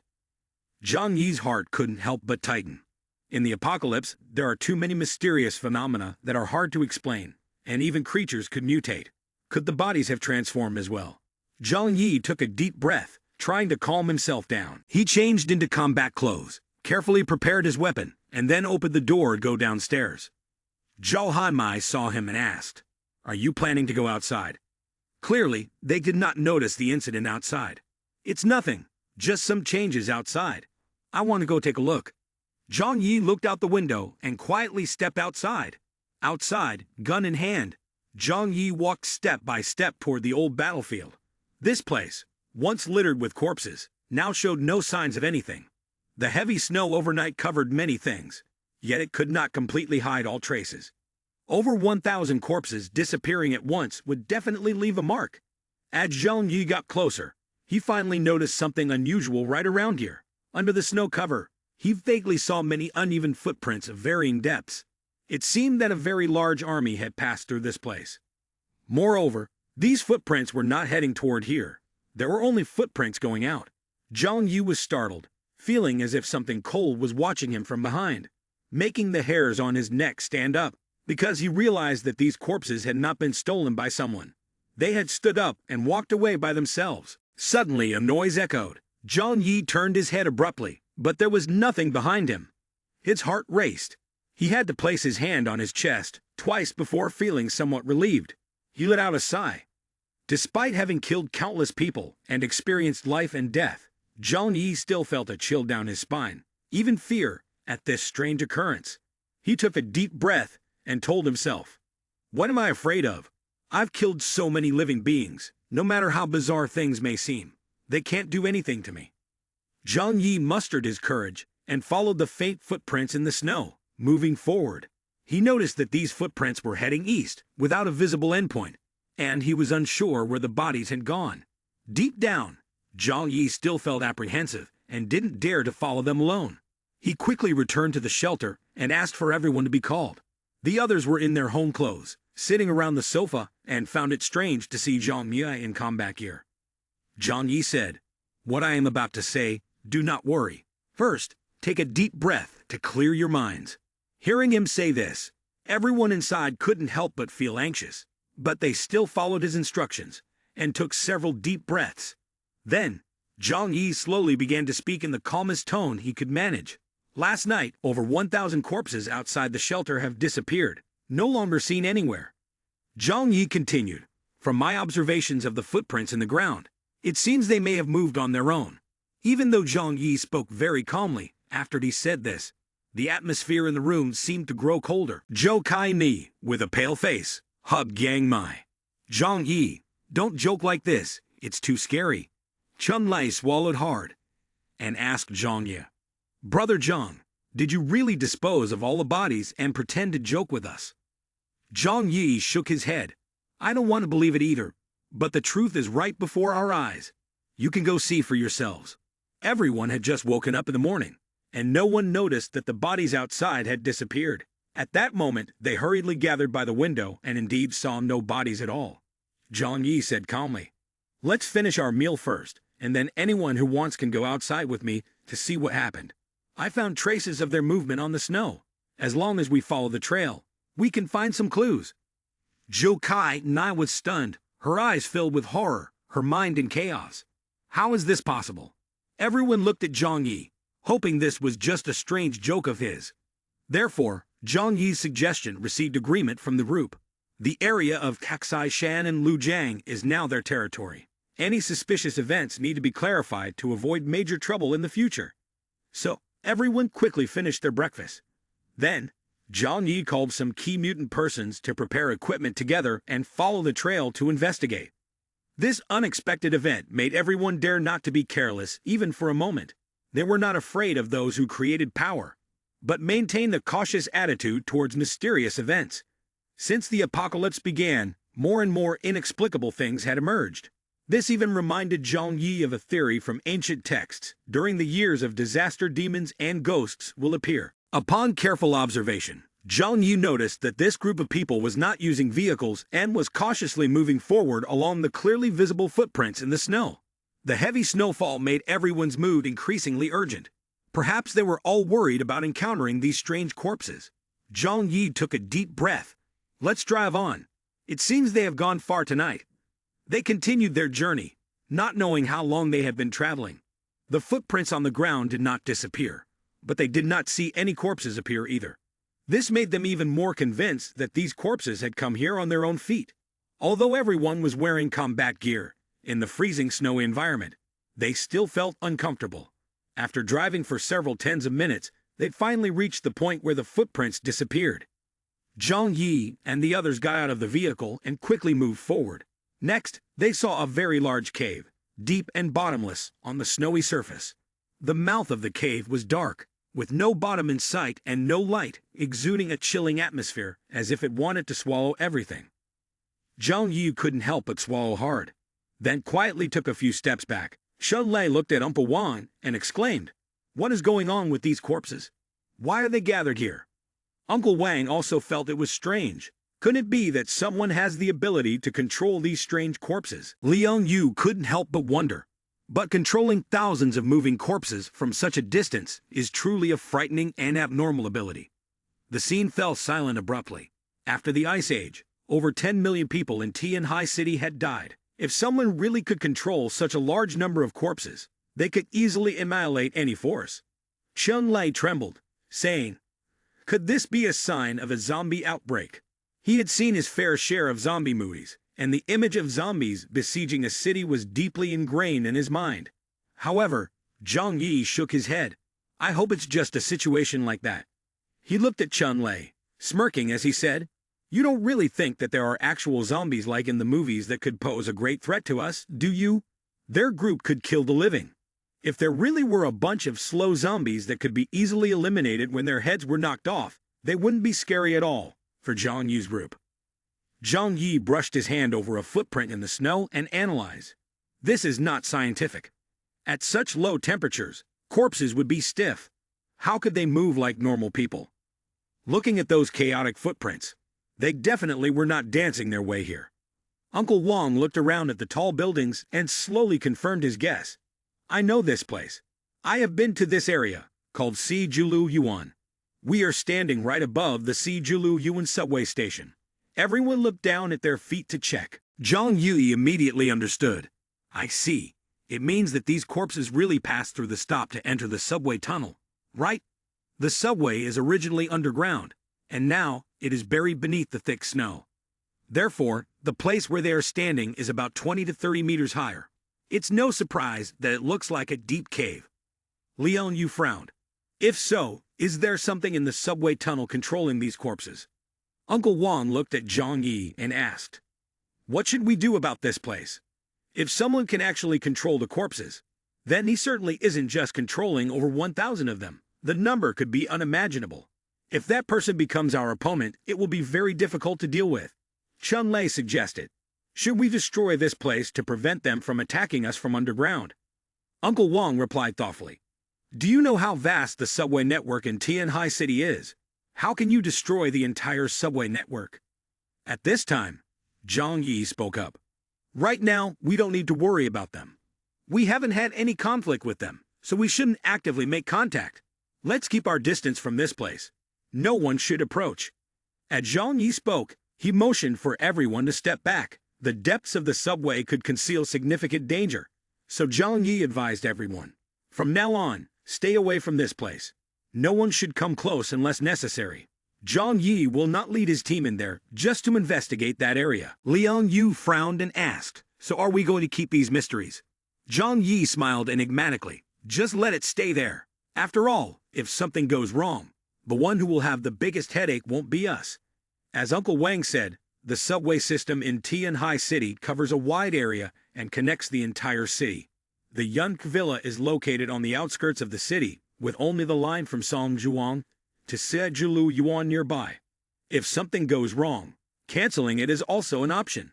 However, in the territories of other forces, the railway network is more complex and has more people. If anything unusual happens, they will be the first to encounter us. Don't worry about it anymore. Zhang Yi slowly stepped back, about 4 to 5 meters away from the entrance of the subway tunnel, before turning to get into the vehicle.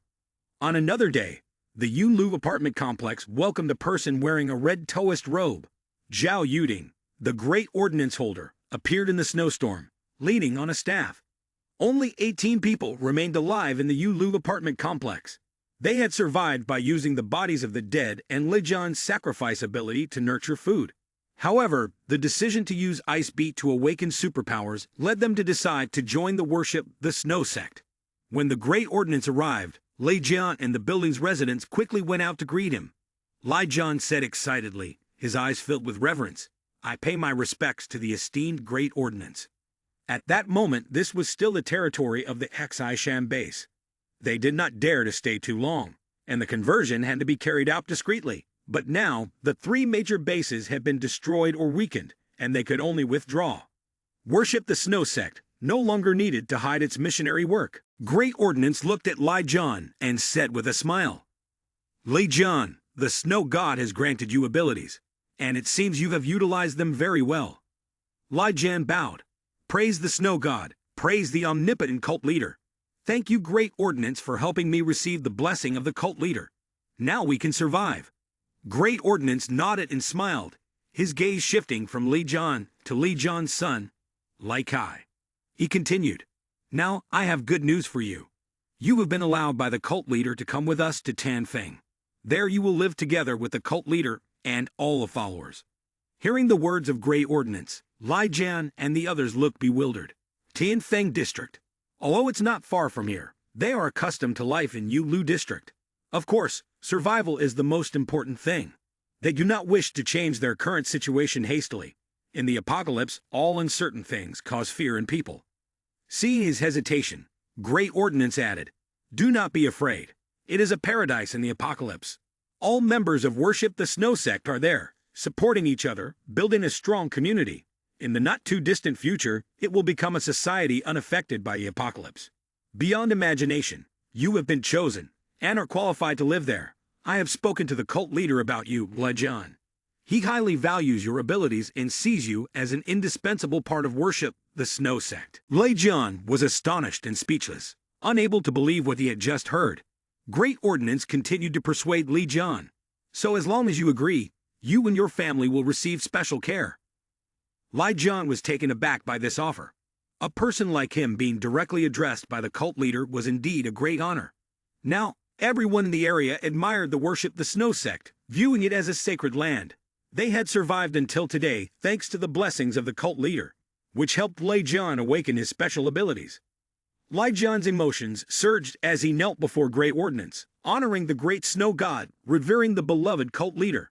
"I, Lijian, pledge to dedicate my strength to worship the Snow Sect." Great Ordnance was very pleased with Lijian's attitude.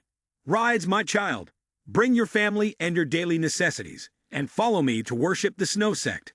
Everyone was very happy. They packed their clothes and food. Then, the survivors in the building filled with hope followed Great Ordnance to worship the Snow Sect. The journey from the Yulu area to the Great Windy Road, Tianfeng, was quite far. Fortunately, they all harbored hope for a bright future. This helped them overcome the snowstorm to reach their destination. Worship the Snow Sect is currently experiencing an unprecedented period of prosperity. More and more people are joining the sect. The priests and parish priests are maintaining order, distributing food and clothing to newcomers, while conveying the teachings of worship the Snow Sect to them. Lai Jian and his group arrived at this place, witnessing many strange things. However, he paid little attention. He and his family were immersed in the joy of joining a happy society. Great Ordinance said to Lei Jian, "Follow me, Lei Jian. The cult leader wants to see you." Lai Jian was surprised but did not forget to worry about his wife and son. "What about my wife and son?" Great Ordinance smiled and replied, "Don't worry, they will be well taken care of." Hearing this, Lai Jian felt truly reassured. His wife, Zhang Jianfang, also encouraged him. "Being summoned by the cult leader is an honor. You should go. We will wait here." Lai Jian nodded under the admiring gazes of those around him. He followed Great Ordinance toward the enormous church. Others were led away by nuns with bright smiles. As he opened the large door of the church, Lai Jian looked inside with a respectful mindset. Outside, the sky was full of dark clouds, but inside the church, it seemed to be enveloped in pure light. Only the altar shone brilliantly. He saw a woman in a red robe standing there, her back turned to him, showing respect. He thought to himself, "Is the cult leader a woman?" Seeing the doubt in Lai Jian's eyes, Great Ordinance cleared his throat and said, "The divine is present everywhere. The image of him takes countless forms and is determined by the inner faith of the believers. Therefore, there is no need to worry about such details." Lai Jian quickly replied, "Yes, I understand." He understood everything clearly. However, Lai Jian was an intelligent person. He never exposed these thoughts outwardly. He was grateful for the grace of worship the Snow Sect. But that did not mean he blindly believed in the divine. Some thoughts should remain in one's heart and not be spoken aloud. Lai Jian bowed his head. "I pay my respects to the cult leader. I have received the cult leader's grace and survived to this day. I am Li Jian." Yuan Kongyi stepped closer to Li Jian. "I have heard of you. Great Ordinance has told me that you are a being full of hope, blessed by the divine and granted strength. From now on, you will be the shepherd of worship the Snow Sect. God has led you here, and you have your own mission to fulfill." Lai Jian felt the blood surge within him. He was one chosen by God, and he had a special mission. Lai Jian shouted aloud, "I am willing to dedicate myself entirely to worship the Snow Sect." Yuan Kongyi nodded with satisfaction. "Very well, follow me." After saying this, she turned around and walked towards the back of the chapel. At that moment, Lai Jian did not know what he was doing.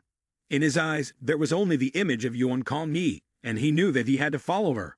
When Lai Jian regained a bit of consciousness, he found himself in a strange place.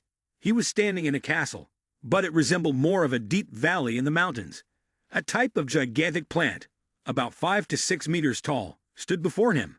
Its trunk was covered in gray, but the cracks revealed a blood-red color. The trunk occasionally expanded and contracted gently, as if it were breathing. The entire building was covered in small fragments of it. The leaves curled in a bizarre way, resembling butterfly cocoons, seemingly containing something inside. Li Jian opened his eyes wide, his mouth agape. He had never seen such a strange and gigantic plant before. Yuan Kongyi stood in front of the plant and explained to him, "This is the holy tree of the worship the Snow Sect. It can extend its roots hundreds of meters deep into the ground to absorb nutrients, then grow fruit. Its fruit is the most important food source for us." Yuan Kongyi said, slowly raising her hand. A cucumber vine from the tree descended, dropping a red fruit into her palm. This tree seemed to have its own intelligence. At that moment, Lai Jian finally understood where the red fruit he had seen earlier came from. Yuan Kongyi approached, handed him the fruit, and smiled. "This is our hope for survival. Do you want to try a little?" Lai Jian nodded and took the fruit. Immediately, he sensed a strange and enticing aroma, the kind he had never experienced before in his life, which made him lose control of his body. He grasped the fruit and slowly ate it. From the corner of his mouth, a viscous liquid flowed out like blood. Yet after finishing the fruit, he truly felt his body filled with strength. The feelings of hunger and cold had completely vanished. Yuan Kongyi said to Li Jian, "Le parish priest, your mission is to use your abilities to nourish this holy tree. Only when it grows strong and thrives can we nurture more believers. Li Jian nodded decisively. Yes, I will obey your command, cult leader. He approached the base of the tree, pulled out a small knife from his person, and cut into his finger. Although it was just a small wound, his blood flowed like a stream. The holy tree greedily absorbed each drop of his blood, and the strange blue light on the trunk became even more brilliant. Yuan Kong Yi did not allow Lei Jian to continue bleeding and stepped forward, using his powers to help him stop the bleeding. From now on, you must use your blood daily to nourish the holy tree. This is your glorious mission. Lei Jian nodded. In his eyes appeared a noble and profound expression, as if this had become an important and meaningful part of his life. In the blink of an eye, half a month has passed. Zhang Yi, once again hiding, has built a defense using ice and snow. Over time, there are no new enemies appearing. People begin to enjoy their daily lives. Abundant food, warm temperatures, and various leisurely forms of entertainment that keep everyone happy. However, even though Zhang Yi is living in peace, he does not forget the circumstances he is in. Every day, he spends a few hours practicing martial arts with Liang Yu. Uncle Wang and Chun Lei also join in the training to become more agile. Liang Yu is now more mature and less talkative than before, and during training, she often adopts a serious expression when teaching Zhang Yi. However, in moments of interaction, her face often, unconsciously turns red. After a tiring training session, Chun Lei thinks to himself, Liang Yu, like Zhang, has the ability to absorb superpowers. Previously, they had absorbed the abilities of other mutant persons, and their powers began to grow. He and Uncle Wang do not have this ability and do not feel anything special. Now, Liang Yu also possesses that kind of power. This proves that even among mutant persons, there is a division in levels of talent, and he and Uncle Wang clearly belong to the type with limited skills. Therefore, Chun Lei continues to work hard in training to enhance his combat strength. Thinking for a moment, he stood up and continued to train. Chun Lei was very determined in his heart. However, no matter how hard he trained, the results he achieved were not that significant. His methods mainly involved using skills like ice wall, snowstorm, ice explosion attack, and other tactics. These were quite effective in controlling the battle and causing chaos. They worked well, but when it came to mutant persons, they were difficult to inflict serious damage on. If he had to fight one-on-one, he didn't think he had a chance of winning against anyone. I can't continue like this. Otherwise, every time I fight, I can only rely on luck. When Zhang Yi saw Chun Lei struggling, he approached him and shared his self-training experience. The more superpowers were used, the more proficient and powerful they became. But the most important thing was to have a strategy. Zhang Yi pointed to his head and said, if we consider superpowers as weapons, besides enhancing the weapon's strength, we also need the intelligence to control it. A master throwing a small stone is more dangerous than an ordinary person wielding a weapon. Zhang Yi's explanation helped Chun Lei gain insight. He thought to himself, I have been too worried about the strength of my abilities.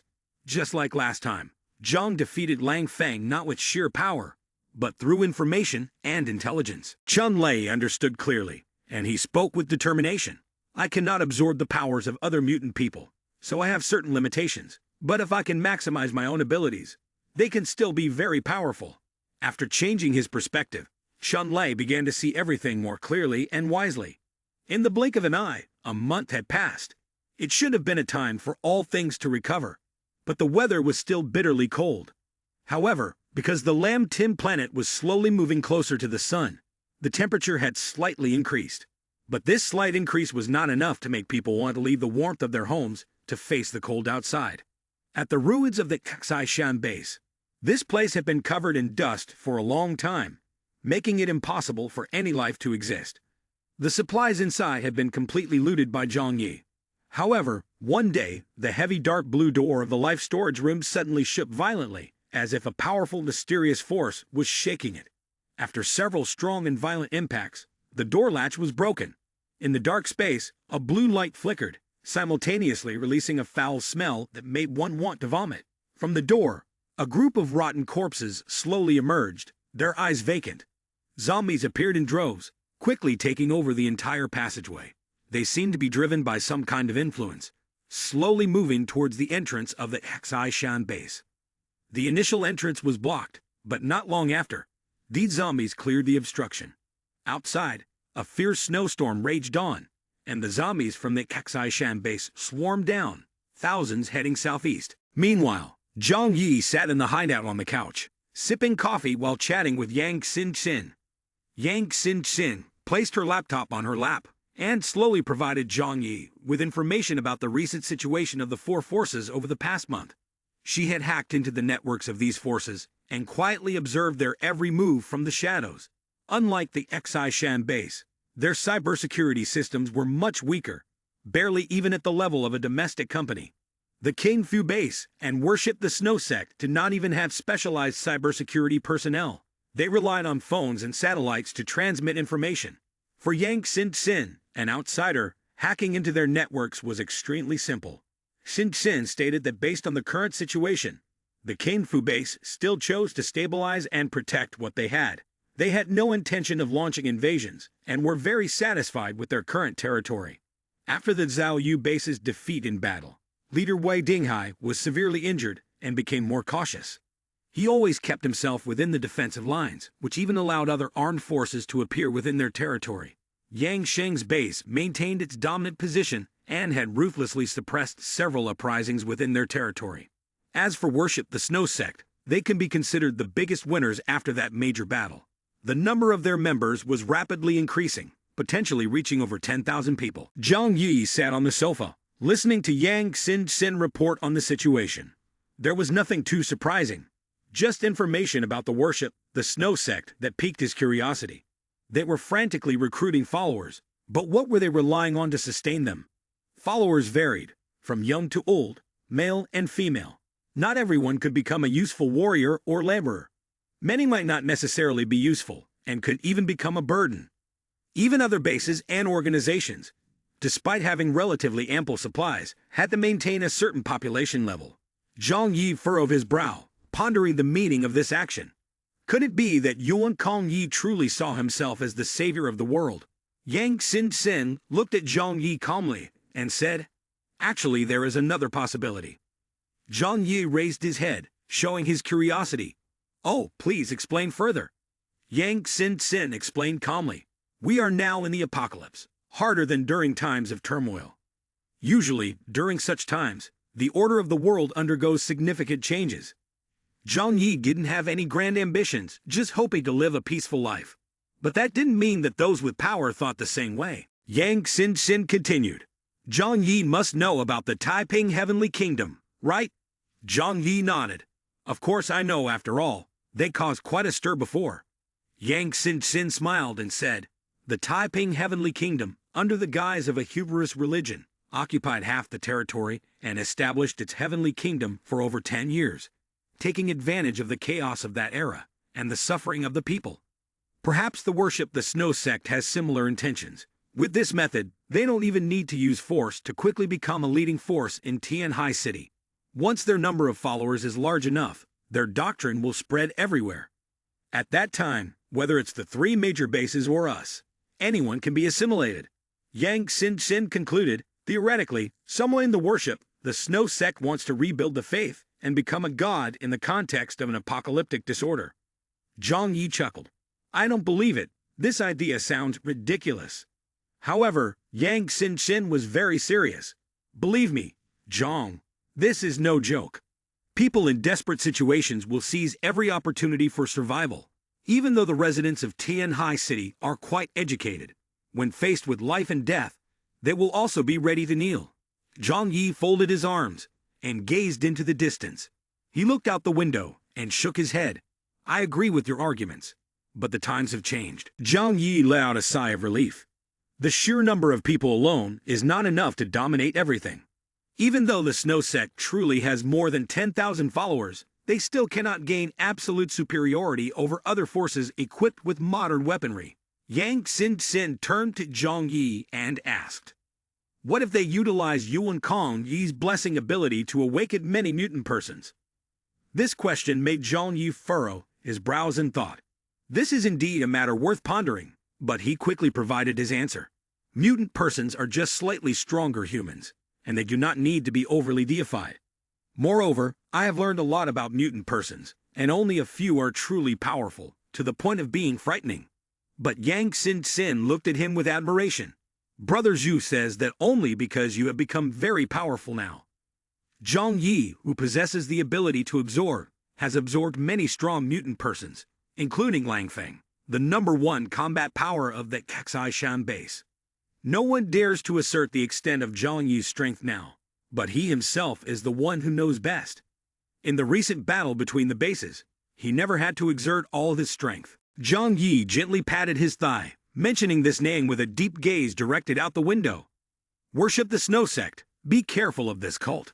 As he spoke, Zhang Yi's expression suddenly became sharp. He sensed someone approaching. In the snowstorm, silhouettes began to appear faintly from the horizon, slowly advancing toward them. Zhang Yi was stunned by the scene before him. For a moment, he felt as if he were seeing things. How could so many people appear at once in such cold conditions? As far as the eye could see, there were people everywhere. Even during the previous military conflict, there had not been so many soldiers gathered here. But as he looked closely, he realized it was not an illusion. Indeed, a very large crowd was moving towards them. Zhang Yi suddenly jumped up from the sofa and shouted, "System, alert everyone in the hideout to quickly gather in the living room and put on their gear." While speaking, Zhang Yi hurriedly took a gun out from his dimensional space. The house system immediately activated an alert, notifying everyone in the hideout. Despite being accustomed to a peaceful life, when they heard the warning, everyone quickly followed Zhang Yi's orders, changing their outfits and heading to the living room together. Yang Xin asked in surprise, "Brother Zhang, what's going on?" With the gun in hand, Zhang Yi's gaze was fixed on the window as he said, "Look carefully outside and see if something is appearing." Yang Xin drove her wheelchair closer to the window, squinting to observe closely. She finally realized that along the horizon there were faint shadowy figures. Yang Xin's face immediately turned pale. Why are there so many people? Where did they come from? Could it be that other forces are teaming up to attack us? Everyone quickly ran to the living room. Uncle Wang approached and asked Zhang Yi, "What happened? Is there an enemy ambush?" Zhang Yi took the binoculars and looked toward the opposite side. Through the binoculars, he felt a chill run down his spine. Those shadowy figures turned out not to be people, but a horde of corpses, slowly moving towards them. Their clothes were tattered and old, their bodies covered with a layer of bluish-purple of dead flesh. Some faces had even begun to decay, but due to the extremely cold temperature, the bodies had not fully decomposed. Zhang Yi took a deep breath and whispered, "Zombies! They really have appeared." Everyone was frightened. Then they quickly approached and used the binoculars to observe. Through the lenses, those corpses were indeed slowly moving toward their hiding place. Definitely not a mirage. Suddenly, Liao Yu spoke up. Could these corpses also have crawled out from the Xi Shan base? Zhang Yi was surprised. How do you know? After carefully observing through the binoculars, Liao Yu pointed out, "Look closely. Among them, there are some corpses still wearing military uniforms from the Xi Shan base." Following Liao Yu's directions, Zhang Yi observed. Indeed, upon closer inspection, he could see some corpses dressed in such military attire. They were also from the Xi Shan base, especially the civilians from level 4 of the life zone. Liao Yu spoke in a low voice. Zhang Yi lowered the binoculars. After being surprised, he gradually calmed down. It's quite strange, isn't it? Even in this freezing weather, these corpses haven't frozen and can still move. Yang Xin analyzed. This could be some kind of virus that has spread. Zhang Yi nodded. Fortunately, there are only a few corpses. Though somewhat frightening, if we understand that it's caused by a virus, it's not too surprising. Zhang Yi took the gun from his spatial storage. Let's go. We have to put an end to these dead things. Remember, when attacking zombies, aim for the head to increase effectiveness. Everyone regained their composure, realizing that these were just zombies, and there was no need to be afraid since they had the ability to fight quickly and were well equipped. For Zhang Yi and his mutant person team, eliminating zombies was as simple as chopping vegetables or cooking rice. There was nothing dangerous, just a zombie-killing game. Even Lu Qiran couldn't help but run up, pouting to Zhang Yi. "Boss, give me a gun. I want to try too." Zhang Yi thought for a moment and handed her a submachine gun. "You are right next to me, and be careful when shooting. Don't hit your teammates by mistake." Lu Qiran responded excitedly. All right, finally, a chance. She took the gun with a very enthusiastic expression. As for Hoa Hoa, Zhang Yi thought it was best to leave her at home, mainly worried she might eat something that would upset her stomach. Zhu Kai Nai and the others were still fearful of the zombies, concerned about accidentally shooting themselves, so they didn't follow along. When Zhang Yi and his group left the house, their faces all showed a sense of ease. Recently, everyone had been training hard, but hadn't had the opportunity to test their results. This occasion was indeed very suitable for them to try their skills against living targets. Uncle Wang transformed into a giant, holding a huge engineer shovel and preparing to advance. Zhang Yi shouted, "Uncle Wang, use the gun instead of the shovel. It will be more direct." Uncle Wang laughed loudly. "No need. Save some ammo." Liang Yu also had a fire of battle in her eyes, drawing her sword and rushing forward. The three most solid were Zhang Yi, Lu Qiran, and Chun Lai at the back, choosing to use guns to eliminate the enemies. Zhang Yi shot accurately, while Chun Lai and Lu Qiran focused on practicing their shooting skills. Lu Qiran enthusiastically said, "Brother Xu, let's see who can kill more zombies." Chun Lai scoffed, "Then I will definitely win. I've been practicing for a few months longer than you." Zhang Yi did not use superpowers but relied solely on his precise shooting skills. Chun Lai and Lu Qiran also aimed for the heads of the zombies and opened fire. Instantly, 2 zombies were shot in the head and fell down. But suddenly, Zhang Yu noticed something was wrong. The zombie that had been shot in the head seemed to slowly crawl back up. Is it because it's frozen that it doesn't die? No way. Even though they are undead, they are still flesh and blood, and they cannot withstand being shot. While Zhang Yi was in doubt, the zombie got back up. There was a deep dark hole in its head, but not a drop of blood was flowing. It turned towards their hiding place. At that moment, Uncle Wang and Liang Yu rushed in quickly. They simultaneously swung their swords at the zombie. It was in this moment that the zombies, which had seemed silent and lifeless, suddenly erupted in a terrible rage. They let out a horrifying scream from their throats, like wild dogs living in a cemetery, feasting on the dead. Soon after, thousands of zombies in the snowy field let out the same screech, charging towards Liang Yu and Uncle Wan in a frenzied attack. The initial slowness vanished. Their speed was even comparable to that of hunting dogs. The zombies charged straight towards the positions of Uncle Wang and Liang Yu. In an instant, countless zombies surrounded Uncle Wang and Liang Yu. In their empty eyes, there seemed to be thousands of ants crawling, evoking fear. No one expected that the seemingly lethargic and silent zombies would suddenly erupt into chaos. They suddenly burst forth with terrifying speed, surrounding Uncle Wang and Liang Yu in an instant. Before Zhang Yi could even react, he saw both of them encircled by thousands of zombies, stacked one on top of another, their screams making one's bones tremble. Zhang Yi shouted loudly, "Be careful!" Uncle Wang's terrified scream echoed. "Shit!" Uncle Wang swung the engineer shovel in his hand, directly sweeping away more than 10 zombies, even cleaving through the bodies of 3 others. These zombies were incredibly tough, their bodies not weak at all, completely unlike the rotting zombies easily destroyed in movies. Fortunately, both Uncle Wang and Liang Yu were also mutant persons of the physical enhancement type, possessing extremely strong close combat abilities. Even when surrounded by thousands of zombies, they could still counterattack effectively. Liang Yu wielded a sword, the blade cold as moonlight slicing through the air, easily severing the bodies of zombies as hard as steel. However, the killing efficiency of this method was indeed too low. With the current number of zombies being overwhelmingly large, if this continued, they would likely be devoured by the zombies once they became exhausted. No one anticipated the situation would become this dire.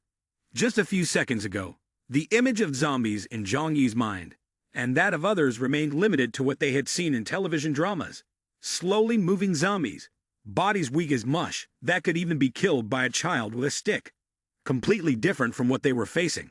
They were strong, fierce, agile, and much harder to kill. A zombie, after being cleaved in half, only collapses for a few seconds before raising its head again and continues screaming. Its gaze is always directed toward Zhang Yu's group, as if it had been programmed. Chun Lai looks at the dismembered corpses on the ground, still writhing towards Uncle Wang and Liang Yu, and can't help but feel a tingling sensation on his scalp. Chun Lei exclaims in astonishment. Even with their heads smashed, they still won't die. How can we eliminate them? What kind of monsters are they? Why can't they be killed? Lu Qiran is also scared pale, quickly shooting in hopes of killing a few more zombies and saving Uncle Wang and Liang Yu. However, this action not only fails to kill the zombies, but also attracts their attention. A massive horde of zombies splits off, screaming and rushing towards the three of them. Zhang Yi maintains a calm expression, knowing that shooting them in the head won't kill these zombies, and guns are ineffective. He retracts his pistol and draws a circle in the air. A colossal spatial door appears, blocking their path. The zombies rush forward at an incredibly high speed, but before they can reach Zhang Yi, they vanish one by one into the spatial door. Chun Lai breathes a sigh of relief. Thank goodness for your spatial door, Zhang. With this, we can easily handle these mindless zombies cleanly. However, just after Chun Lai finishes speaking, the zombies that were rushing forward suddenly halt in front of the spatial door. Zhang Yi frowned, sensing that things were not simple at all. Zombies, being the transformed corpses, should not possess intelligence. Yet the fact that they can perceive danger and halt is completely unreasonable. There are two possibilities. First, they are not corpses, but another type of intelligent creature. Second, someone is secretly controlling them. Clearly, the second possibility seems more plausible. Could there be a mutant person capable of controlling zombies, just like before when the soldiers' bodies vanished for unknown reasons? If so, everything could be explained. Zhang Yi decided to employ a simpler method to handle the situation. His right hand opened a space portal, and a heavy tank suddenly appeared on the snowy ground, causing a deep indentation. Uncle Wang and Liang Yu, follow my orders. When I count to 3, both of you jump into the air with all your strength. As soon as Zhang Yi finished speaking, he stepped inside the tank. Zhang Yi thought to himself, even though controlling this tank was not entirely easy for him, he had learned how to operate it from Uncle Wang. Uncle Wang and Liang Yu immediately understood Zhang Yi's intention. After Zhang Yi finished loading the cannon, he began the countdown. 3, 2, 1. Just as 1 was counted, Uncle Wang and Liang Yu leaped into the sky with all their might. Both were mutant persons of the physical enhancement type. With extraordinary physical strength, they jumped over 10 meters high. Meanwhile, the cannon of the tank emitted a deafening blast. Bang, bang, bang. A shell exploded among the zombies, sending hundreds of them flying, their limbs scattered everywhere. The blown-up zombies gave Liang Yu and Uncle Wang the chance to breathe a sigh of relief and retreat to their hiding place. The zombies continued to chase them relentlessly, their terrifying speed seemingly closing in on them. But with their hunting instincts, they gathered right within the gunner's sights of Zhang Yi. After reloading the cannon, he fired another shot. This shell once again blew away hundreds of zombies. However, there were still many zombies coming from other directions. Zhang Yi stepped out of the tank, silently taking out a strange set of equipment from his superpower space, which included 2 large metal canisters connected to a long nozzle at the front, resembling a pesticide sprayer. This device was called a flamethrower, which Zhang Yi obtained from the Xishan base and had never used. Because its range was quite short and it was somewhat cumbersome to carry, it was very effective against these hard-to-kill zombies. Zhang Yi shouted, "Hurry up, they are chasing us!" Zhang Yi knelt on one knee, stabilizing the flamethrower, and began to unleash a large flame forward. Despite the freezing weather, the temperature from the flamethrower was enough to make the zombies feel the heat, causing them to turn and flee. Zhang Yi's eyes became sharp. Why are you running? Their clothes caught fire, and their bodies were engulfed in flames. As they concentrated in one spot, the burning effect of the fire became even more pronounced. At first, Zhang Yi was worried that the burning zombies would charge at him. But unexpectedly, they could not control themselves. Their arms and legs flailed frantically, and eerie cries emerged from their throats, while their bodies made popping sounds like sizzling fat. Zhang Yi felt more convinced that these zombies were definitely being controlled by someone in the shadows. As Zhang Yi looked at the burning zombies, he suddenly realized that someone standing behind was controlling them. When that person realized they could not easily kill the zombies, they decided to withdraw to preserve their forces. Liang Yu furrowed her brows in thought for a moment and then shook her head. I can't imagine how a single human could control thousands of zombies at once. Liang Yu looked at the pile of zombie corpses, each part scattered across the snowy ground, unable to comprehend. Moreover, these bodies were frozen, decapitated, yet still unkillable. With such powerful abilities, that person could easily become king in the city of Tianhai. After all, corpses are currently the most common thing. Uncle Wang, Chun Lei, and Lu Qiran were also intently listening to Liang Yu's analysis. The expressions on everyone's faces grew serious. Zhang Yi looked around a large pile of destroyed, burned corpses, some of which were even still moving. They were just severed body parts, but retained a strange vitality, like worms cut into multiple pieces. It was impossible to determine how to completely eliminate them. Zhang Yi contemplated the prospect of facing many such creatures in the future, causing his head to throb. He said determinedly, "We need to clarify what they are, who is controlling them, and how. Otherwise, the future of Tianhai City may never be peaceful." Zhang Yi intended to collect the remains of the zombies into his superpower space. The process went very smoothly, indicating that they were indeed just corpses, and not any other kind of special beings. Zhang Yi looked at ahead and thought to himself, even dead, zombies are still active. This is truly unbelievable. Could there really be magical powers controlling zombies like in Western legends? Or is it that my perspective is too narrow, unwilling to accept the existence of mysticism? Zhang Yi was deeply lost in thought. Then he took out a flamethrower from the alternate space and handed it to Chun Lei. "Let's burn all this. At least now we know they can be destroyed by fire." Everyone was powerless to explain what had happened today. Perhaps since the day over 1,000 corpses disappeared without a trace, a mysterious and anxious atmosphere had enveloped each person's mind. With the appearance of the zombie group today, people could not underestimate this danger. Even though they had repelled the zombies, confusion was still evident on everyone's faces. When they returned to their hiding place, Zhu Kai Ni, Yang Mai, and the others could not hide their fear either. Zhu Kai Ni clenched her hands and exclaimed, "Corpses can still move. Could it really be that there are ghosts?" From their pale faces, it was clear they were also terrified. After all, who had ever witnessed such ferocious zombies, fiercer than rabid dogs? They were not just a horde, but a very large group. If it weren't for Zhang Yi and his team today, even fully equipped soldiers could have been torn apart.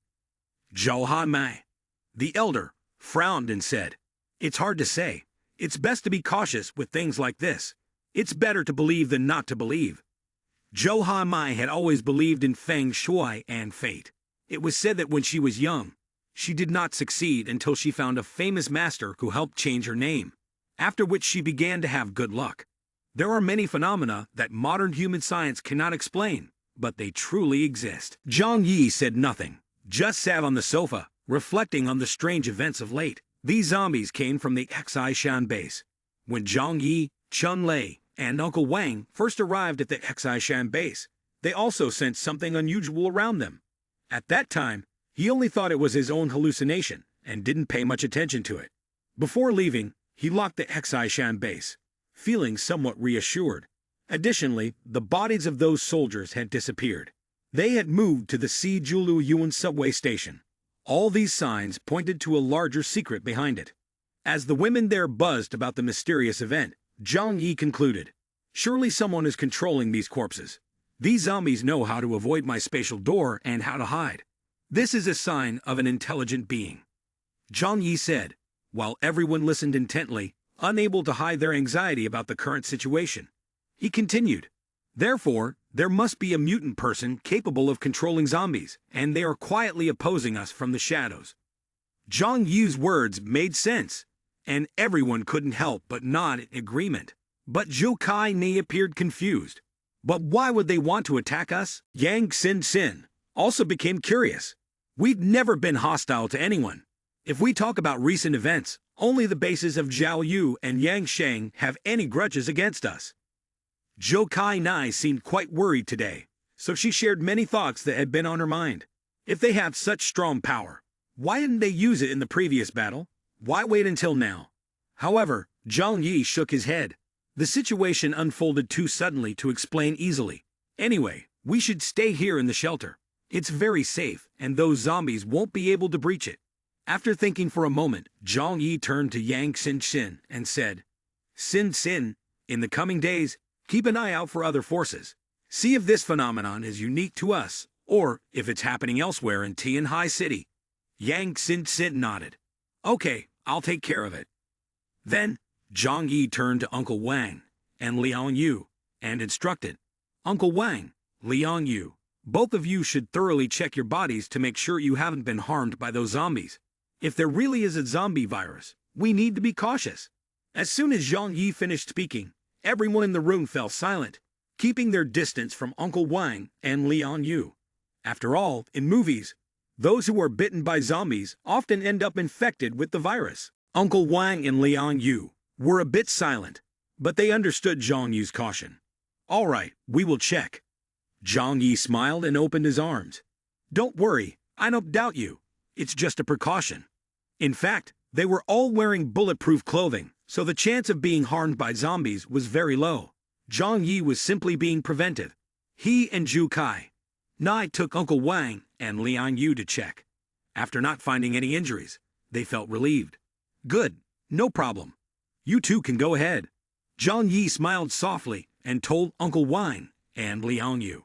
After they left, only Zhang Yi and Zhu Kai Nai were left in the room. Zhang Yi looked at Zhu Kai Ni, his voice becoming serious. Kai Ni, there's something I need you to do. Zhou Kai Nai immediately realized what Zhang Yi wanted her to do. You want me to research zombies, right? Zhang Yi nodded. Anyway, I need to confirm whether these creatures carry any diseases or toxic viruses, or if they are being controlled by a mutant person with superpowers. Zhang Yi explained to Zhu Kai Nai. If this is the first case, it will become a widespread disaster across Tianhai City and could even spread nationwide or even worldwide. But if it's the second case, it means there is someone secretly manipulating things. Zhang Yi became even more serious.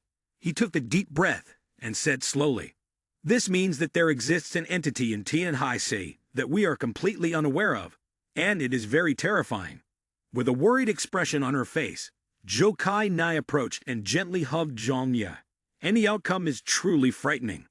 Zhang Yi held her hand tightly and smiled gently. There's no need to overthink. We are not responsible for managing the outside world. What we need to do first is to protect ourselves. As long as this shelter remains safe, we can continue to live our good lives. Zhou Kai Ni nodded. She felt Zhang Yu's words were very true. Too much worry only brings deeper despair. In the infirmary, Zhang Yi took out a zombie arm from the superpower space and placed it on the research table. As soon as it appeared, the piece of flesh was still wriggling, like half of a worm that had been cut off. Although there were signs of freezing, it still radiated strong vitality. Even Zhou Kai Ni, a doctor with vast knowledge, had to widen her eyes. It truly is a miracle. Zhang Yi reminded her that she needed to be careful. Currently, we still cannot determine whether this is a virus, nor do we know how contagious it might be. Zhou Kai Nai smiled gently. Don't worry, just don't forget what my job is. She skillfully picked up the tweezers, placed the minced meat into the tray, and then surrounded it with a glass enclosure. I also need some time to conduct a thorough study, Zhang Yi replied. It's okay, we still have time. If it's just at the current level of risk, we can handle it easily. Zhou Kai Nai exclaimed. That's right, after all, our armed forces are the best in Tianhai City. But if this type of zombie appears in other factions, especially if it occurs in the worship the Snow Sect, it will definitely be extremely frightening. Just as Zhang Yi had predicted, this zombie crisis was not just targeting them. The entire city of Tianhai was suddenly attacked by a large number of zombies. Yangshan Base, Zhaoyu Base, and Kingfu Base all faced assaults from these mysterious zombies. The soldiers had no experience dealing with these mutated creatures. Initially, they thought that simply destroying the zombies' heads would be enough. But no one expected that even with their heads smashed, the zombies could still attack with their sharp claws. These zombies were nothing like the slow ones usually seen on television. They surpassed ordinary humans in both speed and strength. The sheer number of zombies was astonishing and incredibly difficult to kill. Thousands of zombies invaded, causing the first line of defense among the soldiers to weaken. Before long, the defensive line was breached. In a short time, the major bases suffered heavy losses, with many people being killed by these mutated creatures. However, the three major bases still had powerful firepower, After overcoming the initial panic, they quickly organized a counterattack under the leadership of the base leaders and the captain of the mutant person. At Yangsheng Base, Xiao Hong Lion was the first to discover that these creatures were particularly afraid of fire. She jumped onto a tall tower and used high-concentration alcohol to spray out a dragon-like flame, sweeping through the zombies. This scene resembled pesticide spraying, quickly turning the group of zombies to ashes. But when looking around, the number of zombies was truly overwhelming. Compared to the thousands of zombies that Zhang Yi had faced in his own hideout, the bases in the central areas were confronting an even larger scale of zombies. Xiao Hong Lion also felt anxious as the number of zombies was simply too many. Not thinking much, she raised her eyebrows, and her purgatory furnace ability was activated to its maximum. A man carrying a heavy iron box approached her. Inside the iron box is the highest purity alcohol. Leader, here is your drink. Xiao Hong Lion took a sip of the alcohol, and dark red veins appeared on her body. Then, she exhaled flames like a dragon, incinerating the swarm of zombies rushing toward her. After a fierce and valiant battle, having killed countless zombies, they finally managed to stop this horrifying wave of attack. What on earth are these? They are not ordinary zombies. We must investigate how they appeared. Is there someone controlling them from behind? Seeing her oil refinery turned into a chaotic mess, with corpses everywhere, Xiao Hong Lion could hardly conceal her anger. Not only in Xiao Hong Lan's area, at the Kingfu base, Xing Tian had activated his superpower, leading many of the most elite soldiers to confront the zombies directly in a fierce assault. With the support of Xing Tian's abilities, these soldiers became powerful warriors, merging offense and defense. They did not need to use firearms but fought with cold weapons, such as large hammers and iron rods, facing the zombies directly and struggling for survival. Clearly, this fighting method was more effective than using guns. Even the frozen corpses were smashed into fragments by them. At the Zhao Yu base, they even used a gunboat anchored in deep waters to fire at the swarm of zombies.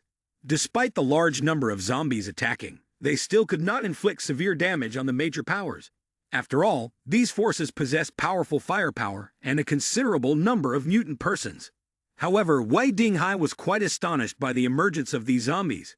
Wei Dinghai furrowed his brow to express his concern. Where do these things come from? Are they nurtured by a certain power in Tianhai City, or are they part of an underground force that we have yet to discover? Zhang Yi and the three major bases were quite successful in dealing with the zombie troubles. However, at the Worship the Snow sect, the situation was extremely dire. They had rapidly increased their rate of recruiting followers over the past month, causing the scale of the sect to expand quickly. In the center of the Tianfeng area of Worship the Snow sect, there were more than 10,000 followers, more than 70% of whom were not capable of strong combat and even lacked proper weapons. This massive crowd had attracted a large number of zombies from underground. That night, after the followers of Worship the Snow sect completed their prayer ritual, they returned to their own tents to rest. In the evening, they lit fires, shared canned food, and the red holy fruits harvested from the holy tree. Among these people were residents from the Yulu apartment and Lejian. To keep warm, they gathered in buildings with tightly sealed architecture. There were always guards outside watching continuously. Suddenly, the night watchmen noticed vague figures around them. However, due to the darkness, they couldn't see what was unusual about these zombies. The night watchmen thought they were survivors asking for help, so they approached to inquire. "Where are you from? Do you need our assistance?" As they got closer to investigate, they realized that the situation was nothing like they had imagined. The greenish-blue skin and vacant eyes, devoid of consciousness, along with the horrific wounds on their bodies, clearly indicated that these were not living people. The night watchmen shouted in fear, "Holy shit! They are monsters! Monsters!" At that moment, the zombies began to move. They were drawn to the fire, like moths heading straight for a blazing flame. This time, they were not seeking their own deaths, but bringing death to the unprepared living in the camp. The night watchman quickly grabbed his gun and retaliated. The sound of gunfire rang out continuously, but these zombies showed no fear of the weapons. Even with their heads blown apart, they could still lunge forward to bite the living. Screams of despair filled the air, creating terror. "Ah, help me! Please save me!" These agonizing cries echoed throughout the Worship the Snow sect camp, causing everyone to panic. When they realized they were under attack, Even the death-defying guards found it difficult to harm the horde of zombies.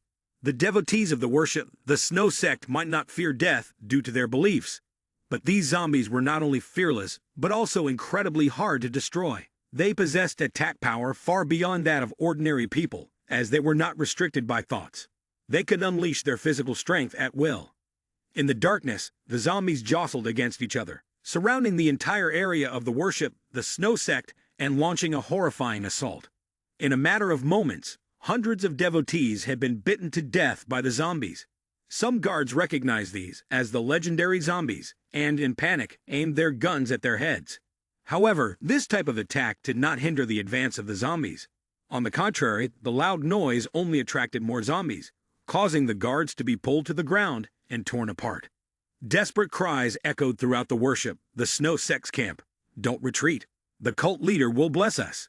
The guards were easily overwhelmed, while the ordinary devotees were still resting, unable to mount an effective defense as the ferocious zombies broke in. The situation was like starving criminals breaking into a room full of food. The camp became a buffet for the zombies. The horrifying scream echoed in the dark night. "Help me!" Since its establishment, Worship the Snow Sect has rapidly grown, with the number of followers increasing to tens of thousands. They gather near the church, living together in castles to keep warm. It is common for dozens of people to share a single room, leading to an extremely high population density. Therefore, under such high-density conditions, when attacked by zombies, they had little space to escape. Each door was smashed open in turn. Zombies rushed in and began a massacre. The followers of worship the Snow Sect screamed in fear. Some even fainted from fright but still could not escape the fate of being eaten by zombies. Some tried to escape by jumping from the high-rise building, but outside, there were even more zombies, their mouths wide open waiting for them. It truly felt like meat falling from the sky. However, the leader of worship the Snow Sect quickly responded. At that moment, the large doors of the church suddenly swung open. An invisible force surged out, throwing dozens of zombies away. High Priest Zhang Yixian stepped out of the church, followed by more than 10 mutant persons. The horrific scene before them made everyone breathe rapidly. Zhang Yixian thought to himself, the enemy attacking again is zombies. Faced with this unbelievable event, no one could feel anything but bewilderment. Zombies, something only seen in movies during peacetime, now appeared right next to them. How could it not cause everyone to panic? In Zhang Yixian's eyes, a hint of unease flashed by, but he quickly regained his composure and began to command the counterattack. Tongzhan Jinglei, you two send a few people to stay in the church. Do not allow anyone to leave. Protect the cult leader and the believers in the church. The rest follow me to take out these zombies. Under Zhang Yixian's leadership, the worshippers of the Snow Sect finally began to restore order, launching a counterattack against the horde of zombies. The participation of powerful mutant persons completely shifted the tide of battle. The believers, previously stunned, now also regained their spirits, picked up weapons nearby, and started to fight back. Han Chang transformed into a beast form, a small animal with gray fur from head to back, sharp fangs and claws. He used knowledge from a television show to take down dozens of zombies. Thinking it was over, Han Chang was surprised to see that these zombies only paused for a moment. Despite their sluggish movements, they still rushed towards him. What? They're still not dead. But as a mutant person, he feared neither heaven nor earth. Then let me tear your bodies apart. Soon after, his claws glowed, and all the zombies were sliced into pieces, falling to the ground but still writhing. Han Chang expressed his disgust. Shit. What the hell is this? Although these zombies were stronger than ordinary people, they were still far inferior to him, a mutant person. However, the inability to kill them immediately, combined with their overwhelming numbers, meant that if surrounded, even a mutant person could only wait to die. This protective battle was incredibly arduous. The number of zombies was overwhelming. While Worship the Snow Sect had only over 10 mutant people to protect more than several tens of thousands of believers. Therefore, most of the time, the mutant group could only rush into areas with the most zombies to eliminate them. Ordinary believers still had to rely on their own strength to defend themselves and protect their loved ones. The fierce battle lasted for over half an hour, and no one knew exactly how many of them were zombies and how many Worship the Snow Sect believers had died. Only when the zombies gradually retreated into the darkness did everyone breathe a sigh of relief. But the fear lingered in their hearts, not easily fading away. Han Chang looked at the hellish scene around him with a worried expression. What are these things? He heard the cries and screams of the believers. This battle had claimed the lives of countless people, causing many to lose their loved ones. Han Chang felt a pain in his heart, his face filled with unease as he approached Zheng Yixian. At that moment, the mutant group gathered together. After a long time of fighting, everyone felt very exhausted. Zheng Yixian maintained the cold and calm demeanor, directing the survivors to clean up the battlefield. Move all the bodies into that abandoned skyscraper. Han Chang raised his hand and spoke loudly to the surviving followers. Check to see if anyone is injured. These zombies are too peculiar. They might be carrying some kind of biochemical virus. We need to isolate and observe them closely to avoid contact with others. At the same time, we should strengthen the night watch and assign strong adult men to patrol around the camp. The zombies could return at any moment. Although everyone was exhausted, they understood that now was not the time to let their guard down. Therefore, they received the orders and began to act. Han Chang approached Zheng Yixian with a worried expression. These things are very difficult to deal with. We can't kill them. Furthermore, they know how to retreat. They are not like the weak zombies on TV, Han Chang said, filled with frustration and grating his teeth. If this is truly caused by some other mixed forces, I will not let them be. Zheng Yixian looked at Han Chang, frowning as well. We need to investigate thoroughly in the future. If not, given the large population of the Worship the Snow sect, we could face even more attacks. I'm not sure if this incident is related to other forces. But Zheng Yixian gently patted his shoulder. Just stay calm for now. This is only my hypothesis. What matters now is to protect the remaining people. Han Chang bowed his head in thought for a moment, then slowly nodded and said, Your words are very true. He turned to help others deal with the aftermath of the battle. Zheng Yixian stood in the battlefield, his gaze fixed on the distant darkness, unsure if a powerful enemy lurked nearby. His eyes were both heavy and profound. Could this be a sign of an impending storm? In a single short day, all the strongest forces in Tianhai City, from large to small, faced an assault from hordes of zombies. Zhang Yi and his group were the least affected, sustaining no casualties, as their group was small, and they did not need to protect ordinary members. Additionally, thanks to their powerful firepower, defeating the zombies was not an issue. But the other forces were not so fortunate. They had lost several members, some more than others. The next day, the unease among the major forces began to prompt communication between them. Zhang Yi called his old classmate Xing Tian to inquire about the situation. Xing Tian, did you also come under zombie attack? He said angrily. We encountered them yesterday, resulting in over 100 deaths. Where did these zombies come from? Are they just like those in Resident Evil, or what? When Zhang Yi learned that the King Fu base was also under zombie attack, he felt somewhat reassured. At least it was not a targeted assault on their group. He told Xing Tian, it's hard to say. These zombies are very strange. They don't die even when you decapitate them. Moreover, it seems there is someone controlling them from behind. Zhang Yu furrowed his brow, expressing doubt. I find this issue quite complicated. We are only over 100 kilometers apart, and both of us are being attacked by zombies. If there truly is someone orchestrating these zombies from the shadows, it surely can't be just one person. Xing Tian frowned deeply, the pressure causing him to pinch his forehead. Are you suggesting that there is a terrifying force in Tianhai capable of controlling zombies? But if that's the case, wouldn't that force become invincible? There are over 10 million dead people in Tianhai. They could easily use those corpses to defeat us. As for your hideout, although it is sturdy, it can't withstand a daily attack. Xing Tian voiced the concerns that Zhang Yi was also pondering. Facing an unknown enemy is extremely terrifying, and Zhang Yi knows nothing about those zombies, or the person controlling them behind the scenes. Zhang Yi sighed and said, We can only take it one step at a time and see. Additionally, let's contact other forces to see if they are experiencing a similar situation.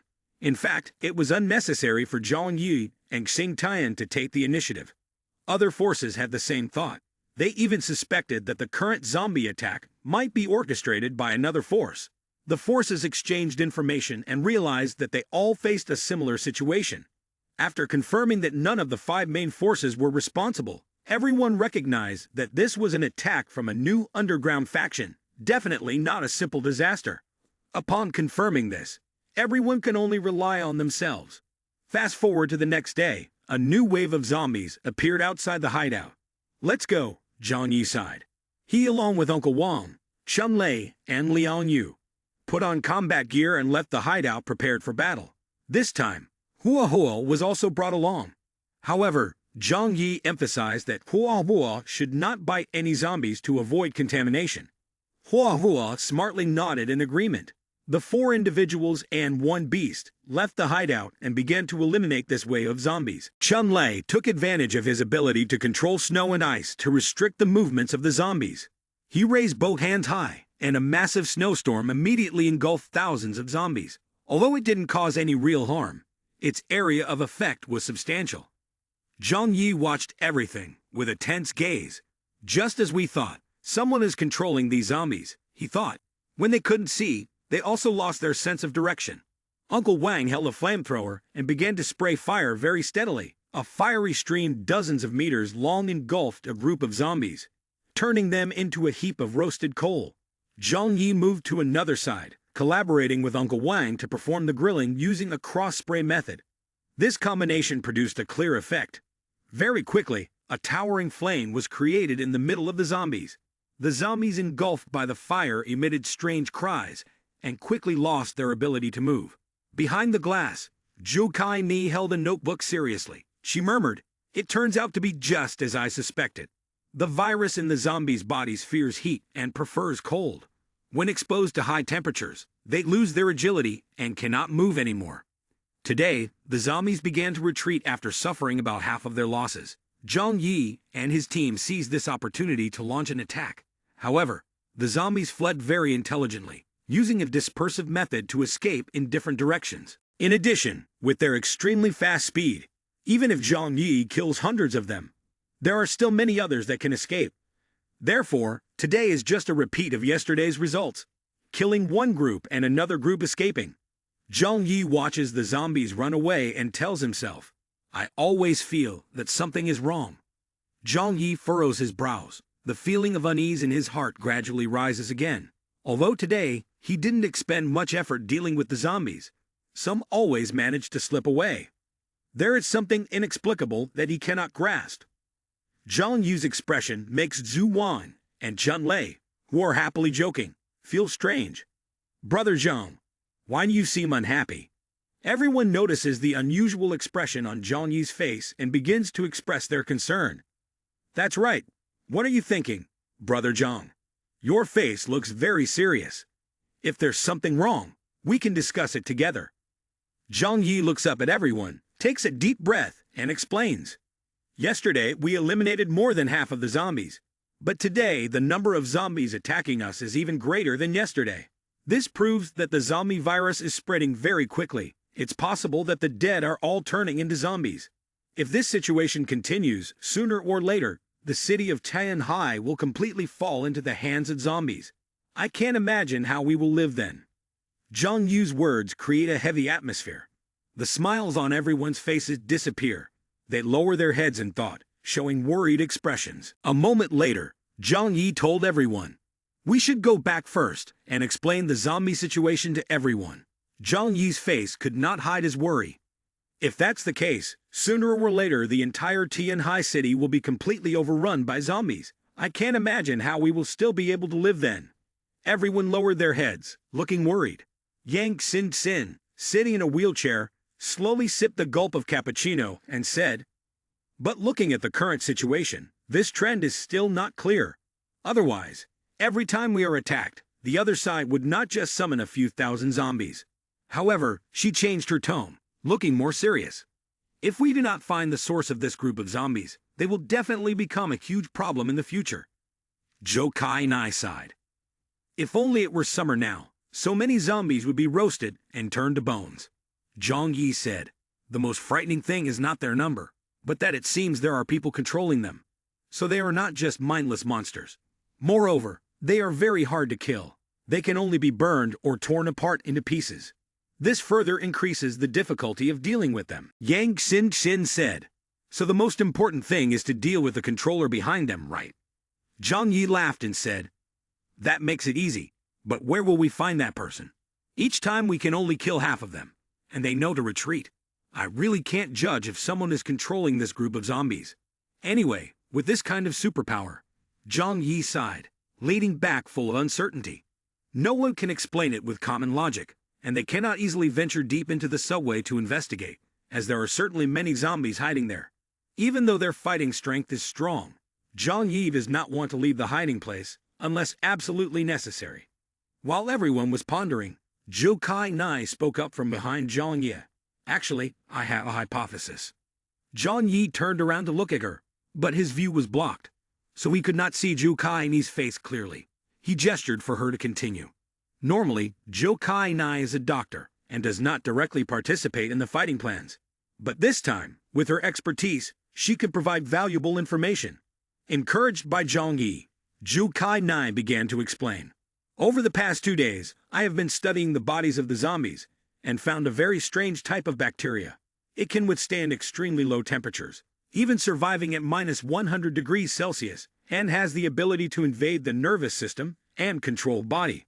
But Zhou Kai Ni frowned. It's not consistent with the definition of a bacterium in modern biology. Its structure resembles a blend of virus and cell, leaning towards cell, but with the capability of a virus to invade and control a host body. Zhang Yi, someone who seemed to have discarded knowledge after graduation, found Zhou Kai Ni's explanation as perplexing as being shrouded in fog. Kai Ni, could you explain it in simpler terms? In this room, the number of people who could understand Zhou Kai Ni's explanation was few, perhaps barely countable on one hand. At least 3 men in the room were completely lost. Zhou Kai Ni smiled awkwardly. After the apocalypse, the impact of gamma radiation has redefined biology. For now, let's temporarily call it a zombie virus. In simple terms, it exhibits some characteristics of microbial populations or communal living animals. When zombies are in groups, they act consistently, even possessing a certain level of intelligence. However, when we study a mass of zombies in the laboratory, we find that their reproductive instincts are weakened and their responsiveness is also reduced. Therefore, I suspect that the control method of this virus may be similar to that of populations of organisms with toxic diseases, which can control them in some manner. Zhang Yi sat up straight from the couch and exclaimed, "Control?" Zhou Kai Ni hurriedly explained further. Of course, not a great distance. For example, animals can communicate information through pheromones, and this mutated virus certainly has its own way of conveying information. Zhang Yi asked, "Do you mean that if we kill the original host of the virus, these infected zombies will also die?" Zhou Kai Nai shook her head. "It's hard to say for sure. At the very least, they will no longer act on a large scale and have a certain level of intelligence, like they do now." Intelligence. Those two words resonated in Zhang Yi's mind like thunder. His eyes brightened as he finally realized the source of his discomfort. "I think I may have figured something out," he said to his team. "Have you noticed that in the past 2 days, although the zombie attacks have been very intense, they seem to exhibit a certain level of intelligence? The truth is, the tactics of the zombies are quite naive. They always choose to retreat after part of their numbers has been eliminated. It feels like a 2 to 3-year-old child learning to speak, learning each word one at a time." Zhang Yi's explanation made sense to everyone. The zombies were still clumsy. Even when facing powerful fire such as flamethrowers, they did not choose to disperse to attack. Like this time, they knew how to avoid Zhang Yi's spatial door and chose to flee when they realized the situation was unfavorable. They have intelligence, but not much. Liang Yu spoke up. "Wait a moment, Zhang Yi, I think I understand your point." She crossed her arms, her gaze filled with concentration. "What you mean is that our opponents could be intelligent zombies, either transformed humans after death, or a virus occupying a human body and becoming a form of specimen. In any case, they only recently gained intelligence and are learning how to fight like humans."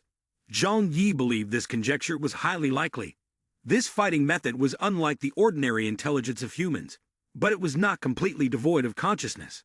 If such creatures truly exist, they could be considered zombie kings, Zhang Yi continued. After all, to gain superpowers, we have identified 2 conditions: nearing death or being stimulated by foreign objects like ice beats. Therefore, the case of gaining superpowers after death is not impossible. After 2 battles, Zhang Yi and his team had gathered important information about this mysterious force. They moved quickly, possessing enormous strength comparable to wild beasts.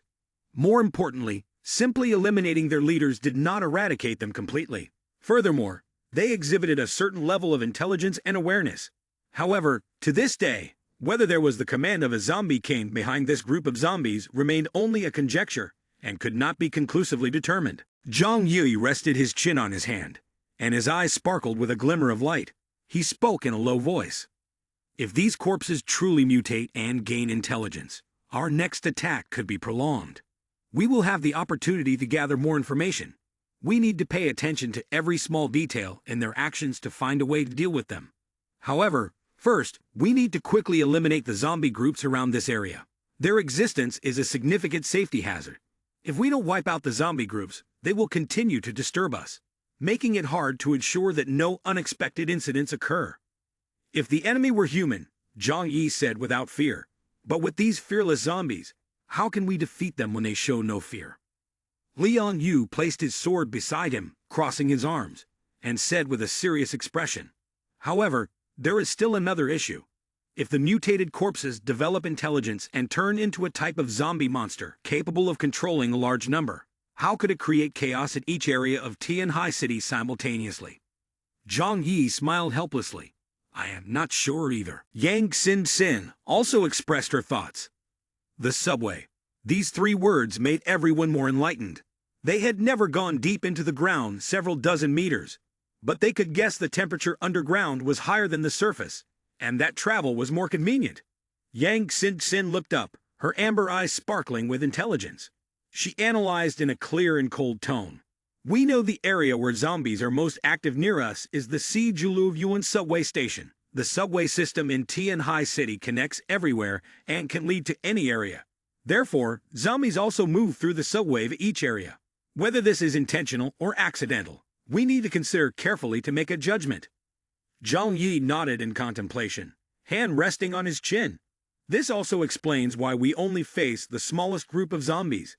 The Yund Villa is relatively far away, and the only train route passes through the Yuan station." Zhang Yi said to Yang Xin, "Keep monitoring the situation of other forces.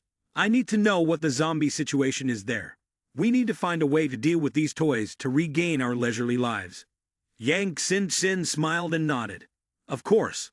However, their current life was not easy. All three major bases had shelters underground, but they also had important facilities above ground such as steel mills, oil refineries, and ports.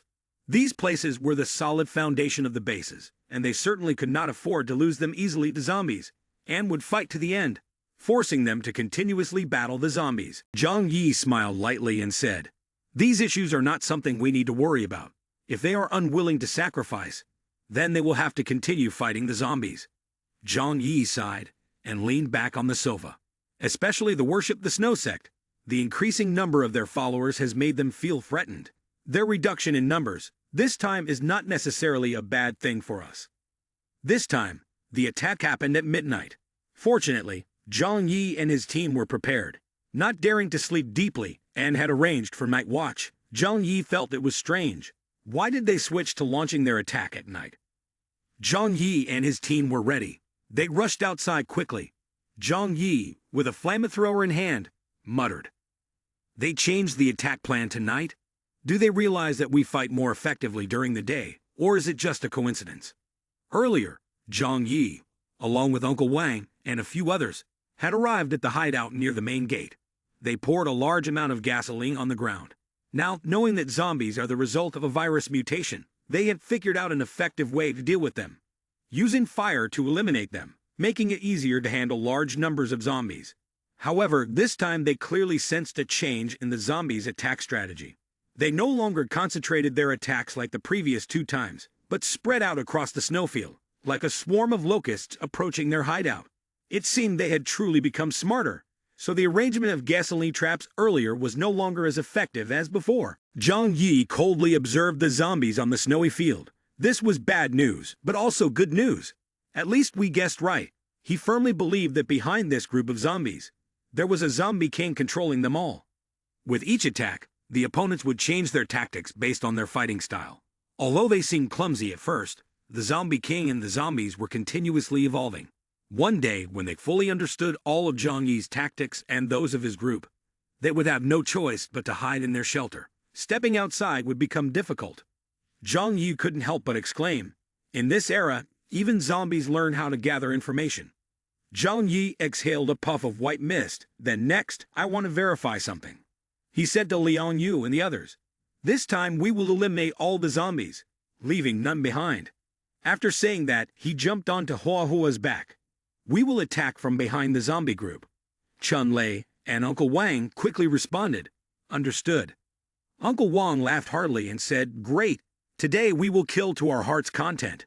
Chun Lei pursed his lips. "What's so fun about killing a bunch of corpses?" Uncle Wang was not angry. Instead, he said to Chun Lei, "Hey boy, this is a great opportunity to practice your skills on a large number of targets." Chun Lei did not reply but began to act, summoning a massive snowstorm right in front of the shelter. The terrifying growls of the zombies echoed, and when they discovered Zhang Yi and his group, they charged towards them recklessly. His group had experience dealing with them and was no longer in a panic. Chun Lei created a snowstorm, temporarily causing the zombies to lose their target and slow down. Next, Uncle Wang began using a flamethrower, spraying fire like disinfectant towards the line of zombies. Liang Yu held a sword in his hand, its blade about 3 meters long, sharp as a lightning bolt, piercing through the surrounding zombies. No matter how fast the zombies were, they could not match the strength of a mutant person. As long as he wasn't surrounded like last time, Liang Yu could easily handle them. Liang Yu executed powerful slashes, cutting the zombies from head to toe into 2 parts. This ensured that they could not get up and attack again. As for Zhang Yi, he rode Hua Hua, moving from a different direction to surround the group of zombies from behind. He used his gun, not aiming at the head, but attacking the body, shooting at their lower parts, with a rifle supported by superpower at close range. Its attack power was extremely terrifying, effortlessly collapsing the lower parts of the zombies. Hua Hua looked up and winked at Zhang Yi. Understanding the hint, Zhang Yi jumped down from Hua Hua's back. Hua Hua's black fur became stiff and sharp like needles, then transformed into a massive black ball, charging into the crowd of zombies. This image resembled a gigantic tank, crushing zombies, its black fur turning into blades that sliced them apart. Previously, Zhang Yi and his group hesitated before the zombie army, reluctant to risk a strong attack, but this time they fully understood the true strength of these zombies. They were faster and stronger than ordinary people, but clearly still far inferior to mutant beings. After the number of zombies destroyed reached half, the remaining zombies began to panic. They turned around and frantically ran towards the Yuyuan subway station. Zhang Yi said coldly, "Don't turn back." Their escape route had long been blocked by him and Hua Hua. These zombies wanted to flee, but it wasn't that easy. A person and a cat blocked the zombies' escape, starting a frenzied slaughter. With the support of superpower and a rifle, Zhang Yi eliminated zombies effectively. He shot while muttering, "Now that you're here, don't rush to run away." Additionally, the restraint from Chun Lei's superpower, with the blizzards and strong winds, made the zombies' movements difficult. After half an hour of fighting, this group of zombies was almost completely wiped out. Now, these zombies have completely lost their lower jaws, and their upper teeth have also been ground down, rendering them unable to inflict harm on humans. Chun Lei and a few others gathered, curious about Zhang Yi's next move. "Brother Zhang, do you have a plan?" Zhang Yi took out an infrared camera. He plugged it directly into the eye of the zombie. "From this probe, I can conclude that the Zombie King is not in this army of zombies, but has the ability to control their actions from a distance. The main purpose of these zombies is not to eliminate us, but to gather our information, then return and report back to the Zombie King. Each time, they only attack halfway. Thereafter, the lucky surviving zombies must relay the information. If this situation continues, they will learn more about us. Once they fully grasp our combat techniques, that's when the main army will emerge." Zhang Yi smiled coldly, his eyes filled with indifference. "Therefore, we must take the initiative. We cannot let them dictate the pace. Let's use this monster to help us investigate what lies deep within the subway." Liang Yu immediately asked, "Are you suggesting that we should thoroughly investigate the situation deep inside the subway and then find an opportunity to destroy the zombie nest?" Zhang Yi replied without hesitation. If there is a suitable opportunity, we must do so. After all, we have seen that the attack methods of zombies are gradually improving, which will be extremely dangerous for our group. The best defense is offense. We need to launch a preemptive strike. After finishing his words, Zhang Yi kicked the zombie away. The zombie quickly stood up from the snow and ran towards the Julu Yuan subway station without looking back. Next, we will see how much useful information this little friend can bring us. Zhang Yi smiled, watching the zombie carrying infrared equipment move away before returning to their hiding place.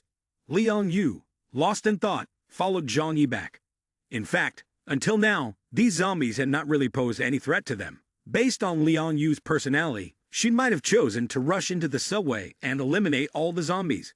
After all, their combat ability is not very strong. However, Zhang Yi had taught her a valuable lesson. Even with strong power, it is necessary to remain vigilant and respond to the best of one's ability when facing an unclear enemy. Only then can they survive in this unpredictable world. When their group returned to the room, Zhang Yi immediately turned on the TV and examined the images obtained from the infrared device. The zombie walked through the blizzard, and after about 10 minutes arrived at the entrance of the subway station. It jumped down through the deep entrance, and after a few seconds, the images on the screen became stable again. Late at night, everything was hazy and dim. The infrared device could detect the heat signatures of living creatures. But when no creatures appeared, the view was just pitch black. As a result, for a long time, Zhang Yi and his group only saw images as dark as ink. After a while, a glimmer of light emerged within their sight. The human shapes emitted light. 1, 2, 3. A swarm of zombies appeared densely underground, dominating the space. Quickly, everyone's view was filled with bright red light to the extent that the human shapes could no longer be seen, because the entire view was submerged in deep red light. Unlike the red of the living, these were the corpses of the dead, but due to the invasion of a strange zombie virus, they emitted light from the surviving parts of their bodies. Although they could sense the gazes moving, after a long period of time, the surrounding light not only did not weaken, but intensified. All of these were zombies lurking in the subway tunnels. Chun-Lei couldn't help but ask, "How many zombies are there under this ground?" Uncle Wang replied, "You just need to imagine how many dead people there are in Tianhai City, and you'll understand that all the dead in Tianhai City have turned into zombies." "What about us?" Chun-Lei, frightened, hugged himself tightly, looking like a slender girl weighing 200 pounds, a sight that made one want to hit him. Yang Xin explained from the side, "Currently, we can't make such a judgment. The transformation of corpses into zombies also requires the presence of a certain virus. However, if enough time passes, I believe that day will not be far off." Zhang Yi looked at Xin. "That's right, there are a lot of dead people in Tianhai City. It is likely that even if we try to collect the corpses, it would be difficult to gather more than 10 million remains. Therefore, the likelihood of them turning into zombies is very high. Thus, we should tackle it from the root. If we could deal with the zombie king, we will reduce a lot of trouble." While Zhang Yi was speaking, suddenly a clear figure with a large proportion appeared through the infrared camera. The shape resembled a person, but was much taller and sleeker. Analysis based on the proportions of the surrounding zombies indicated it could be up to 3 meters tall, with a thin body like that of a large scorpion. Everyone instinctively held their breath, staring at the camera screen. Zhang Yi was stunned. "What is that?" Suddenly, a large, pale face appeared on the camera screen with a sinister smile spreading across its mouth. When the bizarre image suddenly appeared, everyone was shocked and terrified, especially the timid women who couldn't help but scream. Zhu Kai Nai and Yang Mai even clung tightly to Zhang Yi, seeking safety by pressing close to him. Because this was not like watching a horror movie. This was a real zombie.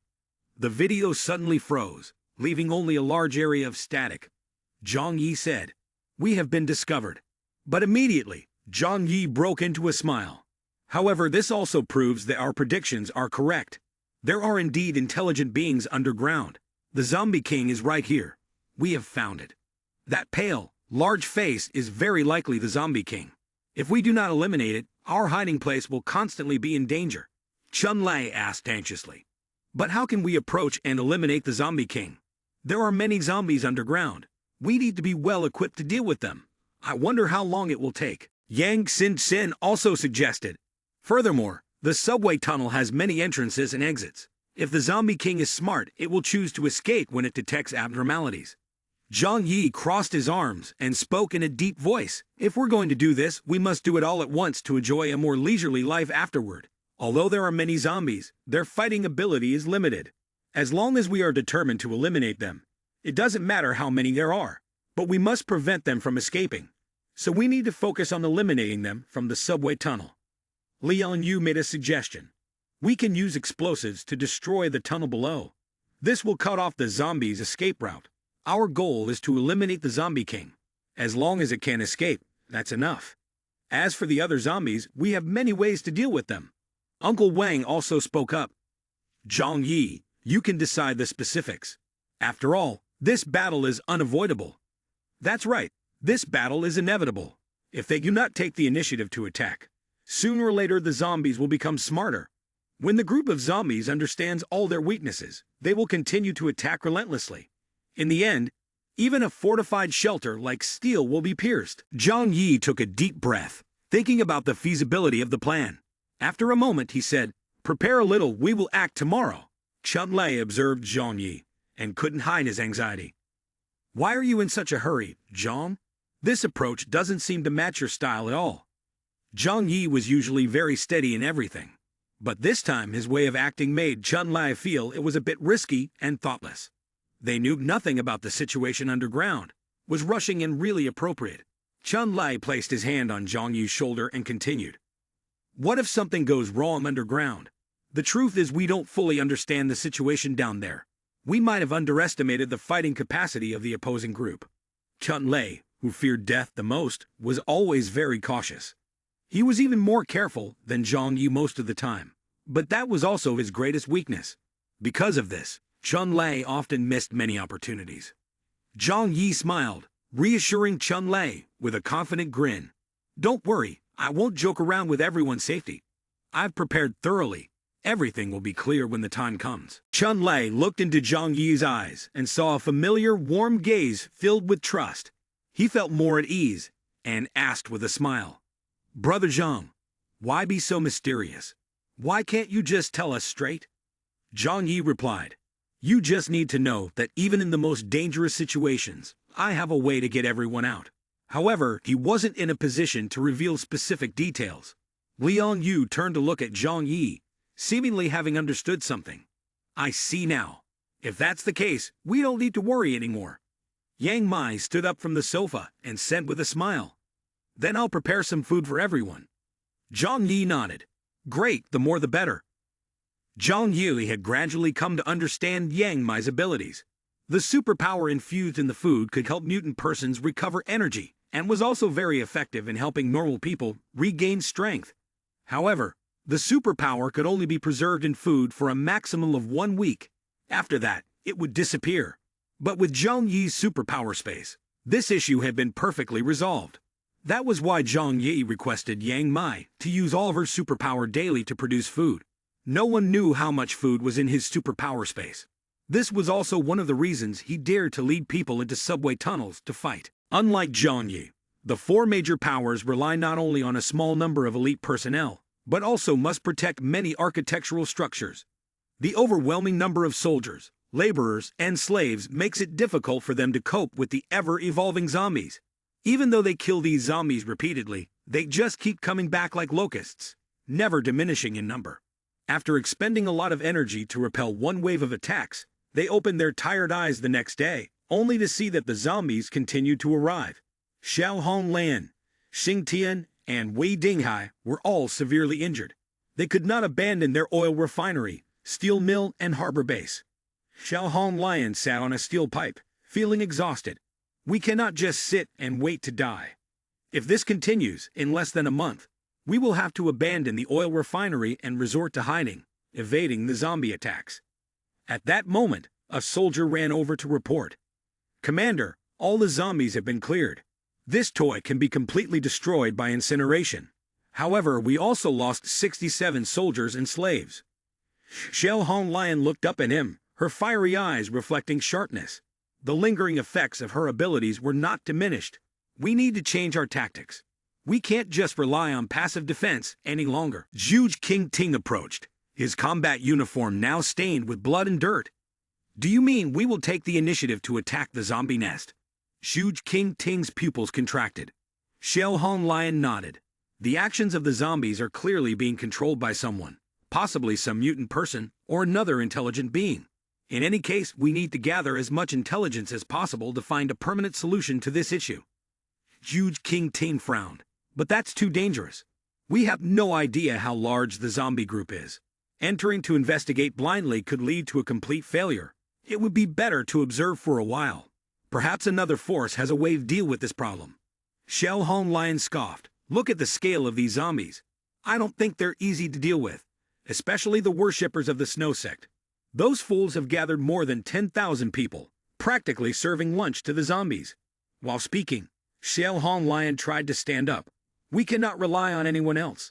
They cannot save us. If we have to depend on someone, it must be ourselves. Xiao Hong Lion said with determination. All right, we will decide this way. Assign Tong Hu, accompanied by 2 mutant persons, and 30 elite soldiers to thoroughly investigate the zombie lair. Zhuge King Ting could not oppose Xiao Hong Lian's words. Placing hope on the enemy's forces was completely unreasonable. The situation at Worship, the Snow Sect, is really unstable. Their congregation has a large number of followers, most of whom are ordinary people. Although they have managed to survive through the apocalypse until now, their combat power, when facing zombies, is still not strong enough. How can people with such a mindset defeat these undead monsters? Vicar Wu Huan approached Zheng Yixian to report what he had just heard. The number of followers who have died has now reached over 1,000. And those infected are at risk of transformation. This has caused a severe loss of faith among the newcomers. If this continues, something will happen. After listening, Zheng Yixian did not show any signs of worry. He crossed his arms and calmly said, "It's all right, they are just complaining a little. They don't dare to do anything reckless. In these days, let's arrange for some of our people to explain the news within the congregation. Tell them that the survivors outside have almost all been wiped out by zombies. Without the protection of Worship the Snow Sect, when they encounter a zombie attack, they will have no strength left to defend themselves." Zheng Yixian instructed Vicar Wu Huan.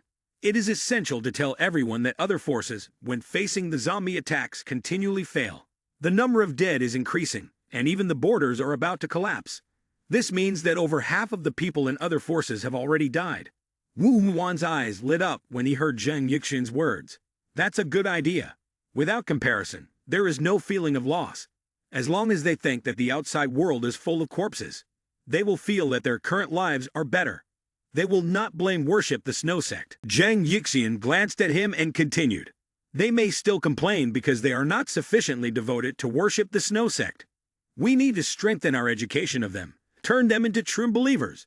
Only then will they understand that joining Worship the Snow Sect at this time is a blessing. Wu Huan clapped excitedly. Indeed, you are the high priest. I understand now and will immediately arrange for someone to carry it out. Among the new believers, they would arrange some longtime believers to focus on spreading the teachings and conducting brainwashing. For a religion, this is an essential and important part. Elsewhere, Zhang Yi and his strongest team were preparing to enter the subway tunnel, searching for the mysterious zombie king. 4 people and a cat, all fully armed. Their equipment had been completely upgraded. Each person wore combat suits that Lu Qiran had improved and enhanced. The defensive capability was extremely strong, even able to stop small-caliber sniper bullets. Not to mention resisting the bites of zombies. For them, it was no different from a light pinch. To prepare for the prolonged battle, each person carried a large amount of food. Superpower supplies were unnecessary to carry because they were all neatly stored in Zhang Yi's superpower space, accessible conveniently whenever needed. Looking at the dark door in front of them, Zhang Yi once again explained the battle plan to everyone. Our main objective this time is to eliminate the Zombie King. If we find it, I am confident I can completely destroy it. However, all of this must be based on ensuring the safety of each individual. There is no need to recklessly rush into fighting the zombies. Killing more of them does not make much sense. Everyone nodded, understanding the point. Then, Zhang Yi took out a glow stick from his hip, twisted off the cap, and threw it into the cave entrance. The red glow stick fell to the ground, illuminating the splattered black blood around. Zhang Yi said to Uncle Wang. Uncle Wang, you go down first. Uncle Wang was the member with the strongest defensive capabilities in the team, like a tank. Letting Uncle Wang go down first was the safest option. Uncle Wang wasted no time and immediately slid down the cave entrance. Only a few seconds after landing, Uncle Wang carefully observed his surroundings through the tactical goggles with light-filtering functions. He did not see any creatures reacting and then informed Zhang Yi via the communication device below. Safe, you can come down here. At this point, Zhang Yi and his group started to descend. When they set foot on the ground, they continued to observe the surrounding scenery. They had not yet reached the subway area, just the entrance. Thanks to the tactical goggles with night vision, they could easily identify the underground scene. Before them, despite having witnessed many grand sights, the scene ahead still sent a chill down their spines. On the walls were bloodstains that had turned black. There were even visible entrails scattered on the floor. Beneath their feet was a mix of dirt, with entrails and thick black blood, giving off a foul smell. Fortunately, they had brought along tactical helmets that helped them withstand the stench. Zhang Yi took a deep breath and spoke in a low voice. Keep going. We are at the final station. Just follow this direction, and we can find the traces of the zombie group. The intelligence of the zombie king isn't high and is still developing, so they should be able to find it without too much difficulty. On the way, they encountered many incomplete skeletons in the dark subway. The headless skeletons, those with severed arms, and legs without flesh had deep bite marks, seemingly gnawed by zombies. Zhang Yi held the rifle in his hand, carefully surveying the surroundings while saying, "The instinct of zombies is just to eat, and infection is a passive ability. I guess they are so hungry that they are eating a bit more. We can't expect mutilated corpses to turn into zombies." Chun-Lei commented, "It seems they have quite an appetite. Anyway, considering their actions, they definitely need to eat a lot of things." Chun-Lei suddenly asked curiously, "Hey, can you imagine, in the city of Tianhai, the number of dead seems to be greater than the number of living people. If there are over 10 million zombies, will they still have anything left to eat?" Zhang Yi paused for a moment, and Lian Yu and Uncle Wang looked at each other. They had never considered this issue before. They all silently raised the question. That's right. If these zombies cannot find a plentiful food source, what will they do? Can they spread from Tianhai City to other cities? Zhang Yi continued to move forward and said, "We don't need to worry about them. The important thing right now is to ensure that there are no zombies lurking around. In an apocalypse, they don't have time to care about others." Chun-Lei nodded. That's right. Their group continued deeper inside. Since they started from the checkpoint, they didn't need to worry about the risk of being attacked by zombies from behind. They traveled a long distance, only seeing piles of skeletons along the way, with no traces of flesh. Chun-Lei began to ramble. Perhaps due to the tense and silent atmosphere, he wanted to break it. These guys have really good teeth. How can they gnaw bones so clean? Look at this skeleton. The flesh and fat have been completely eaten away. Ha, they certainly don't waste any food. Uncle Wang replied, "Perhaps the meat has rotted." Hua Hua walked ahead with its tail hanging down. Cats have a much stronger sense of smell than humans, which is why it is the key player in locating the group of zombies. As they moved forward, Hua Hua suddenly widened its eyes like the bells of a clock, letting out a wary whimper. Zhang Yi quickly raised his gun and reminded everyone to stay alert. Before Zhang Yi could shoot, Lian Yu unexpectedly pulled out a short knife from his waist and swiftly threw it. The knife struck the shadow like lightning, pinning it firmly to the ground.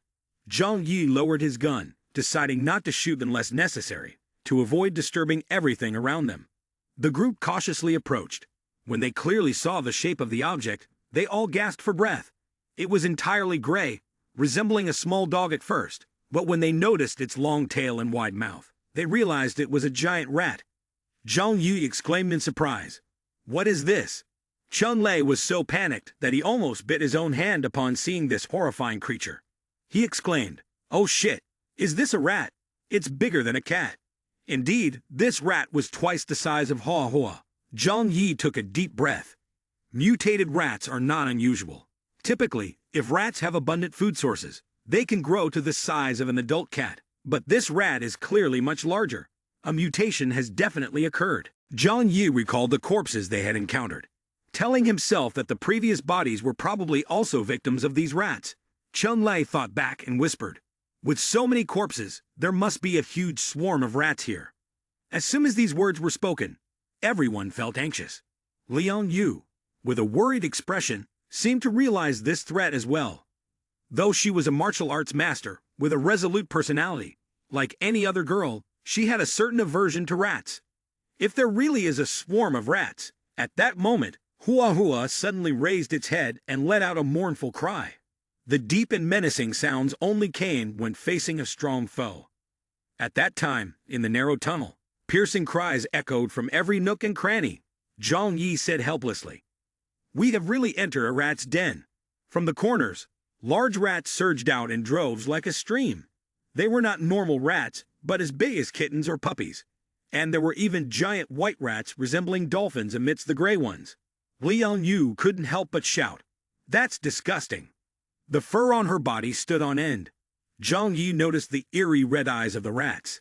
It was said that those were the eyes of beasts that had once eaten human flesh. It goes without saying that having survived in the dark sewer, they surely rely on something for food. Hua Hua continuously emitted threatening growls, its fur bristling. Although cats are the traditional enemies of rats, with such a disparity in numbers, this level of threat was unlikely to be effective. Zhang Yi said, "First, let's clear them out. Although our main goal is to eliminate the Zombie King, encountering this situation is clearly unavoidable. Then let's fight." Uncle Wang and Chun-Li each held a flamethrower, continuously firing in turn. Whether it was killing zombies or rats, they were determined to eliminate them. Fortunately, although these rats had mutated, they were not as terrifying as zombies. After setting thousands of rats ablaze, the remaining rats began to panic and retreat, moving away from the fire's range. However, these cunning creatures did not leave, but instead lurked in the shadows, watching Zhang Yu's group intently. As soon as the flames went out, they would rush at them immediately.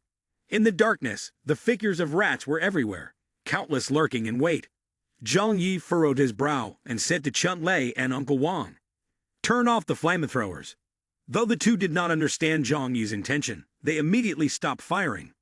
Zhang Yi thought to himself, "If this continues, who knows when we will be able to deal with all of them, let alone find the Zombie King." He must have had a different plan in mind. When the flames died down, the terrifying sounds of the rat swarm echoed. They rushed towards them, like two gray rivers. Zhang Yi stood in the middle of the tunnel, arms stretched out, yelling loudly, "Liu Zhongmen!" Immediately, two gigantic space doors appeared and blocked the tunnel, covering the entire area. The mice in front fell down, while the rest continued to rush into the superpower space. No one could approach the group of people. Liang Yu breathed a sigh of relief, patted his strong chest, and then looked at Zhang Yi curiously and asked, "Has your space gate upgraded?" Zhang Yi replied, "I have been researching how to use the space gate since the last great battle. I have gained the ability to use two space gates simultaneously." Liang Yu exclaimed, "That's really convenient. Being able to open two gates means having two invincible defensive directions. Although it may not reach absolute defense in a large battle, this capability can make a significant difference. For example, in the current terrain situation, it is absolute defense." The mice frantically rushed into the superpower space. These agile creatures realized their kin were disappearing in front of them, and gradually sensed the smell of danger. However, the mice in front, wanting to stop, were pushed forward by the mice behind into the superpower space. Thus, they emitted mournful cries as a warning to their kind. Among the mice, a large white mouse let out a frantic scream, and then they all quickly turned around and began to retreat. They tentatively looked at Zhang Yi and his group, like a gray river cut off. However, Zhang Yi was still a bit worried, unsure if the noisy rodents would alert the zombies. Liang Yu wondered, "These mice and zombies both live underground. Do they have any connection to each other?" Zhang Yi didn't have time to think too much, he replied. "It's hard to tell. Let's just keep moving." The underground space gave an uncomfortable feeling. He didn't want to stay long. The group continued to move forward, picking up their pace. Despite this, they still felt countless eyes watching them from the darkness. The underground mice had yet to give up, waiting for a chance to attack them. Zhang Yi ignored the mice, and their group kept advancing, traveling a long distance past two stops. Finally, when they reached the third subway station, they discovered a group of zombies. Zhang Yi thought to himself, finally found them. They were not hiding or attacking the group, but were densely packed in the tunnel, staring deep into the narrow long corridor of the tunnel. They were all zombies. Uncle Wang whispered, "They are fast asleep." Zhang Yi murmured, "That makes complete sense. Even though they are seen as hosts for the bacteria, every action requires energy. So when there are no orders, they hide and rest in the dark." Uncle Wang raised the flamethrower in his hand. "What now? Should we burn them all?" Zhang Yi looked at the sleeping zombies and recalled what Zhou Kai Nai had said. These zombies retained some biological traits. To be serious, they resembled a herd of creatures, and thus needed time to rest and fall into a deep sleep. Zhang Yi thought to himself, if they can fall into a deep sleep and not wake up, then there's no need to wake them. Zhang Yi's thoughts were idealistic, but reality was always harsh. Not long after they appeared here, a zombie in a sleep state suddenly opened its eyes. More and more zombies emerged from the ground, twisting their bodies into strange positions to stand upright. When they realized there were living people in front of them, a hoarse roar erupted from their throats, as if they were madly attacking. Zhang Yi told himself, "This is indeed not easy. This situation is quite troublesome." Zhang Yi frowned, not allowing Uncle Wang to use the flamethrower, and chose to open the space door to block the entrance. While this could eliminate the common zombies, it would surely attract the attention of the Zombie King deep within the tunnel. Facing the Zombie King would undoubtedly increase the difficulty significantly. A swarm of zombies continued to fall, but the ones behind kept rushing into the space door. Liang Yu and the others saw the scene, their eyes filled with admiration for Zhang Yi's defense capabilities, which had been maximized. Moreover, this ability could only be broken by a large amount of attacking energy. Other methods could hardly penetrate. The wave of zombies continued to pour in, but suddenly, they stopped as if receiving some kind of command, orderly enough to make one feel as if someone had just hit the pause button. Then, the group of zombies outside the space door turned towards Zhang Yi and the others, emitting malicious and unpleasant groans. Zhang Yi said in a deep voice, "The Zombie King has discovered us. If that's the case, there's no need to hold back any longer. Let's burn them." Uncle Wang and Chun Lai stepped forward, directing the flamethrowers straight at the zombies in the narrow tunnel. The flamethrowers would unleash their full power. Like two roaring dragons, each several dozen meters long, they enveloped dozens of zombies in front, and immediately, fierce flames erupted. Those zombies, after being ignited, instantly deformed, emitting horrifying popping sounds. The fire spread rapidly backward, and soon hundreds of zombies were engulfed in the massive flames. Then, the zombies began to retreat, slowly moving away from the fiery area. With careful attention in his eyes, Zhang Yi said, "The Zombie King is nearby. Let's chase after it." He closed the space door and led everyone deeper inside. The path ahead was completely blocked by dense zombies, and Ho Ahwa and Liang Yu didn't even have a chance to attack. However, Liang Yu occasionally looked back anxiously and reminded Zhang Yi, "Those giant rats are still watching us from behind."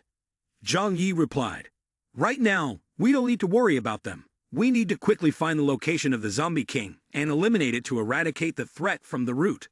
Liang Yu expressed her concern, "But our progress is still too slow. There are just too many zombies in the hallway."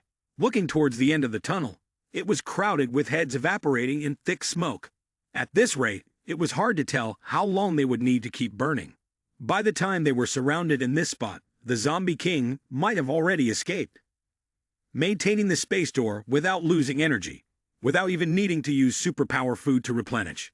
Gradually, they noticed that the zombies began to flee faster. It seemed that the Zombie King realized it couldn't defeat the invaders and started to withdraw. Zhang Yi stated, "The number of zombies is decreasing. We can speed up our pace a bit." In another corner of the tunnel, Tong Hu and a group of elite soldiers arrived to investigate the situation. However, not long after they arrived, they were attacked by a swarm of rats. The rats madly surrounded them from all directions, their eyes red like fire charging towards them. "These rats are monsters. Be careful not to let them bite you. They can pierce through our protective clothing." Tong Hu did not dare to hesitate and unleashed all his power. Tong Hu's ability was Fire Fist. His punches could unleash fierce flames. This high-temperature fire could instantly turn the swarm of rats into ashes. After about 10 minutes of fighting, they finally managed to push back the swarm of rats. Tong Hu, with a gloomy expression, said after a moment of silence, "Let's keep going. Our goal is to find the group of zombies and gather intelligence from them. For now, no matter what difficulties we encounter, we must overcome them." Now, even if he could return, he did not want to face Xiao Honglan. Yang Shen and his investigation unit were in the Rongchong subway tunnel. They had just endured an attack from a horde of rats, causing considerable losses to the soldiers, but they continued to push forward with great difficulty. Finally, they discovered a group of zombies sound asleep in the subway. However, when they caught the scent of living humans, the zombies suddenly opened their eyes and got up from their slumber. The entire subway section from one end to the other seemed packed with zombies, possibly numbering in the tens of thousands, even hundreds of thousands. This evoked a feeling that all the dead in Tianhai City had seemingly been drawn to the subway by the Zombie King and transformed into these terrifying zombies. Tong Hu suddenly tensed, thinking to himself, "This number is basically unbeatable," then shouted the order, "Fall back quickly. Run now, don't look back." Tong Hu threw a powerful punch, igniting a fierce fire that burned the group of zombies in front of them. But behind them, a large horde of zombies pushed forward wildly. They fought back with the strength of their weapons, slowing the advance of the zombies. Tong Hu shouted loudly, "The scale this time is many times greater than previous attacks. We cannot fight, we can only retreat for now." Tong Hu and his team felt their scalps tingle when they saw the number of zombies before them far exceeded their imagination. Even though they had prepared themselves mentally, they still felt dizzy when truly faced with it. Tong Hu yelled, "Quickly fall back. Use ammunition to hinder them for a while. Run towards the nearest subway exit, hurry." But at that moment, a soldier using a flamethrower suddenly widened his eyes and pointed at the large darkness in front of him. What is this? Not just him. All members of the investigation team also saw the gigantic figure appear behind the wall of fire. It stepped through the raging flames, revealing a massive head 3 times the size of a normal human head. The soldiers in front were immediately torn apart. Even Tong Hu and several mutant persons felt deep despair upon seeing it. "We are really in trouble this time," they thought. Meanwhile, Zhang Yi and his team continued to pursue the group of zombies, advancing down the tunnel, filled with blazing fires. They wore fireproof suits, so they were not affected by the flames and the piles of ashes from the zombie corpses. The zombies were gradually retreating, and their numbers were decreasing. As they moved through the tunnel, they unexpectedly arrived at a vast area, a transfer station. Zhang Yi then understood why the disbandment speed of the zombies was so rapid. This was a transfer station where zombies could quickly move to other corridors. Chun Lei looked around desperately and said, "This is a hassle. With the existence of the transfer station, we can't determine the exact location of the Zombie King. So where do we go now?" Zhang Yi responded, "But I have a feeling." His sharp gaze scanned the surroundings. "That thing is not far from us anymore." Just as his words were still echoing, heavy footsteps began to resonate from the tunnel, as if treading on corpses, advancing towards them. The sound reverberated in the dark tunnel, seemingly coming from all directions, making it impossible for them to accurately guess what was approaching and how many there were. Zhang Yi exclaimed, "Be careful. Something very big is coming." Deep within the subway tunnel, suddenly a low and ominous sound arose from all sides, a large dark figure gradually emerging. Zhang Yi and his team grew serious, realizing that the sound seemed to carry a terrifying monster escaping from its prison. In the darkness, a tall and gaunt figure could be seen, resembling a giant creature, slowly approaching them. Zhang Yi became serious, quietly wondering, could this be the Zombie King? The words Zombie King brought immense pressure to everyone. Zhang Yi clearly saw its face, and his pupils instinctively contracted. It was not the shape of a human, but a creature with a human form, its whole body covered in a layer of hard, ancient bronze skin. In the gloomy darkness, the giant creature appeared, standing at least 3 meters tall, its long arms nearly touching the ground. Its body was completely devoid of excess fat, only comprised of grotesque, dark red muscles, covered by the hard, ancient bronze skin. Liang Yu shouted, "There's one over here too." Zhang Yu's group had barely recovered from their surprise when 3 similar monsters appeared from 3 different directions. Zhang Yi was panicking inside and immediately realized that there must be a grand conspiracy behind this. Could these things have been mass-produced? There was no way they could appear naturally. He was even more certain that the appearance of the zombies was not a coincidence, and that there must be some intentional factor involved. Uncle Wang asked, Zhang Yi, what should we do now? Zhang Yi replied coldly, we can only fight now. Since they were in a large area, Zhang Yi's spatial teleportation skill could not reach its full effectiveness. Liang Yu drew her sword, ready to fight. Zhang Yi carefully instructed Liang Yu and Hua Hua, stay close to me, don't stray too far. Liang Yu nodded, understanding that Zhang Yi needed to protect them while fighting. Hua Hua said nothing more, remaining close to Zhang Yi. Zhang Yi continued, currently, we are outnumbered, so we need to maintain our unity. To catch the bandits, we must catch their leader first. He told everyone that they needed to deal with these 4 special zombies first, while the other zombies could be handled later. Understood, everyone replied. At that moment, the zombies began to move. The 4 special zombies let out terrifying roars, causing the underground corridor to shake. The zombies behind also moved along, emitting ear-piercing growls. The group of zombies suddenly charged towards Zhang Yi's team with strong determination, lacking any intelligence, and operating solely under the orders of the Zombie King. Their overwhelming numbers, along with the large monsters running beneath them, made everyone feel anxious. Uncle Wang and Chun Lei were tense, their hearts racing, but their hands continued to unleash fierce flames from the flamethrower, incinerating the zombies and the large monsters. However, the zombies did not retreat, but instead ran into the flames, like committing suicide in their attack on Zhang Yi's team. Even in death, they wanted to rush towards Zhang Yi and his companions, as ordered by the Zombie King. In the darkness, Lian Yu swung her sword like the moonlight, dancing swiftly and gracefully. Since absorbing the superpower of the hunting dog, her strength had increased significantly. The sword blade emitted a blinding light, creating a chilling aura more than 3 meters long, tearing the zombies to shreds. One of the armored zombies opened its giant hand, grabbing another zombie next to it and throwing it towards Zhang Yi and his team. Other armored zombies followed suit, continuously hurling zombies at Zhang Yi from above. This type of attack made it difficult for everyone to handle. Keeping calm, Zhang Yi opened the portal above, causing all the zombies to fall into the superpower space without harming anyone. Seeing this, the 4 armored zombies were momentarily stunned, but quickly charged out from the throng of zombies, heading straight for Zhang Yi and his group. Chun Lei was pale with fear, powerless on the ground, unable to use his superpower abilities, forced to rely on the flamethrower in his hand to continue fighting. Angrily, he unleashed flames at maximum capacity towards the armored zombies. However, despite the terrifyingly high temperature of the fire, when it hit the bronze-colored skin, it inflicted no damage, not even leaving a mark.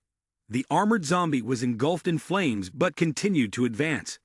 It extended its gigantic hand, grabbing several other zombies and throwing them towards Chun Lei.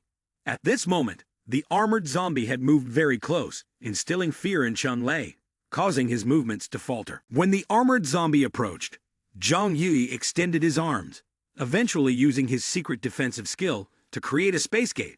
These 2 gigantic space doors blocked the progress of the zombies from both directions, preventing them from attacking their group.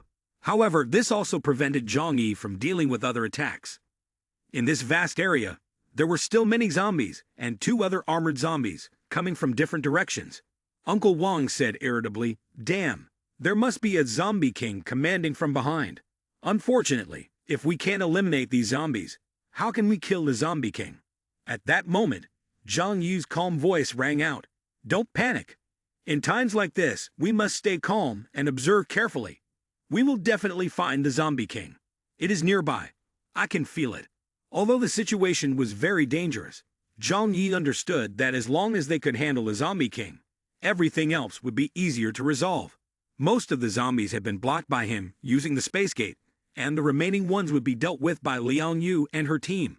Uncle Wang activated his superpower, transforming into a person over 2 meters tall, charging straight at an armored zombie, causing a powerful collision.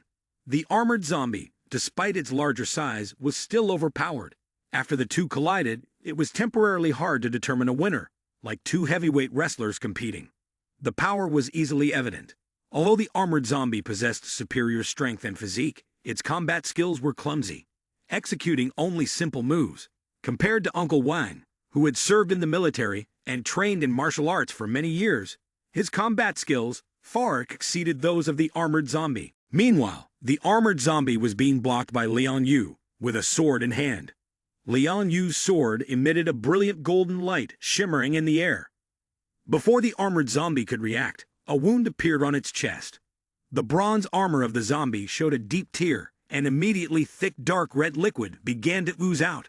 The armored zombie took 2 steps back, while Liang Yu stepped back 5. Both of them displayed expressions of surprise.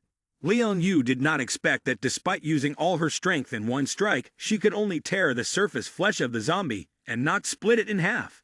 The zombie seemed to show a hint of fear in front of Liang Yu's cold gaze, but it still charged forward without hesitation. Its large hands opened, with long claws sharp as swords, emitting a chilling light. Liang Yu exclaimed, "This monster is indeed very difficult to deal with." At that crucial moment, Zhang Yi said to Hua Hua, "Hua Hua, go help Uncle Wang." He reminded her, "Hua Hua, do not bite the zombie with your mouth to avoid infection." Zhang Yi looked in that direction, his right eye gradually radiating with a concentrated white light, then becoming sharp. Zhang Yi shouted loudly, "Liang Yu, get back!" Liang Yu seemed to sense something and suddenly jumped back, creating space for Zhang Yi. Zhang Yi cried out, "Divine power!" Immediately, the space in front of him distorted abruptly.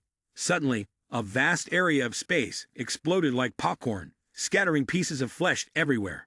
Even the armored zombie, with its terrifying defensive capability, had its upper half obliterated, leaving only its 2 legs standing on the ground. This was Zhang Yi's most powerful attack skill at the moment, divine power. After Zhang Yi used divine power, at least around 400 to 500 zombies, including the armored zombie, were taken down with just 1 strike. Chun Lei held a flamethrower and rushed towards the zombies, bursting into laughter. "Ha ha ha ha!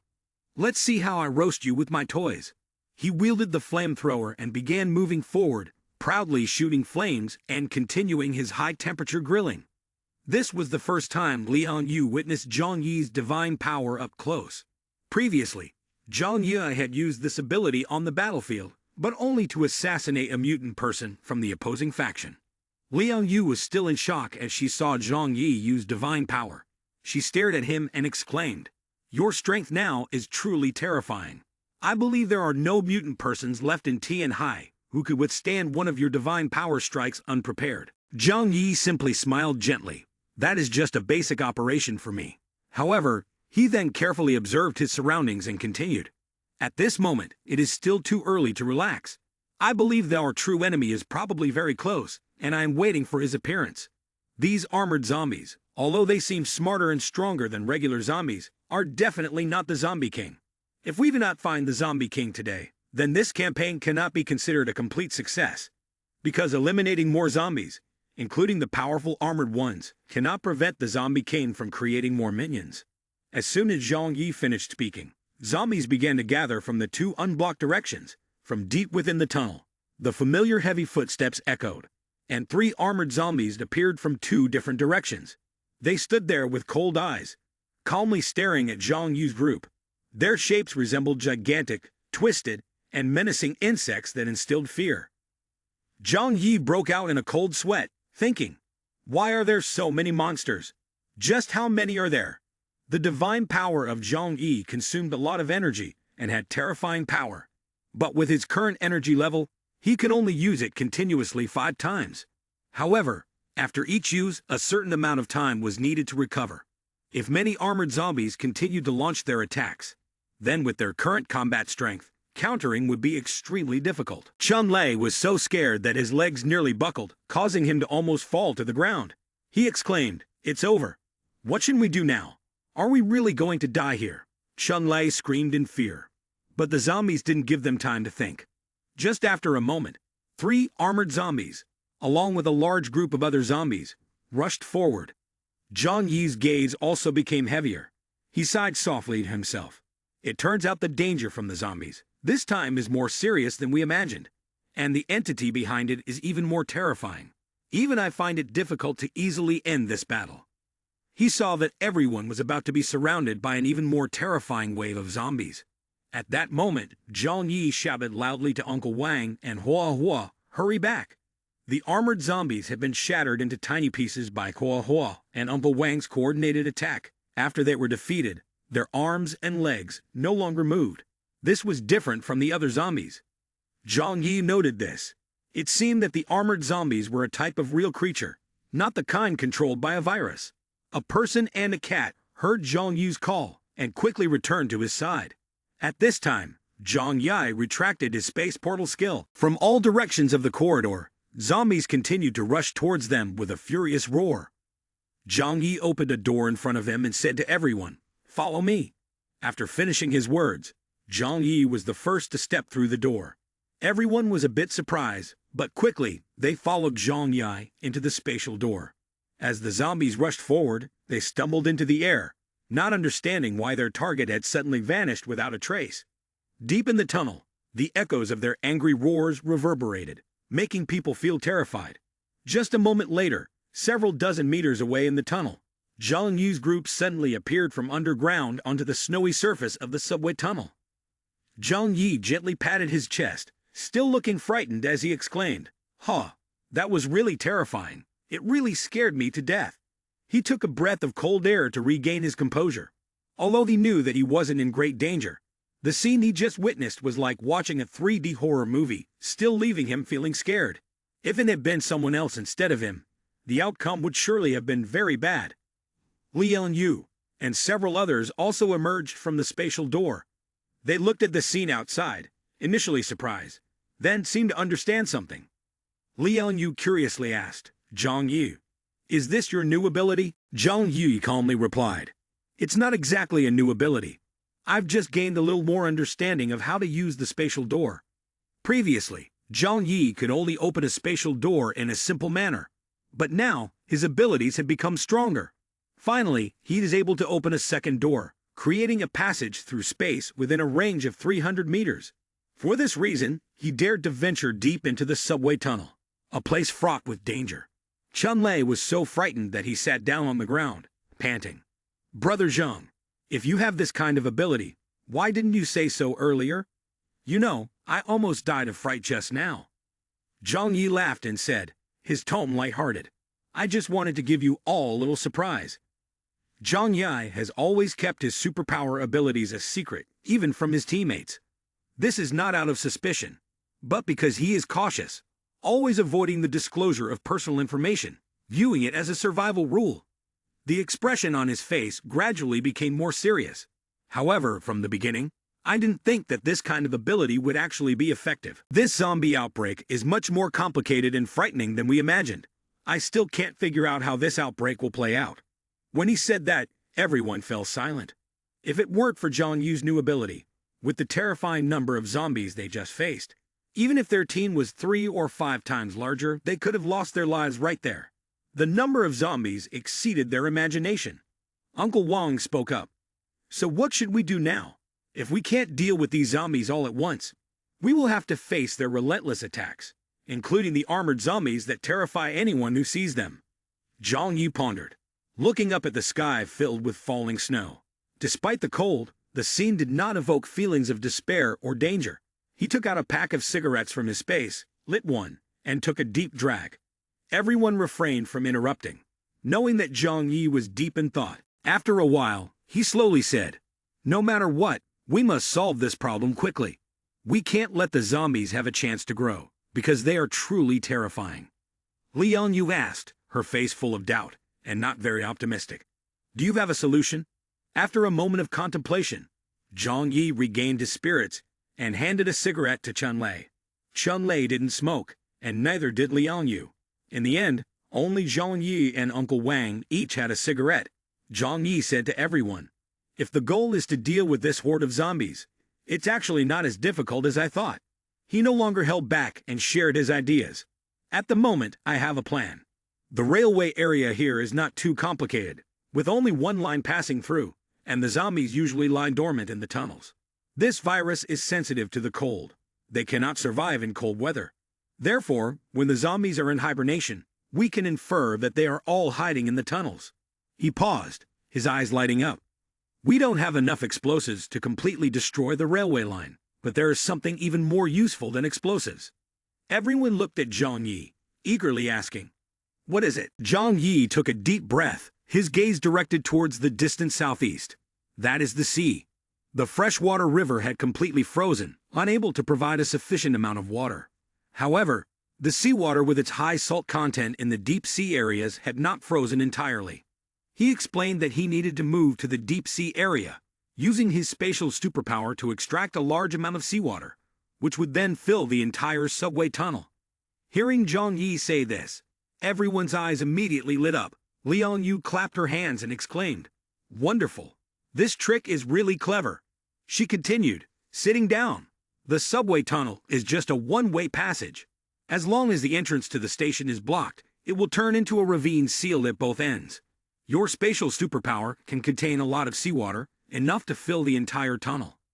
With such a depth of the tunnel below ground, the rats and zombies inside would surely be drowned by the water. At the very least, this could solve most of the problem. If the zombie king is still alive, it would likely end up in a half-alive, half-dead state. In the worst-case scenario, they would no longer be able to hide in the tunnel. Liang Yu's explanation made Uncle Wang and Chun Lei excited as well. This was like finding a life-saving straw in a desperate situation, helping them solve the imminent danger. Chun Lei excitedly got up from the ground. "Is it possible that Zhang is still Zhang? Your superpower is truly incredible, becoming the best weapon against zombies right now." Uncle Wang expressed his admiration. "I feel that the smartest person is still Zhang Yi. Although each of us has superpowers, Zhang Yi is the one who makes the most effective use of them." Hua Hua beside him let out a cry in agreement. Zhang Yi only faintly smiled. "This plan is just my initial idea, but implementing it requires a lot of preparation. Moreover, there is an important issue that I need to go back and discuss with the professional technical staff." He took out the sled from the superpower space. "Let's go. The sooner we put this plan into action, the better. We must speed things up and not let those zombies continue to grow." At the Yangsheng base, Xiao Hong Lion sat at her desk, resting her chin on her hand, her expression heavy. Beside her, Zhuge King Ting was also silent, looking contemplative. Recently, the zombie investigation team they sent out had entirely perished. Xiao Hong Lion placed the communicator in front of her, watching the last video from Tong Hu of the team through the communicator. In it, she saw the terrifying number of zombies lurking deep in the subway tunnels, along with creatures resembling gigantic rats. What worried her the most was the large and bizarre armored zombies, resembling stick insects, with fighting power that rivaled mutant persons. Zhuge King Ting said anxiously, "I did not expect that there were monsters like these underground. If they burst out, even with full armament, we would not be able to stop them." Zhuge King Ting suggested, "Should we consider moving underground?" This suggestion meant giving up everything on the surface, including the gigantic oil refinery. Xiao Hong Lion frowned. "That's impossible. If we lose the oil refinery, we will lose our basic lifeline. No matter how high the price, we must protect the refinery." Zhuge King Ting continued, "But if those creatures really attack fiercely, will we still have the ability to fight back?" A cruel look appeared in Xiao Hong Lian's eyes. "Then let's pour the crude oil in the storage around the refinery." She slammed her hand on the table, deciding, "As long as the zombies come, we will ignite the crude oil and burn everything to the ground." This decision was certainly a significant risk, but it was also an inevitable sacrifice. As long as they could protect the refinery, the remaining crude oil would be enough to sustain their lives for a long time. A powerful method, like cutting off a warrior's arm, left Zhuge King Ting in silence. However, at present, they had no better defense method. After all, they were still not ready to completely give up everything on the surface to hide in an underground shelter. Zhuge King Ting said, "If so, we should let the soldiers down to the ground first. That way, if something goes wrong, at least there will be people below to support." Xiao Hong Lion leaned back in his chair, sighed. "Just as you said, let's go ahead." Scene shifts to Zhang Yi, as he and his teammates return to their hideout. Zhu Kai Nai and a few others come to greet them. Immediately, they notice the lack of enthusiasm on Zhang Yi and his group's faces. The women in the house quickly realize that Zhang Yi's actions this time seem to be unfavorable.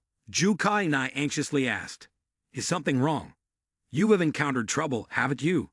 Zhang Yi maintained a gentle smile.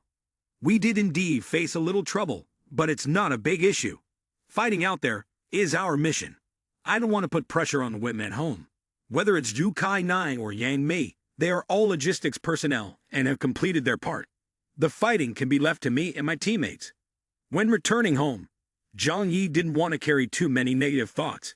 Family is the most important place for them right now. Lu Qiran pushed Yang Xin closer to Zhang Yi, immediately sensing the strange atmosphere. The expression on Zhang Yi's face was gentle, but his deep gaze held seriousness. Yang Xin smiled and approached. Zhang, how did this operation go? Although knowing there might have been a problem, Yang Xin still wanted to understand the situation to be of help. Zhang Yi looked up, smiled, and waved to Yang Xin and Zhu Kaine. Come near. I have an important issue I need your help with. Yang Xin and Lu Qiran exchanged surprised glances. It was rare for Zhang Yi to ask for their assistance. Yang Xin smiled. Zhang, feel free to ask whatever issue you have. Zhang Yi said, here's the thing. I have an idea and need your help. I need a method to quickly freeze a large volume of seawater. Do you have any suggestions? He wanted to pour seawater into the subway tunnel, aiming to prevent the zombies from spilling out.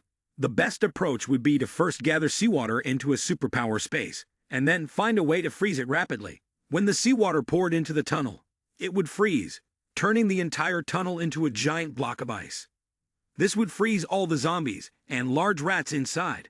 With a thick layer of ice up to 10 meters, only exceptionally powerful zombies could escape, while ordinary zombies could not. Lu Qiran thought for a moment and asked, there is a way, we just need to prepare some chemicals to quickly freeze seawater. But how much seawater do we need to freeze, Mr. Zhang? Zhang Yi replied, a huge amount. I need to freeze the entire 20-kilometer stretch of the subway. Lu Qiran contemplated and then responded, actually, if we have enough time to prepare, this is not too difficult. Upon hearing Lu Qiran's answer, Zhang Yi's eyes immediately brightened. If we can do it, that would be great. In terms of time, we're not too rushed. As long as we can stop the zombies from growing and prevent this threat to the shelter before they become stronger, then that will be a success. Lu Qiran sighed in relief. That's good. With just a few simple chemical materials, we can quickly freeze the seawater. We can use supplies from the former chemical factory. For me, this is just a minor task. It's just a bit of basic chemistry knowledge. Zhang Yi happily sat up straight. Great. If so, let's start preparing right away. This afternoon, we will take action and go collect seawater. Time waits for no one. The sooner we solve this problem, the more at ease everyone will be. After a long journey, they finally reached the shoreline. The vehicle stopped at what used to be a sandy beach. Everyone got out of the car and looked ahead, where the white ice surface stretched out vast and boundless, making them lost in thought. The grand and magnificent scene allowed them to deeply feel the stirring.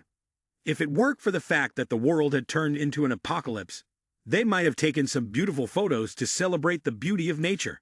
The vast ocean extended to the horizon, and the surface of the sea seemed to be entirely covered by ice. The sea surface near the border looked like a shiny mirror. Liang Yu couldn't help but praise, so beautiful. Is this truly a marvel of nature? Uncle Wang also expressed surprise. Compared to this place, the ice surface in winter at Menta is nothing more than a tiny grain of sand. Zhang Yi reminded everyone, now is not the time to admire the scenery. We need to drive to another area to find a water source. They all got back in the vehicle and continued their journey along the coastal border. After more than 2 hours of driving, they had covered over 200 kilometers on the ice surface. Only high-end snowmobiles had the capability to accomplish this. If it had been the modified vehicle from the Yangshan base, they might have had to stop midway. Finally, at the edge of the sea and horizon, they saw bubbles of water. Chun Lei excitedly pointed ahead and shouted, Brother Zhang, water, I see water. When seeing the water, everyone breathed a sigh of relief. Zhang Yi said to everyone, hurry to that place. After we handle water, we will leave immediately. In this vast sea, the feeling of anxiety in his heart grew deeper. In this situation, unforeseen events could occur. Although he was currently the #1 mutant person in Tian High Sea, if something happened in the middle of the ocean, the chances of escape would be very difficult. They drove closer to the ice surface, and finally before them, they saw the deep blue sea.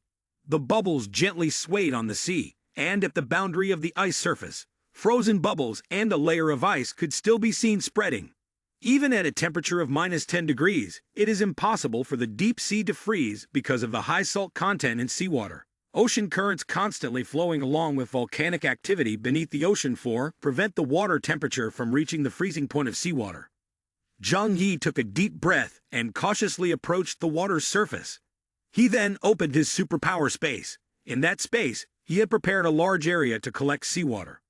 Zhang Yi shouted, "Space portal!" Two massive spatial doors appeared on the surface of the water, beginning to suck in large amounts of seawater into the superpower space like a water pump. They needed an extremely large quantity of seawater, at least several tens of millions of cubic meters. Zhang Yi continuously siphoned seawater at the ocean's edge. This process was a bit dull, so he decided to sit by the beach with everyone and admire the ocean. Uncle Wang, exhaling into his palm, said, "If I had known earlier, I would have brought my fishing rod. Fishing here is sure to be a wonderful experience." It wasn't just Uncle Wang who felt this way. Even Zhang Yi wanted to fish here and enjoy the beauty of nature. What used to be ordinary now seemed particularly precious.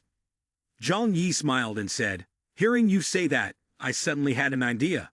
Why don't we create a fish pond at home, and then raise some seafood? What do you think?" During the process of collecting seawater, they inadvertently caught some sea fish. These fish could then be kept and raised in the fish pond. The main purpose was not to eat them, but to have fun by fishing. Chun Lei was excited about this idea. "Brother Zhang, why don't we consider building a seaside resort here? Perhaps by that time, Zhao Yu's base will be destroyed by the zombie group. We could then occupy their headquarters, take their boat, and perhaps even set sail further out." Zhang Yi said with a bright smile. His laughter echoed across the vast ice surface, traveling far away. Everyone who heard this plan had bright eyes, their gazes igniting like blazing flames. Setting sail to go far, they would have the chance to drift across the boundless sea. This was completely different from having to hide and be constrained every day. For them, at this moment, the temptation was truly overwhelming. However, Zhang Yi said, "But now, we need to first address the current issues. Zhao Yu's ship is something I also long for." Zhang Yi had a deep intention with this thought aimed at further development, because in the future, if the air temperature rises and the ice melts, the city of Tianhai would definitely be flooded. To prepare for the future, he certainly needed a large boat that could withstand the waves. This group of people chatted and laughed as they left the shore, then got into a car and drove away. "Let's go, the preparation stage is no less important." They did not realize that right where they had just stopped, beneath the ice, a large dark shadow was slowly creeping out, because it was so gigantic that no one noticed. The people urged each other to move towards the car. "Ah, let's go." When Zhang Yi and his group returned to the shelter, it was already quite late. However, Zhang Yi did not delay, not even taking time for dinner. He immediately went to find Lu Qiran. "I have finished collecting the seawater. The next step is sedimentation. Are your materials ready?" Lu Qiran nodded. "These materials are nothing special. They are already prepared." Then she showed Zhang Yi hundreds of plastic containers in her office. "This is the sediment. When dropped into seawater, it will help the seawater rapidly separate salt so that it can quickly freeze. The most important thing is to remove a large amount of salt from the water. Only when the salt concentration is low can the water freeze quickly at low temperatures. Then, during the process when you act, I can also provide additional freezing agents to help the seawater freeze faster." Lu Qiran added that it would take at least 2 days to properly prepare these things. Zhang Yi replied, "Great, we will wait during those 2 days." This morning, Zhang Yi was awakened from a dream. The artificial intelligence system of the house sent an urgent notification to Zhang Yi. "Warning! Warning! The hideout is under attack. Current damage level is 0.00001%. The attack is still ongoing. Please quickly address the damage issue." Zhang Yi thought in panic. What?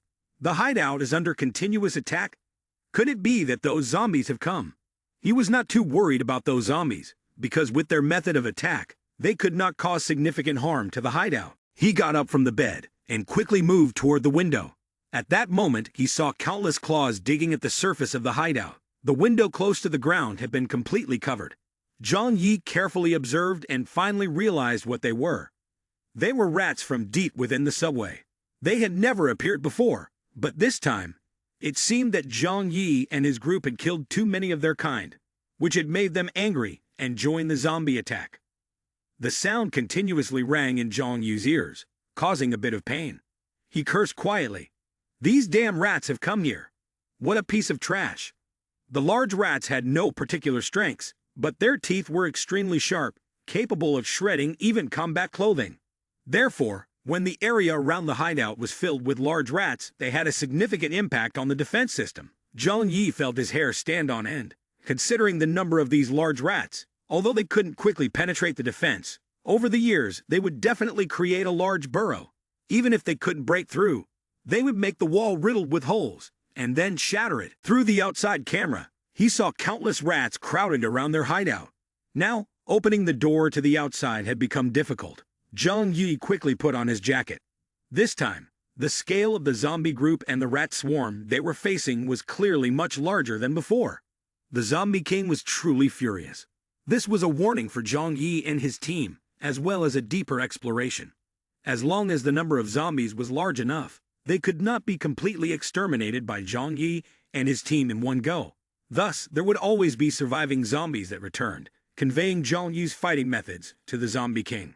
Gradually, the zombie king would become smarter, and the zombies under his command would grow stronger, leaving Zhang Yi increasingly passive. Zhang Yi immediately called Chun Lei, Uncle Wine, and Liao Yu to go outside and deal with the rats. The four of them, along with a cat, began to wipe out the zombie group and the rat swarm in the vast area. Zhang Yi looked at the rats and said, "If we let these giant rats continue to attack the shelter, I fear that in no more than 2 years, the shelter will be destroyed by them." Zhang Yi coldly stated, "We need to wait for 2 more days." Zhang Yi and his group's situation is relatively good. They have not suffered any casualties, and their hiding place has not sustained severe damage. However, other forces have faced heavy casualties. Zhao Yu's base even had to retreat from their stronghold at the port and hide on a large ship at sea, using it to evade the zombie attacks. The port was only a temporary landing place for them. Wei Dinghai looked at the zombies and concluded, "The zombies are becoming increasingly organized in their movements, even resembling a disciplined army. Although abandoning the port means losing a large supply of containers, it is the only way we can achieve long-term development." He thought to himself, "Other forces do not have the advantages we do. They are likely to suffer relatively terrible losses. The most disastrous situation is that of the worship the Snow Sect. They do not even have a solid defensive line to withstand the zombie attacks. They can only gather everyone and bring the majority of their followers into the large castle. Next, they set up a few defensive pillars on the outskirts to launch counterattacks. Every day, a large number of their followers are losing their lives. However, for Worship the Snow Sect, the invasion of giant rats and the zombie horde brought an unexpected benefit. They had been suffering from food shortages. But these giant rats, once killed, could provide enough food for one person for several days. In times like this, they did not care whether the rats carried a virus. As long as they could fill their stomachs with one meal, it was considered a blessing. 2 days passed quickly in the superpower space of Zhang Yi. A large amount of seawater had completed the sedimentation process, effectively separating out a significant amount of white salt. Zhang Yi extracted these impure salts. At this time, the salt content in the seawater had decreased considerably. Zhang Yi remarked, "Although it is still not comparable to fresh water, it is now much easier to freeze." Now Zhang Yi can proceed with his plan. Zhang Yi had asked Lu Qiran to prepare several dozen barrels of freezing agent, as well as a large amount of explosives. Zhang Yi and his combat team were ready to leave their hiding place. The young man with a confident look said, "Let's depart immediately. We can execute the previous plan." Zhang Yi and his combat team boarded the snowmobile and left the hideout. They did not head straight to Seijilu Yuan Station, but first went towards the final station, Songjuang. The goal was to completely freeze the zombies and the rat horde in the subway. Their first step was to completely destroy Songjuang Station, to block their escape route. The amount of explosives required to destroy a subway station was not too large. After placing the explosives, they ran far away and activated them. Chun Lei shouted, The explosives are ready. Zhang Yi raised his hand to signal he was ready while thinking to himself. If he wanted to bring these zombies along with the rats to a complete death in the subway, he first needed to block all retreat routes. The first step was to make Song Zhuang explode completely. The young man began to press the button to activate the explosives. The explosion sounded. The ground quickly collapsed, burying the subway station under snow and soil. Chun-Lei asked, "Brother Zhang, what if the zombie king detects the danger early and runs away?" Zhang Yi shook his head indifferently. "If it runs, that would be for the best. My original goal is not to kill the zombie king. I just want to ensure that there is no threat around our hiding place. As long as it's not close to our hideout, it doesn't matter to me whether it lives or dies." Liang Yu frowned and worriedly said, "But if the other forces are wiped out, the entire city of Tianhai will be overrun by zombies and rat swarms. Can we only care for ourselves?" Liang Yu, as a teacher, always had a leap in thinking that went beyond conventional norms. Zhang Yi smiled. "It seems you are overthinking. With our abilities, we can only protect ourselves. The deeper you think, the more serious your fears will become. According to your analysis, it is possible that one day the entire blue star will be destroyed by the virus. If so, what can we do about it? There is no need to worry too far ahead. First, focus on surviving in every current situation. As for other issues, we can only entrust them to fate. We do not possess the strength to think about everything at a higher level." Zhang Yi stood calmly and said, "When I am wealthy, I must also be responsible for everyone's work. But when I am poor, I only worry about myself. Right now, what concerns me most is the latter." Liang Yu no longer argued. She knew that Zhang Yi's words made sense. Then, Zhang Yi moved towards the entrance of Seijulu Yuan. He opened the superpower spatial door and began pouring large amounts of seawater into the subway entrance. With a crash, a massive amount of seawater poured down. The powerful flow surged through the long and narrow tunnel. At this rate, in just 3 hours, the entire seawater release could cover the entire tunnel. Perhaps the rats in the subway sensed the danger and sought a way to escape early, but most were swept away by the flood, even freezing to death on the spot. As for the zombies hibernating in there, they will not wake up unless they encounter a living person or receive a directive from the zombie king. No matter the situation they face, they are quickly overwhelmed by the rushing water. Zhang Yu's goal is to eliminate most of the zombies and the rats. Even if a few manage to escape, as long as their numbers are not significant, they will not pose a threat to his group. In the subway tunnel, the powerful floodwaters continue to sweep through, rising like a large river during a flood. The rising water gradually covers the gaps in the tunnel where the rats are hiding, and it also covers the zombies hibernating in the damp mud of the tunnel. Then, Zhang Yi began to open the large container that Lu Qiran had made for him, filled with a clear liquid. When this gel is poured into the water, the purified seawater begins to freeze. Quickly, a layer of ice spreads deep into the water, and the large zombies and rats still struggling in the water are rapidly frozen solid. The large rats emit panicked cries, then quickly head towards areas that have not yet been flooded.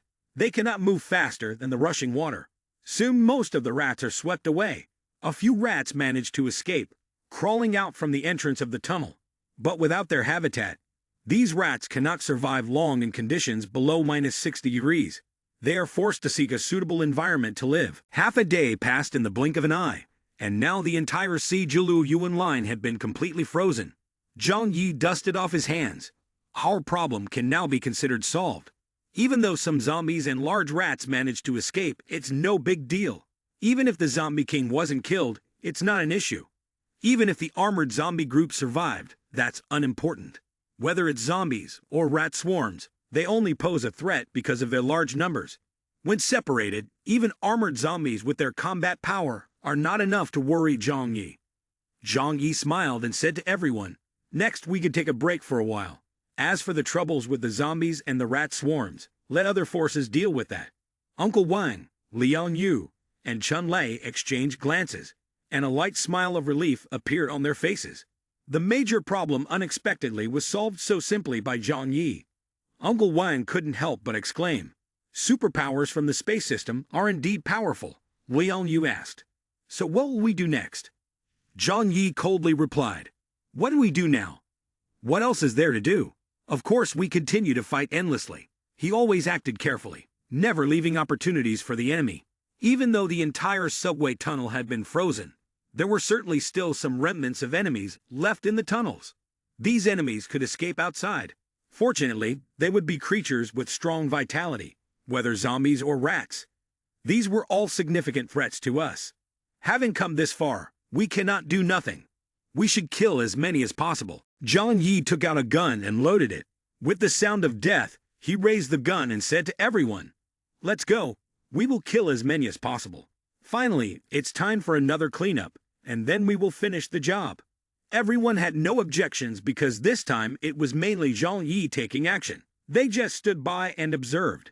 Therefore, at this moment, they all still had a lot of energy and spirit.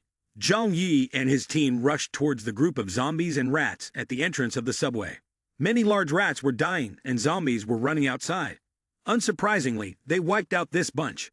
Following that, 4 gigantic armored zombies crawled out of the subway. Soon after, the zombie king also crawled out slowly. It was angry inside, as the tunnel had been completely destroyed.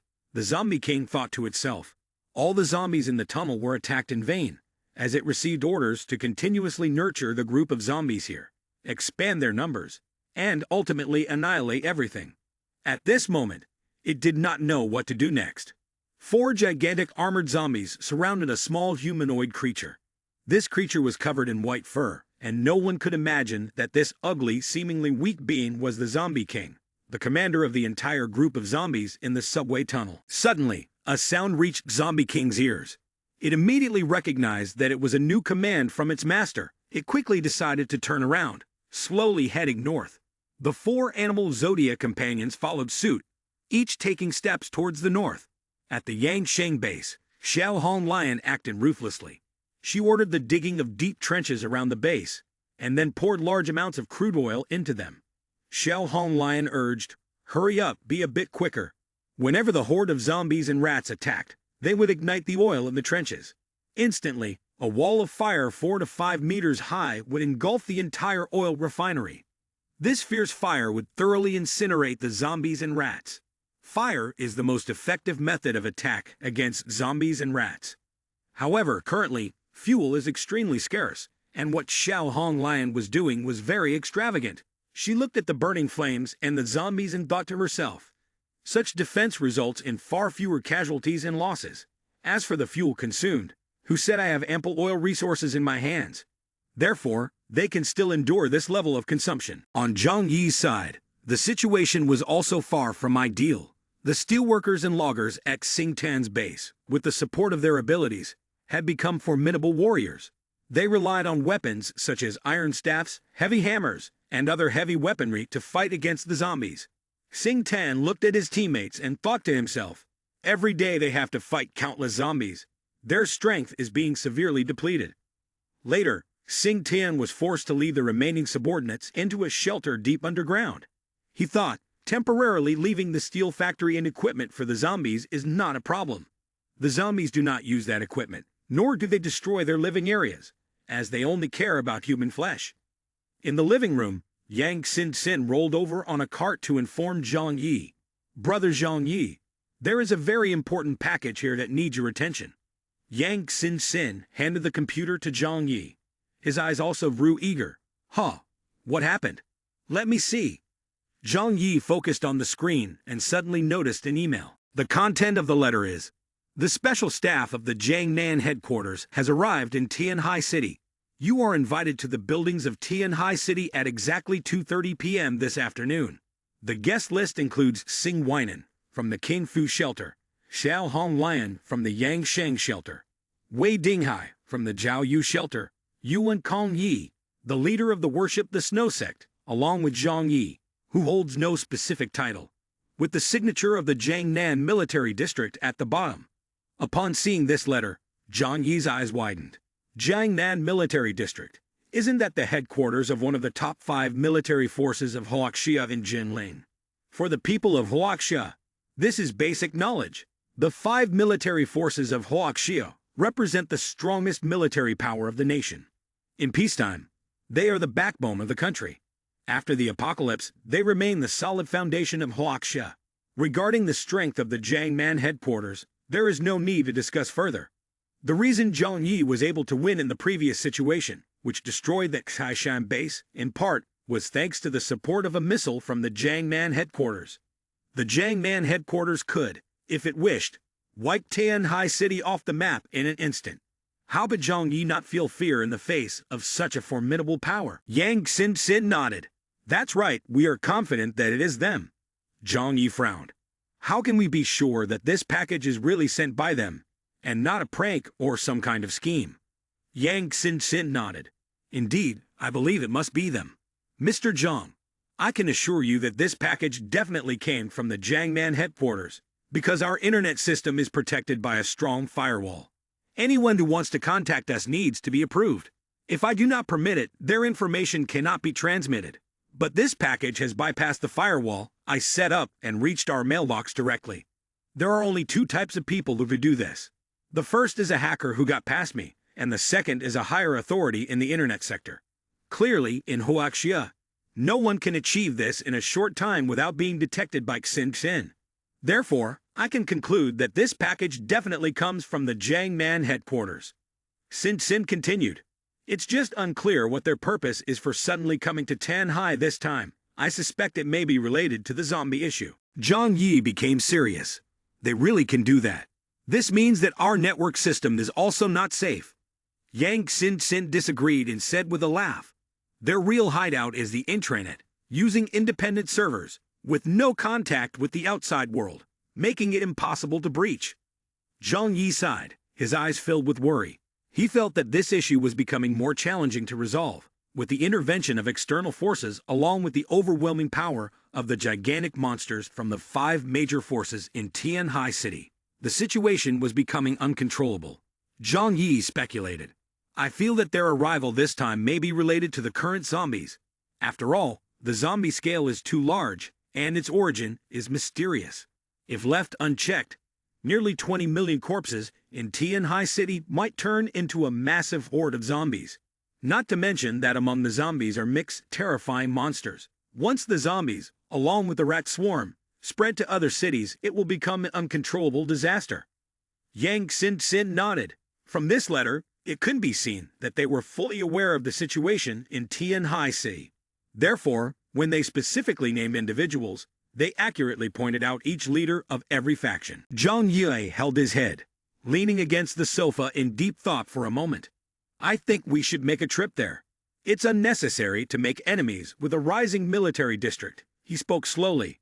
Considering the computing power of other entities in Tianhai City, it is very unlikely that they would set a trap. However, from a safety perspective, I will still bring along the strongest armed forces possible to ensure maximum safety. Zhang Yi was not overly concerned about safety. Currently, the entire Tianhai City, apart from his own family, had significantly weakened other forces. Zhang Yi and his team could venture out, and no matter which force they'd face, they would not encounter great danger. Therefore, Zhang Yi called everyone to gather in the living room and announced this news. Upon hearing that someone from the Jiang Man headquarters was coming to Tianhai City, people had various reactions. Some were excited while others were worried. Shun Lei, one of the worried ones, said to Zhang Yi, "We are currently living steadily. The appearance of a new force could change our current circumstances." Zhang Yi shook his head, disagreeing with Chun Lei. Although Tianhai City is a port city with abundant resources, what we have is insignificant in the eyes of the Jiang Man headquarters. Even if I were to gather all the stock in the supermarket, those supplies would still be unimportant to the Jiang Man headquarters. Jiangnan has always been the most bustling trading area. The Jiang Man headquarters controls the entire area without freight fees, and in terms of supplies, they definitely do not lack. For an ordinary person, the extremely cold climate can cause many difficulties, including a shortage of essential supplies. However, for a headquarters with enormous energy, these issues can be easily resolved. After hearing the explanation from Zhang Yi, Chun Lei gradually felt more at ease. If that's the case, then it's really good. I was just worried that our current peaceful life would be disrupted. Those who are living comfortably always dislike any changes happening. Zhang Yi understood this well. Uncle Wang, someone with a military background, is even more steadfast. Uncle Wang added, I think we should trust them. The Jiang Man headquarters is a leadership area, and they certainly wouldn't want to see a major city like Tianhai become a chaotic place overrun by zombies. Zhang Yi nodded. I hope so too. In a situation where zombies are besieging the city, everyone hopes for higher-level forces to come and help them overcome their current difficulties. Although our hiding place is not greatly affected at the moment, living in a large city like this, no one can be sure about the future. Zhang Yi nodded again. Therefore, if there is a thorough solution to the zombie problem, that would be the best. We have received this news, and we must verify it, no matter what. He then turned to Yang Xin-Chen. You are responsible for monitoring the network. Even though we can ascertain that the parcel is from the Jiangnan headquarters, we still need to guard against any unforeseen schemes. Despite the low likelihood of this, Zhang Yi still carefully instructed Yang Xin-Xin. In the city of Tianhai, in the Tianfeng area, the investigation team from the Jiangnan headquarters has arrived at the center of the skyscraper. The buildings, once a symbol of grandeur and majesty, are now largely covered in snow, with only half of them visible. The upper parts are also piled high with snow. Without an accurate positioning system, they would likely have struggled to find this place. Bian Junwu and his team got out of the vehicle. The snowmobile, specially designed for their mission, stopped just outside the buildings. Looking at the structures nearly buried in snow, Deputy Captain Bad Le Chong King scratched his head and said, I never expected this place to turn out like this. It really is a mess. There must have been a lot of people here back then, and everything got complicated. At this moment, Wu Dai stepped out, a relaxed smile on his face. It's fine, I just need to tidy up a bit. He extended his right hand toward the distant buildings, and a sphere of golden light slowly appeared in his palm. Then, the sphere shot forward like a projectile with a loud explosion. As the bright white sphere passed through, the thick layer of snow was instantly cleared away. In the blink of an eye, all the snow in front of everyone had been removed, revealing a round pathway. After completing this task, Wu Dai, still smiling, approached Bian Junwu and politely gestured for him to come forward. Captain, please come right in. On Bian Junwu's face, there was no special expression as he led the way to the central building. Bai Le Chong King followed closely behind, with the others trailing in order. From their walking arrangement, one could see the position of each person in the team. First was the team leader Bian Junwu, followed by Vice Captain Bai Le Chong King, Wu Dai in third place, and then the virus expert Meng Xiyu alongside Qi Guangming. In the investigation team, anyone represented the top force of major powers, especially the two team leaders along with Wu Dai. Their abilities reached at least the level of base leaders, if not higher. At the same time, each force brought a portion of its combat forces to the central building to meet the investigation team. The first to arrive was from Yang Sheng's base. Xiao Hong Lion had come with a group of subordinates. Meanwhile, at the main base, Zhuge King Ting took on the role of staying behind to command. Upon arriving at the central building, she noticed the difference of the off-road vehicle compared to others. There was only one vehicle, suggesting that the headquarters did not send many people here. Xiao Hong Lion felt a weight on her shoulders. She understood the threat level posed by the zombies. Unless a large military force was sent to resolve the issue, it would be very difficult to completely handle it. But how many people could this vehicle carry? Although feeling a bit lost, Xiao Hong Lion still decided to move forward and meet the investigation team. In her heart, she thought this might just be the vanguard, and later on, more combat personnel would come here. Xiao Hong Lion led her group toward the center of the building. As they approached, she noticed a long ice corridor over 100 meters and 10 meters deep. This is... Xiao Hong Lion bent down, gently feeling the shape of the icy corridor. Its twisted shape was not created by machinery, but seemed to have been made by someone's punch. The surface was extremely smooth and glossy. Clearly, this was the work of someone with extraordinary abilities, a top expert in the field, and also a high-level mutant from Tianhai City. Xiao Hong Lion instinctively understood the power of this technique. She couldn't help but admire, thinking that there were masters among these individuals. Then, she led her group to continue toward the center of the building. As they approached the main door, a man in uniform stepped out. His gaze seemed to be smiling, but it was not a smile directed at them. Woody asked with a proud expression, "Which organization are you from?" The arrogant expression on his face made the team from Yang Sheng base feel indignant, wanting to rush over and attack him. Xiao Hong Lion frowned. We come from Yangsheng Base. I am the leader, Xiao Honglian. Wu Di's gaze remained fixed on Xiao Honglian. He calmly raised his hand and said, Xiao Honglian, former team leader of the Criminal Investigation Unit of Tianhai City. Welcome. Xiao Honglian slightly furrowed her brow, sensing the deeper meaning in the other person's words. They were well aware of her information. She wondered inwardly if this was their way of taking the initiative right from the start. Wu Di sidestepped and said to Xiao Honglian, Please come in, but only you can enter. The others must wait outside. Xiao Honglian did not refuse and turned back to tell her subordinates. You all wait for me outside. A mutant person team leader whispered to her. Leader, could this be a trap? Xiao Honglian coldly laughed, confidently raising one finger and replied, Even if it's a deception, I want to go, and no one can stop me. Not long after the Yangsheng base personnel arrived, a second group from Zhao Yu base also came. Wei Dinghai was extremely cautious, even bringing along his strongest assistant, Chen Jingguan. After all, during this time, due to continuous defeats in battle and ambushes by zombies, Wei Dinghai felt overwhelmed. Wu Di similarly blocked the doorway, allowing only Wei Dinghai to enter alone. I'm sorry, only invited guests may enter. Chen Jingguan immediately showed his displeasure. What do you have to be suspicious about? Afraid that we will do something more than you? Wu Di always appeared arrogant, making no one feel comfortable after the encounter. In Tianhai City, Chen Jingguan was also an important figure, so he did not care about Wu Di's attitude.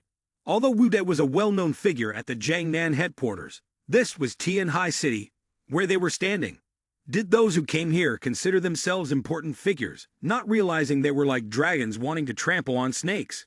Hearing Chen Jingguan's words, the mocking expression on Wu Di's face became even more pronounced.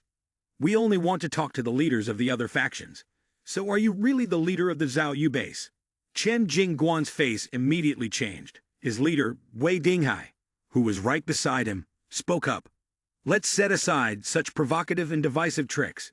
We come here with sincere intentions. If you only want to speak with me, then I will step forward myself. What's wrong with that?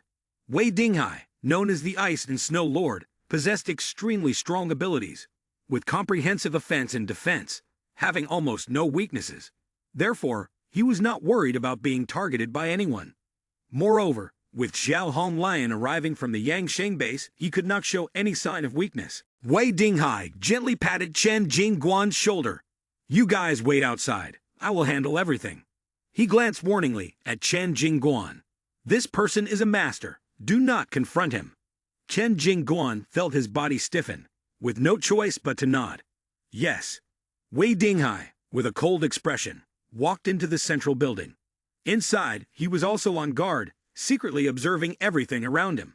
Chen Jingguan watched him go, clicking his tongue in apparent worry. Not long after these two groups arrived, Zhang Yi and his teammates followed.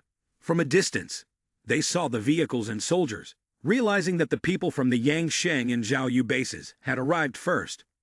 Zhang Yi mumbled while checking his gold-plated gun. The earth is still round. I hope these people can stay calm. In the recent battle, the Zhao Yu and Yangsheng bases had suffered heavy losses. It was likely that by now, they were particularly hostile toward Zhang Yi. In this negotiation, the relationship between the two sides was very complex, and a single wrong word could lead to conflict. Zhang Yi was prepared to face them. Indeed, as soon as Zhang Yi and his teammates got out of the car, the atmosphere at the scene immediately became tense, as if a bow had been drawn and a sword was ready to be unsheathed. The soldiers from Zhao Yu base and Yangsheng base looked at them with anxious eyes, as if they were about to erupt, but also contained a deep apprehension. They thought to themselves, it's Zhang Yi's group. After the horrifying battle last time, everyone realized that Zhang Yi's team possesses extraordinarily strong combat capabilities and should not be easily provoked. Zhang Yi, with his hands in his pockets and holding a golden gun, maintained a high level of vigilance. His presence made Wu Di pay extra attention. Wu Di had heard many rumors about Zhang Yi and only began to gather information about him after learning they would be arriving in Tianhai. After all, this person had risen from a struggling management employee to build a career, confronted many powerful forces, and ultimately became one of the 5 great powers of Tianhai, deserving of attention. As Zhang Yi and his teammates approached the front of the central building, they also saw the passage that Wu Dai had opened. Zhang Yi realized that this action was merely a warning to let everyone here know how powerful the emissary from the Jiangnan headquarters was. Are you Zhang Yi? Go in yourself. The others should wait outside, Wu Dai said. Hearing Wu Dai's voice, a natural smile appeared on Zhang Yi's face. All right, as you wish. When he saw the soldiers from the two bases waiting outside, Zhang Yi had anticipated this outcome. After all, this negotiation was among the leaders of major forces, and there couldn't be too many noisy people barging in. Zhang Yi asked Uncle Wang and the others to wait outside for a moment. If they feel cold, they can sit in the car and wait. He slowly walked into the central building. Wu Dai's gaze constantly followed Zhang Yi, almost never leaving him. Zhang Yi felt somewhat uncomfortable with that stare. Not every man enjoys being stared at by another man. He even began to question Wu Dai's sexual orientation. Please tell me which room the meeting is in. Wu Dai's expression showed regret. As one of the top mutant persons at the Jiangnan headquarters, this was his first time coming to this city for a mission. Therefore, it was natural for him to want to test himself against a top mutant person here. He quickly replied to Zhang Yi. The meeting room is on the 5th floor, to the left, the 3rd room. Ah, thank you.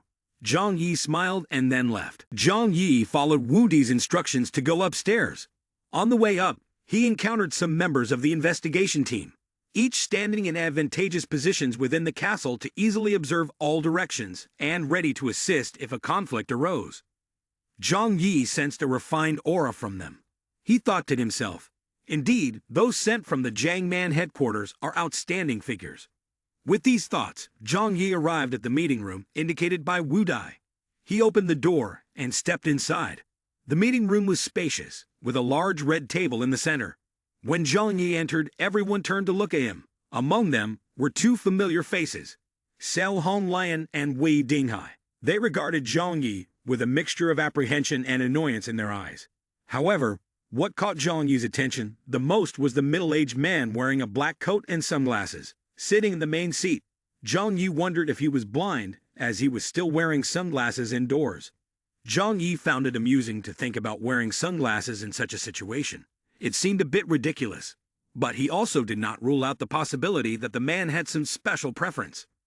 Zhang Yi smiled and introduced himself. Hello, I am Zhang Yi. What are your names? Based on the perspective that one should not show hostility when meeting for the first time, Zhang Yi maintained a friendly demeanor and did not come across as arrogant. Bian Junwu couldn't help but respond. He lowered his arm and said coldly, My name is Bian Junwu, responsible for investigating the zombie situation for the Jiangnan headquarters this time. Zhang Yi forced a smile. So it's you, Bian. Nice to meet you. After the polite greeting, Zhang Yi found a seat and didn't say anything more. Everyone was silent. No one spoke further. They were not there to make small talk, each with their own purpose. They just needed to wait for the other two groups to arrive before starting the conversation. A moment later, Sing Tian from the Thanbo base arrived at the conference room. He laughed heartily. I'm a bit late. Please excuse me. Bian Junwu replied. Just have a seat.